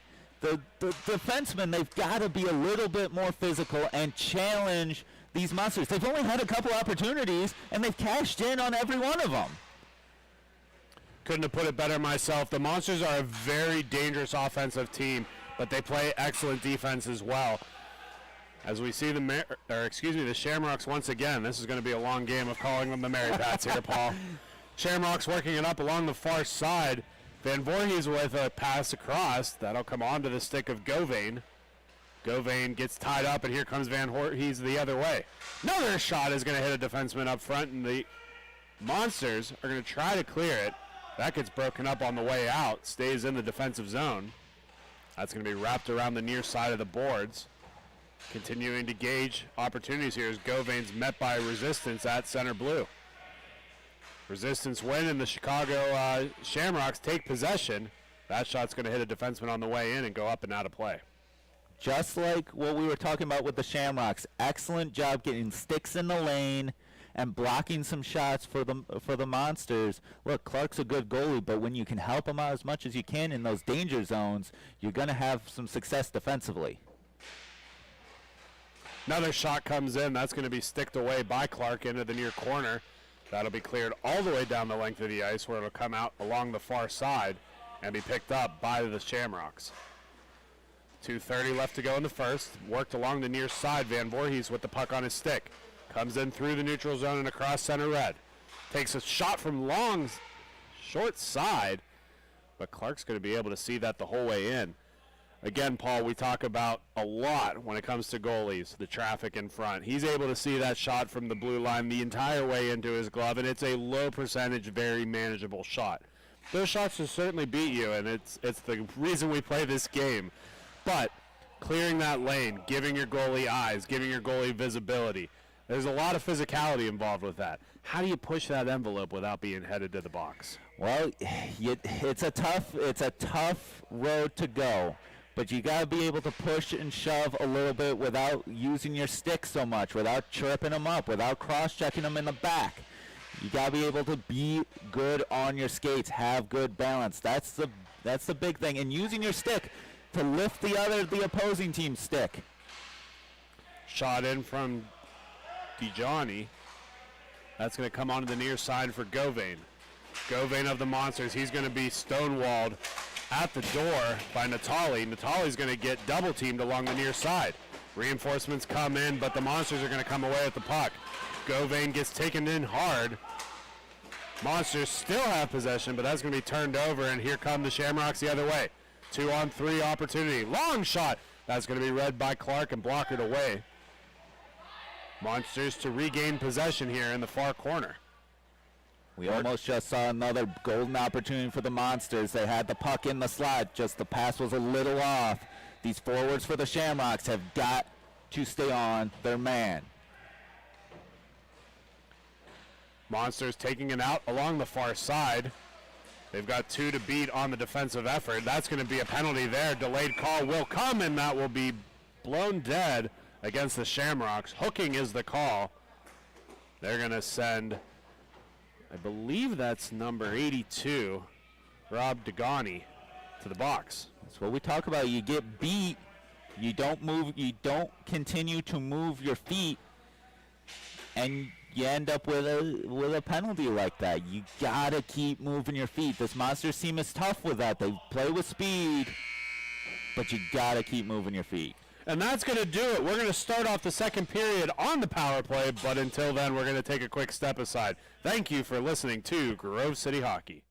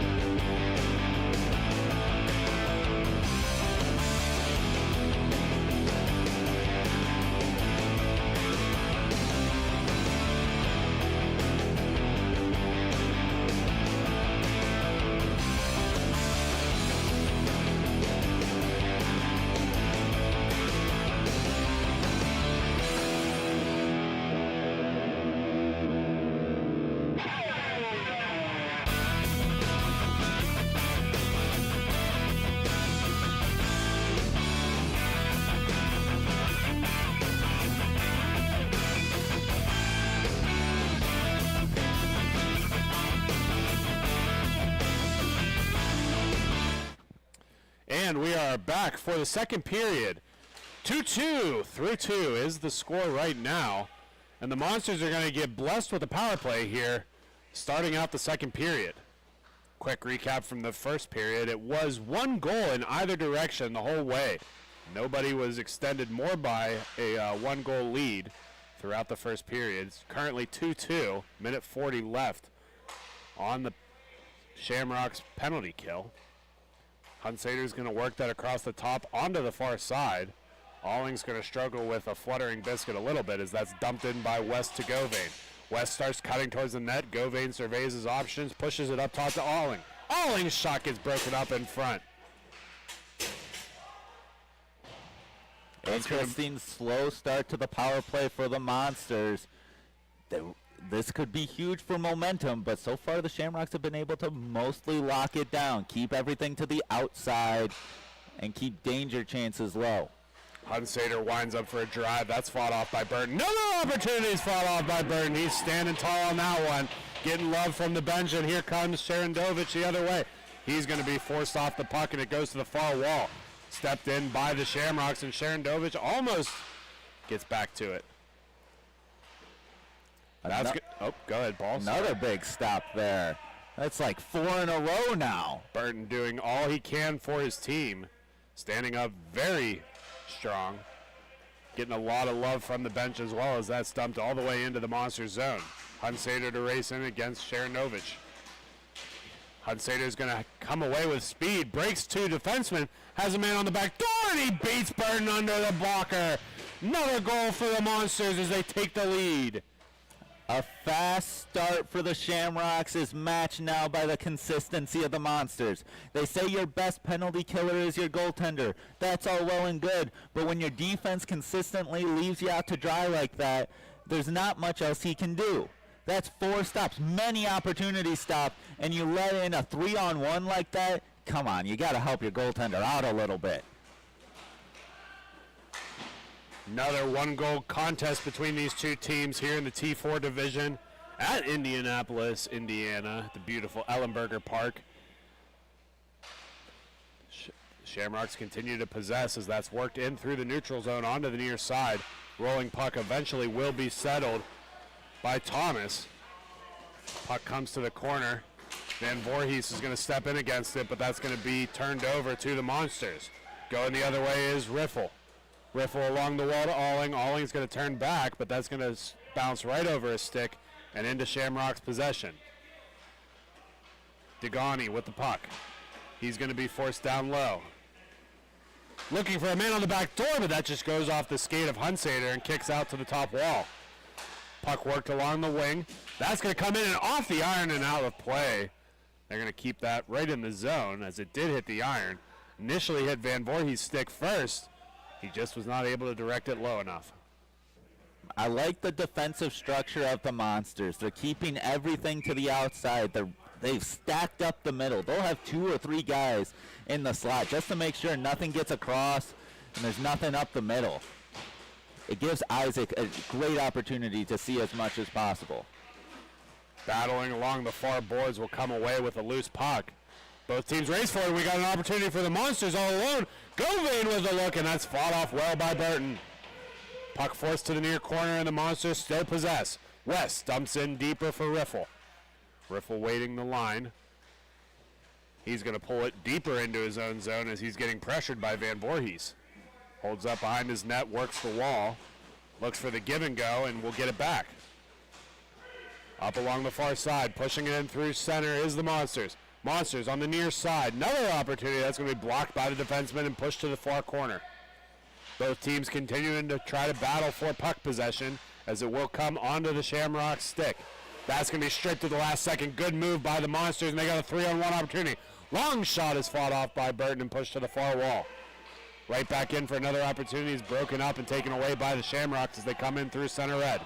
Shamrocks on a 2-on-1. Looking on the back door, give and go, and a beautiful goal.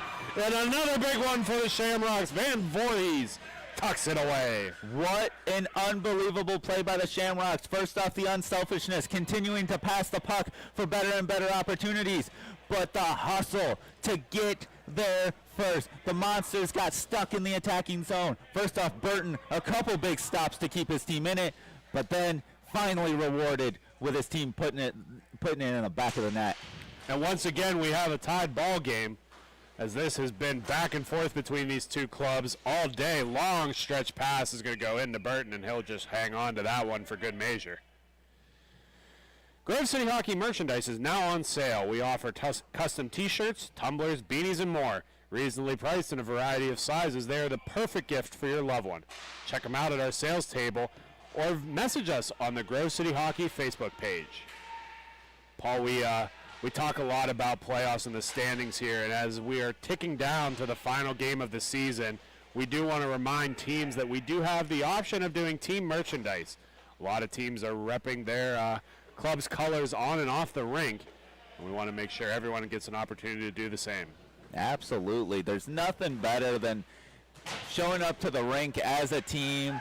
You're not in your jerseys yet, but you're in your hoodies, you're in your t-shirts.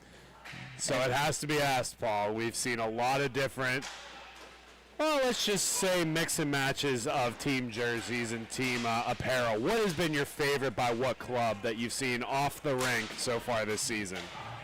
Big save by Clark. We'll get back to that question. The action's starting to heat up as the Monsters are in a little bit of trouble here. It's all Shamrocks right now. 7:30 in the second. That's where it's key to have your goaltender come up big sometimes. Long blast from Sharanovich is going to be pushed to the wall. That's going to be possessed still by the Shamrocks. A little bit of a delay on the call there as both teams were converging in on it. Puck coming across will be shot on by Glass. That's going to go to the corner.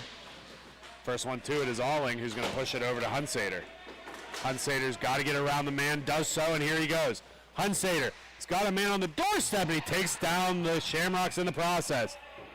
Late whistle indicating a call here. Although, Paul, I don't know about you. That looked like incidental contact. Not a whole lot there in my mind. I saw an extension of the arms. When he came into contact with Sharanovich, he extends both of his arms and pushes him down. And Sharanovich, I don't think there's a lot of acting there, but especially he is a smaller guy. You can't be doing that with smaller guys. They're gonna fall over, and you're gonna get the call, man. Linesman Stankiewicz agrees with you, Paul, as we head to the power play for the Shamrocks. That's going to be one up onto the far side. Degani with the puck on his stick, walking the blue line. Slowly creeping in, trying to bait the defense of the Monsters out. Alling with a little bit of contact in front of the net as both teams are trying to clear the crease. Shot in, and Clark's going to read that one, no problem, and he'll hang on. Despite the physicality, they've been able to get deeper and deeper in the crease. And what that does is it pushes Isaac back. He can't create the depth that he wants to. Face-off one back by the Monster, cleared as far as the neutral zone, where the Shamrocks will force it right back in. Shamrocks have about 1:15 on their power play opportunity. Onto the stick of Van Voorhees. He's going to cut back into the neutral zone and switch places with the top. Looking on the back door, and that's a beautiful one by Thomas. Those goals don't get much easier than that, as he was in the right place at the right time and buries it behind Clark. Too many people down low once again for the Monsters to handle, and that is about as easy as you can get. As long as you don't flub on it, that's a goal all day. Face-off one back by the Monsters. They're trailing now and have to come back in this contest. Pushed onto the far corner for Hunsader. He's going to clear it as far as the red line, where Burton will come out to assist. Puck worked back along the far end. Shamrocks are going to dump that in, but that'll be taken back over by the Monsters. Worked back in by Riffle. That's going to be passed up ahead to Govain. Govain's going to move it over to Alling. Alling on his backhand. It gets taken down in the process. It does not look like anything's going to be called, as he is slow to get up. And he'll rejoin the play here in just a few. 2-on-1 opportunity here. Degani with the puck. That shot beats Clark over the glove. And another one for the Shamrocks late in the second.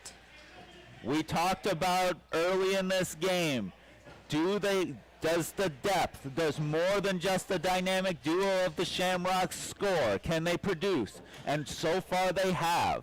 And that's why it's 5-3 right now. Just beating him one-on-one, that's a huge goal to get the 2-goal advantage.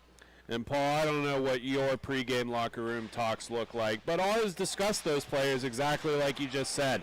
And you start to play a little bit more defense on them, but you lack on the defense for the rest of the team. And that seems to be what the Shamrocks are capitalizing on. Absolutely. Monsters possess in the neutral zone. That's Hunsader with the puck as he works closer and closer to his own net to set up the breakout.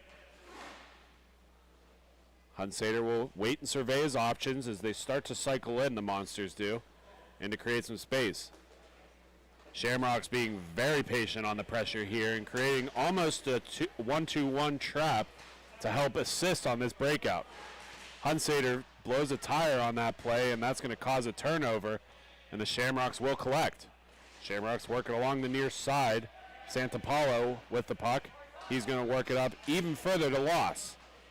Loss sends it across to Thomas. Thomas back to Santapalo. Continuing to move the puck is the Shamrocks. Another man on the back door, and that goes through the crease onto the near side. Luckily for the Monsters, Govain is there to collect, but he is all alone on a 1-on-3. Tries to cut through the defense, but that's stonewalled by the Shamrocks, and they're going to cut back the other way. Shamrocks take it in through center red. Got a man on the back door and a 3-on-2 opportunity. Floated in, but that's going to be taken to the far corner, where it'll be picked up and moved along by McMahon. Shot's going to come through the near side, collected and moved along by Natali. Natali up top. That's going to be a very soft pass, but it stays out of harm's way for the Shamrocks.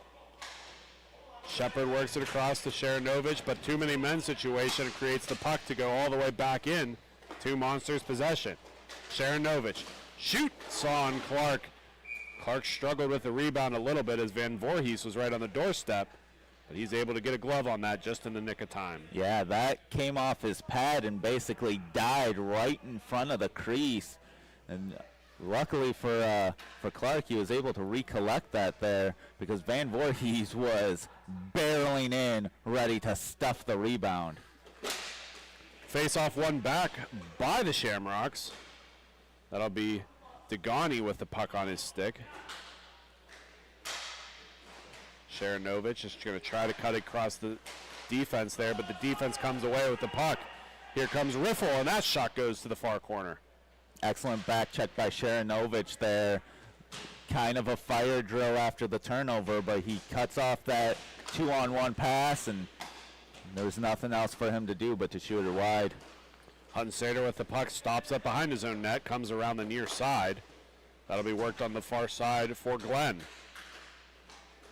Glenn getting a lot of pressure, but he comes away on the near side to Hunsader. Hunsader has Alling on the back door. He's going to continue to try to clear it. Nice save by Burton going the other way. Burton has been unbelievable. Long opportunity here. The puck is knocked off its metaphorical moorings, and we will have a stop play there as a result. We're really seeing the speed of the Shamrocks giving the Monsters issues. There's third and fourth guys coming into the play, and the Monsters defense hasn't been able to pick up on them. It's becoming a real issue. Face off in the Monsters' end. Alling will tie him up, and that will release the second man in, Glenn, to collect the puck. Glenn's pass to Hunsader has a little bit too much mustard on as it gets turned over to the Shamrocks on the far wall. Another opportunity here for Degani as that gets kicked up, and Van Voorhees is going to push that to the near side wall. Hunsader with a long stretch pass, a little too much for Alling to handle as he has to collect it behind his own net, and time will expire. 5-3 is the score. Currently, the second period is wrapped up, and we have a third period ahead of us. We will be right back. Thank you for listening to Grove City Hockey.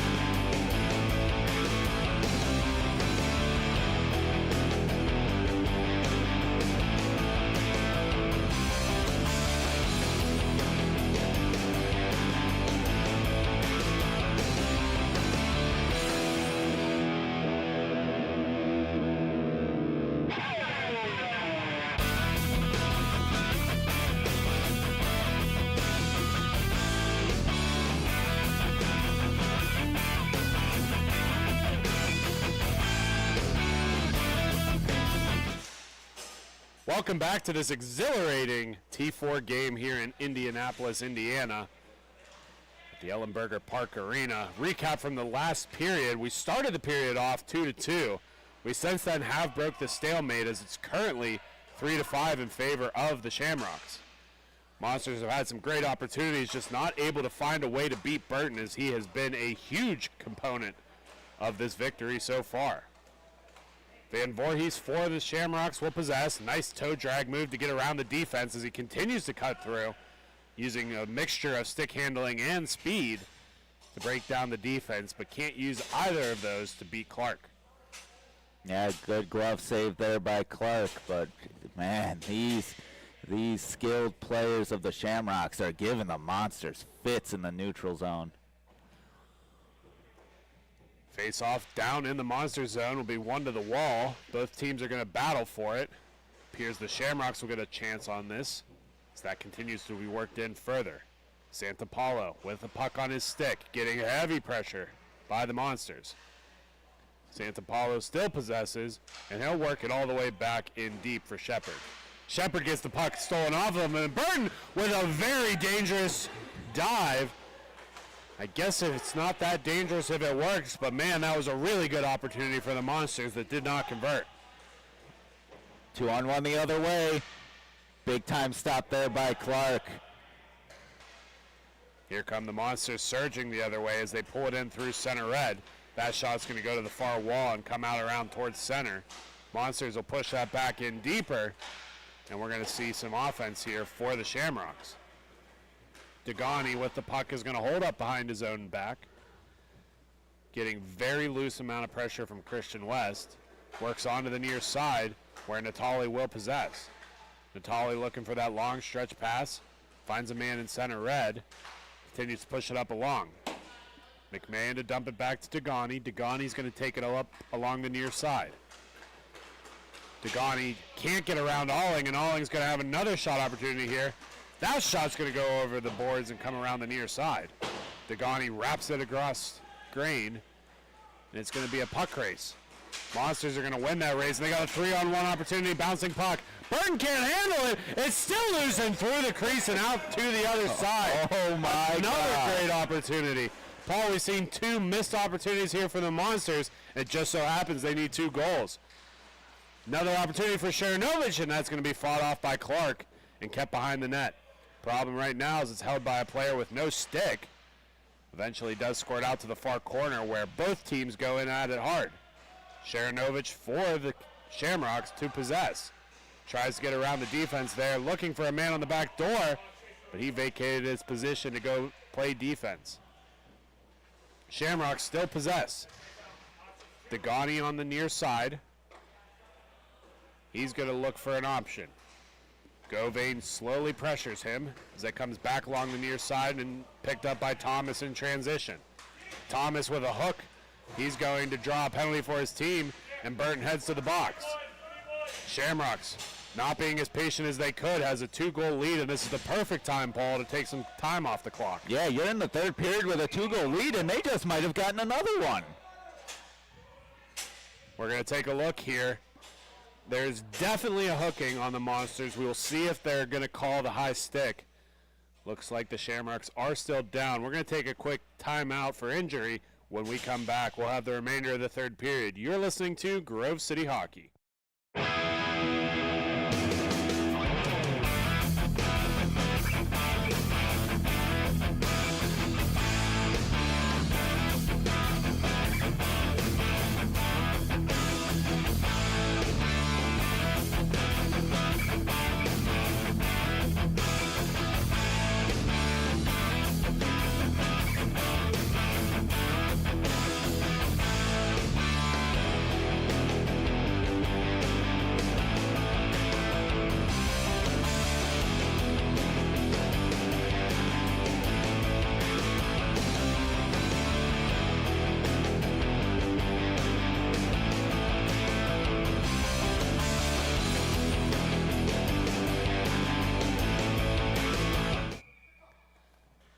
Welcome back.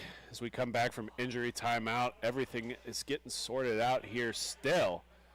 It does appear that the Monsters are going to face off with 3, so only one of those penalties is called. Will be the hooking from earlier.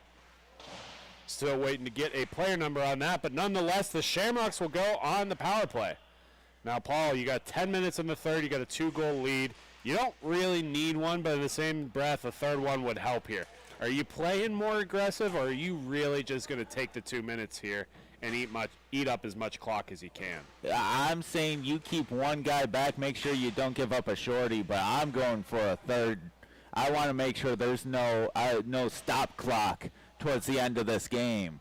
That's going to be cleared on towards Burton. He has to come down and do his butterfly to save that, and he'll push that out to Santapalo on the wing. Santapalo on the near side. Van Voorhees is going to take the puck off of him. They're going to switch positions and go right back to Santapalo. Santapalo drops it off, and it comes all the way around the slot up to Van Voorhees. That pass is going to bounce right off his stick and come to the near side. McMahon is going to sit in the high slot and switch places with Van Voorhees. Van Voorhees shot and beats Clark on the glove. Another one for Van Voorhees. And Paul, you might have a better idea than I, but he's got to be getting close to his cap. Yeah, Van Voorhees, he's got 2. So you got one more. That's the crazy thing. You got one more left in the tank with him. Sharanovich has got one more left. If this starts getting close, you could absolutely see them get another one. 2 of their best goal scorers can still score. Pucks continue to work along the wall. That'll be taken over by the Monsters. Onto the stick of Riffle. Nice save by Clark. Continuing to fight for his team here. That puck goes through the crease and into the far corner where both teams are going to converge on it. Little bit of incidental contact results with the Shamrocks taking the puck. That's going to go onto the stick of Natali, who's going to cycle it back to Sharanovich. And remember, with the double minor, they're still on the power play here. So Shamrocks have an opportunity to continue to pour it on. Degani is going to carry that in on his own. He's going to have to skate away from Govain, which he does. Looking for the pass is going to be broken up by the Monsters coming the other way. Madison Monsters trying to cut through defense. Again, they need 3 to tie this up. 8 minutes left to play. He's going to blow a tire, and there goes the Shamrocks the other way. They're going to dump it in behind their own net. Sharanovich is going to come out to play it. He'll just be perfectly content holding on to that puck. Signals to the rest of his team to slow the play down. And, Paul, that's got to be the strategy here. You got 3. You talked about stop time, which is a good point to bring up. 4 would be great, but there's no reason to get 4 if you're going to make 2 mistakes. Yeah, you can just stay patient here. You got 7.5 left with a big lead. If there's an opportunity, take it, but you don't want to give up 2-on-1s. Gutsy play by Sharanovich there. Yeah, he was the last man back, and making a smack at the puck pays off for him, but if he did not get that puck, he was beaten. He was beat good. Mm-hmm. Puck's worked across the slot onto the stick of Natali. His puck shot is going to go through onto the near side. Continuing to work the puck around. Shamrocks possess once again. Degani on the far side. He's going to use the wall to create some space for himself. Looking for that sharp angle shot. It is bouncing around loose in front, still loose, and Govain of the Monsters will capitalize on it. Govain works it along to the far side. Monsters still possessing here. 6:45 left to go in the third. And Paul, this is a good time because this is a little bit of a chess match here. Both teams are feeling each other out. The Monsters need to get a goal here, but they're not going to give up another one either. So they're playing a little cautious, and the Shamrocks have the lead, and they have no reason to play risky. I think that's the differentiation in strategy. The Monsters have to be way more aggressive. I just don't know that they got the legs for it. You're seeing guys with their hands on their knees, like the speed of the Shamrocks and just the length of the weekend is starting to get to them, I think. I don't know that they got the juice left. Well, there is plenty of time for that juice, and a nice opportunity here as we got a breakaway for Govain, and Burton stands tall. Huge save by the Shamrock netminder, and their team is letting them know about it. If you want a reason why they still have a 3-goal advantage, it's the man in pads. He has been unbelievable this game. Another opportunity for the Shamrocks, misses by a matter of inches, but it springs the Monsters on the 2-on-2 the other way. Monsters coming in. Nice between the move Nice between the leg move. That's going to go off his stick and around the side. Hunsader will keep possession as he tries to force it onto Alling. Hunsader gets that puck right back, gets pressured by Thomas of the Shamrocks as he pushes it in towards center. Alling's going to be the first one to it. He uses that big body to create space, and that shot's going to be fought off by Burton. Burton looked like he wanted to play that, Paul, but eventually dives out and covers that up. Yeah, another big save there by Burton. He controls the rebound. No one there for the Monsters within 10 feet. And we're going to have a timeout on the play. 5:04 in the third. 3-6 is the score. When we come back, we'll have the remainder of this game. Thank you for listening to Grove City Hockey.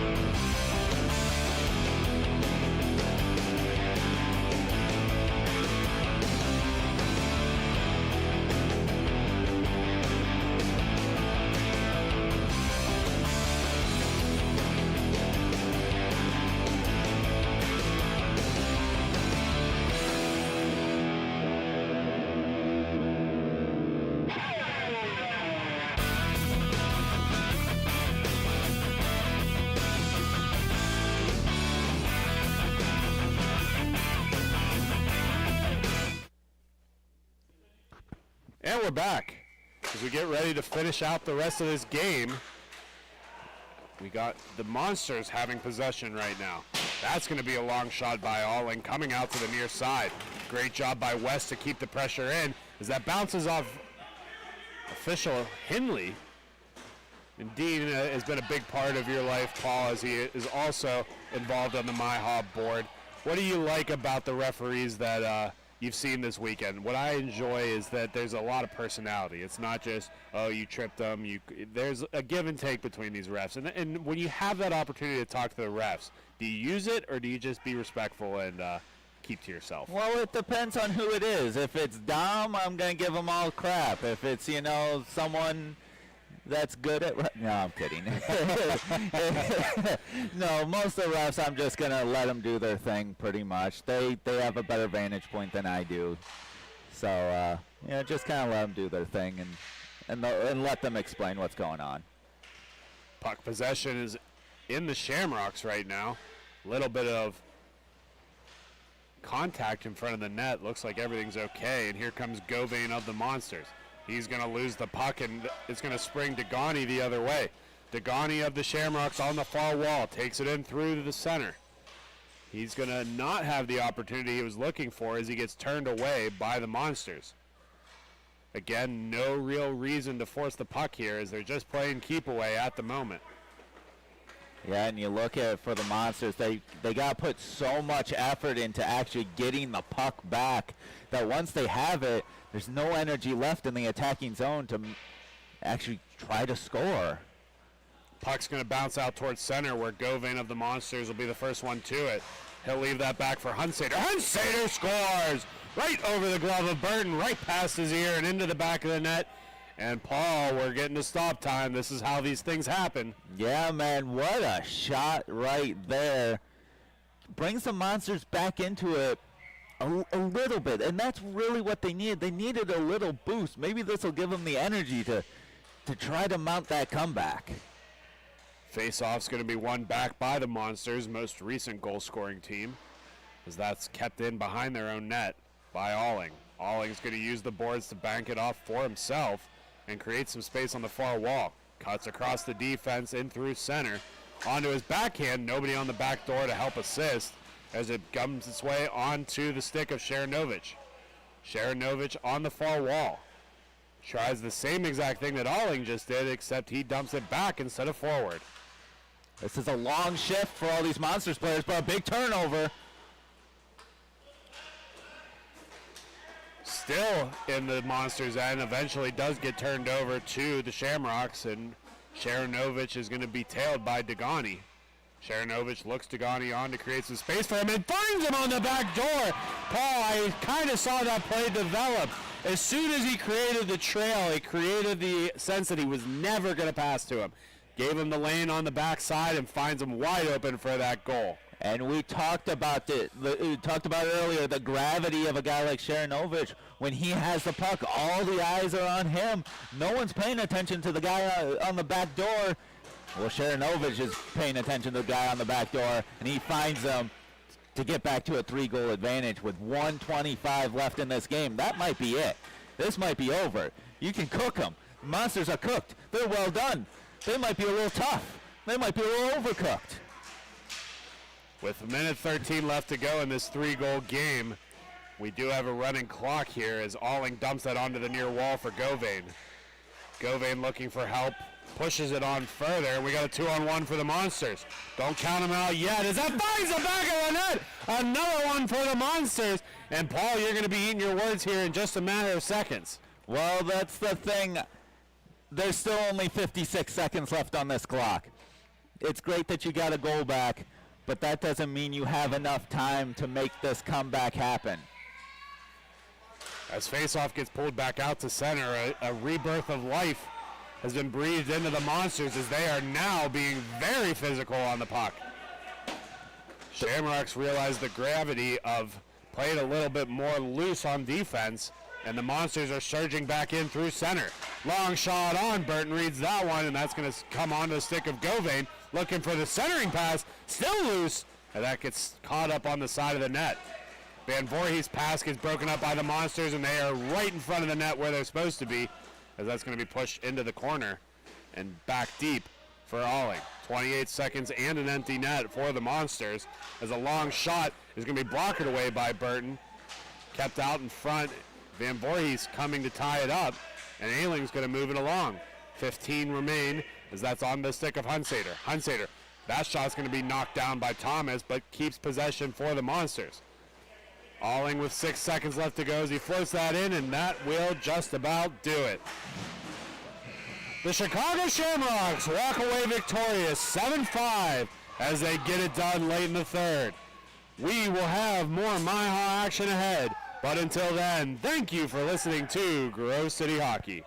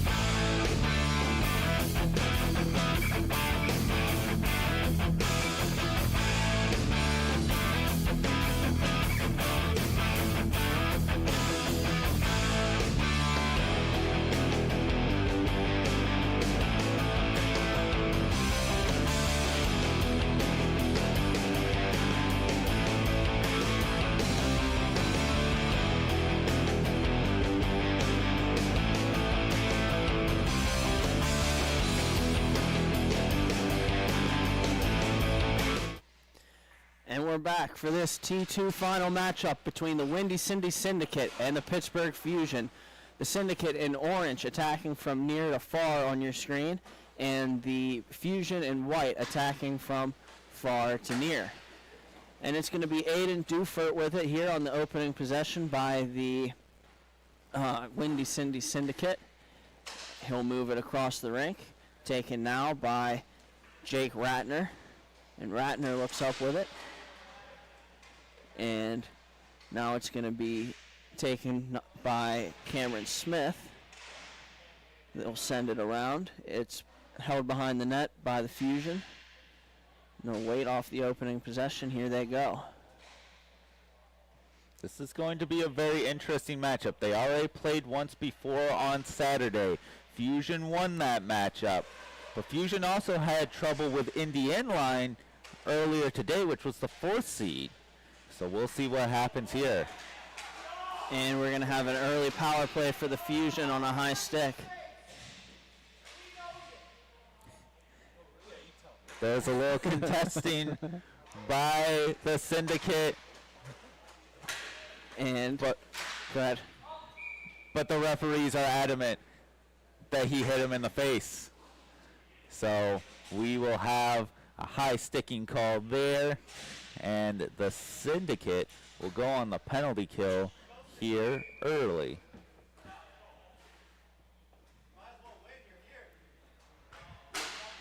And it's going to be won by the Fusion. They're going to work on back. It's Gage Clark. Clark with it now. Moves up the far side of the boards, stops up. They'll try to work down low, will the Fusion. They get it to the attack out of the corner, back up high.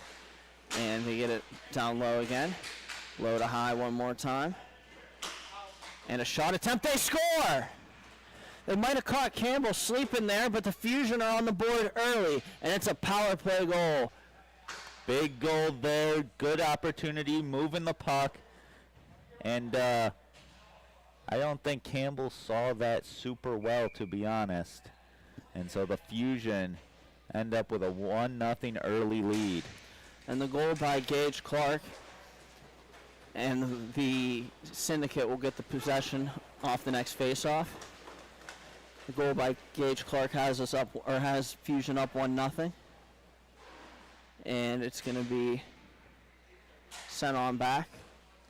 We saw this earlier today. The Syndicate like to be more patient. They like to set up their plays a little bit more slowly. We'll see if Pittsburgh uses their speed to try to speed them up a little bit. And we're already starting to see that. And here go the Syndicate. It's going to be taken now. Kowalczyk. And a puck hits the boards. It's going to be picked up now by the Fusion. Good shot opportunity, low in the slot, just misses it wide. But if they can keep getting opportunities like that, they're going to have a lot of success. And they'll take it now. It's Smith again. He'll send it on back. And the Fusion are going to bring it behind their goaltender. That's Martin.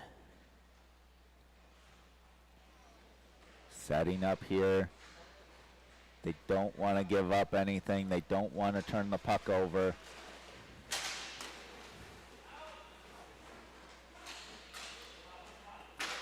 And opportunity in the slot here. Shot just wide of the net. The Fusion. Now 2-on-1 the other way. Syndicate, here they come. Shot scores, and the Syndicate come right back with the goal, tying it up at 1. And a good goal there by the Syndicate. 2-on-1, well executed. The pass comes across and he buries it on the back door. 9:40 remaining here in period 1. Martin didn't have much of a chance there. When you get those 2-on-1s and that shooter is that low, you don't give him much time to react to it. And here goes the Fusion again up the far side. And shooting one, it's blocked by Dufert.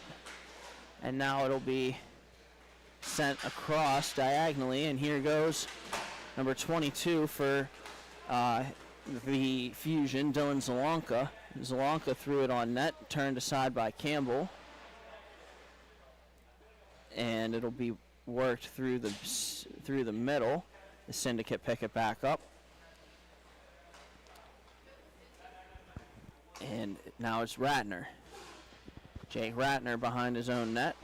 Leaves it there. It'll be taken momentarily by Dufert and then back to Ratner. Now it's Dylan Matettel coming up. He sends it headman and they play catch with it. Deliberate possession here by the Syndicate. Fusion again being a little bit more aggressive than what we saw earlier today by Floss and Sauce. As soon as they come out from behind that net, they're pressuring. Stretch pass across, and it's deflected into the zone for the Fusion. The Fusion are the first team to it. Now the Fusion are about to do the same thing. That's the thing with T2. Once you get up to this level, it's a lot of this. It's setting up, finding open space, all these kind of little things, because puck possession is the most important thing in inline hockey. And here they go. Up the near side boards, it's going to be Zelanka again. Zelanka looks for Vrankovic in the slot. And it's controlled by the Syndicate now. They have it behind their net. And now it'll be sent back. Dufert has it. Dufert goes across. Now it's Matettel. Oh! Shot attempt deflected on net. Good save there by Martin. And it's going to be taken further the other way. Big pad save by Martin, stretching all the way out to make sure it stays out of the net. Here go the Fusion, a shooting attempt, and it doesn't. And not pulling the trigger was the Fusion. Now it's Cam Smith with it again. Smith comes in and shoots one, and a good save there by Ben Campbell. Once again, being very choosy are the Fusion. They're not taking empty shots. They're trying to get to good scoring positions and rifle shots from there. Right now, it's been very much a chess match. After those first two goals where there was a lot happening, neither team wants to give up that odd man rush. It'll be taken in his own zone by Vrankovic and sent back behind his own net. They'll sit with the puck now. The Fusion looking to start something. And we're 6:20 remaining here in period one. It's going to be taken now. Here they go. Trying to cut to the net with it was Gage Clark. And now it's taken away by Brandon Glasser. He sends it, or he stops up behind his own net. And here goes the man to collect the puck, which was number 58. And he plays it to the far side.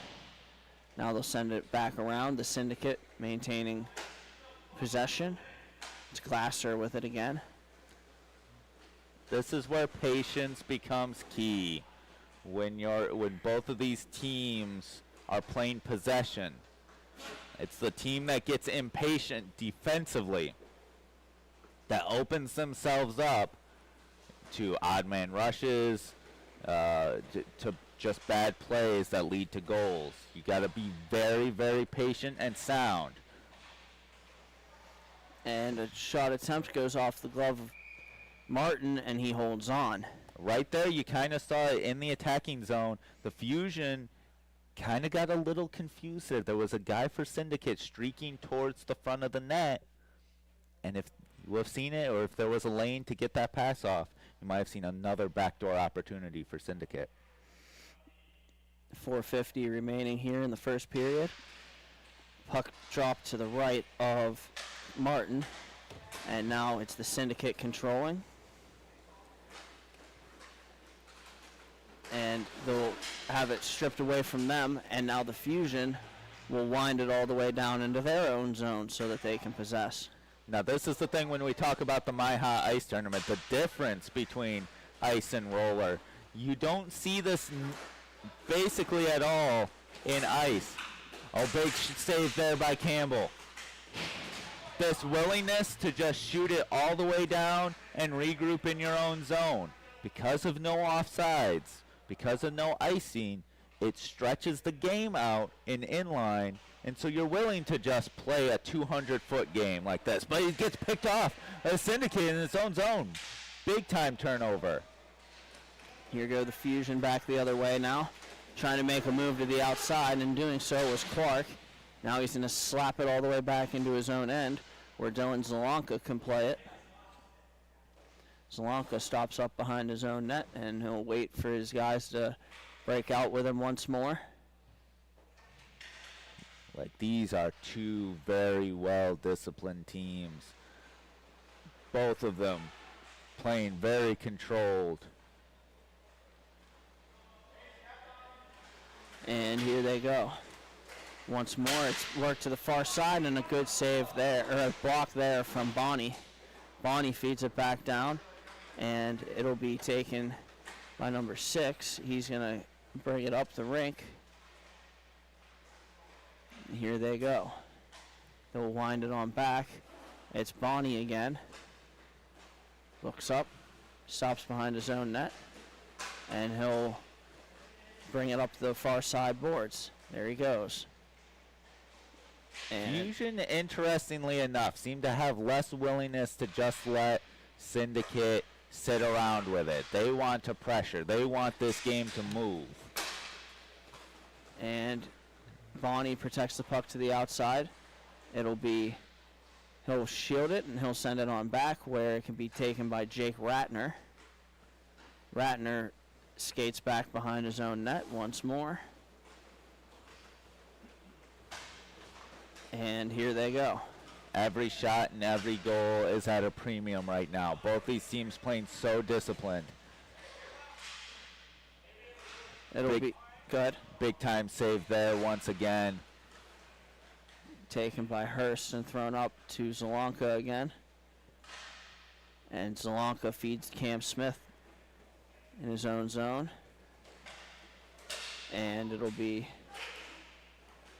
glove down by Ratner in the neutral zone, and he'll work it on back where it can be played by Mateto. And they'll send it back. It's Ratner again. Ratner for Mateto. And stretch pass to the blue line. Now it's going to be Aiden Dufert with it again. This is what we're talking about. There's a minute left in this period. And when was the last time you saw like a really good shot opportunity? Like, both these teams playing very good defensively. That's probably the best shot we've seen in the last 5 minutes. Ugh. And it's going to be taken now by the Fusion in their own zone, carrying it up over center. Bringing it forward, now working it on back one more time.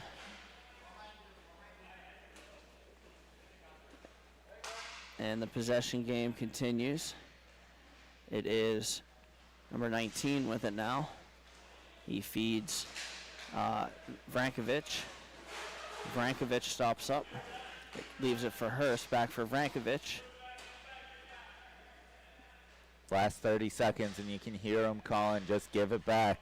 Maybe one more rush where they really go for it here in the last 15 seconds, where you don't really have a threat of it coming back in your own way. Maybe they go a full 4-man rush here. And here they go. And a shot on the outside by Zelanka goes off the stick of Dufert and hits the ceiling, so play is halted. And that will end the period. After the first period, we're tied at 1. Thank you for watching Grove City Hockey. We'll be right back.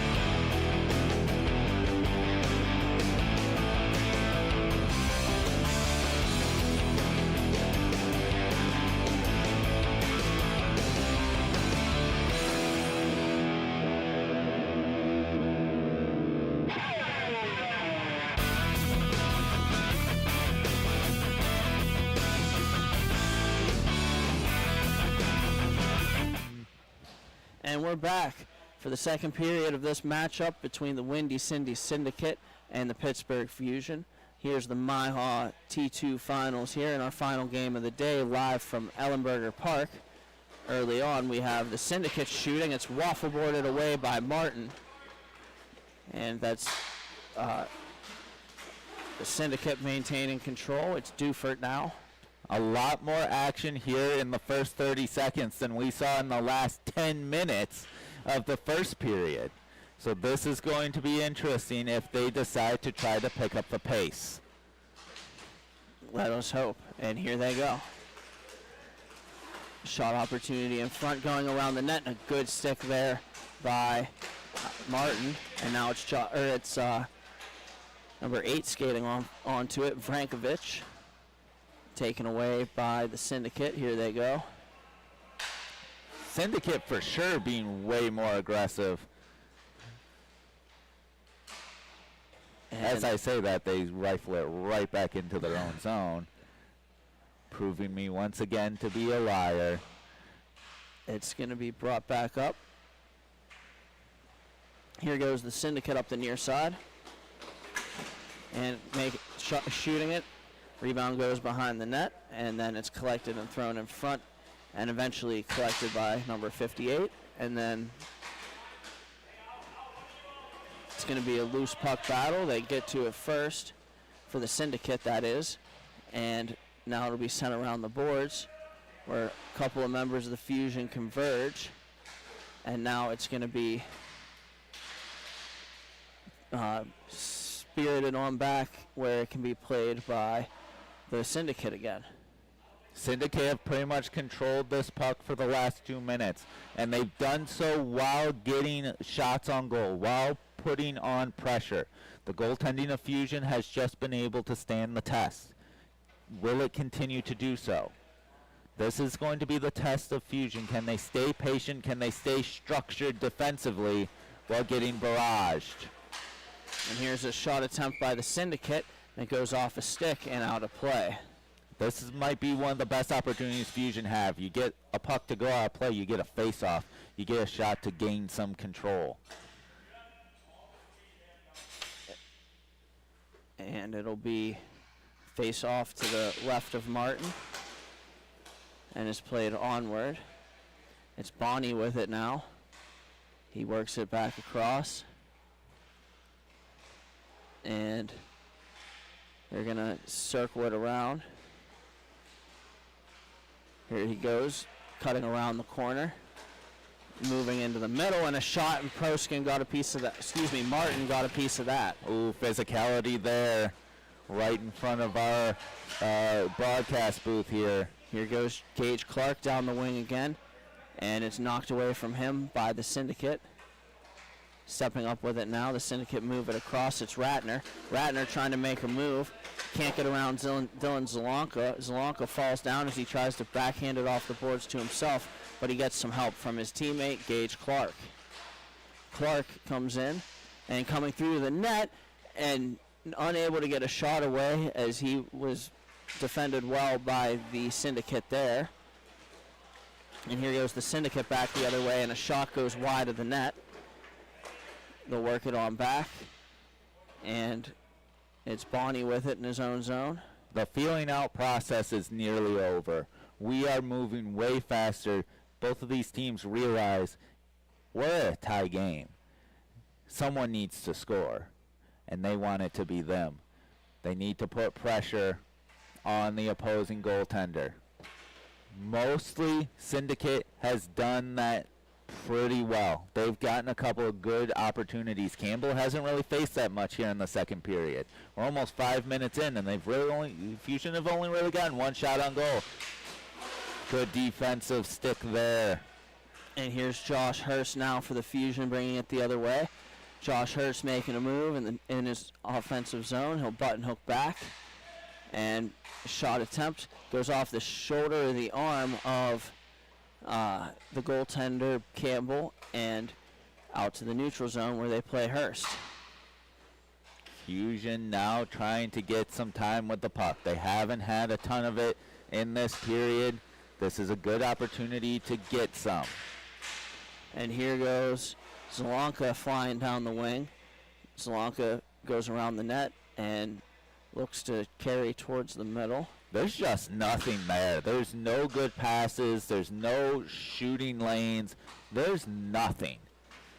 Every time the Fusion get down into the attacking zone, there's just nothing to look at. Everything's to the outside. There's no passes. There's no shooting lanes at all. The offense is shut down immediately. And we'll have puck brought up the ring, or back behind the net, and it's going to be carried here by the Fusion. This is Cam Smith, and he plays it up the rink, and now it's Hurst. A couple passes later, and Hurst shoots and scores. That's a tough one to give up right there. Hurst with a crafty little cut to the inside, throws it 5-hole on Campbell, and the Fusion get the lead right back. You want to talk about like a backbreaker. You've been controlling the puck, controlling the puck, controlling the puck. And again, we just talked about before, like there's no shooting lanes, and just this one that comes right along the floor, and he just gets it under the pad. And I think that's one of the tough things about goaltending with not a lot of shots. Campbell's like, he hasn't been in the game. He's kind of just been standing there for the past 10, 15, 20 minutes. He has been, and to your point, it's a lot more difficult whenever you don't get a lot of shots, I think, as opposed to getting a lot of shots. A little bit of a timeout here is the goaltender for the Fusion tends to his equipment. It looks like he might have a skate lace toe ties stuck in the wheel, and that is always tough. You can't move when that happens. Everything gets straight up stuck. And we'll take a moment to make sure you like and subscribe to the Grove City Hockey YouTube channel. We are close to hitting 1,500 subscribers and could use your support. Just type in Grove City Hockey YouTube and click the thumbs up and subscribe. Grove City Hockey, growing the game. And looks like they got Martin's equipment fixed. All right, so we are back in action. Fusion up 2-1 here with 8 minutes left in the second period. Here goes Smith with it again. Smith skates across the middle in the neutral zone, and he'll stop and start, and then backhand feed it across where it can be taken by Gage Clark. And look, Fusion got their lead. Will they try to be patient again? Oh, nice curl and drag move by Hurst, and a strong save on the short side by Campbell. Early indicators suggest that the Fusion are going to continue to try and get some offense going. That's a good shot there, but Campbell stands up to the test. And it'll be brought back up. Here's the Syndicate trying to make a move. Well defended there by the Fusion. Clark moves it back up. It's Hurst. Hurst looks up. He tries a shot. It hits off a leg, and the rebound he swats at as it's behind the net, controlled now by the Syndicate. Here go the Syndicate up the other way. Coming into the middle, trying to shoot, and it hits a body. It pops out in front.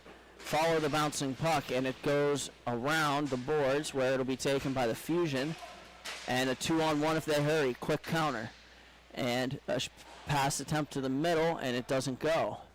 That thing kept bouncing out in front of Martin, and it would not settle down. It was an opportunity there for the Syndicate that they just weren't able to take advantage of. And here they go. It's Smith again. He'll move it across. It's Hurst now. Hurst is going to shoot it, and it's off the pad. The rebound cleared. A member of the Fusion falls down, and now Josh Hurst takes the puck away. Look at this. Hurst making a move. Intercepted there by the Syndicate, and here they go the other way. It's Matetto. He shoots it wide. 3-on-2 opportunity. He takes the shot, but it's wide of the net. No rebound. And it's going to be worked on back where Campbell will play it, and he'll try to speed it up with the Fusion making a change. It'll be worked on back where the Syndicate can play it. And they'll stop up behind their own net. Regrouping again here. Right before this sequence, big time rebound given up by Campbell led to a huge opportunity and a gaping net that the Fusion weren't able to bury. So a couple opportunities here in the last few minutes for both teams that just weren't able to go. And it's on the far side now. It's going to be sent up the near side by the Syndicate. Here they go. And a pass over towards the middle, and a shot goes off the glass. Here comes 2-on-1 opportunity there. Shot just wide of the net. This is what we want to see. This is more a rush game. Let's get some chances traded and see who ends up on top. The defense for both these teams, so impressive. Shot wide again. This is Mateto with it. He has it knocked away from him. It goes to the far side boards. Aiden Dufert picks it up. Dufert sends it on back. And it's going to be held for a moment. And going across the middle. It's going to be brought back to the near side. Jake Ratner has it. Ratner trying to get through. Moves behind a couple, but this is the concern. Now he got a one-on-one opportunity. Oh, and it's shot wide. Got to be careful dangling in the offensive zone because those turnovers can turn this whole game on a dime. It's worked on the far side, and it'll be played back where the Syndicate can carry it forward. The Syndicate carry it forward, and the Fusion take a penalty. That is a tough penalty to take right there if you're the Fusion. You've got this game kind of locked down, and it's just one of those situations where you didn't need to. Your defensemen were back. You didn't. It was a lazy stick, and that's a tough penalty to take right there. But now, hey, if you're the Syndicate, you don't really care.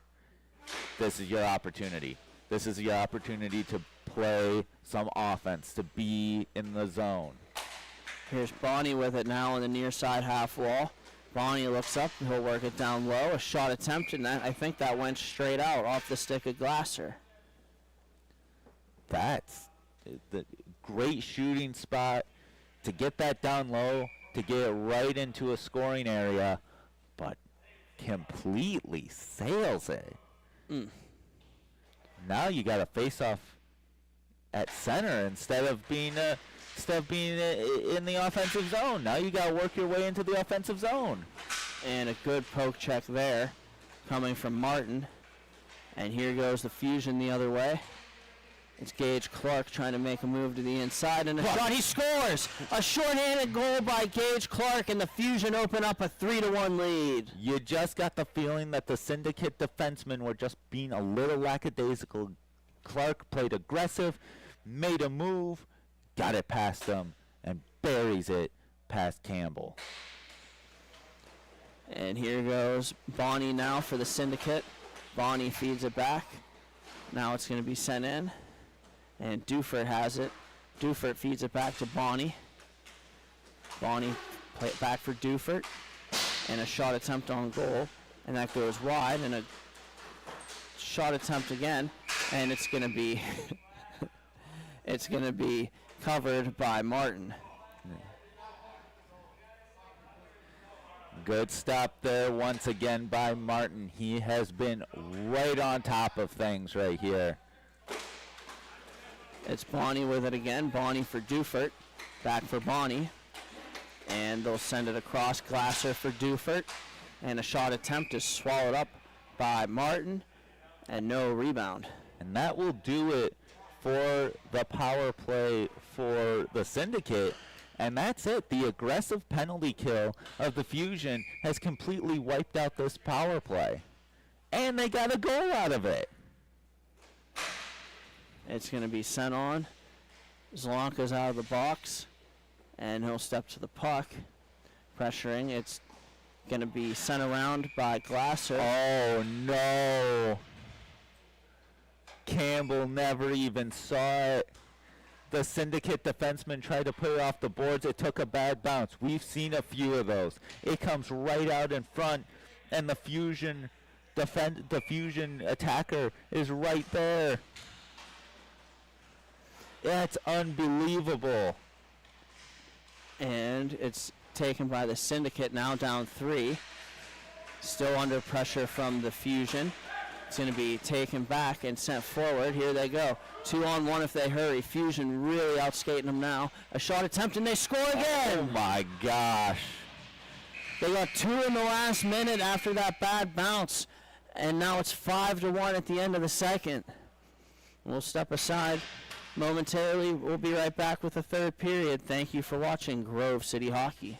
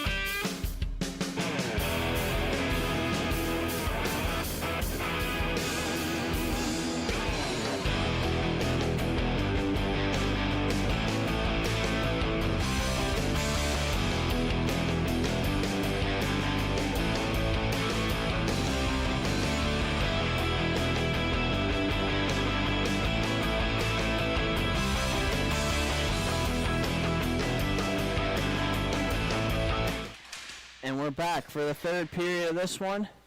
It's 5-1 in favor of the Fusion with a couple quick goals at the end of the second there. And here they go down the far side.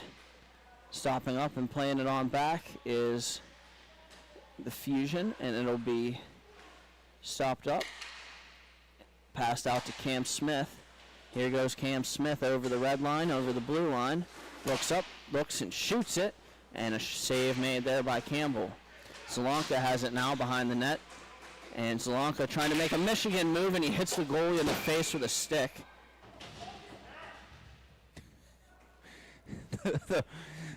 the Fusion player wonders why he's getting a penalty. The response from the referee was, "You broke his neck." That was hilarious. Not for the goalie, who got whacked right in the face. Right between the eyes on the Michigan attempt. Yeah. And so this is going to be interesting.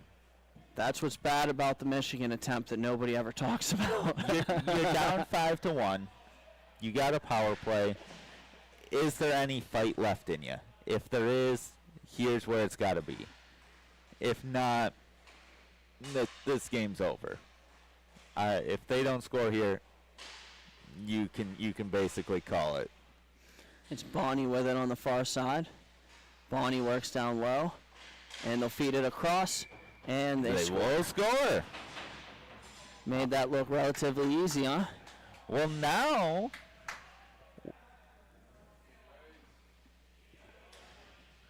you're talking about a situation where it's 5-2. There's 12 minutes left in this game. You got dangerous scores. We're really talking about a situation where you could come back. This whole game's different. And here's Mattettle with it. He'll play it up. They'll try to cut across the middle and shooting. It's turned aside by Martin. And then taken backhanded up the wall by Cam Smith. And now the Fusion will have control. They'll move it wide to Josh Hurst. Hurst coming into the middle and shooting. And it's off a stick and then off the boards. It's going to be controlled now by the Syndicate.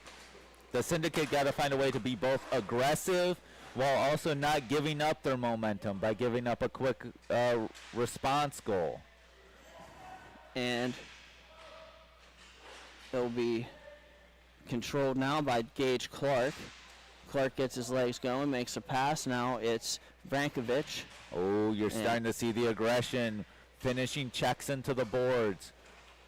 And here they go. It's Smith on the outside, trying to make a move, spinning off, and stopping behind the net. Now he'll feed it all the way back.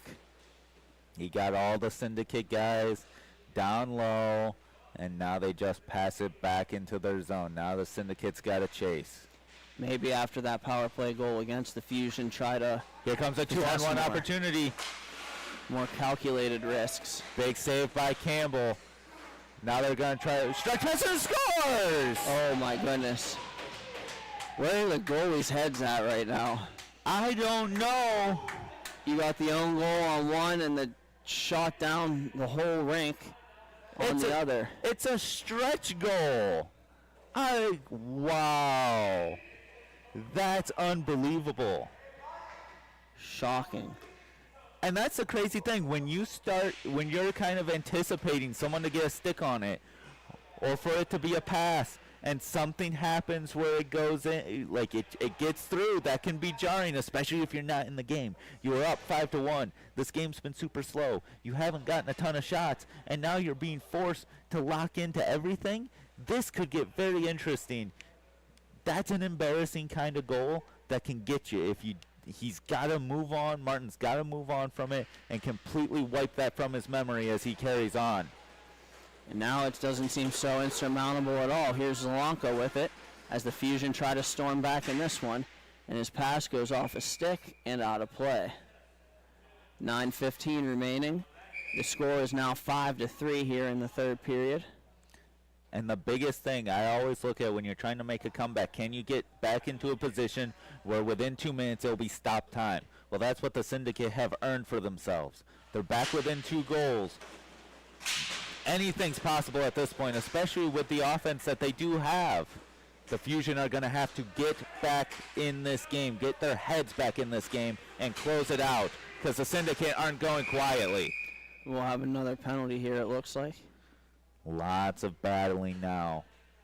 No, he actually just blew that dead because the guy's helmet came off. Lots of battling behind the boards, puck possession. It's not the same as it was in the first period where everything was very slow. Everyone just kind of let everyone else set up. You played it safe. Now everything's very aggressive. And it's the Fusion winning the face-off. They'll rewind all the way back into their own zone. It'll be sent on back. Now this is the one thing.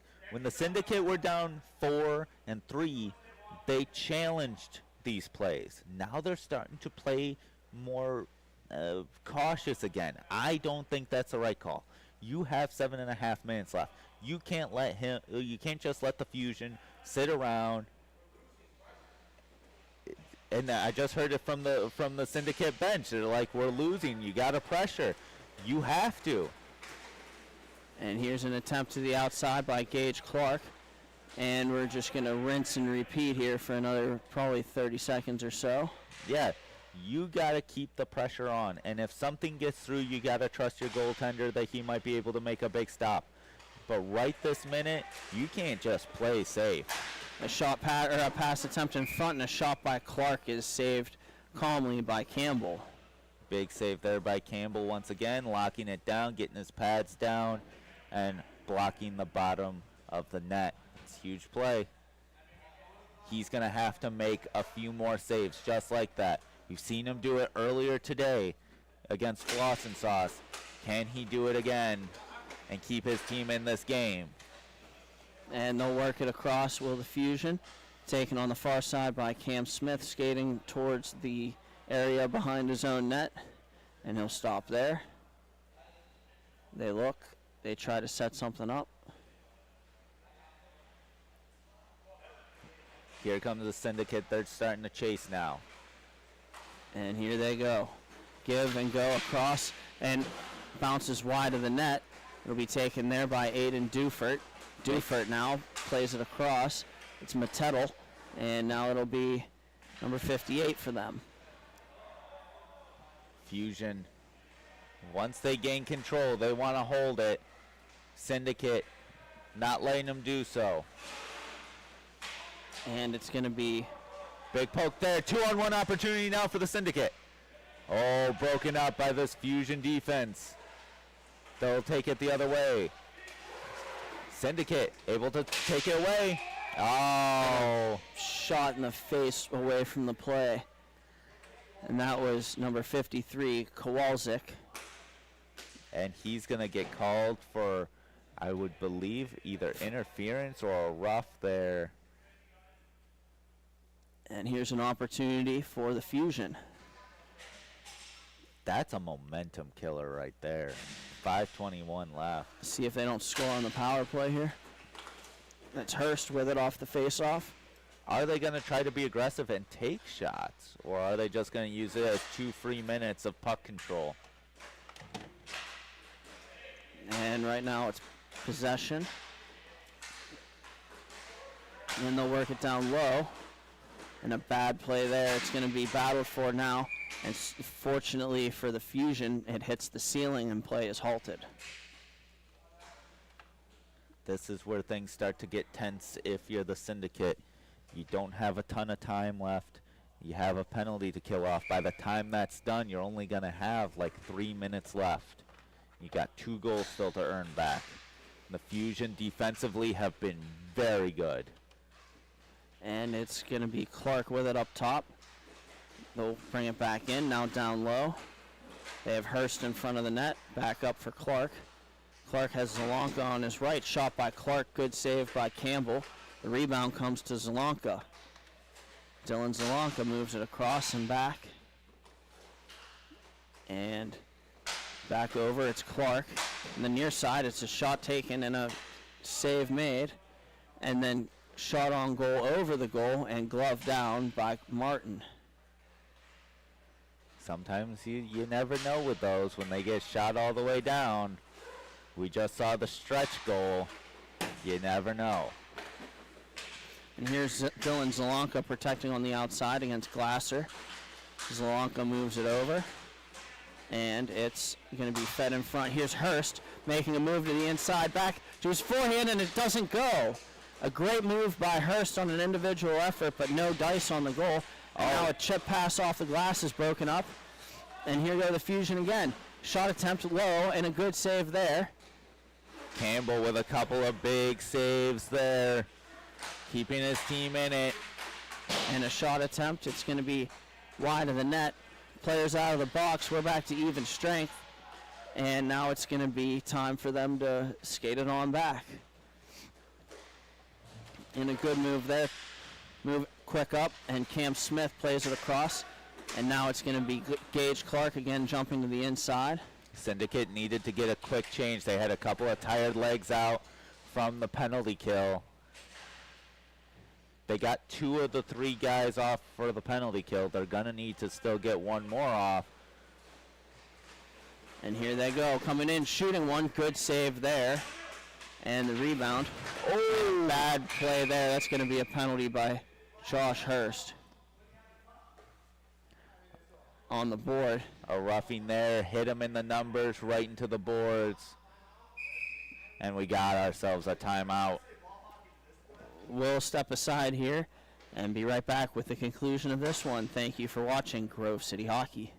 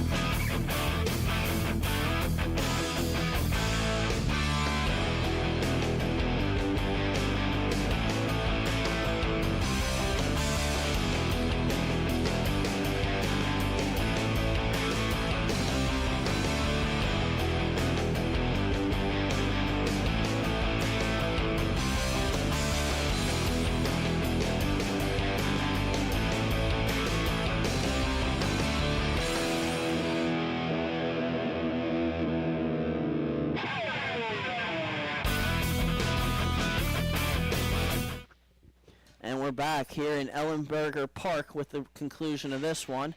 It is 5-3 right now for the Fusion, and the Windy Cindy Syndicate have a power play opportunity, and right now a good save by Martin, and he'll smother it, so that'll take us down to 2 minutes and the stop clock situation. Yeah, this becomes the most vital part of the game for the Fusion. If they give up a goal here, anything could happen.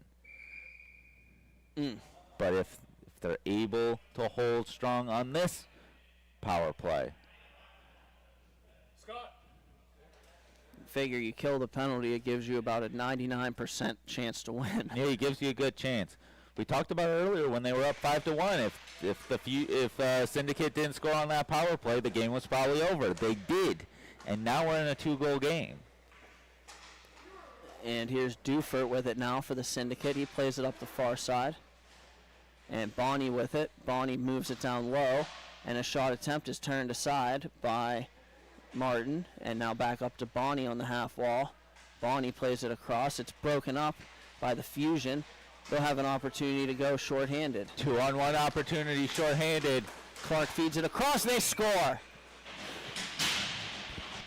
And that'll be just about all she wrote. A shorthanded opportunity.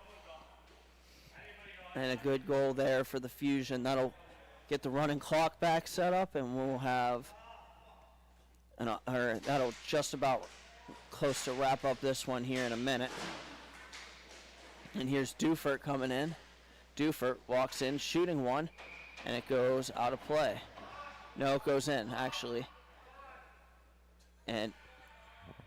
And the clock is stopped for reasons unbeknownst to us. it's because he just scored, brought it back to Oh, he did? It didn't. It looked very nonchalant, not even really a reaction, but evidently it went in the net, and we're 6-4 with 55 seconds. That's been the weird thing. Like, Fusion, when they get a lead, they get really lackadaisical. And it's going to be played on back. Here's Mattetto. Mattetto bringing it in, shooting. It's blockered away by Martin, and now it's going to be battled for along the far side. And a Fusion player breaks their stick, and here they go. It's going to be the Syndicate possessing, and a shot catches the glass, and Martin diving around his net. He's up to his feet now. It'll be cleared by the Fusion towards the empty net, taken now by Mattetto. His bank pass off the boards, and now here's the Fusion with one more opportunity. And unbelievable! What a play! And a long shot again. It's off the glass, and now it's in front of the net, smothered by Martin, and that'll do it. Congrats to the Fusions for winning their T2 matchup. This their 4-0 weekend on the T2 season. And thank you for joining us here at Ellenberger Park in Indianapolis. Next broadcast comes up in 2 weeks, where we will be in Columbus at Heatwave Arena. Thank you for watching Grove City Hockey. We'll see you next time.